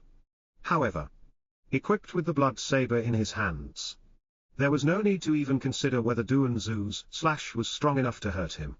Taking this chance that the Black Dragon had to back off, Duanzhu and Shang Jun temporarily ignored the 3 items that Little Black had stolen, before they turned their attention to the chest as well. "Scram!" Duanzhu shouted as he slashed his saber at Shang Jun, who was also rushing towards the throne at the same time as him. Although he had expected this attack, the old king of the Shengshan dynasty barely had enough time to duck and dodge, as another powerful crimson slash erupted from the blood saber in Duanzhu's hands, seeing that he was just 100 meters away from the wooden chest. While Shang Jun tumbled backwards, Duanzhu had a huge smile on his face, before he extended his hand in anticipation to grab the chest. However, seemingly out of nowhere, a space tear appeared right in front of the chest, while a pair of hands covered by black robes extended themselves to touch the wooden chest before Duanzhu. Under the peak rank 9 Dao King's disbelieving gaze, the wooden chest was dragged inside the space tear, before it disappeared right in front of his eyes. At the same time, both Duanzhu and Shang Jun turned their heads to look at the black-robed person on top of the black dragon, only to see the wooden chest now lying in his arms. Shanlong's heart had started to beat wildly, as the chest in his arms felt heavier than a mountain. He could feel the pressure coming from the 2 Peak Dao Kings who were about to swallow him whole. Not only had Little Black snatched the dragon stone and the translucent armor as well as the black sword, but Shanlong was now holding what was potentially even more valuable than these items together. "Die! Hand the chest over!" Duanzhu and Shang Jun shouted at the same time, as they both unleashed their attacks towards Little Black. A crimson slash that seemed capable enough to split even a group of late-stage Dao Kings apart appeared from Duanzhu's blood saber, while 2 gigantic fists that were shining with a bright light materialized from Shang Jun's gloves, both of them heading towards the black dragon. Shenlong however was already prepared for the Tao King's attacks. And the moment that he got his hands on the wooden chest, he hurriedly ejected his chi into the two Dragon Lord's medallions. While Lu Mei did the same, the golden barrier around the villa started to tremble, before it suddenly descended to cover Shenlong, Little Black and Lu Mei like a golden blanket. Before Duan Zu's and Shang Jun's powerful attacks could even approach him, Shenlong felt spatial distortions around his body, while his vision also started to blur. Seeing the black dragon, as well as the two black-robed people on his back disappear right in front of his eyes, a furious expression appeared on Duan Zu's face. Holding his own Dragon Lord's medallion in his hands, he was ready to activate it and chase after Little Black. But he hesitated for a moment. Although Little Black had gotten everything, if he left right now, the Tao Kings from the Shengshan dynasty would definitely sweep up everything in this place. Hundreds of rank 3 gold-grade weapons and armors were enough even for Tao emperors to get involved. However, Duan Zu only hesitated for a single moment, before his Dragon Lord's medallion lit up with a golden light. After all, the treasures that Shenlong had gotten would definitely exceed the value of the rank 3 gold-grade weapons in this place. At the same time, Shang Jun's Dragon Lord's medallion lit up as well, as both Tao Kings felt themselves being covered by the Dragon Lord's villa barrier, before they disappeared from the majestic throne room. As for Shang Jun, he was actually in a much more favorable position than Duan Zu. Let alone the fact that he could hunt down a living dragon in his own territory in the Night Star continent. He had also managed to let the elders of his Shengshan dynasty freely gather everything inside the throne room. Now that Duan Zu decided to chase after Shenlong, while at the same time, Shang Jun himself didn't have to activate his golden talisman just yet. As Shenlong appeared outside of the Dragon Lord's villa's entrance, he didn't wait to see the shocked expressions of the people in the crowd who were gathered outside the villa, as he had Little Black immediately leave the scene. Before the crowd could even react, Little Black spread his majestic black wings, before he flew towards the north of the Night Star continent at full speed. Duan Zu and Shang Jun appeared at the villa's entrance barely a split second later and hurriedly turned their eyes to look at the sky, looking for the black dragon. The shocked crowd instantly exploded into exclamations. A dragon? A real dragon? Isn't that the Hallmaster of the Demon Emperor Palace? I saw him entering the villa 2 years ago. What is he doing with the old king of the Shengshan dynasty? Don't tell me that they are chasing after that dragon. Could it be that the dragon has been living inside the Dragon Lord's villa for tens of thousands of years? Ignoring the speculations of the crowd, Duan Zu looked at an early-stage Tao King who was standing among the crowd, before he asked in a furious tone, where did that dragon go? The early-stage Tao King trembled when he felt Duan Zu's aura, which was even more terrifying than the average peak rank 9 Tao Kings. But he still steadied himself and pointed towards the north as he said hurriedly, that way. It flew towards the north, without even considering that the Tao King in front of him could have lied to him. Duan Zu instantly shot towards the north of the Night Star continent with his blood saber in hand, like a hungry magic beast that was out for blood. Of course, if that Tao King had really dared to lie to him, Duan Zu would make him wish that he was dead instead. Although normal people may not know how terrifying the experts of the Demon Emperor Palace really were, most of the Tao Kings in the Night Star continent dreaded them, from the bottom of their hearts. Shang Jun didn't lag behind Duan Zu either, as he soared in the sky, flying towards the north of the Night Star continent as well.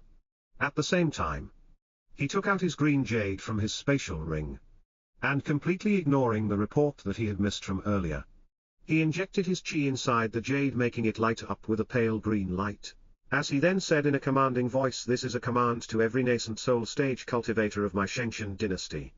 Immediately head to the north of the Night Star continent and find clues to the Black Dragon, and the 2 black-robed people who are riding on his back. The person who finds the dragon's location will obtain a rank 3 gold-grade weapon." The moment that Shang Jun finished his words, the entire palace of the Shengshan dynasty in the Heaven's Dome city instantly exploded with shock and excitement, as every single nascent soul stage expert flew out from it and headed towards the northern part of the Night Star continent. Of course, this was Shang Jun's plan as well. the moment that someone caught wind of the Black Dragon's whereabouts. The old king of the Shengshan dynasty would definitely hear about it before Duanju. At the same time, Little Black was still flying in the sky a few tens of thousand miles away from the city of Sin. When Lu Mei turned her head to look behind them, and see if Duanju or Shangjun had managed to catch up with Little Black, before she then asked Shenlonglongji, "What should we do now? Everyone in the Night Star continent will be looking for us."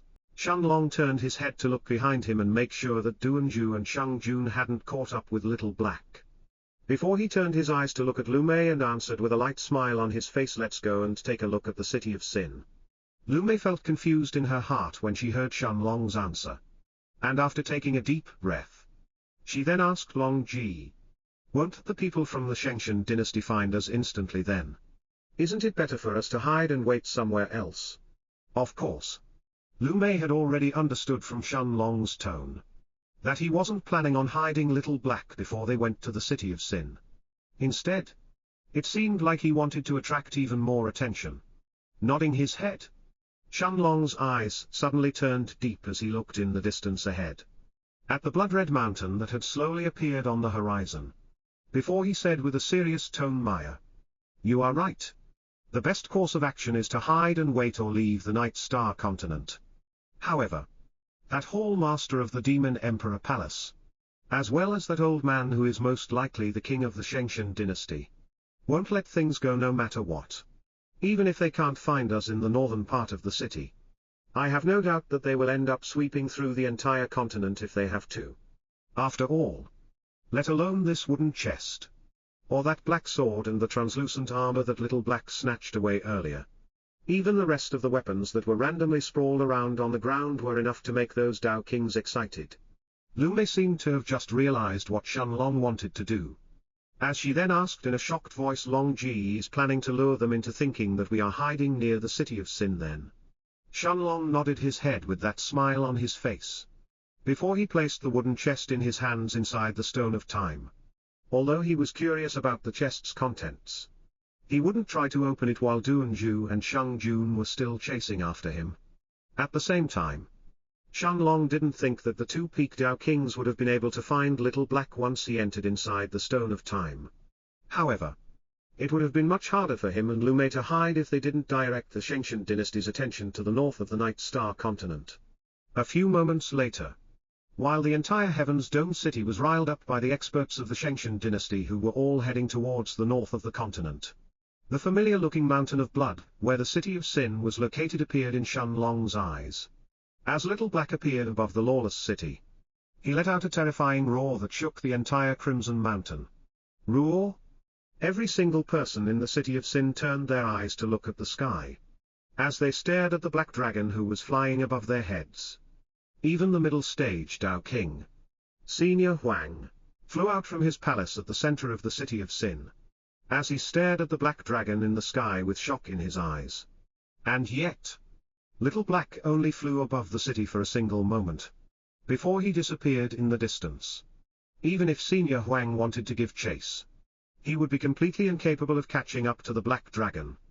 After all, even Shangjun and Duanju would at most be on par with Little Black's speed, let alone a single middle-stage Dao King like him. As the matter of a living Black Dragon started to spread throughout the city like wildfire, Shenlong had Little Black descend in a small forest 300 miles away from the Mountain of Blood. Even the strongest magic beast in the forest, which was at the early rank 4, equal to a peak rank 3 spirit realm cultivator, could only tremble and prostrate itself in front of the Black Dragon's aura that had covered the entire forest. Patting Little Black's head, Shenlong said in a low voice that was filled with obvious hints of relief, "Little Black, you did a good job. You can rest now." Opening his mouth, Little Black spat out the translucent armor, as well as the black sword with strange patterns on it, before he returned back inside the Stone of Time. And yet, Shenlong only threw a glance towards the black sword and the armor that he suspected to be weapons at the absolute peak of rank 3 in the gold grade, before he placed them inside the Stone of Time as well. "Longji, what should we do now?" After falling silent for a few moments, Shenlong looked around him before he said, "Let's find an isolated place first. I am really curious about what is inside that wooden chest. Since the chest was placed right before that golden throne, Shenlong was certain that even if its value wasn't the highest among the things inside that hall, it would definitely be something at the same level as the Dragon Stone. At the same time, in the depths of the Dragon Lord's villa, the group of the Alchemists Guild that Zhao Lan's was leading had just arrived inside the throne room. When they saw the experts of the Shengshan dynasty gathering the remaining rank 3 gold-grade weapons from the floor, looking at the peak rank 9 Dao King of the Alchemists Guild, Shang Jun's wife, the queen of the Shengshan dynasty, Zhao Lifan shot him a cold glance when she saw the greedy look in his eyes. Before she said, Zhao Lan, I suggest that you don't get any funny ideas. My Shengshan dynasty was the one who managed to find this place first. I suggest that you turn around and leave immediately. Otherwise. Ha ha ha. Otherwise what? Zhao Lifan. I suggest that you give up half of what you have already obtained. Otherwise, I will take everything by force. Your Shengshan dynasty found this place first.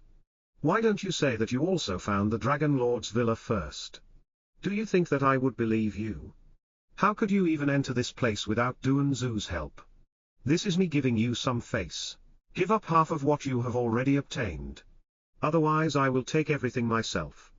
Although Zhao Lan knew that he most likely wasn't a match against Shang Jun as the strongest Dao King of the Alchemists Guild, he was confident enough to completely suppress Zhao Lifan and her group by himself. If he added the group of Dao Kings from the Alchemists Guild behind him, he was certain that he could even kill the Shengshan dynasty's group if Shang Jun wasn't present. An ugly look appeared in Zhao Lifan's eyes, before she fell silent for a few moments, while furious looks had appeared in the Dao Kings of the Shengshan dynasty's faces.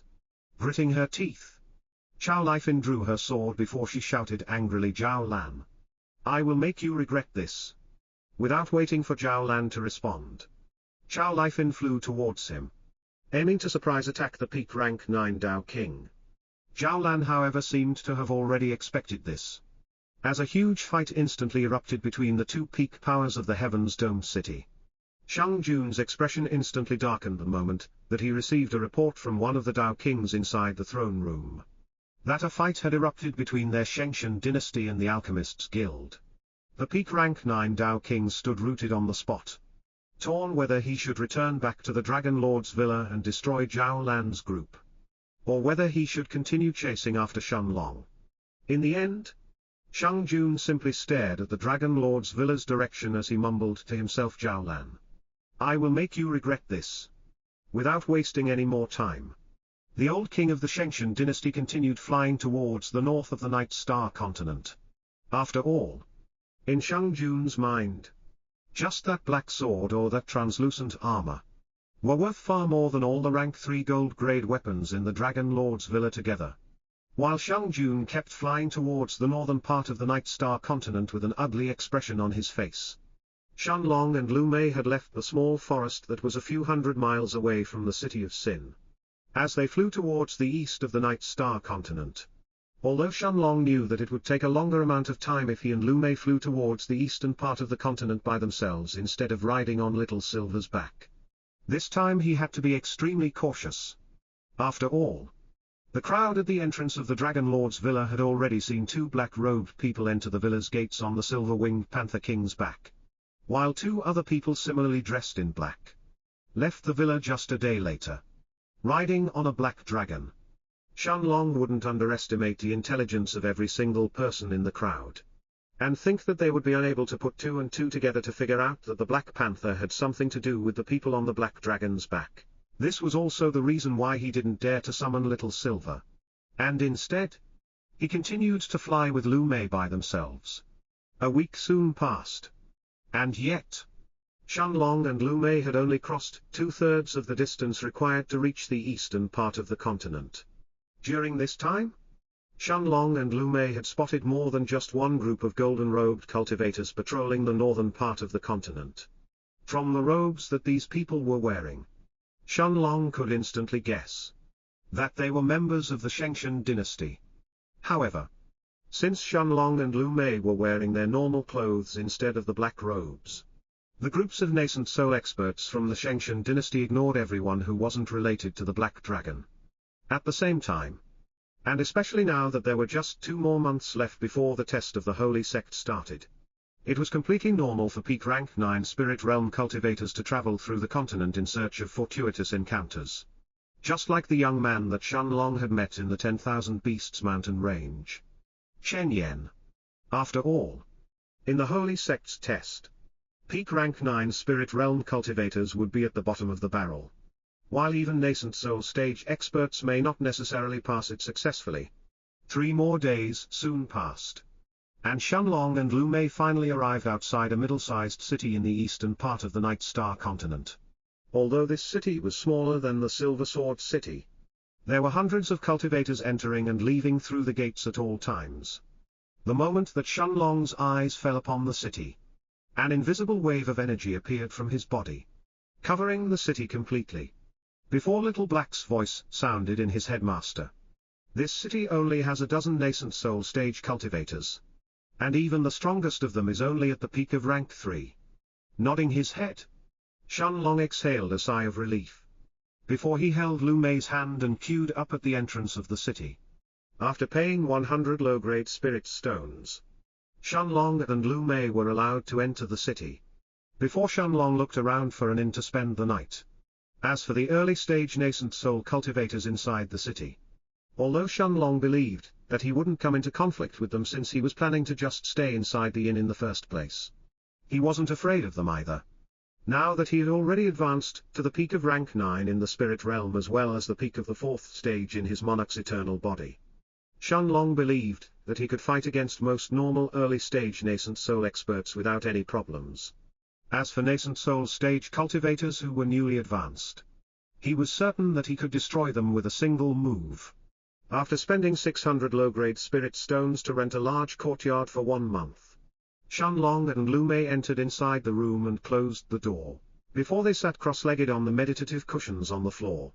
Seeing the dazzling, gentle smile on Lu Mei's face after she finally removed her white veil, a warm feeling appeared in Shenlong's heart. After all, Shenlong knew that Lu Mei had felt extreme pressure during the time when they were facing the 2 peak rank 9 Dao Kings in the depths of the villa. After all, one of those people was the Hall Master of the Demon Emperor Palace. A power that wasn't located in the Night Star continent, but instead, the place where they would be going towards soon. The Central Region. While the other one was most likely the old king of one of the strongest powers in the Night Star continent. There was practically no spirit realm cultivator who wouldn't feel pressure when facing those 2 old monsters. After sitting cross-legged on the floor, Shenlong waved his hand. And a black sword with strange patterns on it, as well as a translucent armor appeared in front of him and Lu Mei. Feeling the pressure that was coming from the black sword and the translucent armor from such a close distance, waves of shock appeared in Shenlong's heart. At the same time, Lu Mei also asked in a shocked voice, Long Ji, are these really gold-grade weapons? Lu Mei had seen a fair share of gold-grade weapons along with Shenlong during the past 3 years. And her 4 Seasons Azure sword was also a peak rank 1 gold-grade sword. But she could clearly feel that the aura coming from the sword and the armor in front of her was completely different from the gold-grade weapons that she had encountered in the past. After a moment of serious thinking, Shenlong shook his head before he said confidently, they have definitely exceeded the gold grade. Even the rank 3 gold grade weapons in the Dragon Lord's villa didn't have this kind of aura. The moment that he finished his words, Little Black's voice sounded in Shenlong's mind as he said, Master, these are peak 1-star weapons. 1-star weapons. Nodding his head inside the Stone of Time, Little Black then continued, right. Master. Above the gold grade is the star rank. Star weapons are extremely powerful weapons that only Dao Emperors and above would normally wield. Unlike bronze, silver, or even gold grade weapons, star rank weapons are considered to be on a tier of their own. After all, each star rank weapon has a small part of a certain Dao infused inside it when it is created, making the person who wields that weapon be able to draw the strength of that Dao as well. It's not an exaggeration to say that 1,000 rank 3 gold grade weapons can't even compare to a single star rank. Waves of shock filled Shenlong's heart the moment that he heard Little Black's explanation. A small part of the Tao. As this thought flashed through his mind, Shenlong closed his eyes before he sent his spirit sense inside the star rank weapons in front of him, in an attempt to sense the Tao inside it. The moment that Shenlong's spirit sense entered inside the black sword, Lu Mei saw the various patterns on the sword's surface lit up, as sparks of lightning covered the sword's surface. The Tao of lightning. Shenlong mumbled to himself in a voice filled with disbelief, before he retracted his spirit sense from the black sword. There really is a Tao hidden inside a star rank weapon. At the same time, Shenlong could sense that the Tao of lightning inside the sword was definitely extremely strong. Curiosity had also filled Lu Mei's stunning black eyes as she stared at the lightning sword in front of her. At the same time, Shenlong sent his spirit sense inside the translucent armor, curious about the type of Tao that was contained inside it. This time, however, Shenlong wasn't able to recognize the Tao inside the armor.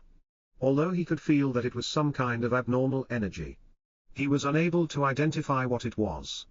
Seemingly as if he could sense Shenlong's puzzlement, Little Black's voice that had hints of surprise inside it once again sounded in Shenlong's head. Master, this is an extremely rare Tao called the Tao of Reflection. The armor in Master's hands was definitely created by a Tao Emperor who had insights in the Tao of Reflection. It's too bad that that person's comprehension wasn't deep enough. Otherwise this armor may have even managed to become a 2-star weapon. However, that is not to say that the armor is useless right now. It is actually a life-saving treasure for any cultivator below the Tao Emperor realm, as it should actually be able to weaken any attack that doesn't come from a Tao Emperor by 30%. Of course, if someone's comprehension of the Tao has actually exceeded the Tao Emperors who created this armor, then the Tao of Reflection inside the armor will be useless in front of them, making it just slightly better than a peak rank 3 gold grade armor. Shenlong was still shocked when he heard about the armor's ability, reflecting 30% of someone's attack. Wouldn't that mean that whoever was wearing this armor would have their survivability increased by many times? After all, even without the Tao of Reflection, the translucent armor in front of Shenlong was still stronger than a peak rank 3 gold grade armor. Shenlong hadn't even seen a peak rank 3 gold grade weapon before. And yet, there were 2 of them in front of him and Lu Mei right now. After explaining to Lu Mei what he had learned about the star rank weapons from Little Black, Shenlong said, Maya, you should keep both this black sword and the armor. Since I am also a body refiner, I am not in as much danger of dying as you are. After all, as long as I have enough energy, I can heal most wounds on my body even without consuming any pills. Additionally, there should only be 2 months until the test of that so-called holy sect starts. We also don't know how dangerous the test will be or what it will contain, making the situation even more dangerous. As for the black sword, since you are more proficient in using swords than I am, it's better for you to have it anyway. Lu Mei instinctively wanted to refuse, but she knew that Shenlong's words made sense. She was indeed in much more danger of dying compared to Shenlong, even though she had an army of skeletons and undead knights at her command. At the same time, during the past 2 years of training in the 10,000 Beasts mountain range, Lu Mei had also realized her own weakness. It was sneak attacks. Although her skeletons and undead knights could take care of any cultivator at the same level as Lu Mei, or even those who were stronger than her with their sheer numbers. If Lu Mei didn't have her army around her, she was at most as strong as a weak peak rank 9 spirit realm cultivator. However, the moment that Shenlong finished his words, Little Black stared at the black sword from the foggy space in the Stone of Time, before he said in a serious voice, Master, although it's fine to give her the armor with the Tao of Reflection, Master should still hold that black sword. The Tao inside it is the Tao of Lightning, while Lu Mei's Tao is the Tao of Death. The Tao of Lightning and the Tao of Death are naturally opposing Daos, and they don't mesh well with each other. Instead, they both counter each other to a certain extent. Not only would it not help Lu Mei to have this sword, but it could instead weaken the strength of her undead creatures. During the past 2 years that Shenlong and Lu Mei had trained inside the 10,000 Beasts mountain range, and since Lu Mei had followed Shenlong inside the Dragon Lord's villa, Little Black no longer felt aversion towards this human, as he started to slowly accept her existence in Shenlong's life. Once Lu Mei heard that the black sword may weaken her skeletons and her undead knights, she didn't even wish to so much as touch it. After all, for a cultivator, their own Tao was the most important thing. Nodding his head, Shenlong placed the black sword to the side, before he took out the wooden chest from the Stone of Time and placed it in front of him. Looking at the wooden chest in front of him, Shenlong was actually stunned for a moment, as he then mumbled to himself in a voice filled with disbelief, "This is actually made from an Elderwood King tree." Although Shenlong hadn't noticed this back in the Dragon Lord's villa, since he had grabbed the chest in a hurry and placed it inside the Stone of Time. Now that he observed it carefully, he was shocked when he realized this minor detail. At the same time, after hearing Shenlong mumbling to himself in a shocked voice, Lu Mei couldn't help ask curiously, "Long Ji, is this Elderwood King tree very rare?" Nodding his head, Shenlong looked at Lu Mei before he said, "It isn't only rare. It is also extremely valuable. Even among rank 6 trees, a rank 6 Elderwood tree will take 1,000 years to mature. Upon reaching maturity, its wood becomes extremely durable, and can be used to create powerful gold-grade weapons like bows, arrows and staffs. Among 1,000 rank 6 Elderwood trees, however, there is a small chance for a single rank 6 Elderwood King tree to appear. That tree will continue to grow, and it will take 7,000 years until it reaches maturity.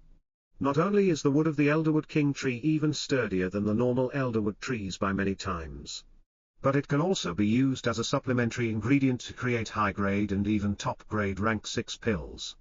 Although Lu Mei wasn't an alchemist or a formation master, it wasn't difficult for her to realize the value of the Elderwood King tree after hearing Shenlong's explanation. This tree was a real treasure that could be used to create both rank 6 pills, as well as gold-grade weapons.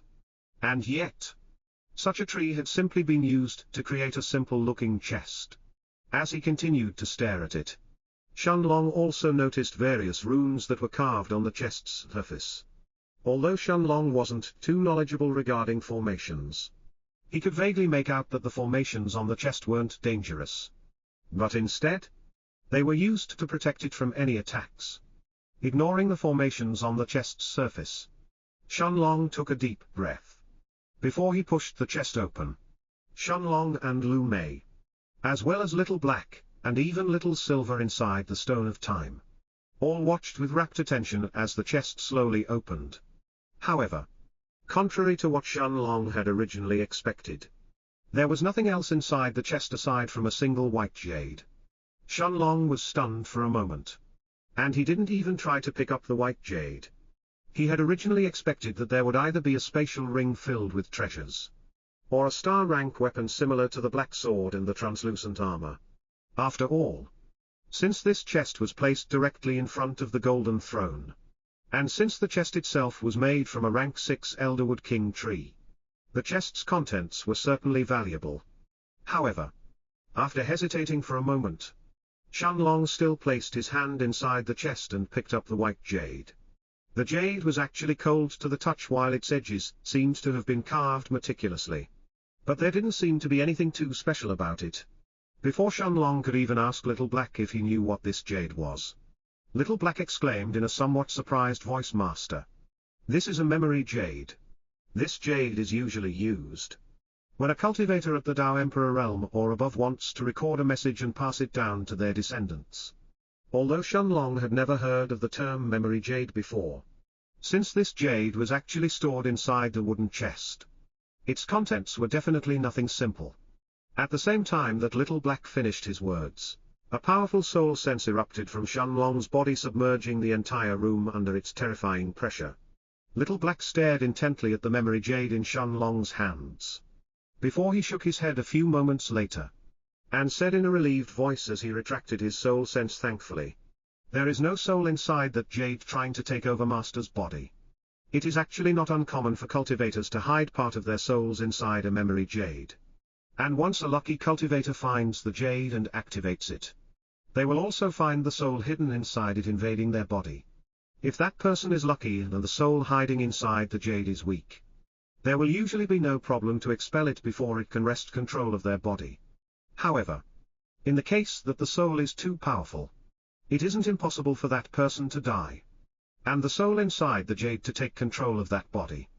Shenlong suddenly realized that he had actually neglected this matter. Although he had originally been confident that he could fight or escape against most enemies, he had neglected the fact that nascent soul stage experts also had the ability to take over other cultivators' bodies. It wasn't impossible for the soul of a powerful expert to hide itself inside the jade and attack him when he wouldn't expect it. Although Shenlong was confident that there was a very high chance for the Stone of Time to protect him in such a situation since it was merged with his soul, it still wasn't a risk that he was willing to take. Closing his eyes, Shenlong first calmed down his agitated emotions, before he sent his spirit sense inside the Stone of Time and asked Little Black, "How do I activate this memory jade?" Master only needs to inject your chi inside the jade to activate it, before you send your spirit sense inside it. Nodding his head, Shenlong opened his eyes and circulated the monarch's hourglass, before he injected his chi inside the white jade in his hands. A pale white light appeared from the jade, growing brighter and brighter as Shenlong infused more and more of his chi inside it.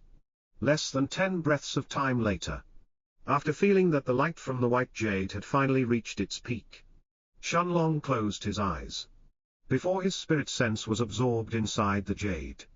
The moment that Shenlong's spirit sense entered the white jade, Shenlong could feel a blinding white light filling his mind, before a completely new scene appeared in his eyes. A man in his early 40s who seemed to be even younger than Kui Guoliang was floating in the air and was staring at Shenlong, who seemed to have suddenly appeared in front of him. Shenlong noticed that this man had black hair and deep silver-colored eyes, while his body was covered by a white robe with mysterious runes and patterns on it. With just a glance, Shenlong could instantly understand that this man's robes were covered with some kind of formations. At the same time, Shenlong also noticed that he was no longer inside the room of the inn, with Lume sitting on the floor directly opposite from him. Instead, it seemed like he was floating in an empty white world that had nothing else inside it aside from the white-robed man who was now standing in front of him. Is this the scene inside the memory jade? As this thought flashed through his mind, Shenlong saw the man in front of him finally move for the first time.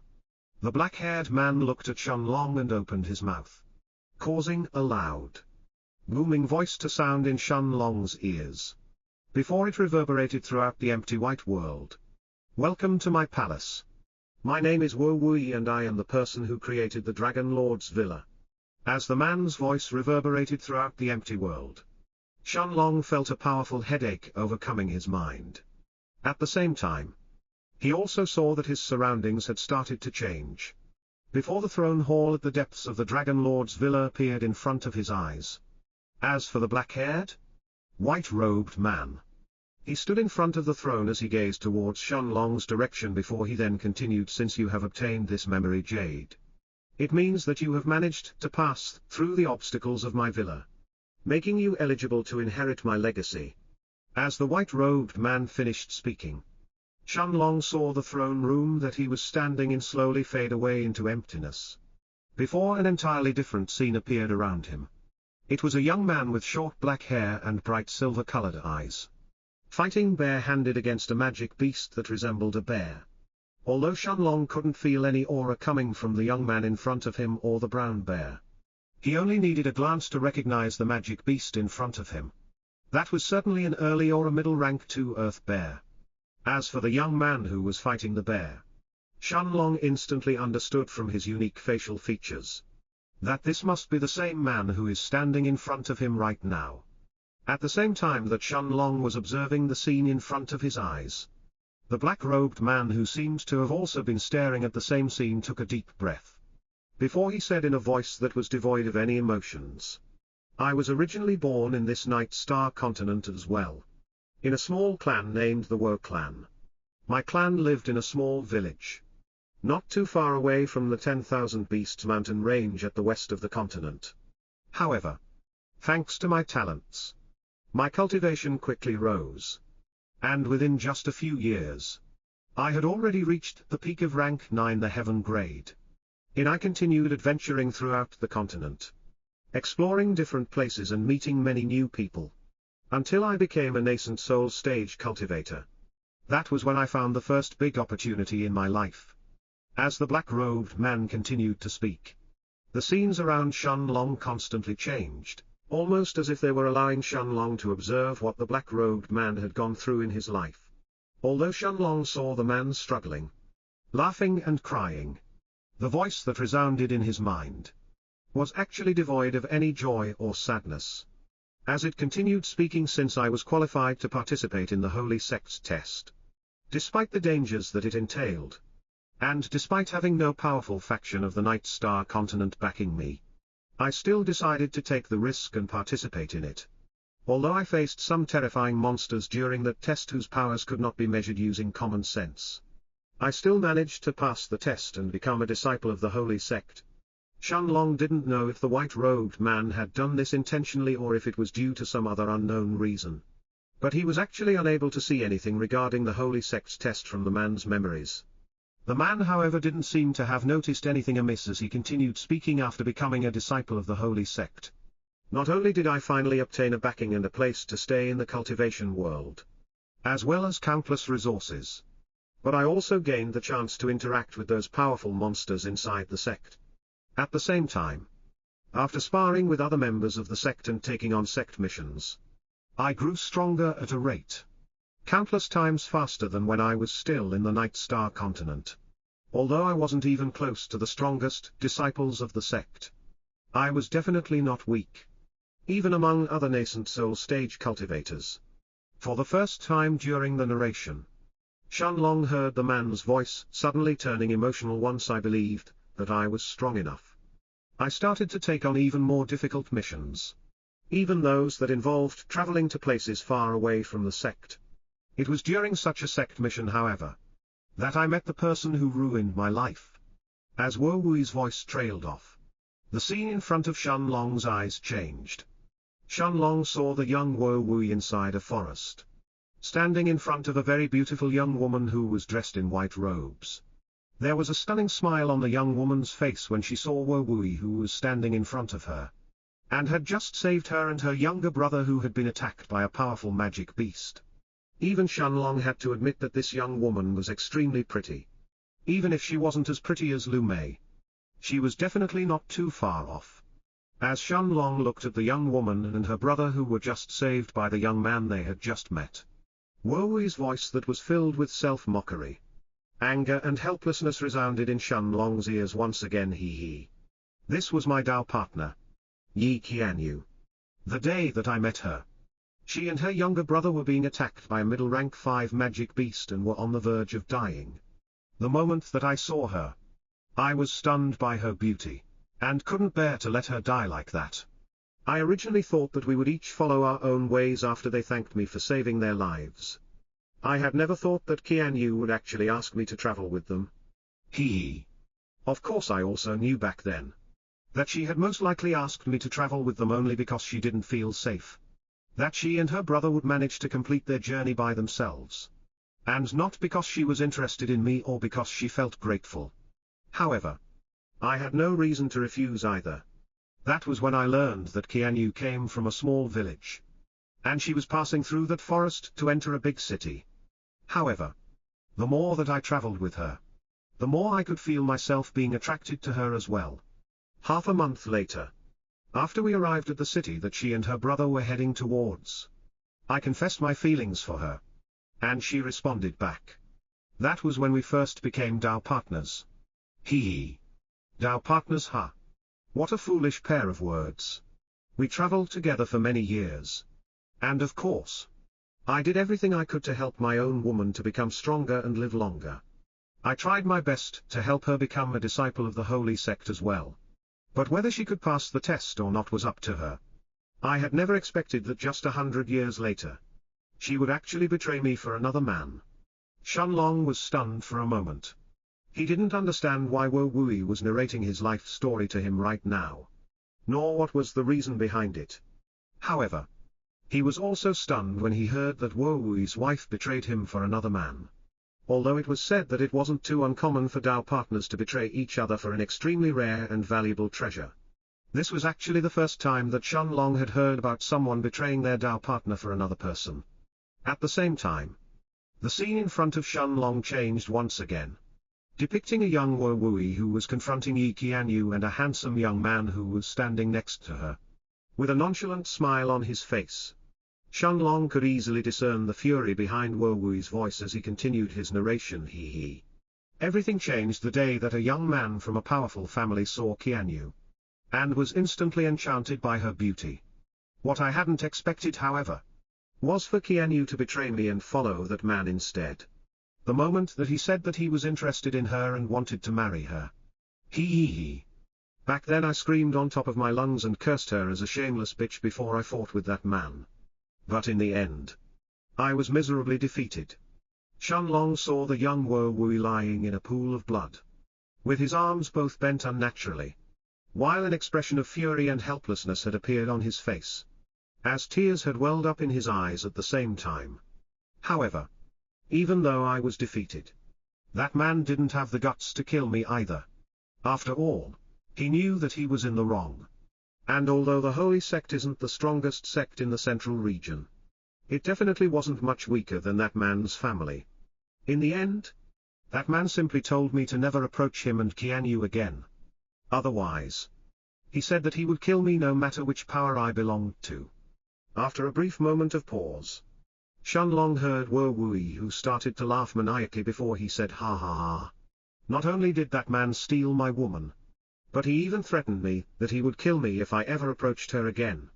I wonder if any man can live with this kind of shame. A woman who I had always loved and did my best for her, had not only betrayed me for another man, but I was also humiliated by both of them. As a cultivator, I was simply unwilling to accept this. My heart was unwilling to accept this humiliation and shame. And yet I knew that I simply couldn't fight against that man. Not only was his family almost at the same level as the Holy Sect itself, but I also couldn't bear to bring myself and ask for help from the sect, to take revenge on the man who managed to steal my wife. Besides, it's not like just anyone would be willing to help me either. Thus, I decided to cultivate by myself, until I became strong enough to challenge him and take my revenge. Although I believe that I am strong enough to seek revenge today, I do not dare to underestimate that man either. After all, I have already fought against him once, and I was completely incapable of even lasting for 10 hits against him back then. Even in the entire central region, that man can definitely be considered a genius. This is why, after much thought, I decided to first return back to the Night Star continent and create the Dragon Lord's Villa. After all, I can't say with certainty if I will be able to return alive either. Thus, I created trials, and placed many treasures inside the villa, in order to help the natives of my home become stronger in the future. Of course, the real treasures were actually placed at the depths of the villa, hidden behind the last barrier. Since you have already obtained my memory jade, it means that you are at the very least a peak Dao King whose talent isn't too low either. After all, to break through my final barrier requires the full-powered blow of someone whose strength is close to a Dao Emperor. Since you were fated to get my memory jade, I will tell you where my most valuable treasures are actually hidden. But I also hope that you can do one thing for me as well. Author's note: join our privilege for more chapters. Without waiting for a response, the black-robed man in front of Shenlong took a deep breath before he continued. My request is that if you ever become strong enough, you will kill Yi Qianyu and Morong Tian from the Morong family in the central region.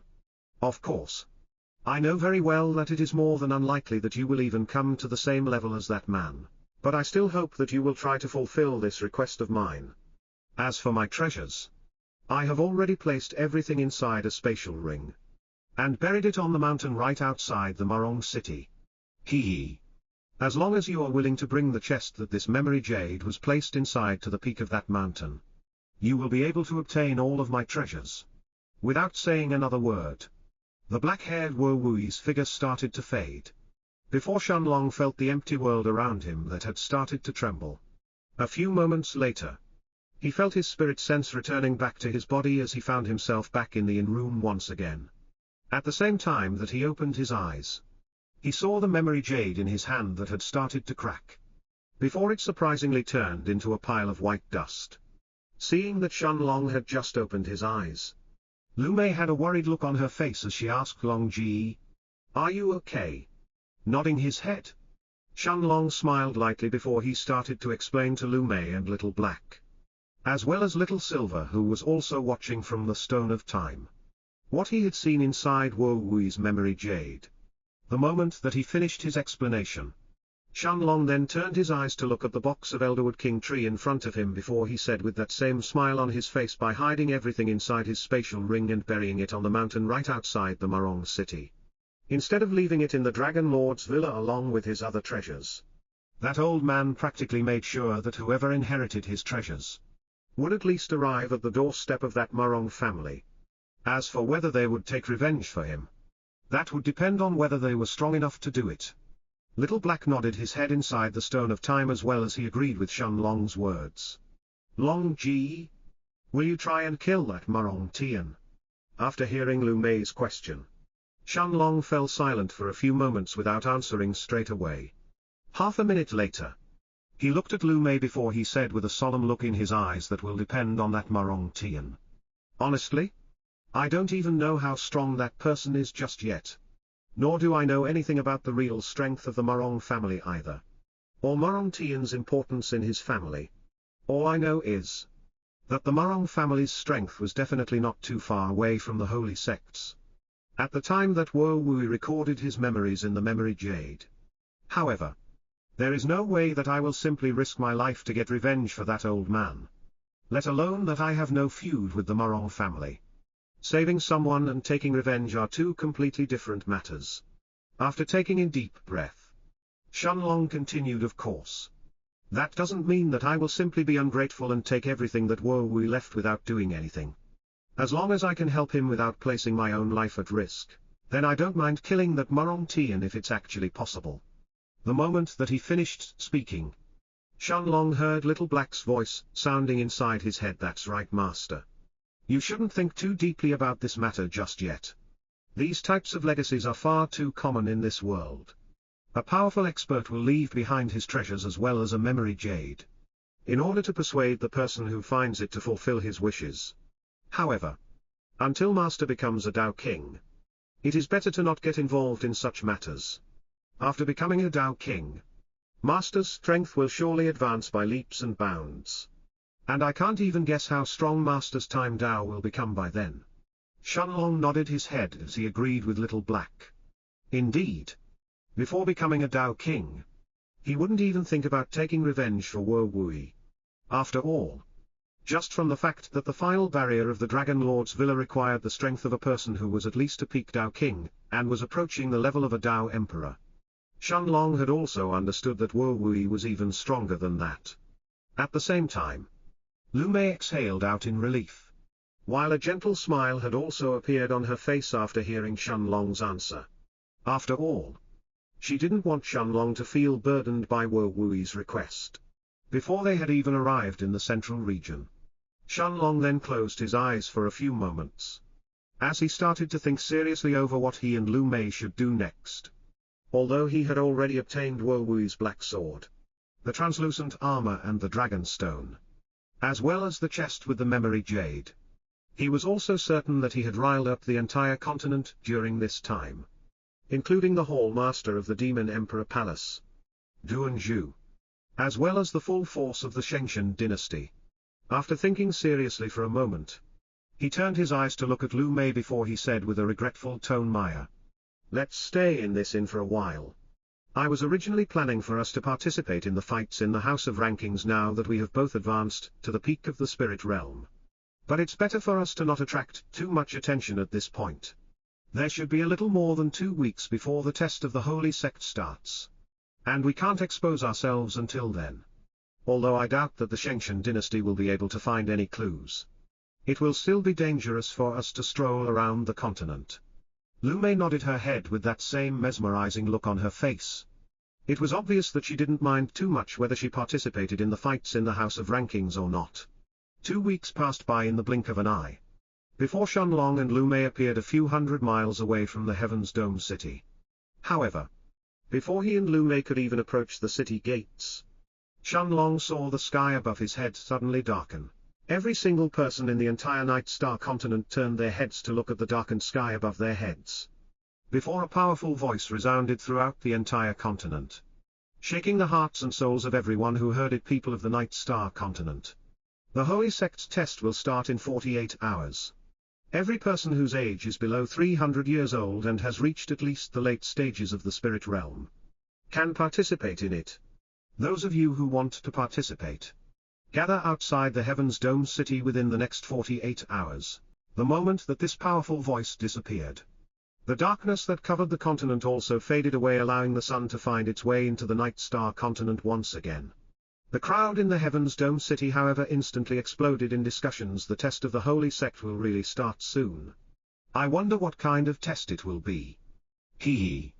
I am thankful I could come to the Heaven's Dome city a month ago. Participating in the House of Rankings against other geniuses really helped me grow stronger. Stronger. PFFT. You are just a middle rank 8 spirit realm cultivator.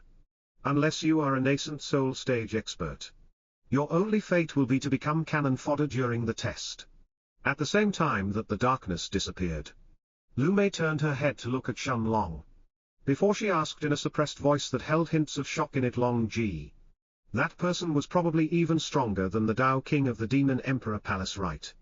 Although Lu Mei didn't know how strong Duanju really was, even as a peak rank 9 spirit realm cultivator, she could discern that the pressure that this voice alone had brought her was definitely much more terrifying than the feeling she had gotten from Duanju when he had sent an all-out attack towards Little Black in the Dragon Lord's villa.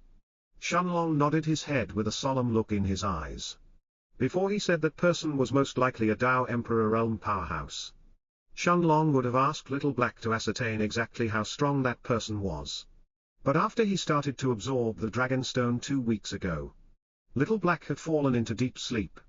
Of course, he had already guessed that this would happen, as Little Black had already explained that the difference in strength between a Tao King and a Tao Emperor is even larger than that of a nascent soul stage cultivators and a Tao Kings. Shenlong knew that as soon as Little Black finished absorbing the Dragonstone, he would definitely break through to the rank 7 and be equivalent to a Tao Emperor. At the same time, Shenlong had also spent the first 6 days that he and Lu Mei were staying in the inn inside the Stone of Time, as he tried to familiarize himself with the Black Sword. Although he had never used a sword in the past, but since Lu Mei couldn't use the Black Sword since it could reduce the strength of her undead army, he decided to use it instead, as it would make no sense for him to keep using the Purple Blossom Staff. After all, in the test of the Holy Sect, Shenlong was certain that there would be no lack of those people who would have rank 2 and even rank 3 gold grade weapons. So not using his own star weapon and use his peak rank 1 Purple Blossom Staff instead would definitely put him at a disadvantage. At the same time, although it was unlikely, Shenlong couldn't rule out the possibility that someone else would also have a star rank weapon. Although these weapons were mostly used by Tao Emperors, if one had a powerful background, there was the possibility for them to have such a weapon as well. Coupled with Shenlong's cultivation at the peak of rank 9 in the spirit realm, he would definitely find it extremely hard to face off against those geniuses who had long since reached the nascent soul stage if he had weaker weapons as well. After all, just Yi Mingdu and Su Shanyuan, whom Shenlong had first seen in the House of Rankings fighting against each other, were already at the early rank 1 and the middle of rank 1 in the nascent soul stage just 3 years ago. Shenlong could only guess how strong these people would have become by today. And the most frightening thing was that those two weren't even peak geniuses of the Night Star continent. Compared to the blue-haired Hulu who was ranked 3rd in the House of Rankings, whom Shenlong had met in the Golden Exchange firm more than 2 years ago, these people couldn't even be mentioned in the same breath. Thus, Shenlong had spent almost 60 days inside the foggy space in the Stone of Time, trying to familiarize himself with the Black Sword, and compare it with the usage of a staff. Although the staff and the sword weren't fundamentally too different in the way that they were used, Shenlong noticed distinct differences between the two weapons. The staff definitely allows someone to be more nimble and flexible with their movements, while allowing also a larger variety of attacks at the same time. However, the sword has a much higher destructive power and offensive capabilities that are simply incomparable to that of a staff. These had been Shenlong's insights during the past 2 months. And although he couldn't be called an expert with the sword, he could definitely use it without too many issues. As Shenlong and Lu Mei walked towards the plains outside of the Heaven's Dome city, more and more people gathered as well. As they flew out of the gates of the city almost as if they were in a race. In the blink of an eye, 10,000 people had already been gathered. And yet the number was only growing by the seconds. A full day later, 100,000 people, all of them at the late stages of the spirit realm or above, had already gathered outside of the city. Look! That is Senior Long Hong. The person who is ranked 20th in the House of Rankings. Wasn't Long Hong ranked 5th in the past until he lost to the young White Lord though? How did he fall all the way to the 20th place? Idiot! Who is the young White Lord? He is the youngest rising star of the continent. He is already 2nd in the House of Rankings. And the only person above him is Sheng Huang. I have also heard people saying that the young White Lord would even have a chance to beat Sheng Huang if the two of them fought against each other. But ass! Other people also chimed in when they heard this man belittling Long Hong's 20th place fool. Do you think that being ranked 20th in the House of Rankings is easy? Previously Senior Long Hong was ranked 5th. But that was among the cultivators of the Heaven's Dome city. How many people have come to the city ever since he fought with the young White Lord? His 20th place now isn't just 20th in the Heaven's Dome city, but in the entire continent instead. That person who had criticized Long Hong instantly tucked his head as he fled the scene, unable to bear the crowd's berating any longer. More and more experts gathered, and Shenlong started to hear even more unfamiliar names, when a sudden name attracted both his and Lu Mei's attention. Hey! Isn't that Xie Xingyi from the Xie family of the Silver Mountain? I heard that she had already taken the 5th place in the rankings more than a year ago. That's all you know? Half a year ago Miss Xie also fought Hulu from the Golden Exchange firm to a draw. However she disappeared shortly after, unable to take the 4th place in the rankings. Damn! I wish she would have fought more often in the rankings so I could admire her beauty every day. As both Shenlong and Lu Mei turned their heads towards the source of the noise, they saw a gorgeous young woman dressed in green robes walking through the crowd. Her pale blonde hair and her stunning emerald eyes only served to accentuate her gorgeous face and stunning figure, making this woman the object of attraction for countless young men around her. No matter what, neither Shenlong nor Lu Mei could deny the fact that this young woman was definitely a kingdom-toppling beauty. Lu Mei had a surprised look in her eyes behind her white veil, as she turned her head to look at Shenlong and said, Long Ji. She is probably related to Madame Xie Rong from the Pale Moon Quild. Shenlong nodded his head in response, as he remembered the beautiful woman from the Pale Moon Guild of the Silver Sword City, whose facial features were very similar to this woman's. Of course. Shenlong only stared at her for a few seconds more than he had stared at Long Hong earlier. No matter how beautiful a woman was, he wouldn't simply be interested in her just because of her beauty. Besides, Xie Xingyi could at most be considered on par with Lu Mei, even though they both had a different type of beauty.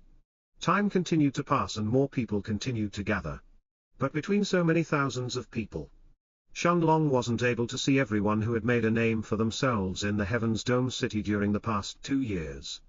Finally, one more day passed as well, marking the end of the 48 hours period that the powerful expert from 2 days ago had set. More than 200,000 people were gathered in the plains outside the city, when the continent was plunged into darkness for the 2nd time. Before the same powerful voice once again resounded throughout the continent, the 48 hours are over. As that person finished speaking, a gigantic white gate that spanned for a few miles suddenly appeared in the sky before that person then continued. Those of you who are eligible to participate in the Holy Sect's test, pass through the gates and enter inside. However, if any of you is already above 300 years old and you still attempt to enter inside, know beforehand that you will die. Additionally, there are no alliances in the Holy Sect test. And it is also possible that during the test you will also lose your life. Now, let the test of the Holy Sect begin. The moment that this voice finished speaking, thousands of people soared in the sky. As they flew towards the gigantic white gate one after the other. Almost like they were competing with each other to see who would enter first. And yet, Shenlong wasn't in a hurry to enter the white gate. Instead, he turned to look at Lu Mei. Before he took out a bottle from the stone of time that was filled with purple-colored pills. As he stared into Lu Mei's gorgeous black eyes behind her white veil, Shenlong handed her the bottle of pills.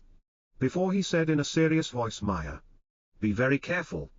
Since that voice said that there will be no alliances, it's very likely that they will have everyone split from each other to ensure fairness during the test. We have no idea what kind of tests we will have to face. So make sure to be careful. Even if you somehow fail during test, don't be anxious. There will definitely be many other places in the central region for us to go to. It's not like we have to enter the Holy Sect no matter what. However, there is one important thing that you have to pay attention to. If you suddenly obtain inspiration and have to break through to the nascent soul stage, make sure to consume these pills before your breakthrough. As he finished speaking, Shenlong didn't say anything else. And instead, he simply patted Lu Mei's head, staring at the pills in her hands. Lu Mei nodded her head, before she placed the pill bottle inside her spatial ring. Then, with a serious look on her face, she stepped forward and hugged Shenlong, placing her head on his chest before she said in a low voice, Long Ji, you have to be careful too. Nodding his head, Shenlong hugged Lu Mei back, before the two of them soared in the sky. As they followed the crowd and flew towards the gigantic white gate as well. Staring at the gigantic white gate in front of him, Shenlong took a step forward before he entered inside. The moment that his body passed through the gate, however, he felt his previously clear vision suddenly getting blurry. Shenlong could feel the familiar feeling of spatial fluctuations covering his body. Before he suddenly felt Lu Mei disappear from his arms. More than a minute later, he could finally open his eyes again. As Shenlong found himself in a completely unfamiliar environment. He was standing on a white platform, that seemed to have been created by some kind of white jade, while endless grassy plains filled the area around the platform. However, what startled Shenlong was neither the white platform nor the green scenery of his surroundings, but that he was actually unable to move a single muscle on his body. It was like his body had been immobilized. And no matter how much strength he tried to exert, he was unable to break free. The only thing that he could do was to just stare in front of him. But he was unable to even turn his head to the side. Shenlong wanted to try and see if he could break free from this invisible restraint using blink. When he suddenly noticed people appearing around him, practically out of thin air. 1, 2, 3, 8, 9, 10. 11. The moment that the last person appeared around him, Shenlong acutely noticed that none of these 11 people were able to move either. These people's conditions were similar to Shenlong's own. Unable to move any part of their body but their eyes. At the same time, Shenlong noticed countless different emotions flashing through these people's eyes. Some of them observed the people in front of them with curiosity. Others looked scared, while others seemed impatient to start a fight. While they were unable to conceal the bloodthirsty look in their eyes. However, what shocked Shenlong the most was that most of these people didn't seem to come from the Night Star continent. Don't tell me that they come from another continent instead. And possibly more than one. As this thought flashed through his mind, Shenlong found it even more plausible with every passing moment.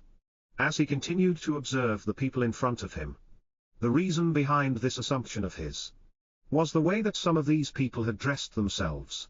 2 of them were dressed in luxurious clothes that seemed similar to the way that clothes were made in the Night Star continent, with powerful formation masters engraving protecting runes inside them, while others were covered with the hides of powerful magic beasts from head to toe.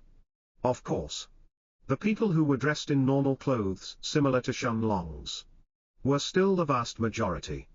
A few moments later, The familiar, powerful voice that had covered the entire Night Star continent earlier resounded in Shenlong's ears for the second time. This is the first test to enter the holy sect.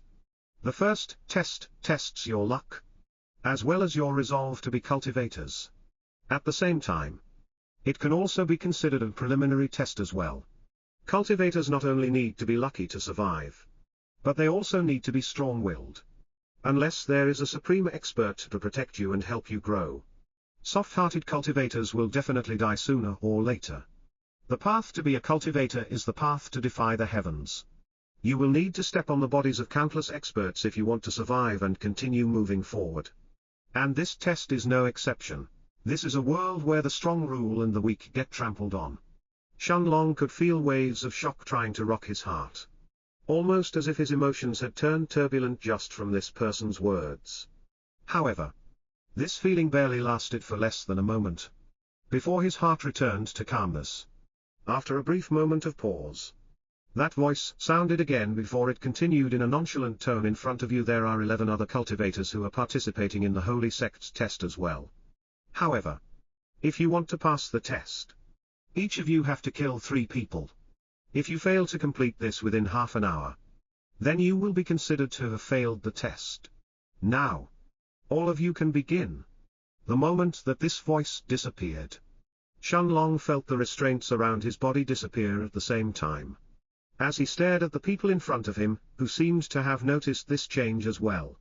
Although the voice told them to begin, no one of the 11 people in front of Shenlong chose to make a move right away. Instead, they silently observed everyone else in front of them like wolves, staring at a group of defenseless sheep. As Shenlong stared at the people in front of him, a look of shock appeared in his eyes, as his gaze landed on a young woman whose body was covered by a beast hide. She had short black hair and a big chest, but the muscles in her arms and legs weren't inferior to those of powerful men either. Additionally, it only took a glance for Shenlong to recognize that her cultivation was definitely the strongest out of the 12 people here, as it had already reached the early rank 3 in the nascent soul stage. The moment that the bindings around everyone's body disappeared, everyone hurriedly opened up the distance between themselves and this woman, whose gaze roamed around her without concealing her bloodthirsty intent. This was even more evident when she noticed that aside from herself there were no other rank 3 nascent soul stage cultivators around her. Aside from a peak rank 1 and a middle rank 2 nascent soul stage cultivator, the cultivation of everyone else around her was only at the late stages of the spirit realm. This was enough to make this woman stare at everyone else in front of her, with a look of disdain in her eyes. Of course, Shenlong wouldn't choose to keep his cultivation concealed in this place. And instead, he had immediately circulated the Monarch's hourglass without any hesitation, allowing everyone to see that he was just at the peak of rank 9 in the spirit realm. Otherwise, if he chose to hide his cultivation, it would definitely attract even more attention. Seeing that the woman at the early rank 3 of the nascent soul stage didn't fix her gaze on him, Shenlong wasn't in a hurry to make a move. Instead, he silently watched the people around him who were all staring at this woman, while he also thought to himself that voice said that the rules for this test are that each person has to kill 3 people in order to pass this test. Although this rule seems somewhat cruel, this is the cultivation world in the end. I can only hope that Maya's group will be relatively easy, and that she won't have any serious trouble. As these thoughts flashed through Shenlong's mind, he noticed the young woman's gaze landing on a young man who seemed to be less than 18 years old, and was standing a few meters away from him. The moment that this young man whose cultivation was at the middle of rank 9 in the spirit realm felt this woman's gaze settling on him, his face instantly paled, as he hurriedly took out a saber from his spatial ring and held it in front of his chest. The woman however smirked when she saw the young man's response, and after kicking the ground, she arrived in front of him almost instantly. Shenlong felt some shock as well once he saw the woman's speed. Before he opened up the distance between himself and the two of them, seeing that they were about to fight. Although Shenlong was confident that he could fight against an early rank 3 nascent soul stage expert even while he was still at the peak of rank 9 in the spirit realm, he knew that it wouldn't be an easy fight either. Additionally, this woman's speed was definitely nothing to scoff at. making a fight against her even harder. Shenlong knew that even if his time prison could successfully trap this woman for a split second, allowing him to find an opening to attack, more than half of his chi would be sapped during that time. And he still wasn't certain if the time prison would be successful either. At the same time, even if the time prison succeeded, Shenlong would have to use it at the most perfect moment. Otherwise the slightest misstep would allow the woman to break free from it before his own attack landed, effectively wasting the chi during the process. After all, although the time prison was an extremely powerful move against opponents whose cultivation base was much higher than Shenlong's, it would only last for a split second before they managed to break free. And even in the scenario where Shenlong managed to kill this woman, he was also certain that the other two nascent soul stage cultivators would notice that his chi would be depleted after the fight, and wouldn't let him go like that. Thus, unless absolutely necessary, Shenlong didn't wish to clash with this short-haired, big-chested woman just yet. As soon as she arrived in front of the young man whom she had targeted, Shenlong saw the young woman's cultivation at the early rank 3 of the nascent soul stage erupt at full force, as she gathered her chi in her hands and punched towards the young man's saber. It wasn't just Shenlong who was staring at this fight, but everyone else as well, including the peak rank 1 and the middle rank 2 nascent soul experts. The moment that the woman's hand punched the saber, the young man who was holding it was sent flying towards the sky like a shooting star, before he landed a few hundred meters away with a bang. Even from a few hundred meters away, Shenlong could see that the young man's arm that was previously holding the saber, which was now distorted, causing the young man to scream in pain. At the same time, everyone stared at this young woman with shock in their eyes. She wasn't even a body cultivator. And yet, she had managed to punch through a rank 1 gold-grade weapon with her bare hands. Even body refining cultivators at the early 5th stage of body refinement wouldn't dare to punch through a gold-grade weapon with their bare hands. The moment that the middle rank 2 nascent soul stage expert said this out loud, everyone turned to look at him with shock in their eyes, while Shenlong nodded his head in confirmation. Indeed, even cultivators who had just entered the 5th stage in body refinement wouldn't dare to punch a gold-grade weapon directly, without using chi to protect their bodies. Otherwise, there was no way that they would come out on top without any injuries, even if their cultivation was higher than their opponents. Although she managed to conceal it, she definitely used some sort of Dao to do this. As Shenlong reached this conclusion, the middle-ranked nascent soul stage expert who had spoken earlier, as well as the peak rank 1 nascent soul expert who was standing the furthest away from that young woman and was staring at her with fear in his eyes, had all arrived at this conclusion as well. As he saw the young woman approaching him, the young man at the middle of rank 9 in the spirit realm whose arm was mangled, and in a terrible condition, couldn't help shouting in a voice filled with horror, "Wait! Wait! I quit! I give up!" The black-haired woman however simply smiled mockingly when she heard this, before she raised her foot above the young man's head. She then turned around to look at the people who were watching her and smiled brightly, before she brought her foot downwards like a hammer. Boom! A small earthquake shook the ground the moment that the woman's foot descended on the young man's head, destroying it in an instant, as blood dyed her bare foot a bright red color. Without waiting to see who would be this woman's next target, everyone turned around to look for the weakest opponents. After all, as long as they could kill 3 people, they would pass the test regardless of what that crazy woman did. At the same time, Shenlong also looked around him to find an opponent, when he felt a piercing gaze staring at him. Turning his head to the side, he saw a young man who was wearing a beast hide stare at him like a hungry magic beast that had just found its target. This gaze belonged to the peak rank 1 nascent soul expert. That man had chosen Shenlong as his first target. Shenlong's eyes narrowed when he felt the piercing gaze of the peak rank 1 nascent soul stage expert. After seeing the dangerous woman's power, every single person seemed to have the same thought in their minds: as soon as I can kill 3 people, then I won't have to be afraid of that monster choosing to fight me against her next opponent. Even the middle rank 2 nascent soul stage expert, who was the second strongest person in this place after that woman, was no exception.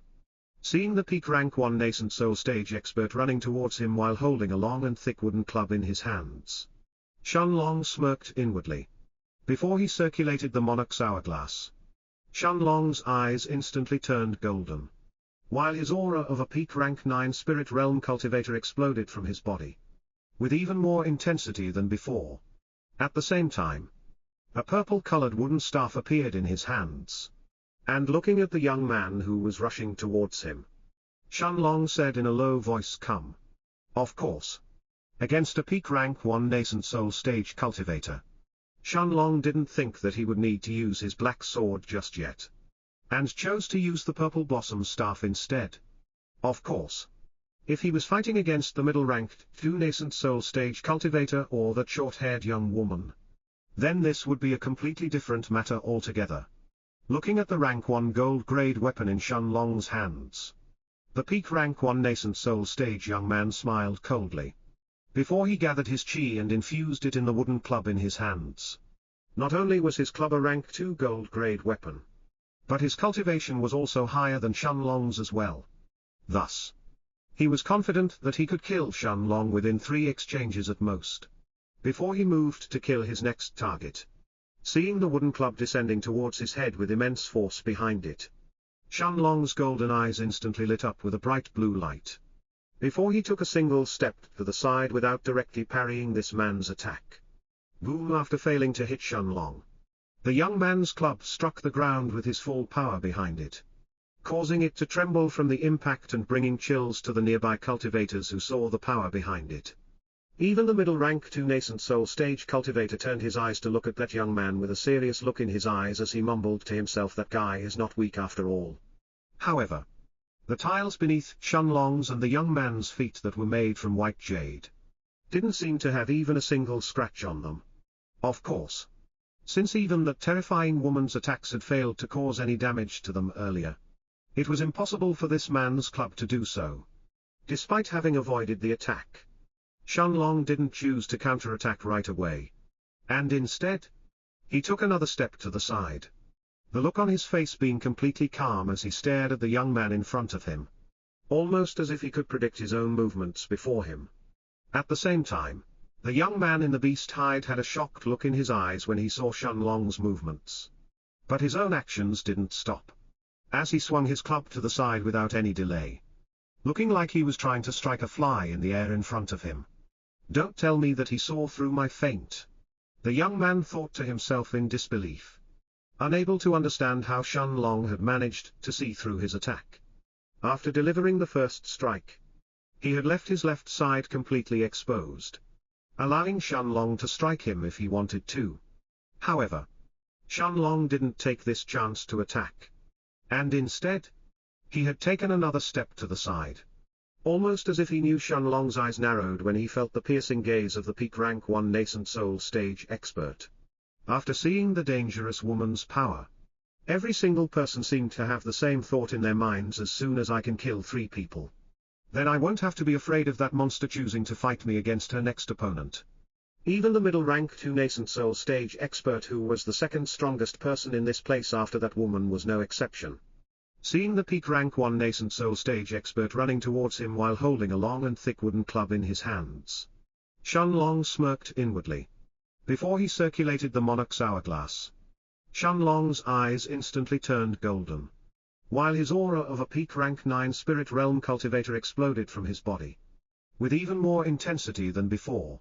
At the same time, a purple-colored wooden staff appeared in his hands, and looking at the young man who was rushing towards him, Shenlong said in a low voice, "Come."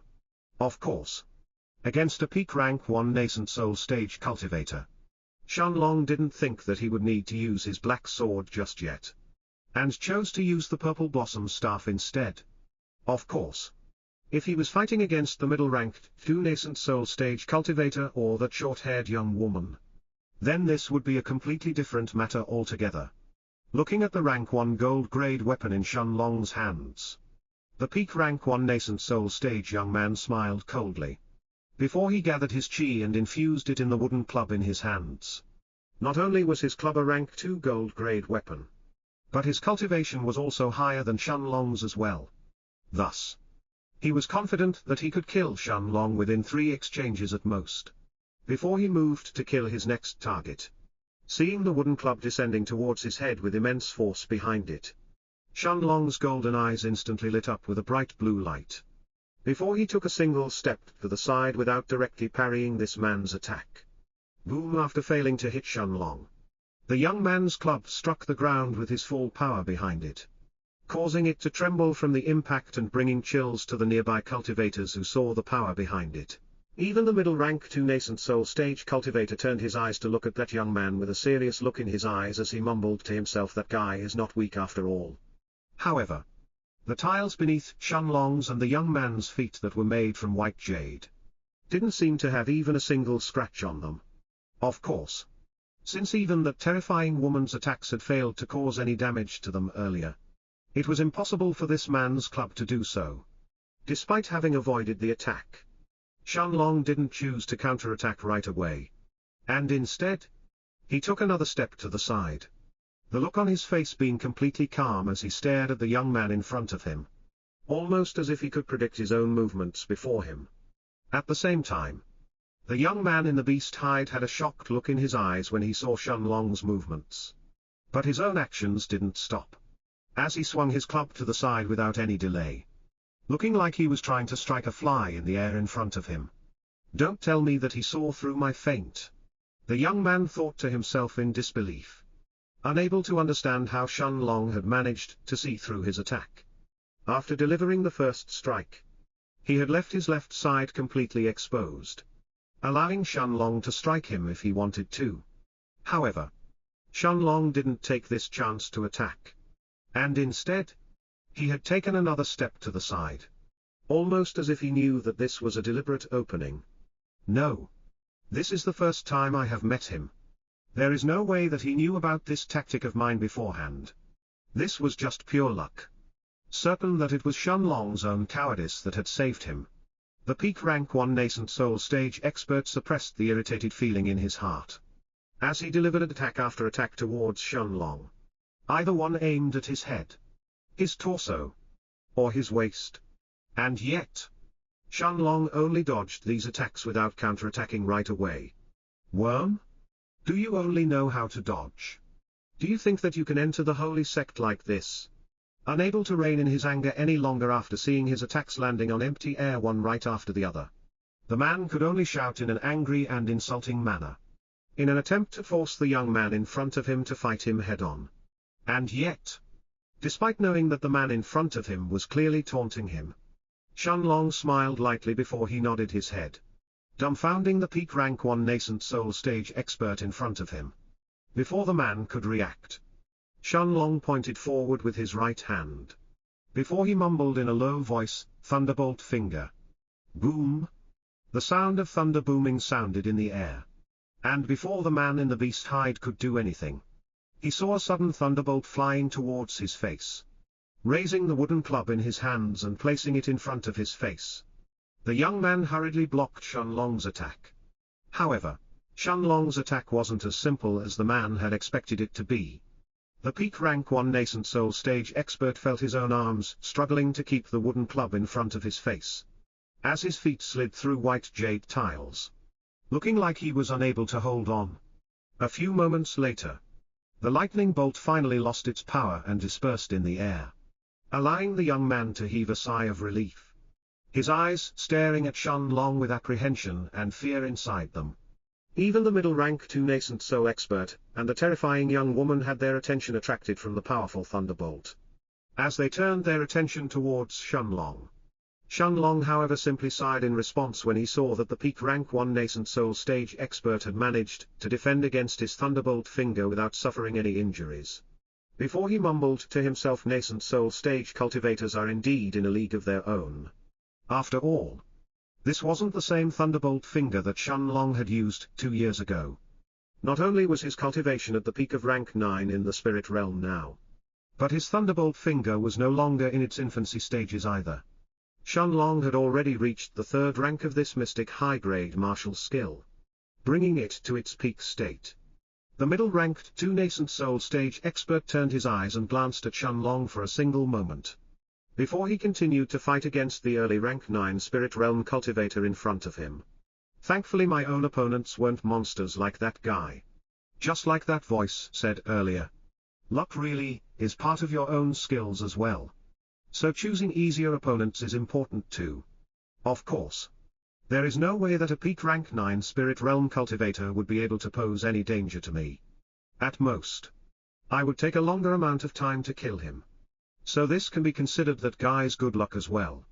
Without paying any more attention to Shenlong's and the peak rank 1 Nascent Soul Man's fight, the middle ranked 2 Nascent Soul Stage expert continued to fight against the opponent in front of him.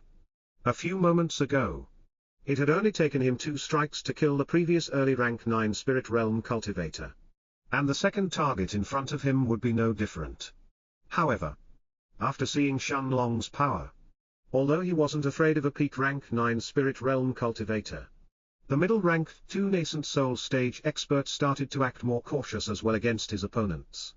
At the same time, the black-haired young woman stared at the handsome young man who had fired off the thunderbolt from his finger with a hungry look in her eyes. And after licking her lips once, she turned her attention towards the rest of the late-stage Spirit Realm cultivators around her. She only needed to kill one more person to be passed through the first stage of the test. So she wasn't willing to waste too much time in this place either, although that guy is somewhat interesting. In the end, he is only a Spirit Realm cultivator. As this thought flashed through her mind, she narrowed her eyes before she turned her attention towards a middle rank 9 Spirit Realm cultivator who was fighting against an early rank 9 Spirit Realm young woman. At the same time, although he had felt shock in his heart, the peak rank 1 Nascent Soul Stage expert in front of Shenlong finally felt a sense of danger after receiving the thunderbolt finger head-on. While a serious look flashed through his eyes as he stared at Shenlong, although he had been too anxious earlier, he finally realized that he wouldn't be able to kill the blue-robed young man in front of him that easily. Of course, he couldn't change targets either, even if he wanted to. Since only 3 people can pass through the first test, I will either have to kill this guy, that crazy monster at the early rank 3 of the Nascent Soul Stage, or that guy who has already reached the middle of rank 2. No matter what, fighting against a peak rank 9 Spirit Realm cultivator is countless times better than having to fight against a Nascent Soul Stage cultivator at the middle of rank 2. As for that monster, Tan Wei, I'd rather fight everyone else in this place together than fight against her. Of course. How could Shenlong not sense the killing intent that was coming from this young man's body? This time, he didn't wait for the man to attack him first. And instead, he took the initiative to rush forward. For a moment, it seemed as if Shenlong had turned one with the wind, as his body seemed to have suddenly disappeared. This was the 5th stage of the Gale Steps.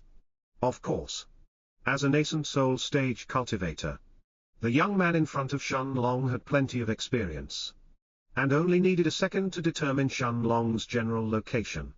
Even though Shenlong seemed to have turned invisible in the eyes of the late-stage Spirit Realm cultivators around him, Nascent Soul Stage experts were still able to pinpoint his location without any trouble. This was the qualitative difference between Spirit Realm cultivators and Nascent Soul experts after all. Once a cultivator had condensed their Nascent Soul, their own existence was elevated to another level. What others were unable to see with their own eyes, Nascent Soul Stage cultivators could easily see with their soul sense. Of course, Shenlong was already aware that the concealing ability of the Gale Steps was practically useless against a Nascent Soul Stage cultivator, which was why he hadn't even trained in this martial skill in the past 2 years. Appearing by the peak rank 1 Nascent Soul expert's side, Shenlong grabbed the purple blossom staff with both hands. Before he swung it sideways, the young man was surprised when he felt a sense of danger coming from the wooden staff, which was nothing more than a peak rank 1 gold grade weapon. But he had already been prepared for Shenlong's attack, and raising his wooden club in front of him, he infused his chi inside it as he easily parried the purple blossom staff with a mocking look in his eyes. Of course, the power behind Shenlong's attack wasn't as simple as it looked, forcing the young man to take 5 steps backward until he stabilized himself. Finally, the confident look in his eyes changed into one of horror. as he looked at the blue-robed young man in front of him and asked in a voice filled with disbelief, You are also a body refiner. Although people who dual cultivated in both chi and body refinement weren't common, they weren't abnormally rare either. It was possible to find 1 out of 100 cultivators in the western region who trained in both chi and body refinement cultivation techniques. The reason why this young man was so shocked was because of Shenlong's power. Just a single martial skill of his was infused with an extremely pure chi, making me have a hard time to defend against it. But now, even the power of his body is this crazy. Where did this monster come from? Shenlong nodded his head without explaining anything. As he moved forward and swung the purple blossom staff diagonally, this was the second move of the Staff of Obliteration. The third move followed right after without any delay. Then the fourth and finally the fifth. However, although Shenlong's chain attacks had put him in a tough position, the peak rank 1 nascent soul expert knew that he had to hang on and find a chance to counterattack and kill Shenlong. Otherwise, his hopes of entering the holy sect would be gone. Shenlong, however, couldn't give up either. This was the test of the holy sect. And there was only one rule: kill or be killed.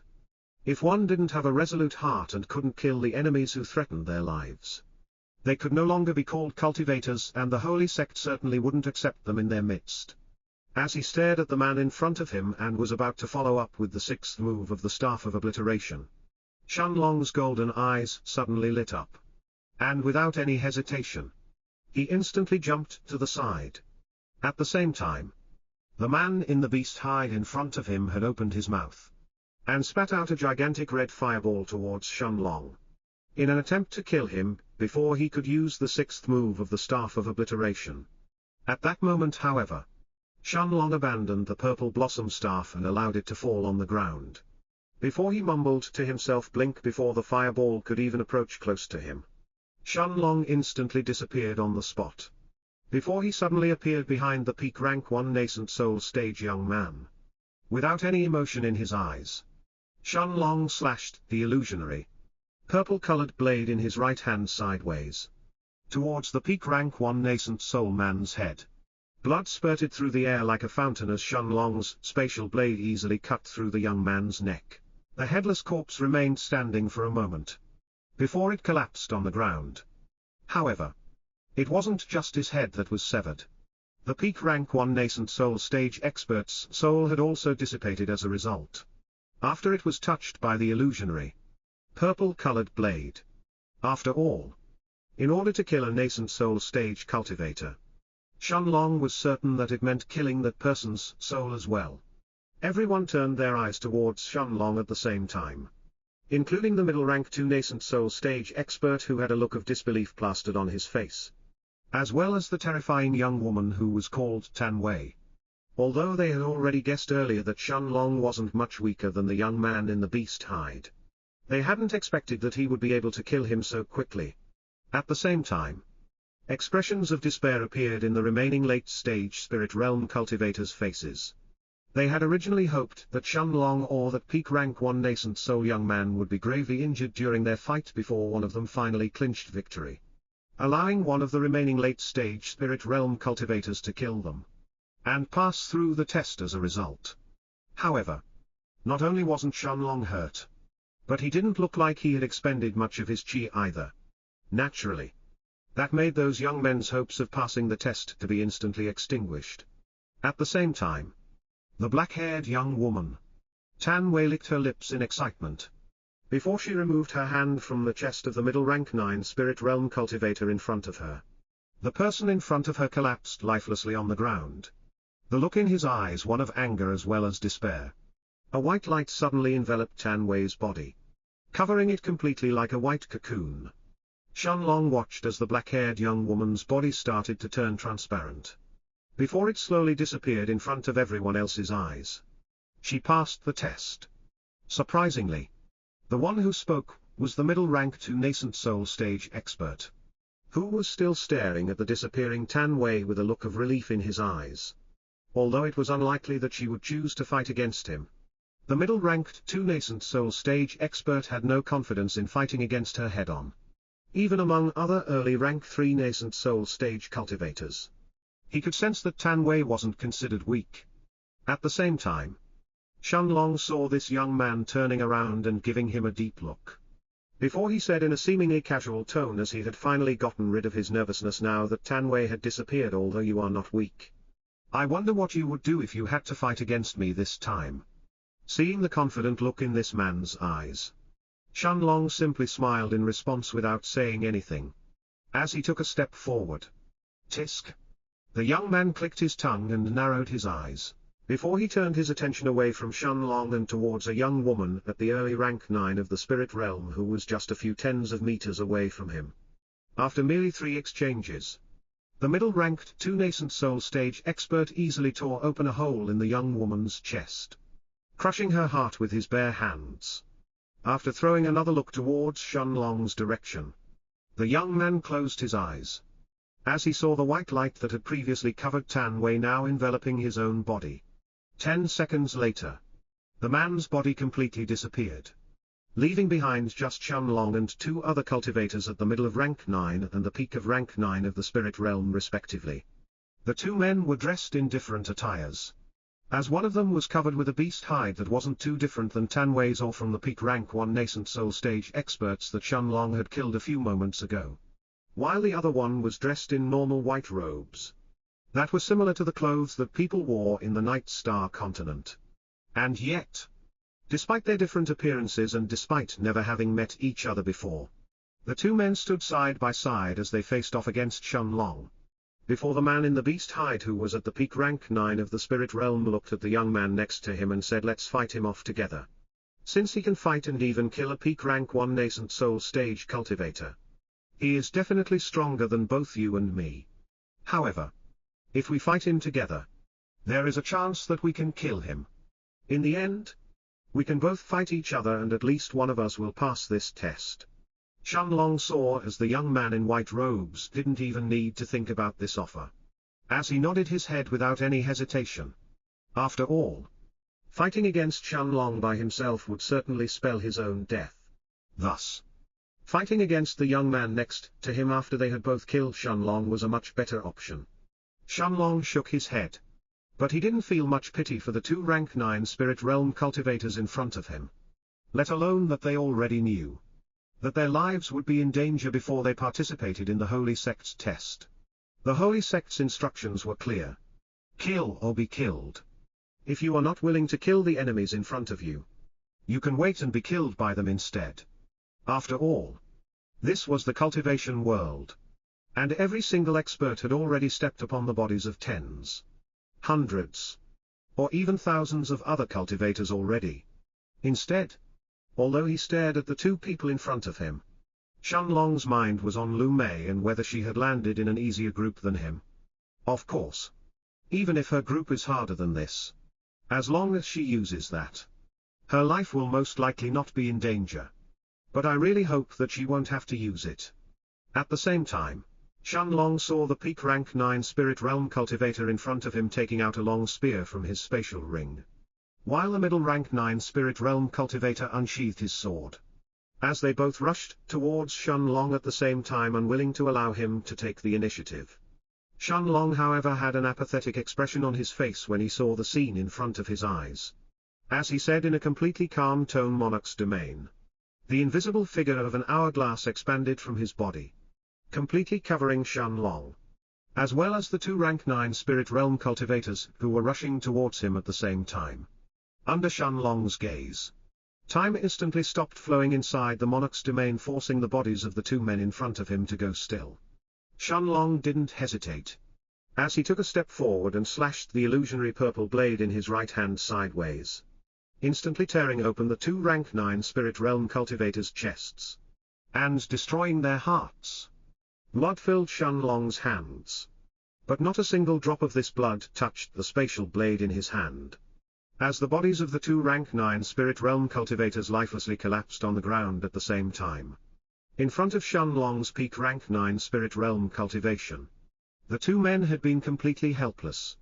As soon as they stepped inside the Monarch's domain, Shenlong barely had enough time to remove the 2 men's spatial rings, when a blinding white light covered his body from head to toe. like a cocoon that completely obstructed his vision. Barely a few moments later, Shenlong felt a dizziness overcoming his mind, as his body slowly turned transparent and disappeared on the spot. A few seconds later, Shenlong's blurry vision slowly turned clear, as he found himself inside a dark, closed space that resembled a cave. His surroundings, however, were completely dark, with only a faint trace of light coming from the distance up ahead. Since that Tao Emperor had said that this was only the first test, there must be at least another one that will follow up. Well, it makes sense as well. Otherwise, wouldn't everyone who managed to kill 3 people be eligible to join the holy sect? In that case, forget about the nascent soul stage cultivators. Even rank 9 spirit realm experts would be able to easily join after passing the first test successfully. Additionally, based on what Zhao Lan had said 2 years ago, the test of the holy sect is going to be more than just hard. After all, that old man had been certain that only the top geniuses of the Night Star continent would have a chance to pass. In that case, let's see what this second test really entails. As he sorted out his thoughts, Shenlong spread his spirit sense around his body, before he walked towards the source of light in the distance. At the same time, in a jade-white arena similar to the one that Shenlong was standing during the first test, Lu Mei was holding the 4 Seasons Azure sword in her hand, as she faced a young man who seemed to be in his early 20s. The young man in front of Lu Mei was at the peak of rank 9 in the spirit realm, and was holding a pair of daggers in his hands as he attacked Lu Mei without stop. It was obvious that these 2 daggers were rank 2 gold grade weapons, and perhaps even peak rank 2 gold grade ones. Lu Mei was having a hard time defending herself against the young man's relentless attacks, but she still gritted her teeth as she continued to fight against him. Aside from Lu Mei and this young man, there were 4 other people who were fighting against each other. It was a peak-ranked 2 nascent soul stage expert who was holding a hammer with both of his hands and was attacking a peak rank 9 spirit realm young woman relentlessly, as well as an early rank 1 nascent soul stage cultivator who was fighting a young man at the middle of rank 9 in the spirit realm. In a sense, Lu Mei's group could be considered even more dangerous than Shenlong's, although there were only 3 nascent soul stage experts just like in Shenlong's group. The strongest of them was at the middle of rank 3 in the nascent soul stage, and had killed 3 late-stage spirit realm cultivators almost instantly, causing a white light to descend from the sky and cover his body before it teleported him away. As for the second strongest person, who was the peak rank 2 nascent soul stage cultivator who was holding a hammer, he had already killed 2 late-stage spirit realm cultivators as well, and only needed to take care of the young woman in front of him to successfully pass the first test. As for the remaining early rank 1 nascent soul cultivator who was fighting with the young man at the middle of rank 9 in the spirit realm, as well as Lu Mei and her own opponent, they could be considered the luckier ones since they hadn't been targeted by the 2 monsters and were left to fight opponents at the same level as them. Of course, fighting an early rank 1 nascent soul stage cultivator as a peak rank 9 spirit realm wasn't an easy feat. Even 3 peak rank 9 spirit realm cultivators wouldn't be able to stand against a rank 1 nascent soul stage expert. Finally, just as Lu Mei felt that she was unable to hold on any longer, a blinding white light appeared from the sky and covered the peak rank 2 nascent soul expert's body like a cocoon, before the man slowly vanished from the jade white arena. The 4 remaining people, including Lu Mei, all turned their heads to look at the disappearing peak rank 2 nascent soul stage expert, before different looks flashed through everyone's eyes. A look of relief appeared in the early rank 1 nascent soul stage expert's eyes now that he was the strongest person left in this white platform, while the young man in front of him who was at the middle of rank 9 in the spirit realm had a look of despair in his eyes. He had been hoping that that peak rank 2 nascent soul stage expert would kill this person in front of him, and would allow the rest of them to fight against each other for the final spot. This way, he would have a better chance to pass through the Holy Sect's test as well. However, seeing that that person had disappeared, his own hopes to pass the test were also extinguished as well. At the same time, Lu Mei noticed that the man in front of her had actually stopped attacking her all of a sudden. Instead, his lips had curved up into a smile, and without any hesitation, He abandoned his fight with Lu Mei as he rushed towards the remaining nascent soul expert. Lu Mei instantly understood what that man was trying to do. He is trying to kill that nascent soul cultivator before that person can kill the middle rank 9 spirit realm cultivator in front of him. Lu Mei didn't move. And instead, she simply watched the young man who was wielding the 2 daggers in his hands with a calm look behind her white veil.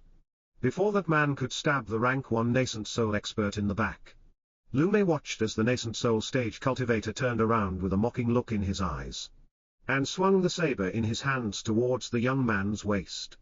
Of course.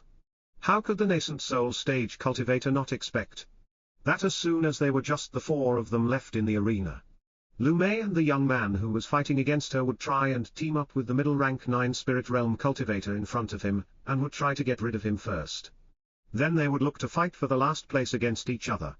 He had already been on guard against a sneak attack from behind, certain that it was going to come sooner or later.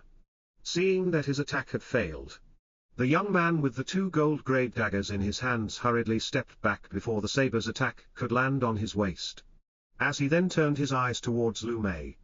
Then, with an anxious look on his face, he shouted angrily, "Are you going to help us take care of this guy?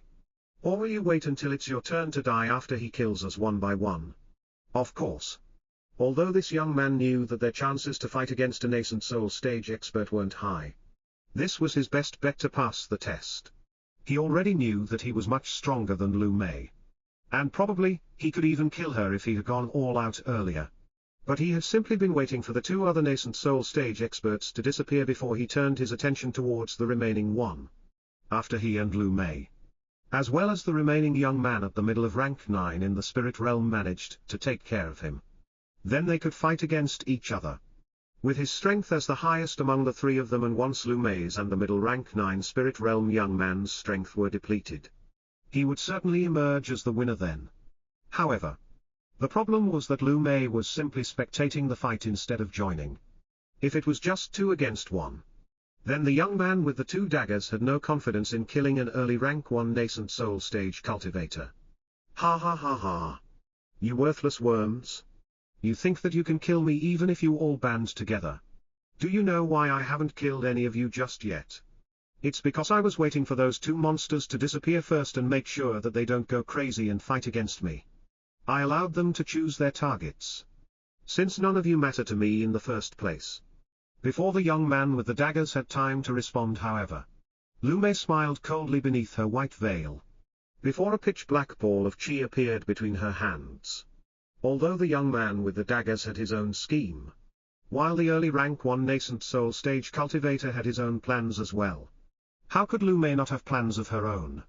The reason why Lu Mei was fighting with her own sword and wasn't showing her full strength as a necromancer was because she didn't want to attract the attention of the 2 nascent soul stage experts from before. Although she had a trump card that she could use and could most likely protect herself, unless absolutely necessary, she didn't want to use it. The rank 1 nascent soul stage expert's eyes constricted when he saw the black ball in Lu Mei's hands, as a sense of lethal danger instantly appeared in his heart. Without any hesitation, he immediately abandoned the middle rank 9 spirit realm cultivator in front of him. As he turned around and rushed towards Lu Mei, he could feel that nothing good was going to come from the black ball of chi in that woman's hands, and he had to kill her right away. However, before the early rank 1 nascent soul stage cultivator could even close half the distance between himself and Lu Mei, the black ball filled with death chi suddenly fell on the ground. The terrifying aura of death filled the jade-white platform of the holy sect, as an army of white skeletons led by a dozen undead knights surrounded Lu Mei, like soldiers paying their respects to their general. The early rank 1 nascent soul stage cultivator instantly stopped in his tracks, as he stared at the army of undead creatures that were emerging from the black ball of chi with a look of fear in his eyes. In just 4 breaths of time, 300 jade-white skeletons, as well as 18 undead knights, were standing in front of Lu Mei.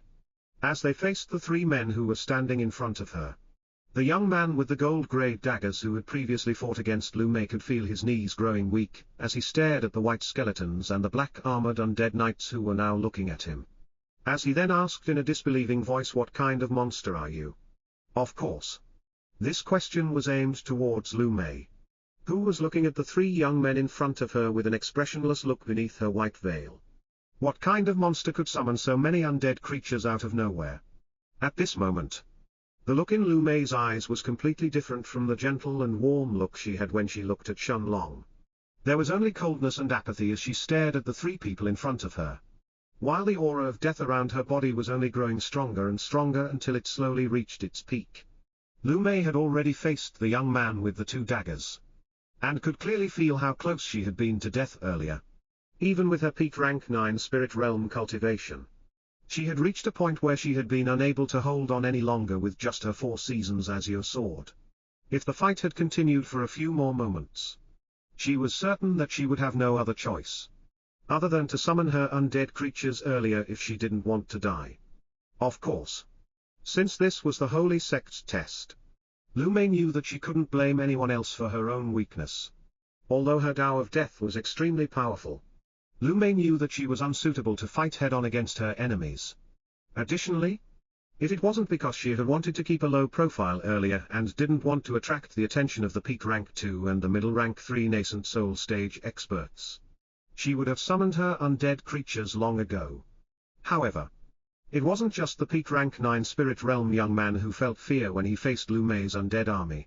Even the early rank 1 nascent soul stage expert felt terror growing in his heart the moment that he sensed the white skeletons and the black armored undead knights cultivation level. Although the jade white skeletons were just at the middle of rank 9 in the spirit realm, there were actually more than 300 of them. As for the undead knights who were leading them, their cultivation was even higher than the skeletons, as it had already reached the peak of the spirit realm. Over 300 rank 9 spirit realm opponents. Even a peak rank 1 nascent soul stage cultivator would actually have trouble facing this monster. How can a small spirit realm worm summon so many creatures at the same level as her? A look of despair appeared in the early rank 1 nascent soul stage expert's eyes as he stared at the ugly creatures in front of him. He knew that even with his own strength and the 2 remaining spirit realm cultivators, they wouldn't be able to destroy Lu Mei's army, unless another nascent soul cultivator could somehow appear and help them. Lu Mei however didn't seem to be willing to wait any longer. Instead, she pointed her hand forward as she said in a low voice, "Kill." The entire arena started to tremble the moment that Lu Mei's voice resounded through the air, as the jade white skeletons and the 3 meters 10 feet tall black armored undead knights instantly marched forward. Surprisingly, it was the young man with the 2 daggers who was the first to compose himself in the face of this terrifying army.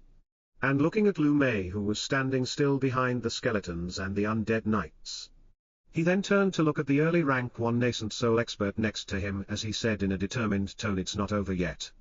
As long as we can kill that woman, then there is still a chance for us to survive." The nascent soul stage young man narrowed his eyes as he looked at the peak rank 9 spirit realm young man next to him. But in the end, he still nodded his head with a resolute look in his eyes.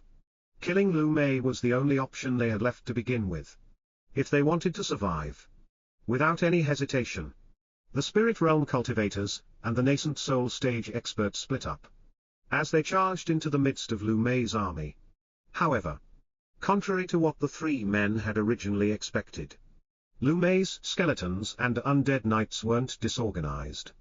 Instead, they split into 3 groups, as 10 skeletons attacked the young man at the middle of rank 9 in the spirit realm, while more than 100 skeletons surrounded the man with the 2 daggers whose cultivation was at the peak of rank 9 in the spirit realm instead. As for the early rank 1 nascent soul stage expert, a look of despair appeared in his eyes as he had to fight off against the attacks of the 18 undead knights and the remaining almost 200 skeletons. In less than a minute, the 2 spirit realm cultivators were the first ones to die under the skeletons' relentless attacks, as the 2 men's bodies were filled with wounds from the white bone swords. As for the early rank 1 nascent soul stage cultivator, it only took a few minutes for him to be drowned in the undead knight's attacks that didn't even spare his soul in the process. Lu Mei, however, didn't try to absorb the energy from the 2 spirit realm cultivators and the early rank 1 nascent soul stage expert. Instead, she simply removed their spatial rings, before a bright white light descended from the sky, completely sealing off her vision at the same time. Her body that was covered by a white light slowly turned into motes of light, as she disappeared from the white platform, leaving behind nothing but the bodies of the dead cultivators. At the same time that Lu Mei disappeared from the white platform, Shenlong, who had walked for more than 10 minutes inside the dark cave, had finally arrived at the source of light in the distance ahead. However, contrary to Shenlong's expectations, the source of light wasn't coming from the sunlight that led to the exit of the cave. Instead, it was coming from an enormous barrier of light that was erected right in the middle of the cave itself. This barrier was shining with a bright azure color that resembled the clear sky. And yet, it was this same barrier that was barring Shenlong's path, preventing him from walking further forward. After taking a look around him, and examining his surroundings, Shenlong noticed two major details.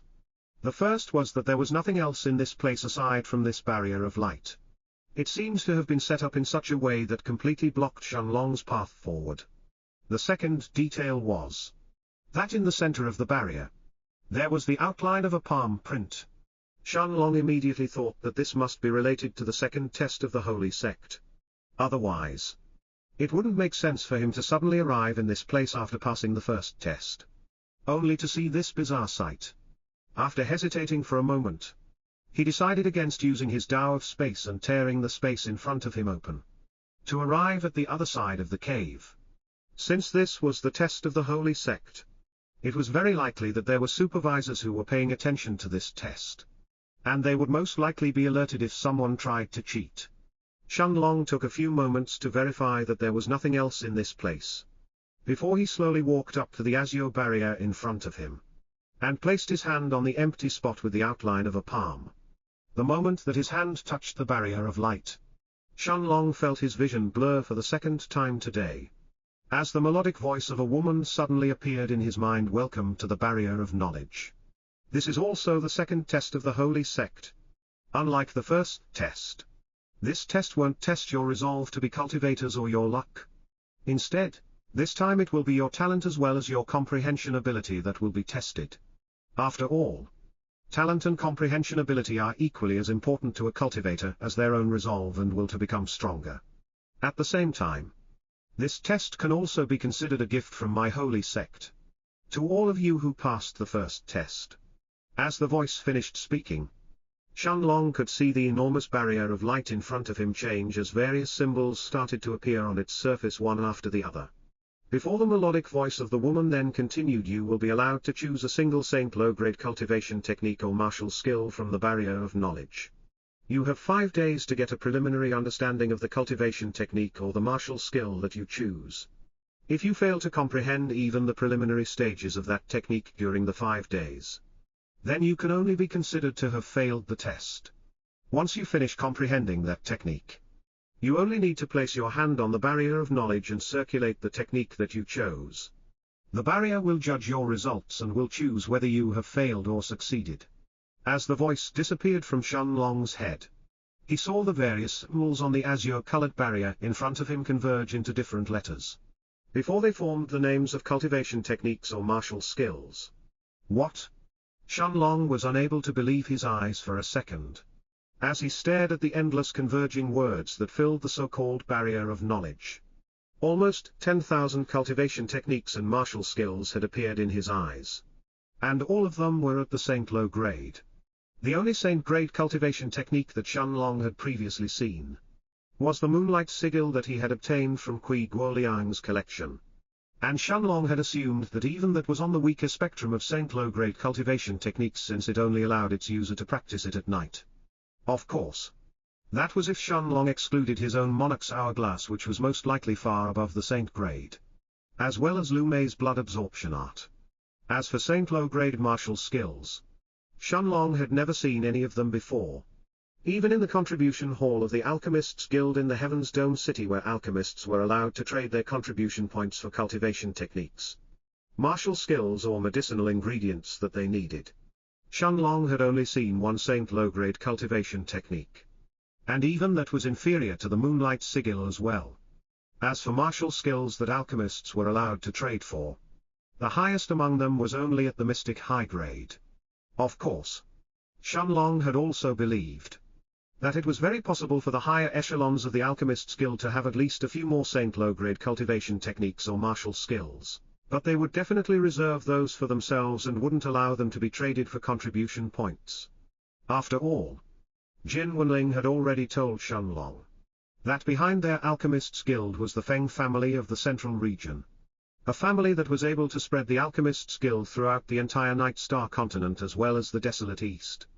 Must definitely have at least a few Saint low-grade cultivation techniques or martial skills in their treasury. After taking a deep breath to calm himself down, Shenlong turned his sight towards the barrier of knowledge in front of him. As he saw the endless names of cultivation techniques and martial skills that filled his eyes. Infernal Qi Refinement Art.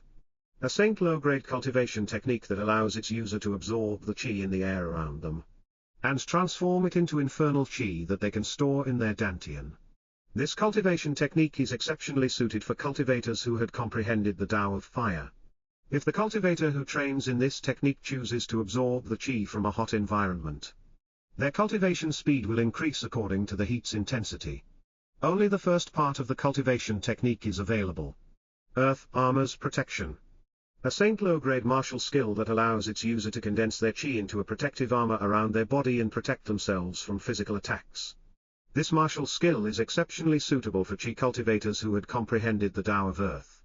Even body refinement cultivators at the same level will have trouble piercing through the Earth armor in a short amount of time. Only the first part of the martial skill is available. Holy Light Absorption Art.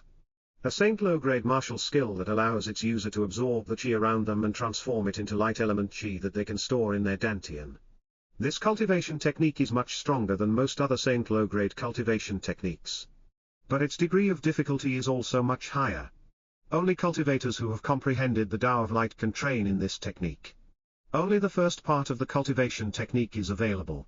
Shenlong stared in front of him with wide eyes, as more and more cultivation techniques and martial skills filled his gaze, all of which were clearly at the Saint grade.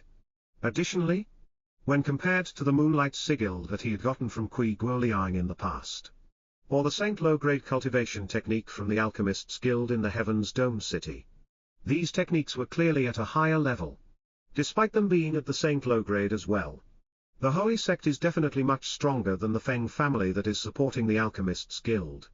Otherwise, they wouldn't have dared to teach so many cultivation techniques and martial skills only to those who managed to pass through the first test. Even if these martial skills and cultivation techniques are all incomplete, they are still countless times more valuable than any mystic high-grade cultivation technique or martial skill. As Shenlong stared at the Saint-grade cultivation techniques and martial skills in front of him and noticed that he was only allowed to study the first part, he didn't feel any disappointment. Instead, he had already expected that and thought that it was completely natural. After all, how could the Holy Sect hand over the complete Saint-grade techniques and skills like they were cabbages on the streets? This is definitely done in order to entice every cultivator into doing their best to enter the sect. At the same time, even if these people return back to their own continents in the future, as long as they haven't obtained the complete cultivation techniques or martial skills, they would definitely ask their descendants or disciples to do so for them once they participated in the test of the Holy Sect. As Shenlong's train of thought continued towards that direction, he suddenly guessed that the Shenshin dynasty and the other peak powers of the Night Star continent, that had sent their descendants to participate in the Holy Sect's test, must have definitely told them to do their best and obtain certain powerful Saint-grade cultivation techniques and martial skills. After all, if any of them managed to enter the Holy Sect and could obtain even a single powerful Saint-grade cultivation technique, or a martial skill, to those peak powers of the Night Star continent it would be countless times more useful than obtaining even 10 Saint low-grade techniques at once.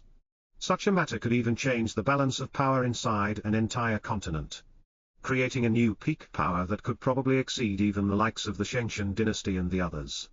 After a brief moment of pause, a look of realization flashed through Shenlong's eyes at the same time, as he then thought to himself, indeed, only a huge power that is many times stronger than any power from the Night Star continent could possibly hold such a recruitment event and at such a large scale. Even if 3/4 of all the participants from the Night Star continent were eliminated during the first test, That still leaves 50,000 people from the original 200,000 that had entered the first test. However, there were definitely people from other continents instead of just the Night Star continent that participated in the first test. In the eastern region alone, there are said to be 2 other continents as well aside from the Night Star continent. And it's very likely that the test of the Holy Sect involved those 2 continents as well. Additionally, based on the different clothings that those people were wearing, the Holy Sect's test definitely involved more than just the 3 continents of the eastern region. The southern region is also said to have 4 different continents which are probably the same size as the Night Star continent, while the western region has 2 of them. As for the northern region, it is said to have 5 continents instead. Even if the Holy Sect's test didn't expand to all of those continents and instead it just reached half of them. If each continent has on average as many people as the Night Star continent, just the people who managed to pass through the first test of the Holy Sect must definitely exceed 400,000. And these 400,000 are the strongest cultivators from the original 1,600,000 that entered the first test. As Shenlong realized the horrifying level of influence and power that the Holy Sect had, a look of shock had appeared in his eyes. At the same time, as he reached this conclusion, Shenlong seemed to have realized another thing as well in that case. These are definitely not all of the cultivation techniques that the Holy Sect has. This is probably just the tip of the iceberg. Otherwise, it would have made no sense for the Holy Sect to leak their elite techniques to people in every continent. Even if it is just the first part of the techniques. This isn't a trivial matter. Unless they have even stronger cultivation techniques and martial skills, there is no way that they would dare to do this. As Shenlong reached this conclusion, his eyes continued to gaze at the names on the barrier of knowledge, before his gaze was suddenly attracted to a certain martial skill. Saint low-grade martial skill. Death's Chant. Death's Chant. A Saint low-grade martial skill that allows its user to freely control their chi and use it to coat their weapon or armor. Similar to that of a protective chi barrier. A weapon or armor that is covered by Death Chant will become increasingly stronger and more resilient, while it will also exude the decaying aura of death. Any enemy touched by Death Chant will find their life force being corroded at an extremely rapid rate, and will have to use their own chi to get rid of its effects. Only cultivators who have comprehended the Tao of Death can train this martial skill. Only the first part of the martial skill is available. As Shenlong read the description of this martial skill, his eyes immediately widened in surprise. This martial skill seemed like it had been tailor-made for Lu Male No. It is more apt to say that this martial skill has been tailor-made for cultivators who have comprehended the Tao of Death instead. I wonder if Maya has already advanced to the second test by now as well. Shenlong had guessed that it was very unlikely that there would be another person who had comprehended the Tao of Death during this selection exam of the Holy Sect. According to Little Black's words, not even 1 in 10 million cultivators may be able to comprehend the Tao of Death and survive, due to its extraordinarily strict and dangerous condition. As this thought flashed through Shenlong's mind, he threw one final glance towards the Death's Chant, before he continued to look at more martial skills in front of him, in hopes that he would find something suitable for him. As for cultivation techniques, Shenlong decided to ignore them, since he had the Monarch's hourglass. Training in another cultivation technique would most likely be a waste, although the Stone of Time would more often than not put Shenlong in situations of extreme danger. Both the Monarch's hourglass as well as the Monarch's eternal body were extremely important parts of his strength that Shenlong wasn't willing to replace. As Shenlong continued to sweep his gaze over the barrier of knowledge, his eyes lit up as he stared at the name of a certain martial skill that had instantly attracted his attention: Thunder God's Slash. A Saint low-grade martial skill, suitable for cultivators who wield a sword. It allows a cultivator to gather their chi on their sword, and send out a powerful slash filled with lightning element chi that will obliterate everything in its path. Cultivators who have comprehended the Tao of Thunder or the Tao of Lightning are extremely suitable to train in this martial skill, increasing the martial skill's power even further. Only the first part of the martial skill is available. Shenlong's eyes instantly lit up when he read the description of this martial skill. He had already found more than 50 martial skills related to either swords or sabers already. But this was the first time that a technique also involved the Tao of Thunder or the Tao of Lightning. As for the star rank sword inside the Stone of Time, that was clearly a weapon infused with the Tao of Lightning. Although Shenlong himself wasn't proficient in either of these two Daos, since the sword itself had a small part of the Tao of Lightning inside it that its wielder could use. This martial skill was highly suitable for Shenlong, who had no martial skills related to a sword. I shouldn't be rash. Perhaps there will be a martial skill related to the Tao of Time or the Tao of Space among them. I shouldn't be in a hurry to choose just yet. After calming himself down, Shenlong continued to stare at the rest of the cultivation techniques and martial skills on the barrier of knowledge. Although there were 10,000 skills and cultivation techniques in front of him. An hour later, Shenlong was slightly disappointed when he realized that none of them were related to the Tao of Time or the Tao of Space.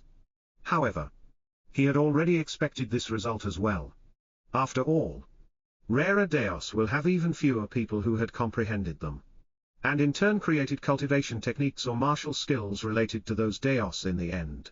Even for the Tao of Death, which Shenlong had assumed that it was just slightly easier to comprehend than his Tao of Space. Aside from Death's Chant, Shenlong didn't find any other martial skill or cultivation technique. As for other related martial skills, although Shenlong did find a movement technique that seemed to be very suitable to him, in the end, he still decided to choose the Thunder God's slash. After all, now that the Purple Blossom Staff is becoming obsolete when faced against with everyone else who all have at least rank 2 and rank 3 gold grade weapons, a martial skill that can enhance the power of the Black Sword is extremely important. After he had taken his decision, Shenlong closed his eyes and allowed his spirit sense to enter the barrier of knowledge, and touched the golden words of the Thunder God's slash. The moment that his spirit sense touched the golden words, Shenlong felt a stream of information coming from the barrier of knowledge in front of him, as it entered his mind. However, he didn't feel any discomfort, and simply allowed his mind to absorb the information related to the Thunder God's slash. 6 hours later, Shenlong opened his eyes and saw the bright blue wall in front of him that was now empty of any other words. All other cultivation techniques and martial skills had disappeared, aside from the azure light that was still coming from the barrier, as well as the palm imprint that was still present. There was nothing else on the barrier of knowledge. Shenlong's lips curved up when he saw the sight in front of him, and ignoring the empty barrier of light in front of him, he suddenly closed his eyes, as a black sword with strange patterns appeared in his right hand. Holding the star-ranked black sword in his right hand, Shenlong didn't make a move right away. Instead, he stood still for a moment with his eyes closed, almost as if he was processing the information in his mind. The Thunder God's slash has moves. The first move requires me to gather my chi in my hands, and inject it inside the sword before I use the Tao of Lightning or the Tao of Thunder to slash the air in front of me. Although I haven't comprehended any of these two Daos, the Tao of Lightning inside the black sword should be more than sufficient to make up for this issue. After all, this is the biggest advantage of a star rank weapon. The only problem is that to use the first move of the Thunder God's slash, a cultivator needs to have reached the nascent soul stage at the very least. Although I have yet to enter the nascent soul stage, my chi is probably not inferior to that of an early nascent soul cultivator's. As for my spirit sense, although it is much weaker compared to an actual soul sense that should be able to reach at least 30 meters around a nascent soul stage expert's body, it shouldn't matter too much since I can extend it beyond my body like a weaker soul sense. As for the second and the third moves of the Thunder God's slash, they can only wait until I enter the holy sect in the future. I shouldn't be too overconfident either. There is definitely no lack of geniuses from all over the continents, while my own cultivation is only at the peak of the spirit realm. Against a strong genius who has reached the rank 3 of the nascent soul stage, I may not necessarily be able to win, even with the black sword in my hands. After all, the difference in cultivation can't be breached so easily. At the same time, I also don't know if there will be anyone else who may also have any star rank weapon either. Although these weapons are extremely rare, I can't possibly rule out this possibility either. After reorganizing his thoughts, Shenlong first calmed himself down. before he actually closed his eyes and emptied his thoughts. Holding the black sword in his right hand, Shenlong first circulated the monarch's hourglass. As 81 balls of qi appeared above his head in the upper part of the invisible hourglass. During the past 2 years, Shenlong had already purified all 80 balls of qi, bringing them at the same level of purity as the 81st. With his eyes closed, Shenlong stirred his qi inside the monarch's hourglass. As waves of pure qi entered the peak rank 1-star rank sword in his hands, the strange patterns on the sword's surface lit up with a golden light, before sparks of lightning appeared around the black sword's edge. Contrary to Shenlong's original expectations, however, the star-ranked sword wasn't that easy to use. Just to fully activate the Tao of Lightning inside it, Shenlong had to expend more than 10% of his qi, considering that even more qi was required for the Tao of Lightning inside the sword to stay active during a fight. Shenlong realized the difficulty of using a star-rank weapon with an insufficient cultivation. Shenlong, however, didn't seem to mind the expenditure of his qi, as his mind was fully focused on the Saint low-grade martial skill in his head. According to the first move of the Thunder God's slash, a cultivator has to converge the energy of their Tao of Lightning or their Tao of Thunder around the sword's edge before sending a full-powered slash forward. After verifying the way to use the first move of the Thunder God's slash, Shenlong used his qi to make the sparks of lightning around the sword converge on the black sword's edge. Using his spirit sense to cover the sword's surface, Shenlong raised the black sword in the air, ready to send a powerful slash forward filled with the Tao of Lightning. However, the moment that the sword was raised above his head, Shenlong could feel the lightning around it getting out of control, as the sparks of lightning easily escaped the control of his spirit sense, and started to flow chaotically around the sword's surface instead of converging on the sword's edge. A few moments later, the sparks of lightning around the sword's surface disappeared, before the strange golden patterns started to dim. Shenlong wasn't disappointed that he had failed to control the Thunder God's slash on the first try. Instead, he sat cross-legged on the ground, his hand still holding on the black sword's hilt. As he thought to himself, the Tao of Lightning inside the black sword is definitely amplifying the might of the skill. But it is also easier for the lightning to go out of control. If I had already broken through to the nascent soul stage, I could probably use the Tao of Time to completely control the sparks of lightning without needing to use my spirit sense. Additionally, I could probably also enhance the power of the Thunder God's slash, if I merged the effects of my Tao of Time with the Tao of Lightning. The moment that this thought took root in Shenlong's head, the urge to break through to the nascent soul stage became even more intense in his heart. He knew that his comprehension level of the Tao of Time was already sufficient to break through to the nascent soul stage. But his soul still didn't have the feeling of breaking through just yet. Although Shenlong could break through at any moment he wanted, he also knew that forcing a breakthrough when his mind wasn't ready would most likely end up having adverse effects instead. A day passed in the blink of an eye, as Shenlong had remained seated in front of the barrier of knowledge during this time. Finally, as the day neared its end, he stood up from the ground, and faced the azure barrier in front of him with a bright look in his eyes, before he slowly raised the black sword above his head. The patterns on the sword's surface once again lit up with a bright golden light, while sparks of lightning crackled on the sword's surface. As the lightning converged on the sword's edge, Shenlong clenched the sword's hilt tightly, before he slashed the black sword forward towards the azure barrier in front of him. A powerful, black-colored sword slash filled with the Tao of Lightning escaped from the black sword, as it flew towards the barrier of knowledge in front of Shenlong. However, the moment that the black-colored slash touched the barrier, the azure barrier barely rippled, before the sword slash lost all of its strength and quickly disappeared. It looked no different than a small rock being thrown into the sea, barely creating any waves in the process. Shenlong, however, didn't seem disappointed when he saw the scene in front of him. Instead, it seemed as if he had already expected this, as his lips curved up into a smile. Of course.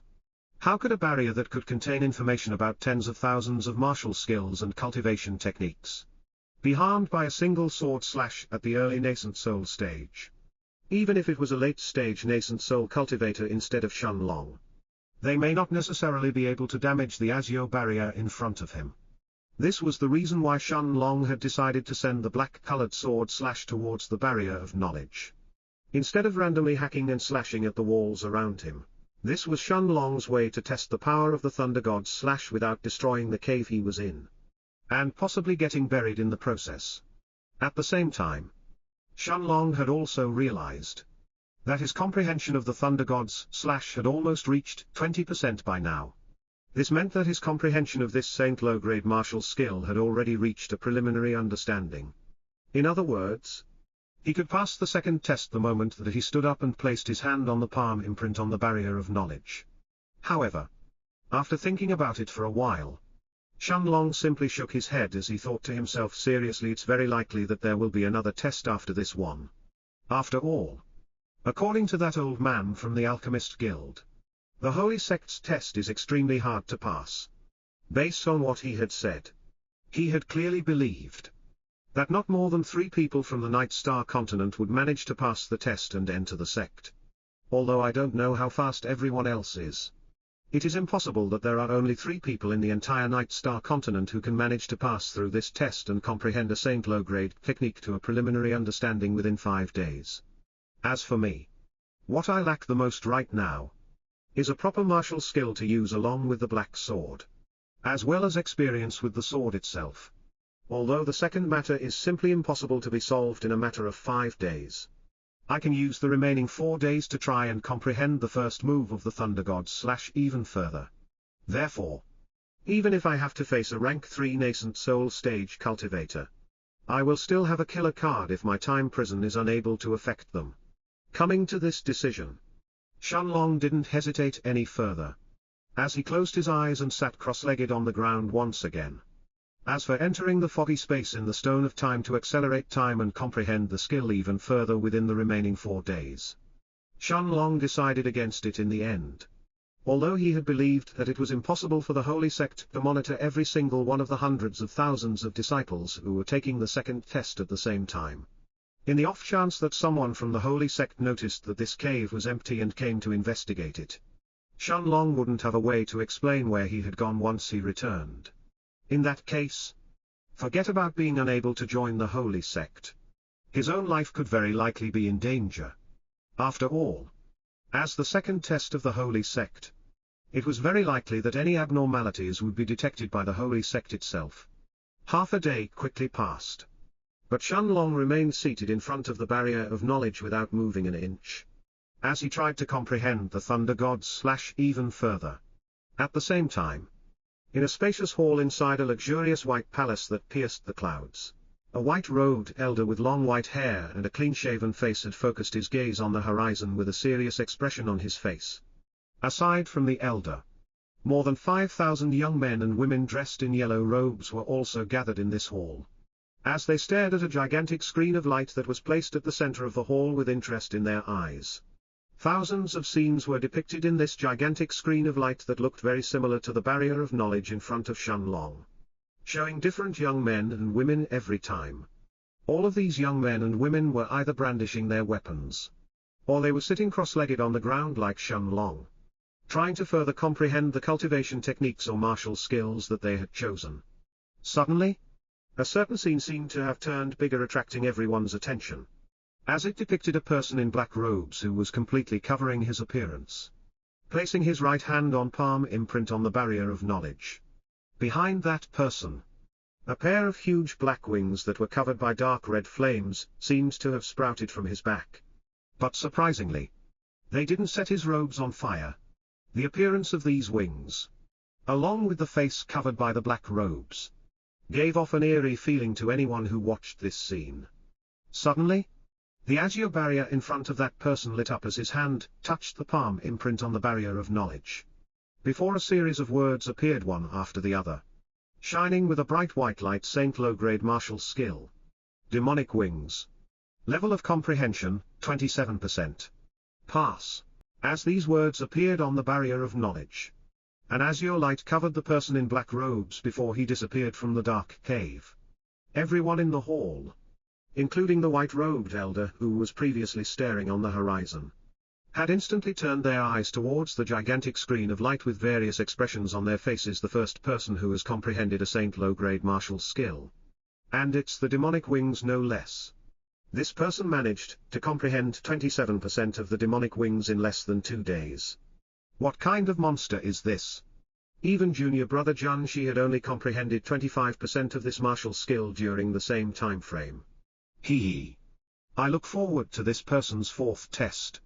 It is bound to be very interesting. Even the white-robed elder looked at the white screen with a curious look in his eyes, as his gaze was focused on the figure of the person in black robes that was quickly disappearing.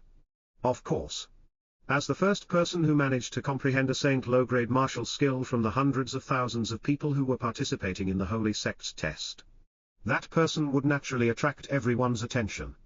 However, barely an hour had passed since the black-robed man had disappeared, when 2 more scenes were suddenly enlarged in the enormous screen of light at the center of the hall, attracting everyone's attention. The first scene showed a spiky-haired young man dressed in golden robes, placing his right hand on the palm imprint of the barrier of knowledge in front of him. Unlike the previous scene with the black-robed person who had a glaring pair of flaming black wings on his back, there was no such exaggerated scene around this young man. The only difference was that his own palm that was touching the barrier of knowledge was now shining with a dark red light. Suddenly, the azure barrier in front of the spiky-haired young man lit up, before a series of words that were shining with a bright white light appeared in his eyes, as well as in the eyes of the young men and women who were staring at the screen of light with rapt attention. Saint low-grade martial skill. Annihilation Palm. Level of comprehension, 26%. Pass. As these words appeared on the barrier of knowledge, the young men and women who were staring at the screen of light in front of them had looks of astonishment in their eyes. Before a young woman then said, another person who managed to comprehend a Saint low-grade martial skill in just a little more than a day. And it's even the Annihilation Palm no less. Since when did these martial skills become so easy to comprehend? This person is probably not much weaker in terms of comprehension level even if he is compared to that black-robed young man from an hour ago. Wait, look at that guy. Just as everyone was staring at the spiky-haired young man in golden robes whose body was covered by the light from the barrier of knowledge and was slowly fading away, another young man shouted as he pointed towards the second screen with a surprised tone in his voice. A young man dressed in white robes, who had a pair of sword-like eyebrows, long black hair and deep blue eyes, was standing in front of the azure barrier of knowledge in front of him, while his own body seemed to have been bathed by a holy white light. A series of white words appeared on the azure barrier one after the other, while the bright light around his body seemed to be increasing in intensity. Saint low-grade cultivation technique. Holy light absorption art. Level of comprehension, 29%. Pass. 29%. Just how high is this person's affinity with the Tao of Light? No. It's not just his affinity. His own level of comprehension in the Tao of Light is definitely not lacking either. When the white-robed elder heard this, he nodded his head, while his eyes were staring at the young white lord of the Night Star continent, by Longshan with a profound look in his eyes, before he said in an emotionless voice, indeed. There are many factors to take note of as well when judging someone's talent. That person's level of comprehension regarding the Tao of Light is probably a level above the black-robed brat and that spiky-haired kid from earlier. However, this is only the level of comprehension regarding the Tao of Light, and the Deos that those two people used. And this is only a possibility in the end. After all, it's not impossible that the black-robed brat's comprehension level could also reach 28 or even 29% if he spent another hour. Perhaps he was simply unlucky, or perhaps he was in a hurry, which was why his comprehension level and talent seems to be lower than this white-robed kid's. It's not impossible that they are actually on the same level with each other. Additionally, when someone tries to comprehend a martial skill or a cultivation technique, even though the early stages are much easier, the later stages are far more difficult. As for the spiky-haired brat from before, it's also possible that his Tao didn't have the same level of affinity with the Annihilation Palm as these two brats. Bright lights appeared in the young men and young women's eyes when they heard the white-robed elder's words. Indeed, Affinity with the Tao was also extremely important when judging someone's talent, and so was their level of comprehension. However, luck seemed to also play a small factor as well. And how compatible each person was with the cultivation technique or martial skill that they had chosen. Just as everyone kept staring at the screen that depicted Bai Longshan's body disappear and thought that this would be the last scene for a while, the enormous screen of light suddenly focused itself on another scene, as a gorgeous young woman with blonde hair and emerald eyes stood up and placed her palm on the barrier of knowledge in front of her.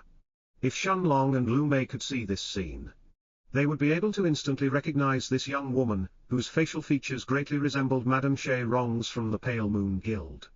This was the same young woman that Shenlong and Lu Mei had seen amidst the crowd in the outskirts of the Heaven's Dome city, right before the Holy Sect's test had started. As Shay Xingyi placed her palm on the barrier of knowledge in front of her, a series of words appeared on the azure barrier's surface. But this time, the color of the words wasn't white, but a bright silver instead. Saint low-grade martial skill. Creeping shadows. Level of comprehension, 31%. Pass. As these silver-colored words appeared on the surface of the barrier of knowledge, surprised expressions quickly appeared on the faces of the young men and women who were staring at the screen of light in the center of the hall. Even the white-robed elder raised his eyebrows as he stared at the beautiful young woman in green robes on the screen in front of him. After all, the words on the screen would only turn silver once someone had managed to comprehend more than 30% of the cultivation technique or the martial skill that they had chosen. Although comprehending 30% wasn't something rare to see during the Holy Sect's second test, doing so in less than 2 days showed the affinity that this young woman had with the martial skill that she had chosen, as well as how high her level of comprehension along with her talent really were. At the very least, her level of comprehension regarding martial skills was probably at least a level higher compared to the black-robed person from earlier, as well as the young White Lord, Bai Longshan, and the spiky-haired young man. A few moments later, a young man in yellow robes was the first one to break the silence in the hall. As he looked at Shay Xingyi inside the screen of light, and said with a bright smile on his face, "He. Not only is that junior sister talented, but she is also extremely beautiful. Once she joins the sect, I would be very happy to teach her as her senior brother." A pretty young woman in yellow robes was the first one to react once she heard these words. As she looked at the young man who had just spoken with her eyes narrowed, before she asked him in a mocking tone, "Jin Ming, you want to teach her personally? What makes you think that she would want you to teach her anything in the first place? Besides, don't you think that it's too early to say that she will certainly pass the test and join the sect? Although the level of comprehension is important during the second test, it has absolutely nothing to do with the third test." Another young man nodded when he heard this, and with a serious look on his face, he looked at the young man named Jin Ming before he also added in, "Indeed, junior sister, who is right. Although the second test values someone's talent and comprehension ability, it's still too early to say that this girl will definitely pass the third test, let alone the fourth one." The young man named Jin Ming, who had originally spoken in Shay Xingyi's favor, snorted when he heard this, but he didn't say anything else in response, as he kept staring at the screen of light at the center of the hall. Shay Xingyi's body, that was covered by shadows, was suddenly enveloped by a white light that came from the azure barrier in front of her, before her figure slowly faded away until it disappeared from the cave. In the next 12 hours that followed, only one other person aside from Shay Xingyi had managed to light up the silver words on the barrier of knowledge. But with Shay Xingyi as a precedent, the yellow-robed disciples of the Holy Sect didn't seem to have paid too much attention to that person. The second day soon came to an end, and the third day quickly took its place. However, during the last 2 days, Shenlong didn't seem to have moved at all, as he kept sitting cross-legged on the ground with his eyes closed. His right hand was still holding on the hilt of the star-rank black sword, but he didn't take any further action.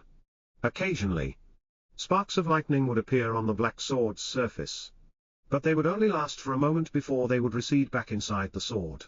As the third day slowly came to its end, thousands and thousands of people would place their hands on the barrier of knowledge in front of them at the same time. After all, the third day was usually the benchmark. where most of the people would start to successfully pass the test or they would fail. At the same time, people who had comprehended 30% weren't too rare anymore either. By the end of the third day, there had been at least 1,000 people who had managed to comprehend 30% of the cultivation techniques and martial skills that they had chosen from the barrier of knowledge. However, just before the third day could completely come to its end, in an isolated cave that was similar to Shenlong's, Lu Mei stood up from her meditative cushion that she had placed on the ground, and took a few steps forward.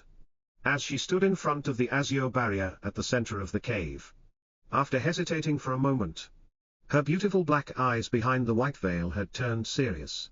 As she took a deep breath, and placed her live white palm on the palm imprint on the barrier of knowledge in front of her, strands of death chi flowed around her hand at the same time. Before a series of eye-catching golden-colored words started to appear on the azure barrier's surface.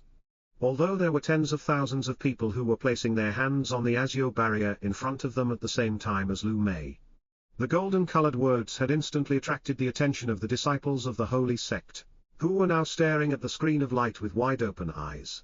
Even the white-robed elder, who had only reacted a few times after he had seen Shi Xingyi's results earlier, had now placed his attention on Lu Mei's scene, as he saw a series of shocking golden-colored words, which made him almost lose his composure. Saint low-grade martial skill. Death's chant. Level of comprehension, 52%. Pass. Death's chant.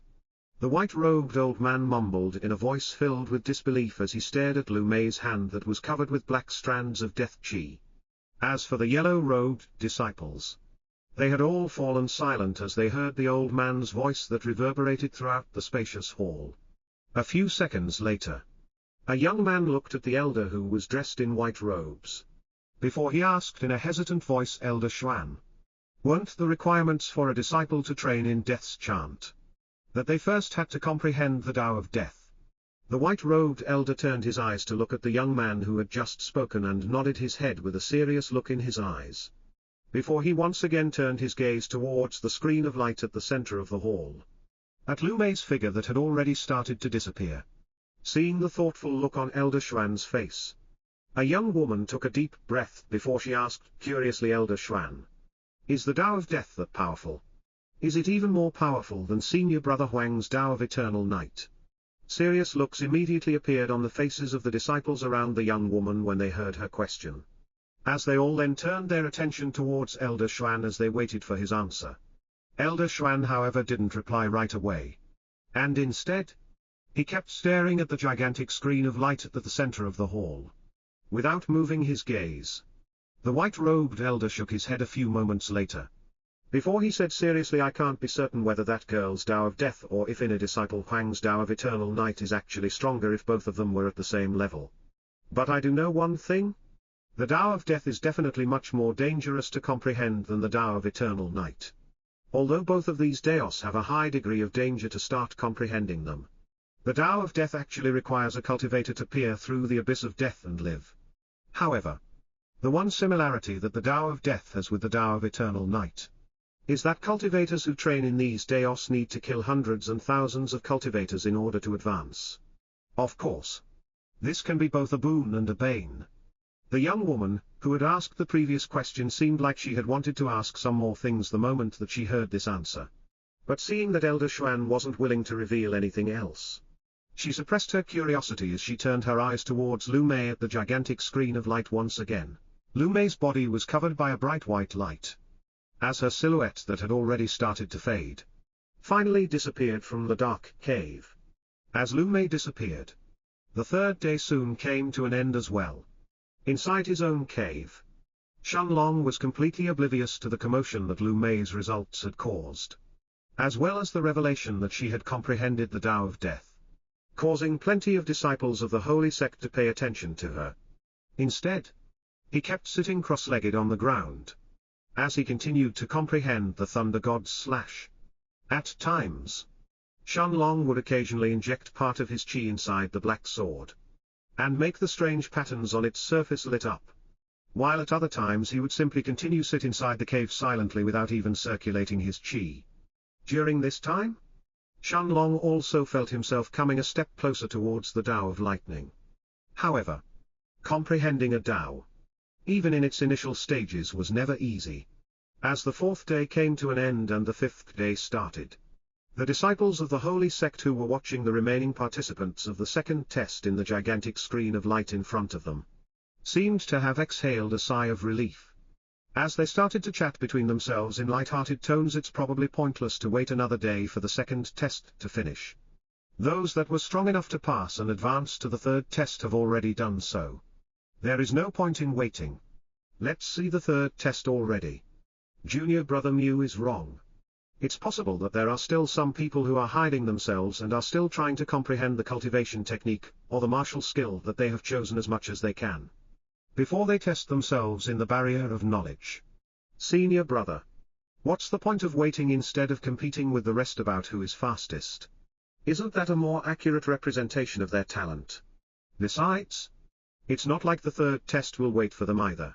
I am sure those kids have already started. Hee hee. There really were some terrifying brats among them. I wonder how many of them will manage to enter the test and become our junior brothers and sisters. However, let alone entering the sect. The third test itself is already terrifying enough to eliminate most of them. At the same time that the disciples of the holy sect were chatting between themselves, Shenlong, who had been sitting cross-legged on the ground for the past 3 days, finally opened his eyes. His golden-colored eyes had a sharp and serious look inside them, while his gaze resembled that of a sharp sword that was finally leaving its sheath. As he slowly stood up from the ground, Shenlong focused his gaze on the azure-colored barrier in front of him. As he mumbled to himself in a curious voice, "Let's see the true power of a saint low-grade martial skill." Holding the black star-rank sword in his hand, Shenlong started to inject large amounts of his qi inside it, lighting up the strange patterns on the sword's surface. At the same time, sparks of lightning appeared on the sword's surface as the golden-colored patterns started to light up. As Shenlong steadily raised the black sword in the air, using his spirit sense, Shenlong guided the lightning around the sword's surface towards the sword's edge, practically forcing the berserk Tao of lightning to follow his will. Staring at the azure-colored barrier of knowledge, Shenlong narrowed his eyes as he slashed the star-rank sword forward at full force while he roared in his mind, "Thunder God's slash." Almost 80% of his qi had been sapped from the 81 balls of qi above his head in a single instant, before a terrifying black-colored slash filled with berserk lightning left the black sword's edge, and flew towards the azure barrier of knowledge in front of him like a wild magic beast. This scene instantly attracted the attention of the disciples of the holy sect in the spacious hall. As they saw the powerful black-colored slash collide with the barrier of knowledge, the scene in front of Shenlong's eyes was completely different from the first time that he had used the Thunder God's slash. Crackling sounds could be heard from the sparks of lightning that were mixed in the powerful slash. As they kept trying to destroy the azure-colored barrier, Shenlong saw the enormous barrier of knowledge in front of him ripple a few times, before the Thunder God's slash lost its remaining strength and slowly disappeared. Shenlong's lips curved up into a smile when he saw the power of the Thunder God's slash, and without any hesitation, he took a few steps forward. As he stretched out his right hand and placed it on the palm imprint of the azure-colored barrier, the spacious hall of the holy sect had fallen completely silent.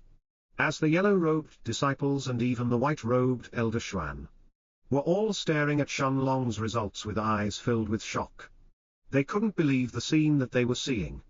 The words that had appeared on the barrier of knowledge in front of Shenlong weren't gold in color, but instead, they were shining with the brilliance of stars in the middle of a starry night.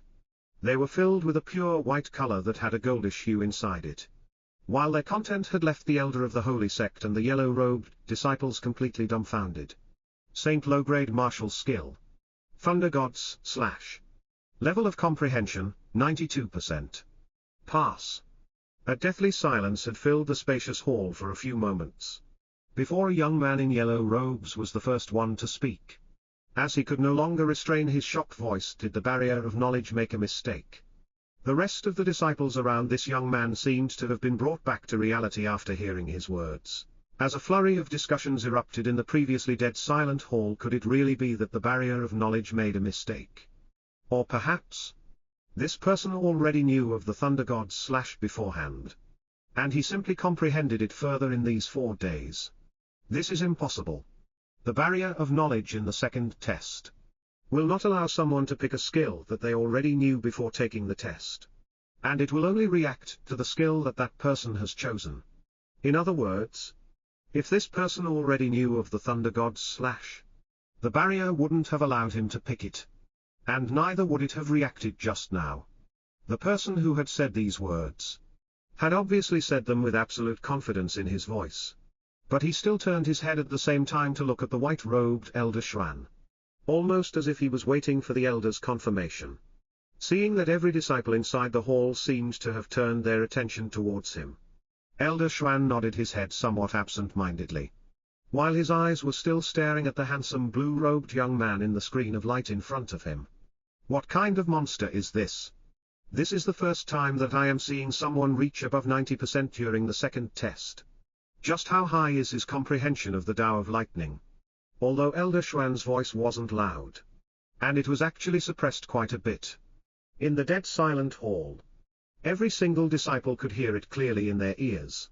Of course, as one of the elders who was supervising the tests of the holy sect and was responsible to pay attention to any abnormalities, it wasn't rare for Elder Xuan to see people comprehend 50, 60, or even 70% within 4 to 5 days.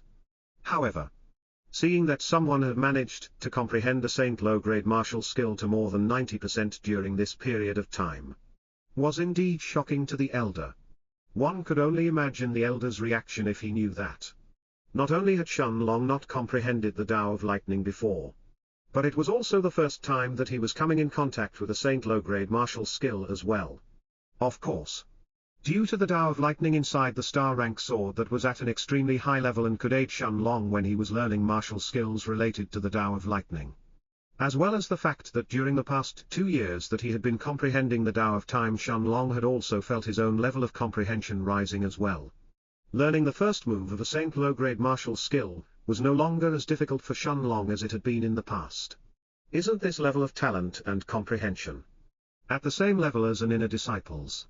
It was unknown who had spoken this time, but it had instantly caused everyone in the hall to stare at Shenlong's figure with even more serious looks in their eyes. After all, even when compared to Lu Mei's or Shi Xingyi's results, Shenlong's was indeed even more shocking. Completely oblivious to the commotion that the results of his second test had caused, Shenlong had turned his attention to the azure-colored barrier in front of him, when suddenly, a bright white light shot out from the barrier's surface like a bolt of lightning, as it completely enveloped his body like a white membrane. The moment that the white light covered his body, Shenlong could feel his vision blur, as a feeling similar to that of spatial fluctuations appeared from the white membrane around him. The darkness of the cave and the light of the azure-colored barrier in front of him slowly disappeared as the light of the sun once again illuminated Shenlong's surroundings. As his vision slowly returned, Shenlong found himself standing at the foot of a small mountain, while trees of different sizes had filled the forest around the mountain. However, before Shenlong could completely take in the scene in front of his eyes, the same powerful voice that he had heard during the first test suddenly boomed inside his mind like a sudden bolt of lightning. Welcome to the third test of the Holy Sect, the world of the 1,000 cities.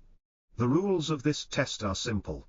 There are 1,000 cities spread throughout this world, and each city has an army of spirit realm and nascent soul stage cultivators inside it. Every single one of those cultivators has been apprehended by our Holy Sect, and they have either raped men, women, or children, or have committed other heinous acts that exiled them into this place. Inside every single city, there will be a single yellow-colored token of my Holy Sect. Of course, a token may be hidden somewhere inside the city, or it may be held by the strongest person in there.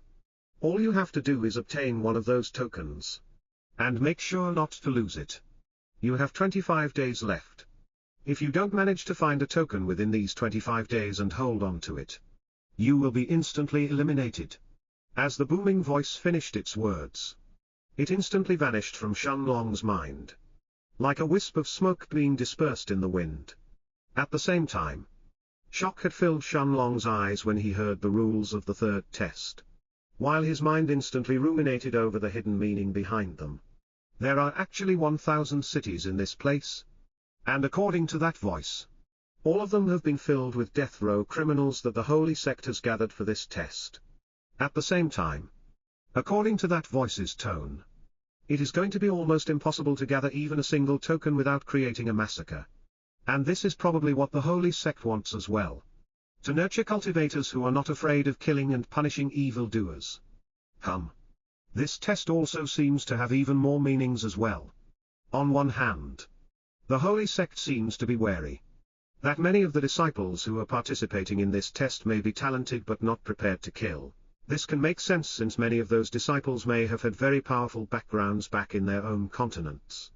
But they may haven't stepped foot outside their homes due to this as well. Thus the holy sect is looking to either forcefully temper everyone this time, or weed out those who are not strong enough to do what the sect wants them to. Although this test looks similar to the first test, but in reality, it's completely different. Despite that voice saying that the main aim of this test is to obtain a token from a single city and just hold it for the remaining 25 days. There are many underlying meanings behind that. What does it mean to hold the token? It obviously means that anyone who manages to obtain a token will then have to protect himself from those who are trying to steal it. Otherwise, the holy sect could simply allow the first person who grabs a token to instantly pass this test. After all, since there are only 1,000 cities, and each city has a single token, there are at most 1,000 disciples who will be allowed to pass this test. There is no way that people won't try to steal the tokens that others have in their possession. At the same time, it's going to be extremely difficult for a single person to exterminate everyone inside a city. I suspect that the holy sect has already foreseen how strong the disciples who are taking part of the test really are. And the strength of the strongest people inside the city won't be much weaker. Besides, there is no way that those criminals don't know what's going on. Although they may not be willing to willingly hold a token and wait for the disciples to come and kill them, it's very likely that the holy sect itself will kill them if they leave the city. And even if they willingly give up the token to the first person who comes into the city, what about the remaining people who will follow? Hence, their best course of action is to band together and resist the disciples who will want to kill them. It's also possible that the holy sect has promised to let them go if they managed to survive for a certain period of time, giving them even more hope for them to struggle in order to stay alive. As Shenlong reached this conclusion, he rubbed his temples with his thumb and his middle finger in frustration, as he understood that there were even more hidden meanings than he had originally expected behind the sect's test. It was just a single test, and yet there were so many things going on behind the scenes, and Shenlong wasn't even certain if this was everything. After a brief moment of deliberation, there was a deep look inside his eyes as he mumbled in a low voice at the same time. The holy sect seems to be warning its disciples that it won't tolerate evil cultivators. Those who commit heinous acts may very likely find themselves in these cities in the future. After coming to this conclusion, Shenlong immediately soared in the sky. As he ascended the mountain in front of him, flying all the way towards the mountain's peak. Barely 5 minutes later, he had already arrived at the mountain's peak. As his eyes took in the scenery around him from the high vantage point, a forest that spanned for a few hundred miles seemed to have surrounded the mountain that he was standing on from all sides. While past this forest, Shenlong could see the vast plains that spanned as far as his eyes could see. At the same time, a few hundred miles away from the east of this forest, Shenlong saw a city being erected in the midst of the boundless plains. This was definitely one of the 1,000 cities in this world. After hesitating for a moment, Shenlong had a serious look in his eyes, as he flew directly towards the east, heading straight towards the city in the distance. At the same time, at the peak of a small mountain in a somewhat narrow cave, Lu Mei was sitting cross-legged on the ground while a look of pain had appeared in her eyes. Originally, she had intended to comprehend the death's chant for the full 5 days before she passed the second test. But how could she expect that as she was comprehending the Saint low-grade martial skill, she would unconsciously enter a state of enlightenment and she would feel her breakthrough to the nascent soul stage arrive out of nowhere, without any other solution? Her only option was to pass the second test as quickly as possible, before she attempted to complete her breakthrough during the third test. Thankfully, The third test lasted for a much longer period of time than the second, giving ample time to Lu Mei, who wanted to find an isolated place and try to complete her breakthrough. After all, unlike her previous breakthroughs, Lu Mei knew that this breakthrough was going to be extremely dangerous for her. And it was even possible for her to lose her life this time. The reason behind this was her own cultivation technique. The blood absorption art. Lu Mei's white robes were drenched in sweat, while an expression of agony and pain had filled her face. She knew that she was about to break through to the nascent soul stage. And there was no way to delay this matter any longer. Despite the piercing pain that was similar to needles stabbing her soul, Lu Mei still did her best to take out a bottle filled with purple-colored pills from her spatial ring and hold it tightly in her hands. This was the same bottle that Shenlong had given to her before they entered the White Gate outside the Heaven's Dome City. To participate in the first test of the Holy Sect, Lu Mei clearly remembered that Shenlong had seriously exhorted her to consume these pills before she attempted her breakthrough to the nascent soul stage.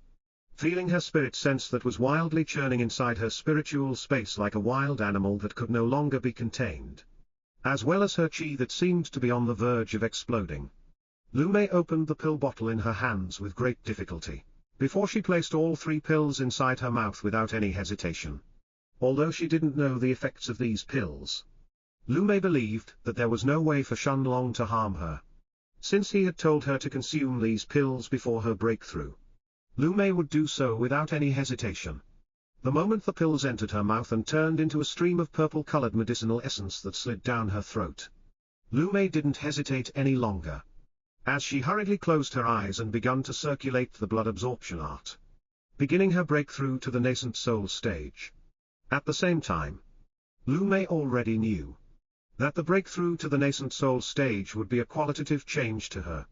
Not only would her spirit sense transform into soul sense and be able to leave her body after breaking through the nascent soul stage, but she also knew that if the body of a nascent soul stage cultivator died, as long as the soul stayed intact, it was possible to possess another body and start cultivating from the beginning.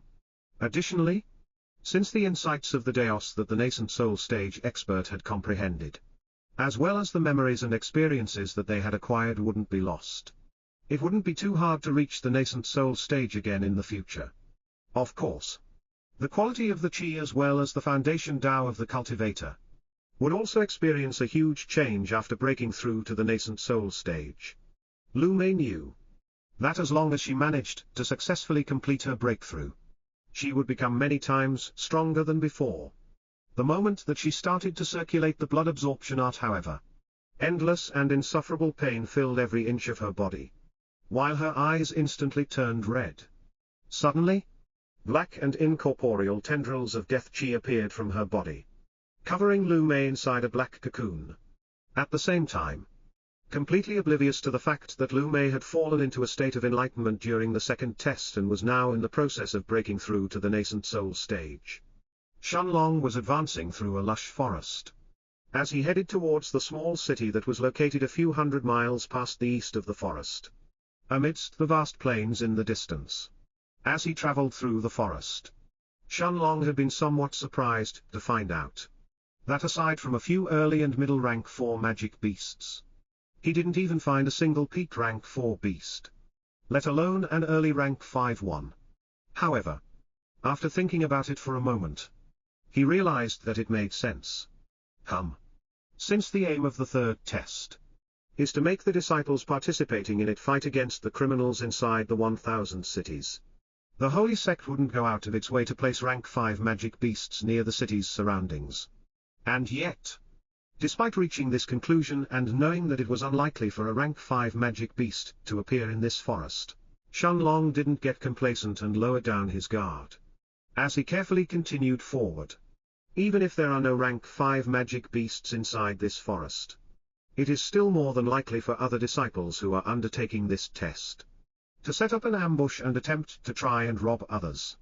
Perhaps if they are lucky, they will even find a token of the Holy Sect among the treasures of their victim, allowing them to pass through the third test effortlessly. As this mocking thought flashed through his mind, he continued to check his surroundings without letting down his guard. As he continued moving forward, of course, Shenlong wasn't afraid of being robbed, and he would even welcome these people with open arms if this was in the past. But this time, he didn't want to waste too much time inside this forest. In case the token inside the city gets taken away while he wastes time inside this forest. 2 hours quickly passed. As Shenlong left the lush forest behind him without any issues. It was unknown if there were no disciples who had set up an ambush, or if Shenlong had simply failed to meet them on the way. As soon as he left the lush forest and entered the vast plains, Shenlong saw his field of view expanding, as a small-sized city appeared in the distance ahead of him, slowly getting bigger and bigger in his eyes as he continued forward. An hour quickly passed, and Shenlong was just 10 miles away from the city, when he saw a small crowd gathered in the vast plains just a few miles away from the city gates. Almost 200 young men and women dressed in different types of clothes were gathered together, and all of them were staring at the city gates in the distance with serious looks in their eyes. Turning his eyes towards the small city ahead of him, Shenlong immediately realized the reason why these people were gathered here, and why they were staring at the city gates with solemn looks. More than 1,000 men and women were gathered in the city walls, staring at the small group of 200 disciples with mocking looks on their faces. There was a serious look in Shenlong's eyes as he also stared at the scene in the distance, without heading towards it straight away. Although most of them seem to be at the rank 1 of the nascent soul stage, there are still more than 1,000 of them. Additionally, it's impossible for these people to be the entire force of the city, without any rank 2 or rank 3 nascent soul stage experts hidden inside. As this thought flashed through Shenlong's mind, he then turned his eyes to look at the group of 200 disciples who were standing less than 10 miles away from the city, only to see that some of them were also staring back at him. All of a sudden, Shenlong saw a handsome young man dressed in luxurious silver-colored robes whose cultivation was at the early rank 3 of the nascent soul stage. As that person stood up and walked towards Shenlong's direction, seeing that there wasn't any direct hostility coming from this person, Shenlong, who had already guessed what was going on in his mind, calmly waited to see what this person's intention was. As soon as he arrived just a couple of meters away from Shenlong, the silver-robed young man smiled brightly as he looked at him. Before he said in a warm tone, "This brother. My name is Chulei and I am from the northern region. Since you are here, then that means that you have also managed to pass the second test as well. As you can see, there are 176 more people like you and me in this place. And we have all gathered together to pass the third test." Shenlong's lips curved up when he heard the last part of this sentence, as he stared at the young man who called himself Chulei without interrupting him. Chulei smiled even brighter when he saw Shenlong's smile, as he then continued with what seemed to be a genuine expression on his face. "It looks like this brother has already realized the reason why I am here. Indeed, it is to invite you to fight alongside us as we attack that city," pointing at the small city in the distance that had more than 1,000 experts at the peak of rank 9 of the spirit realm, as well as early rank 1 nascent soul stage cultivators in its walls. Chulei then continued with a serious look in his eyes. "There are more than 1,000 cultivators stationed on the city walls. And as you can very likely guess, this is definitely not going to be that city's full strength. There are definitely bound to be rank 2. And even rank 3 nascent soul stage cultivators inside the city, and they are waiting for us to attack. Otherwise, if it was just those 1,000 people, even a middle rank 3 nascent soul stage cultivator wouldn't have too much trouble to destroy this city. Let alone peak rank 3 nascent soul stage experts. Since it's almost impossible for even rank 3 nascent soul stage experts to storm the city by themselves. We are planning to wait here until the end of the day, and see if there are any more people who pass the second test as well and come here. By the time night falls, regardless if it is just us or if more people come, we will definitely make our move. As for the token of the holy sect inside the city, we will leave that to fate. After all, there is only one token inside that city, and there are almost 180 of us here." As he finished speaking, Chulei looked at Shenlong with that same warm smile on his face as he waited for his answer. Shenlong, however, thought seriously for a while, without answering straight away. He first looked at Chulei, before he turned his gaze towards the small city in the distance. Based on what Chu Lei had said, this indeed sounded like a situation where everyone would only gain to benefit from it. After all, Shenlong wouldn't say that he was definitely stronger than a peak rank 3 nascent soul stage expert right now, and he could storm the city by himself. Although I am confident enough in taking care of this city if it was really just those 1,000 people on the city walls, the situation is definitely not going to be that simple. Teaming up with these people to take care of the powerful rank 2 and rank 3 nascent soul stage cultivators inside the city and find the holy sect's token is indeed a much better and safer choice. However, the problem lies in this matter as well. Everyone will be paying attention to find the token as well. Without having advanced to the nascent soul stage, I won't be able to locate the strongest person inside the city and find the token first. It only took a moment for Shenlong to realize the crux of the matter behind this alliance. After all, although all of these disciples seemed to have grouped together at first glance, once they entered the city, everyone would look to find the strongest person and obtain the token of the holy sect. In that case, it was more apt to call it a temporary alliance instead. After all, the moment that someone obtained the token, the other disciples around him would definitely pounce on him like a pack of wolves. Since there were only 1,000 disciples who could obtain the tokens and pass the third test, there was no way that anyone here would allow someone else to just take the token and leave in the end. After thinking about it seriously for a few more moments, Shenlong looked at Chu Lei, before he nodded his head and said with a calm smile, as well, in that case, let's enter this city together. Seemingly as if he had expected this answer, the smile in the silver-robed man's Chu Lei's face widened even further, as he pointed towards the group behind him and said to Shenlong, let's wait until night falls. Then we will all move together at the same time as we attack the city. Nodding his head, Shenlong followed Chu Lei as he walked towards the group of disciples in the distance. Shenlong was surprised to see that there were only 10 spirit realm cultivators among this group. And just like him, they were all at the peak of rank 9 in the spirit realm. As for the rest of these disciples, they were all at the nascent soul stage, while most of them were even at the early or the middle of rank 2 in the nascent soul stage. Shenlong's appearance attracted many looks from the disciples in this group, as the time to attack the city was getting near. But since he wasn't hiding his aura and was only a peak rank 9 spirit realm cultivator, many people quickly ignored him after a precursory glance. After all, there was no way for a peak rank 9 spirit realm cultivator to even think of obtaining the holy sect's token and passing the test. Even the other peak rank 9 spirit realm cultivators only threw a few more glances at Shenlong before they closed their eyes and did their best to bring themselves to peak condition, since there were only a few hours left until they attacked the city. At the same time, every single one of these disciples here knew that the third test of the holy sect wasn't a place to make friends. If they were inside the sect, it would be a completely different matter. But here, despite being in an alliance, they were all competing against the others as well. Shenlong wasn't expecting a warm reception in the first place, and after finding an empty patch of grass to sit down, he closed his eyes as he waited for night to fall. Half a day quickly passed, and by the time that night had fallen, Shenlong only saw 2 more people joining the temporary alliance in the end. Seeing that it was already time to move, Shenlong saw Chu Lei, as well as 6 young men and 3 young women next to him, all standing up at the same time, as they looked at everyone else with serious looks in their eyes.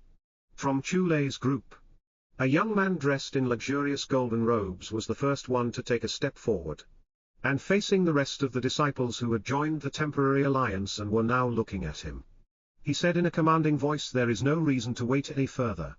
We will now attack this city that is filled with criminal scum. Remember that although this may be an alliance, but at the same time, it's every man for himself. The goal is to take the holy sect's token and pass the third test, not to help each other. The only common goal that we have is that we are all looking for the holy sect's token while we eradicate the scum inside that city. Now, if you are ready, follow behind me. Without waiting for a response, the golden-robed young man led Chu Lei and the other people around him as he turned around and headed towards the small city in the distance. After hesitating for a moment, the disciples of the Alliance looked at each other, before they all followed the golden-robed man's group as they headed towards the small city in the distance. The moment that they arrived just 2 miles away from the city, Shenlong saw Chu Lei's group split into 3 different groups. As the golden-robed young man and Chu Lei, as well as 2 more people at the rank 3 of the nascent soul stage spearheaded the attack in the city, while the other 2 groups attacked from the sides. Although the disciples of the Alliance turned somewhat chaotic when they saw the unexpected splitting of the group in the lead, most of them still followed the first group, while less than 30 disciples followed the other 2 groups. At the same time, as Shenlong flew after the first group, he also realized that the conjecture that he had arrived in during the first test was actually wrong. Just the alliance of disciples that was attacking this city alone numbered close to 200 people. This meant that, if there were 200 disciples that were attacking each one of the 1,000 cities in this world, the total number of disciples that are participating in the third test would reach close to 200.000. Even if the second test actually eliminated half of the disciples that took part in it. If Shenlong factored in that only 1/4 of the disciples that were originally participating in the first test managed to successfully pass it, the number of people that entered the Holy Sect test in the beginning must have definitely surpassed 1.5 million. 1.500.000 disciples. All of them either at the late stages of the spirit realm or the nascent soul stage. As Shenlong came to this conclusion, he realized how terrifying the Holy Sect's influence really was. After all, in the entire Night Star continent, there were only 200.000 people who met the criteria to participate in the Holy Sect test. Even if some people had decided to participate in the entrance selection of the Demon Emperor Palace instead of the Holy Sects, these people definitely didn't number more than 50.000. As soon as Shenlong's group neared closer to the city gates, the nascent soul stage cultivators that were stationed in the city walls instantly sounded the alarm. Before waves of attacks flew towards Shenlong and the rest of the disciples like a tsunami that was about to drown them. Flame arrows, water pythons, sword and saber slashes filled with chi, ice shards, as well as many other types of attacks, all looked to bury this group of disciples before they could even approach close to the city walls. At the same time, Shenlong saw the golden-robed man in the middle being covered in a burst of flames that incinerated every attack that dared to come close to him. Even his hair were covered in flames, not allowing even an inch of his body to be unprotected as he continued to fly forward. It didn't matter if it were the flame arrows, the ice shards, or any other type of attack. Everything that came in contact with the crimson flames around this man's body was instantly destroyed. At the same time, Shenlong also realized that this young man was actually a peak rank 3 nascent soul stage expert. As for Chu Lei and the rest, they all had their own means to easily resist these attacks, as they continued to fly towards the city walls. Surprisingly, Chu Lei's cultivation, which was at the early rank 3 of the nascent soul stage, was actually the weakest one among the 4 people in this group. Aside from the golden-robed young man who seemed to be the strongest, the other 2 disciples around him were actually at the middle of rank 3 of the nascent soul stage as well. Of course, since these people were previously concealing their cultivation, it was impossible for Shenlong, who had yet to break through to the nascent soul stage and form his soul sense, to sense their levels before these people started fighting. As for the attacks that came his way, Shenlong had it just as easy as the peak rank 3 nascent soul stage young man. As he activated the Monarch's domain, every attack that entered inside the Monarch's domain was akin to entering Shenlong's kingdom, unable to approach any closer to his body, as the flow of time around them was forcefully frozen in front of Shenlong's Monarch's domain. Even the attacks of rank 1 nascent soul stage cultivators were practically worthless. To avoid attracting too much attention, however, Shenlong didn't activate the Monarch's domain to its fullest, only allowing it to cover a small area around his body. The rank 1 nascent soul stage cultivators on top of the city walls were stunned when they saw that their attacks were actually useless against the enemy's group. Against 140 cultivators, most of whom were already at the early or middle rank 2 of the nascent soul stage. Once they started to work together, the onslaught from 1000 rank 1 nascent soul stage cultivators and late stage spirit realm ones was practically non-existent. As for monsters like Shenlong or the golden-robed young man and the rest of the rank 3 nascent soul stage cultivators, they didn't even need to team up with others, as they easily ignored these attacks and continued flying towards the city. The moment that he arrived above the city walls, the golden-robed young man was the first one to attack. As he gathered his chi in his left hand and sent a powerful punch forward, a fist of crimson flames escaped his arm and flew towards the city walls below him at extreme speed, catching the late-stage spirit realm and the nascent soul stage cultivators completely off guard. Before they had any time to escape, more than 10 rank 1 nascent soul stage cultivators and almost 30 late-stage spirit realm ones were submerged by the gigantic fist of flames, as they were killed in an instant.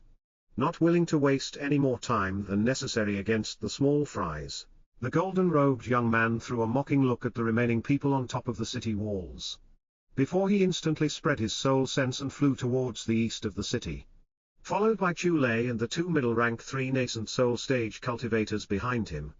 Seeing the powerful rank 3 nascent soul stage experts that flew deeper inside the city instead of staying here to eradicate them, made the late-stage spirit realm and the nascent soul stage cultivators on top of the city walls heave a sigh of relief. After all, against the 4 rank 3 nascent soul stage cultivators, and especially that peak rank 3 nascent soul stage young man in golden robes, they knew that they were completely powerless to put up any resistance. The moment that Shenlong saw Chulei's group heading deeper inside the city, however, he stopped holding back as well, as a blue light instantly covered his body before his speed increased by more than 5 times. He was like a bolt of blue lightning. As a moment later, he quickly appeared above the city gates, before he also flew deeper inside the city, completely ignoring the people who were staring at him with wide-open eyes. After all, for a peak rank 9 spirit realm cultivator to be just as fast as the 4 rank 3 nascent soul stage experts was a visually shocking scene that no one of them had seen before. Even if the rank 3 nascent soul stage cultivators weren't flying at full speed, Shenlong's speed was definitely faster than any rank 2 nascent soul stage expert. Of course, Shenlong knew that he couldn't lag behind if he wanted to have a chance to obtain the Holy Sect's token, so he could only go all out this time. Since he hadn't formed his soul sense just yet, he could only use his wits as well as his own strength if he wanted to have a chance at obtaining the token. Since that golden-robed young man had first spread out his soul sense before he led Chulei's group towards the east of the city, Shenlong knew that this must have meant that there was a powerful nascent soul stage expert in that direction. Thus, heading towards that direction also meant that there was a good chance to find the Holy Sect's token. After all, instead of searching throughout the city blindly, following after the 4 rank 3 nascent soul stage cultivators was a much better choice. Of course, Shenlong wasn't the only one who was chasing after their group either. A few peak rank 2 nascent soul stage cultivators had also passed through the attacks of the people at the city walls almost effortlessly, as they chased behind the group of rank 4 rank 3 nascent soul stage experts as well. Less than a minute later, Shenlong saw Chulei's group arriving above an old tower that seemed to be on the verge of crumbling to pieces. The golden-robed young man had a profound look in his eyes as he looked at the tower in front of him, as he then gathered the in his hands, and without any warning, he sent a powerful flame fist towards it. The crimson flames looked as if they were about to burn the air itself, as the gigantic fist flew towards the old tower. Boom! Without any suspense, the moment that the flame fist touched the already half-broken tower, the tower collapsed into countless pieces. However, the flames that were supposed to completely burn down the old tower into dust were suddenly extinguished, as a gigantic sandstorm erupted out of nowhere, as it completely covered the now destroyed tower. At the same time, from the debris of the collapsed old tower, Shenlong saw a young woman with a cold look in her eyes emerging from it, followed by a young man in brown robes, as well as a middle-aged man who was holding a large greatsword, as they all shot towards the sky at the same time, facing off against the golden-robed young man from Chulei's group. The golden-robed young man however didn't seem to be surprised by this woman's appearance. Instead, it looked like he had everything under control. As he looked at her with a cold look, before he said in a commanding tone, "Hand over the holy sect's token and I will allow you to live. Refuse? And I will simply bury you all here today." Anger instantly colored the young woman's expression when she heard these provocative words, while the sandstorm that was swirling around her started to turn even more powerful. However, the short-haired young woman didn't flare up. And instead, it looked like she was trying to suppress her fury. As she looked at the golden-robed man from Chulei's group, as she said in a questioning tone, "You fool. Didn't you notice that there are 2 more peak rank 3 nascent soul stage cultivators in this city aside from me? What makes you think that I have the holy sect token? Besides, you really are too arrogant to claim that you will bury me here today." The golden-robed man didn't seem angry when he heard the black-robed woman's response. Instead, a mocking look appeared in his already cold eyes. Before he then said with a similarly mocking smile on his face, "Do you take me for a fool?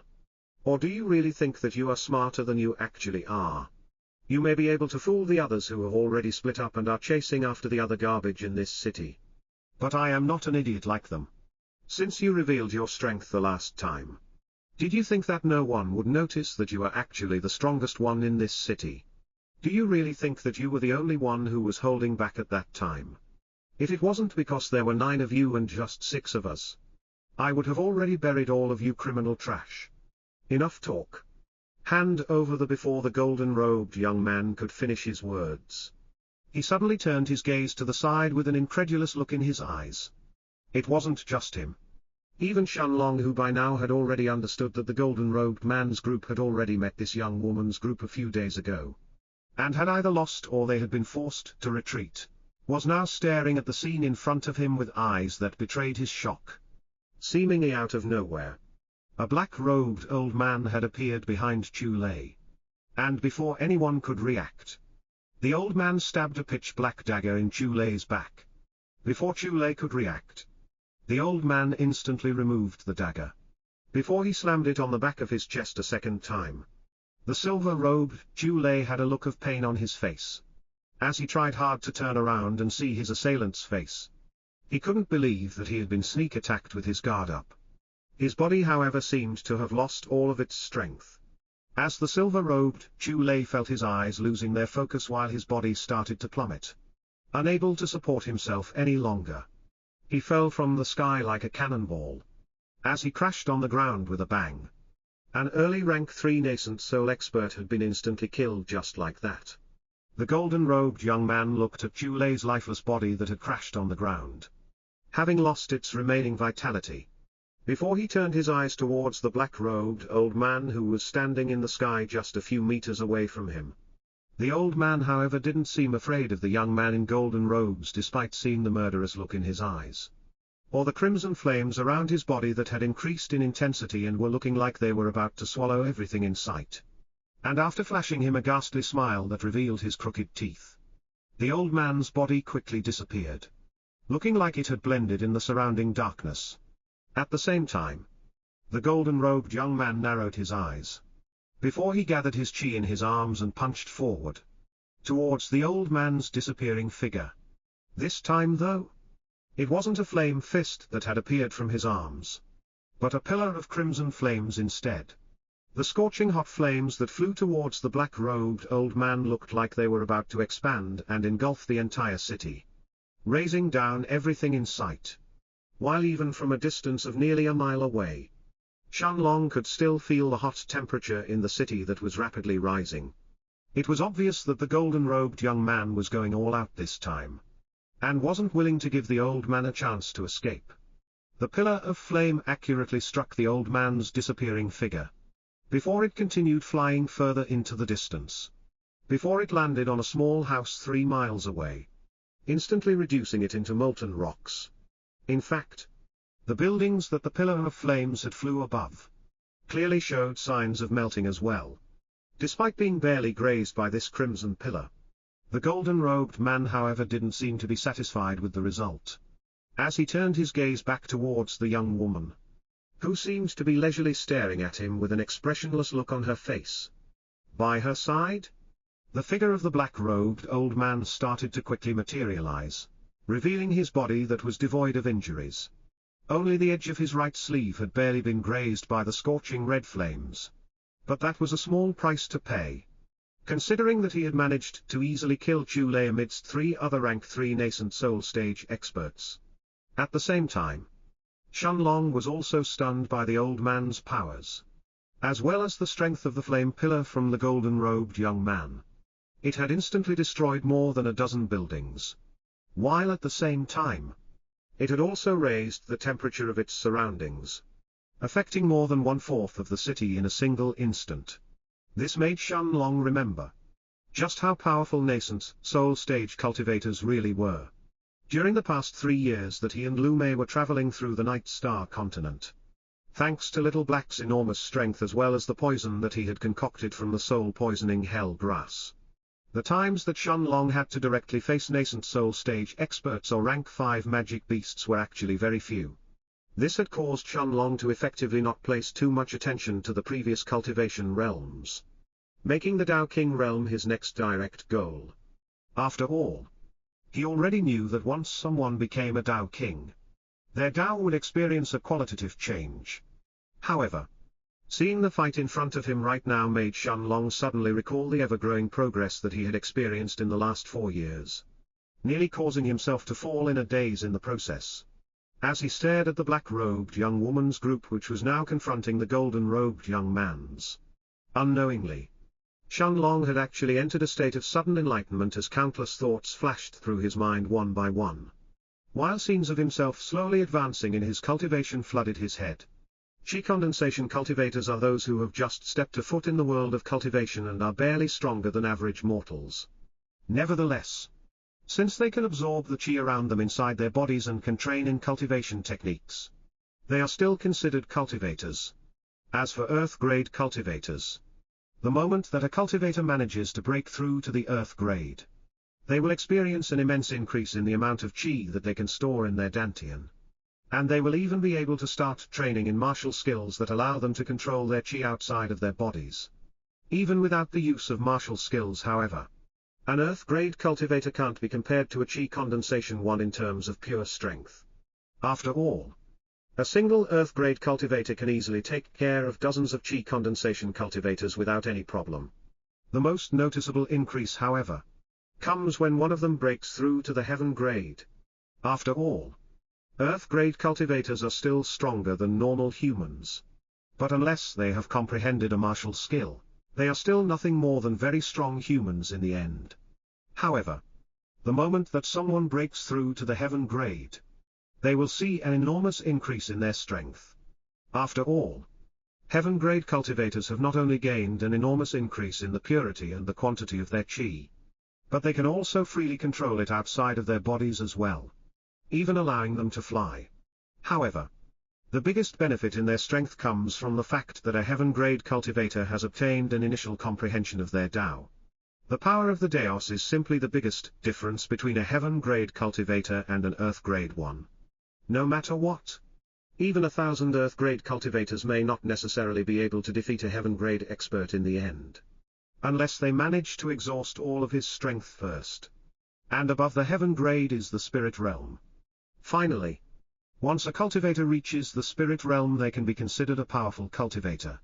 Even in the Night Star continent, one needs to be at least at the spirit realm to safely roam throughout the continent. After all, not only will the comprehension of the Tao experience a big increase once a cultivator breaks through to the spirit realm, but so will their spirit sense as well as the amount of qi that they have. At the same time, once a cultivator manages to break through to the spirit realm, their strength will also multiply by many times. If an average spirit realm cultivator exploded with their full strength, their attacks could probably flatten a sect like the Floating Cloud sect in a matter of minutes, unless there is another spirit realm cultivator to fight them off. Heaven-grade cultivators are like ants in front of a powerful spirit realm expert.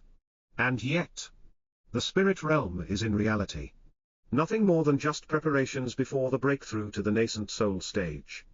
As Shenlong's thoughts reached this point, a bright blue light started to appear from his body, covering him from head to toe. although the blue light coming from Shenlong's body wasn't too bright. In the midst of the dark night it instantly attracted everyone's attention.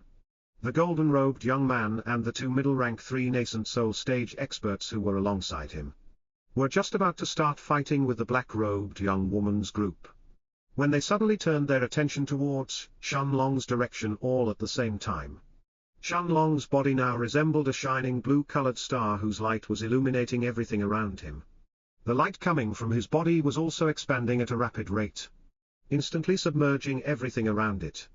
Seeing that the blue-colored light coming from Shenlong's body was now expanding towards their direction and was about to touch them, actually gave the rank 3 nascent soul stage experts a feeling of immense danger. Even the golden-robed young man and the black-robed young woman, as well as the black-robed old man who had just killed Chulei, all 3 of which were peak rank 3 nascent souls stage experts. They could all feel a sense of danger coming from Shenlong, one that was not inferior to another peak rank 3 nascent soul stage expert at all. The black-robed woman led her group, as she instantly turned tail and fled away without any hesitation, heading towards the north of the city. Chances were that even if Shenlong wasn't a friend of the golden-robed young man, he would still be her own enemy, and would be looking for the holy sect's token as well. Thus, as long as Shenlong wasn't a direct threat to her, leaving the area and taking care of the golden-robed young man first was more important. The golden-robed young man had a deep look in his eyes as he stared towards Shenlong's direction for a few moments, before he turned his attention back towards the fleeing black-robed woman's group. After a moment of serious thinking, he turned his eyes to look at the 2 middle-rank 3 nascent soul stage cultivators by his sides, before they all nodded their heads simultaneously, as they chased after the black-robed woman. At the same time that the 2 groups left the scene, Shenlong, who was sitting on the ground with his eyes closed, had completely lost all sense of his surroundings. His mind that had entered a state of sudden enlightenment didn't allow any conscious thinking. Although he could vaguely feel that his surroundings were changing in some way, he wasn't certain of what was going on, and neither could he actively think about it either. The only thing in Shenlong's mind right now was his breakthrough to the nascent soul stage that had unconsciously begun. As the invisible figure of an hourglass appeared around him, 81 bright balls of chi had also appeared above his head at the same time, while the bright blue light that was coming from his body was giving off a sense of lethal danger that didn't allow even peak rank 3 nascent soul stage experts to touch it. Shenlong could feel his spirit sense inside his spiritual space that was churning madly, like a wild beast that was finally unshackling itself after a very long time. Circulating the Monarch's hourglass, Shenlong started to fuse the 81 white balls of chi with each other, while at the same time, he could feel his spirit sense that was becoming stronger with every passing moment. At the same time, right above his head and next to the invisible Monarch's hourglass, Shenlong was now unaware that a gigantic black-colored vortex had also appeared, sucking in the chi in the air from the entire eastern part of this small city. Shenlong's body that needed vast amounts of chi to supplement the Monarch's hourglass for his breakthrough, for the very first time seemed to be lacking the chi that it needed. Since Shenlong couldn't absorb any chi from the heaven-swallowing vine that was still inside the Stone of Time, the Monarch's hourglass had naturally formed a gigantic vortex that stole the chi from the air around the entire eastern part of the city, supplementing it all inside Shenlong's body. Using the large amounts of chi that were entering his body, Shenlong started to fuse the 81 balls of chi with each other, while at the same time, his thoughts continued to ruminate over the meaning of entering the nascent soul stage. A nascent soul stage cultivator cannot be compared to someone who is still in the spirit realm in terms of strength. Now I understand. Nascent soul. It doesn't just mean that a cultivator is using their soul. It isn't just the stage of rebirth. The soul itself becomes many times stronger alongside the increase in chi and spirit sense. No. Soul sense. At this point, Shenlong, who was still comprehending the meaning of being a nascent soul stage cultivator, was completely unaware that the vortex above his head had now covered half of the city. Be it the Alliance members who were fighting the criminals stationed at the city walls, or the golden-robed young man and his group as well as the black-robed young woman's. Everyone could see the black vortex that was now hovering above their heads like an omen of death. Senior Brother Chong. Is this really a nascent soul vortex? How can it be this terrifying? One of the two middle-rank 3 nascent soul stage cultivators who was following the golden-robed young man couldn't help asking in a voice filled with disbelief. Once he saw the gigantic vortex in the sky that was so similar, and yet at the same time so different from his own vortex when he was breaking through to the nascent soul stage. After all, it was common knowledge that once someone was breaking through to the nascent soul stage, their body would absorb the chi around them to supplement itself with enough chi for the breakthrough. But the scene created wouldn't be nearly as terrifying as this. Perhaps the vortex would have a radius of half a meter. Or it could be as much as 3 meters wide.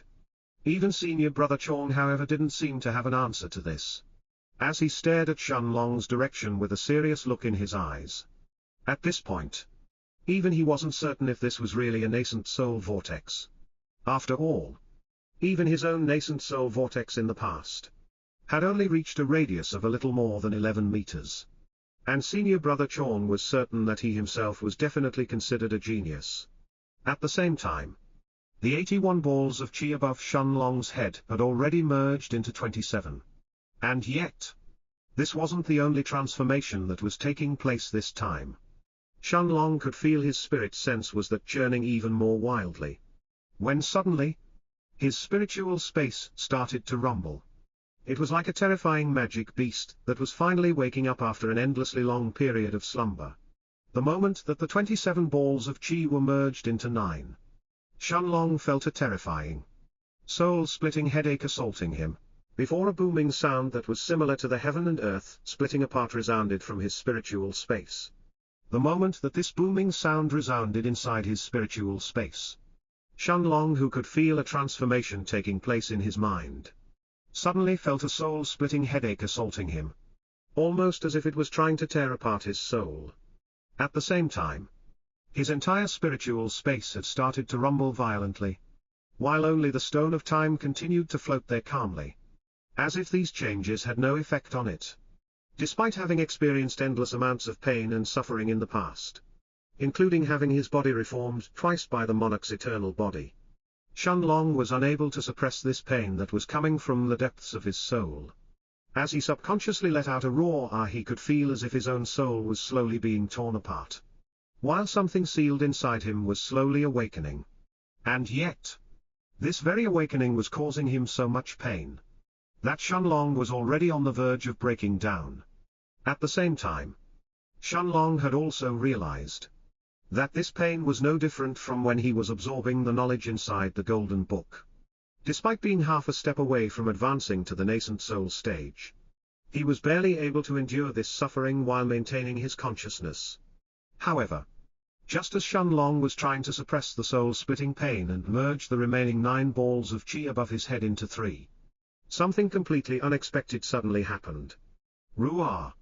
A powerful roar came from the depths of Shenlong's spiritual space, shaking his soul in the process. While at the same time, Shenlong could feel that whatever was sealed deep inside him had finally broken free. At that same moment, the soul-splitting headache turned even more intense, as countless scenes appeared in Shenlong's mind, like a volcano that was suppressing itself for millions of years and had finally erupted. Suddenly, a new scene appeared in Shenlong's mind, as Shenlong saw himself wearing a golden armor as he was flying in the sky, while in his right hand, he was holding a familiar black spear.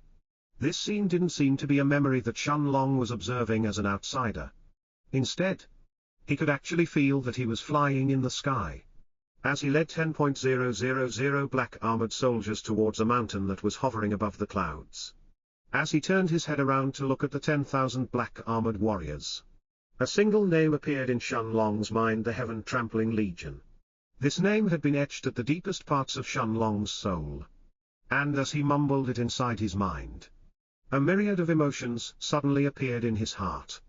At the same time, Shenlong clearly remembered that he had seen a similar scene once again in the past, back when he was breaking through to the 4th stage of the monarch's eternal body. However, back then, not only was Shenlong riding on Little Black's back, but the faces of the warriors of the Heaven-Trampling Legion were blurry and indistinct. making Shenlong unable to recognize their facial features. This time though, not only could Shenlong clearly see each and every one of their faces, but their names had also appeared in his mind at the same time. Staring at the floating mountain in the distance, more and more memories continued to appear in Shenlong's mind. While at the same time, he could practically feel the overflowing killing intent coming from the heaven-trampling legion behind him. They were all staring at the mountain peak high above the clouds with emotionless eyes. But the endless killing intent coming from their bodies made them seem like a pack of bloodthirsty beasts that couldn't wait to raze the mountain to the ground. Right. Back then, the Sky Mountain's Zoing family had attacked Gao Jiahao's family, killing every last descendant of theirs in order to steal their family treasure, the Golden Immortal Bell. Jiahao and his elder brother weren't at the Gao family back then, managing to escape the disaster out of pure luck. Once the two siblings learned of their family's destruction, they immediately fled the area they were in, trying to escape as far as they could. I still remember how Jiahao was carrying his big brother's body in his hands once he arrived outside the heaven-trampling city, as he begged Xiaoming to revive his elder brother that had died to magic beasts while they were on the run. There were tears in his eyes as he knelt down and begged the Lord Immortal to save his elder brother who had sacrificed himself to keep his younger brother alive. But after Xiaoming took him in as a disciple, Jiahao dedicated himself into becoming strong enough to exact his revenge and trained madly for more than 2,000 years. However, even in my heaven-trampling legion, aside from my 10 commanders, only a handful of people could match the strength of the Sky Mountain Zoing family's head, Zoing Qin's. I remember I then personally led the heaven-trampling legion to the Sky Mountain to completely eradicate the Zoing family. How many years has it been since then? As these thoughts flashed through Shenlong's mind, he saw himself leading the heaven-trampling legion towards the Sky Mountain. Before he raised his hand in the air, the sky above the mountain peak of the enormous mountain that spanned for thousands of miles instantly darkened. Before the outline of an enormous black palm that spanned for thousands of meters appeared above the palace of the Zoing family. Who is it? At that very moment, voices filled with surprise and shock, as well as anger and killing intent sounded from the depths of the palace, as thousands of figures flew out from the palace's entrance, as they all shot to the sky at the same time. All of these figures were the core members of the Zoing family.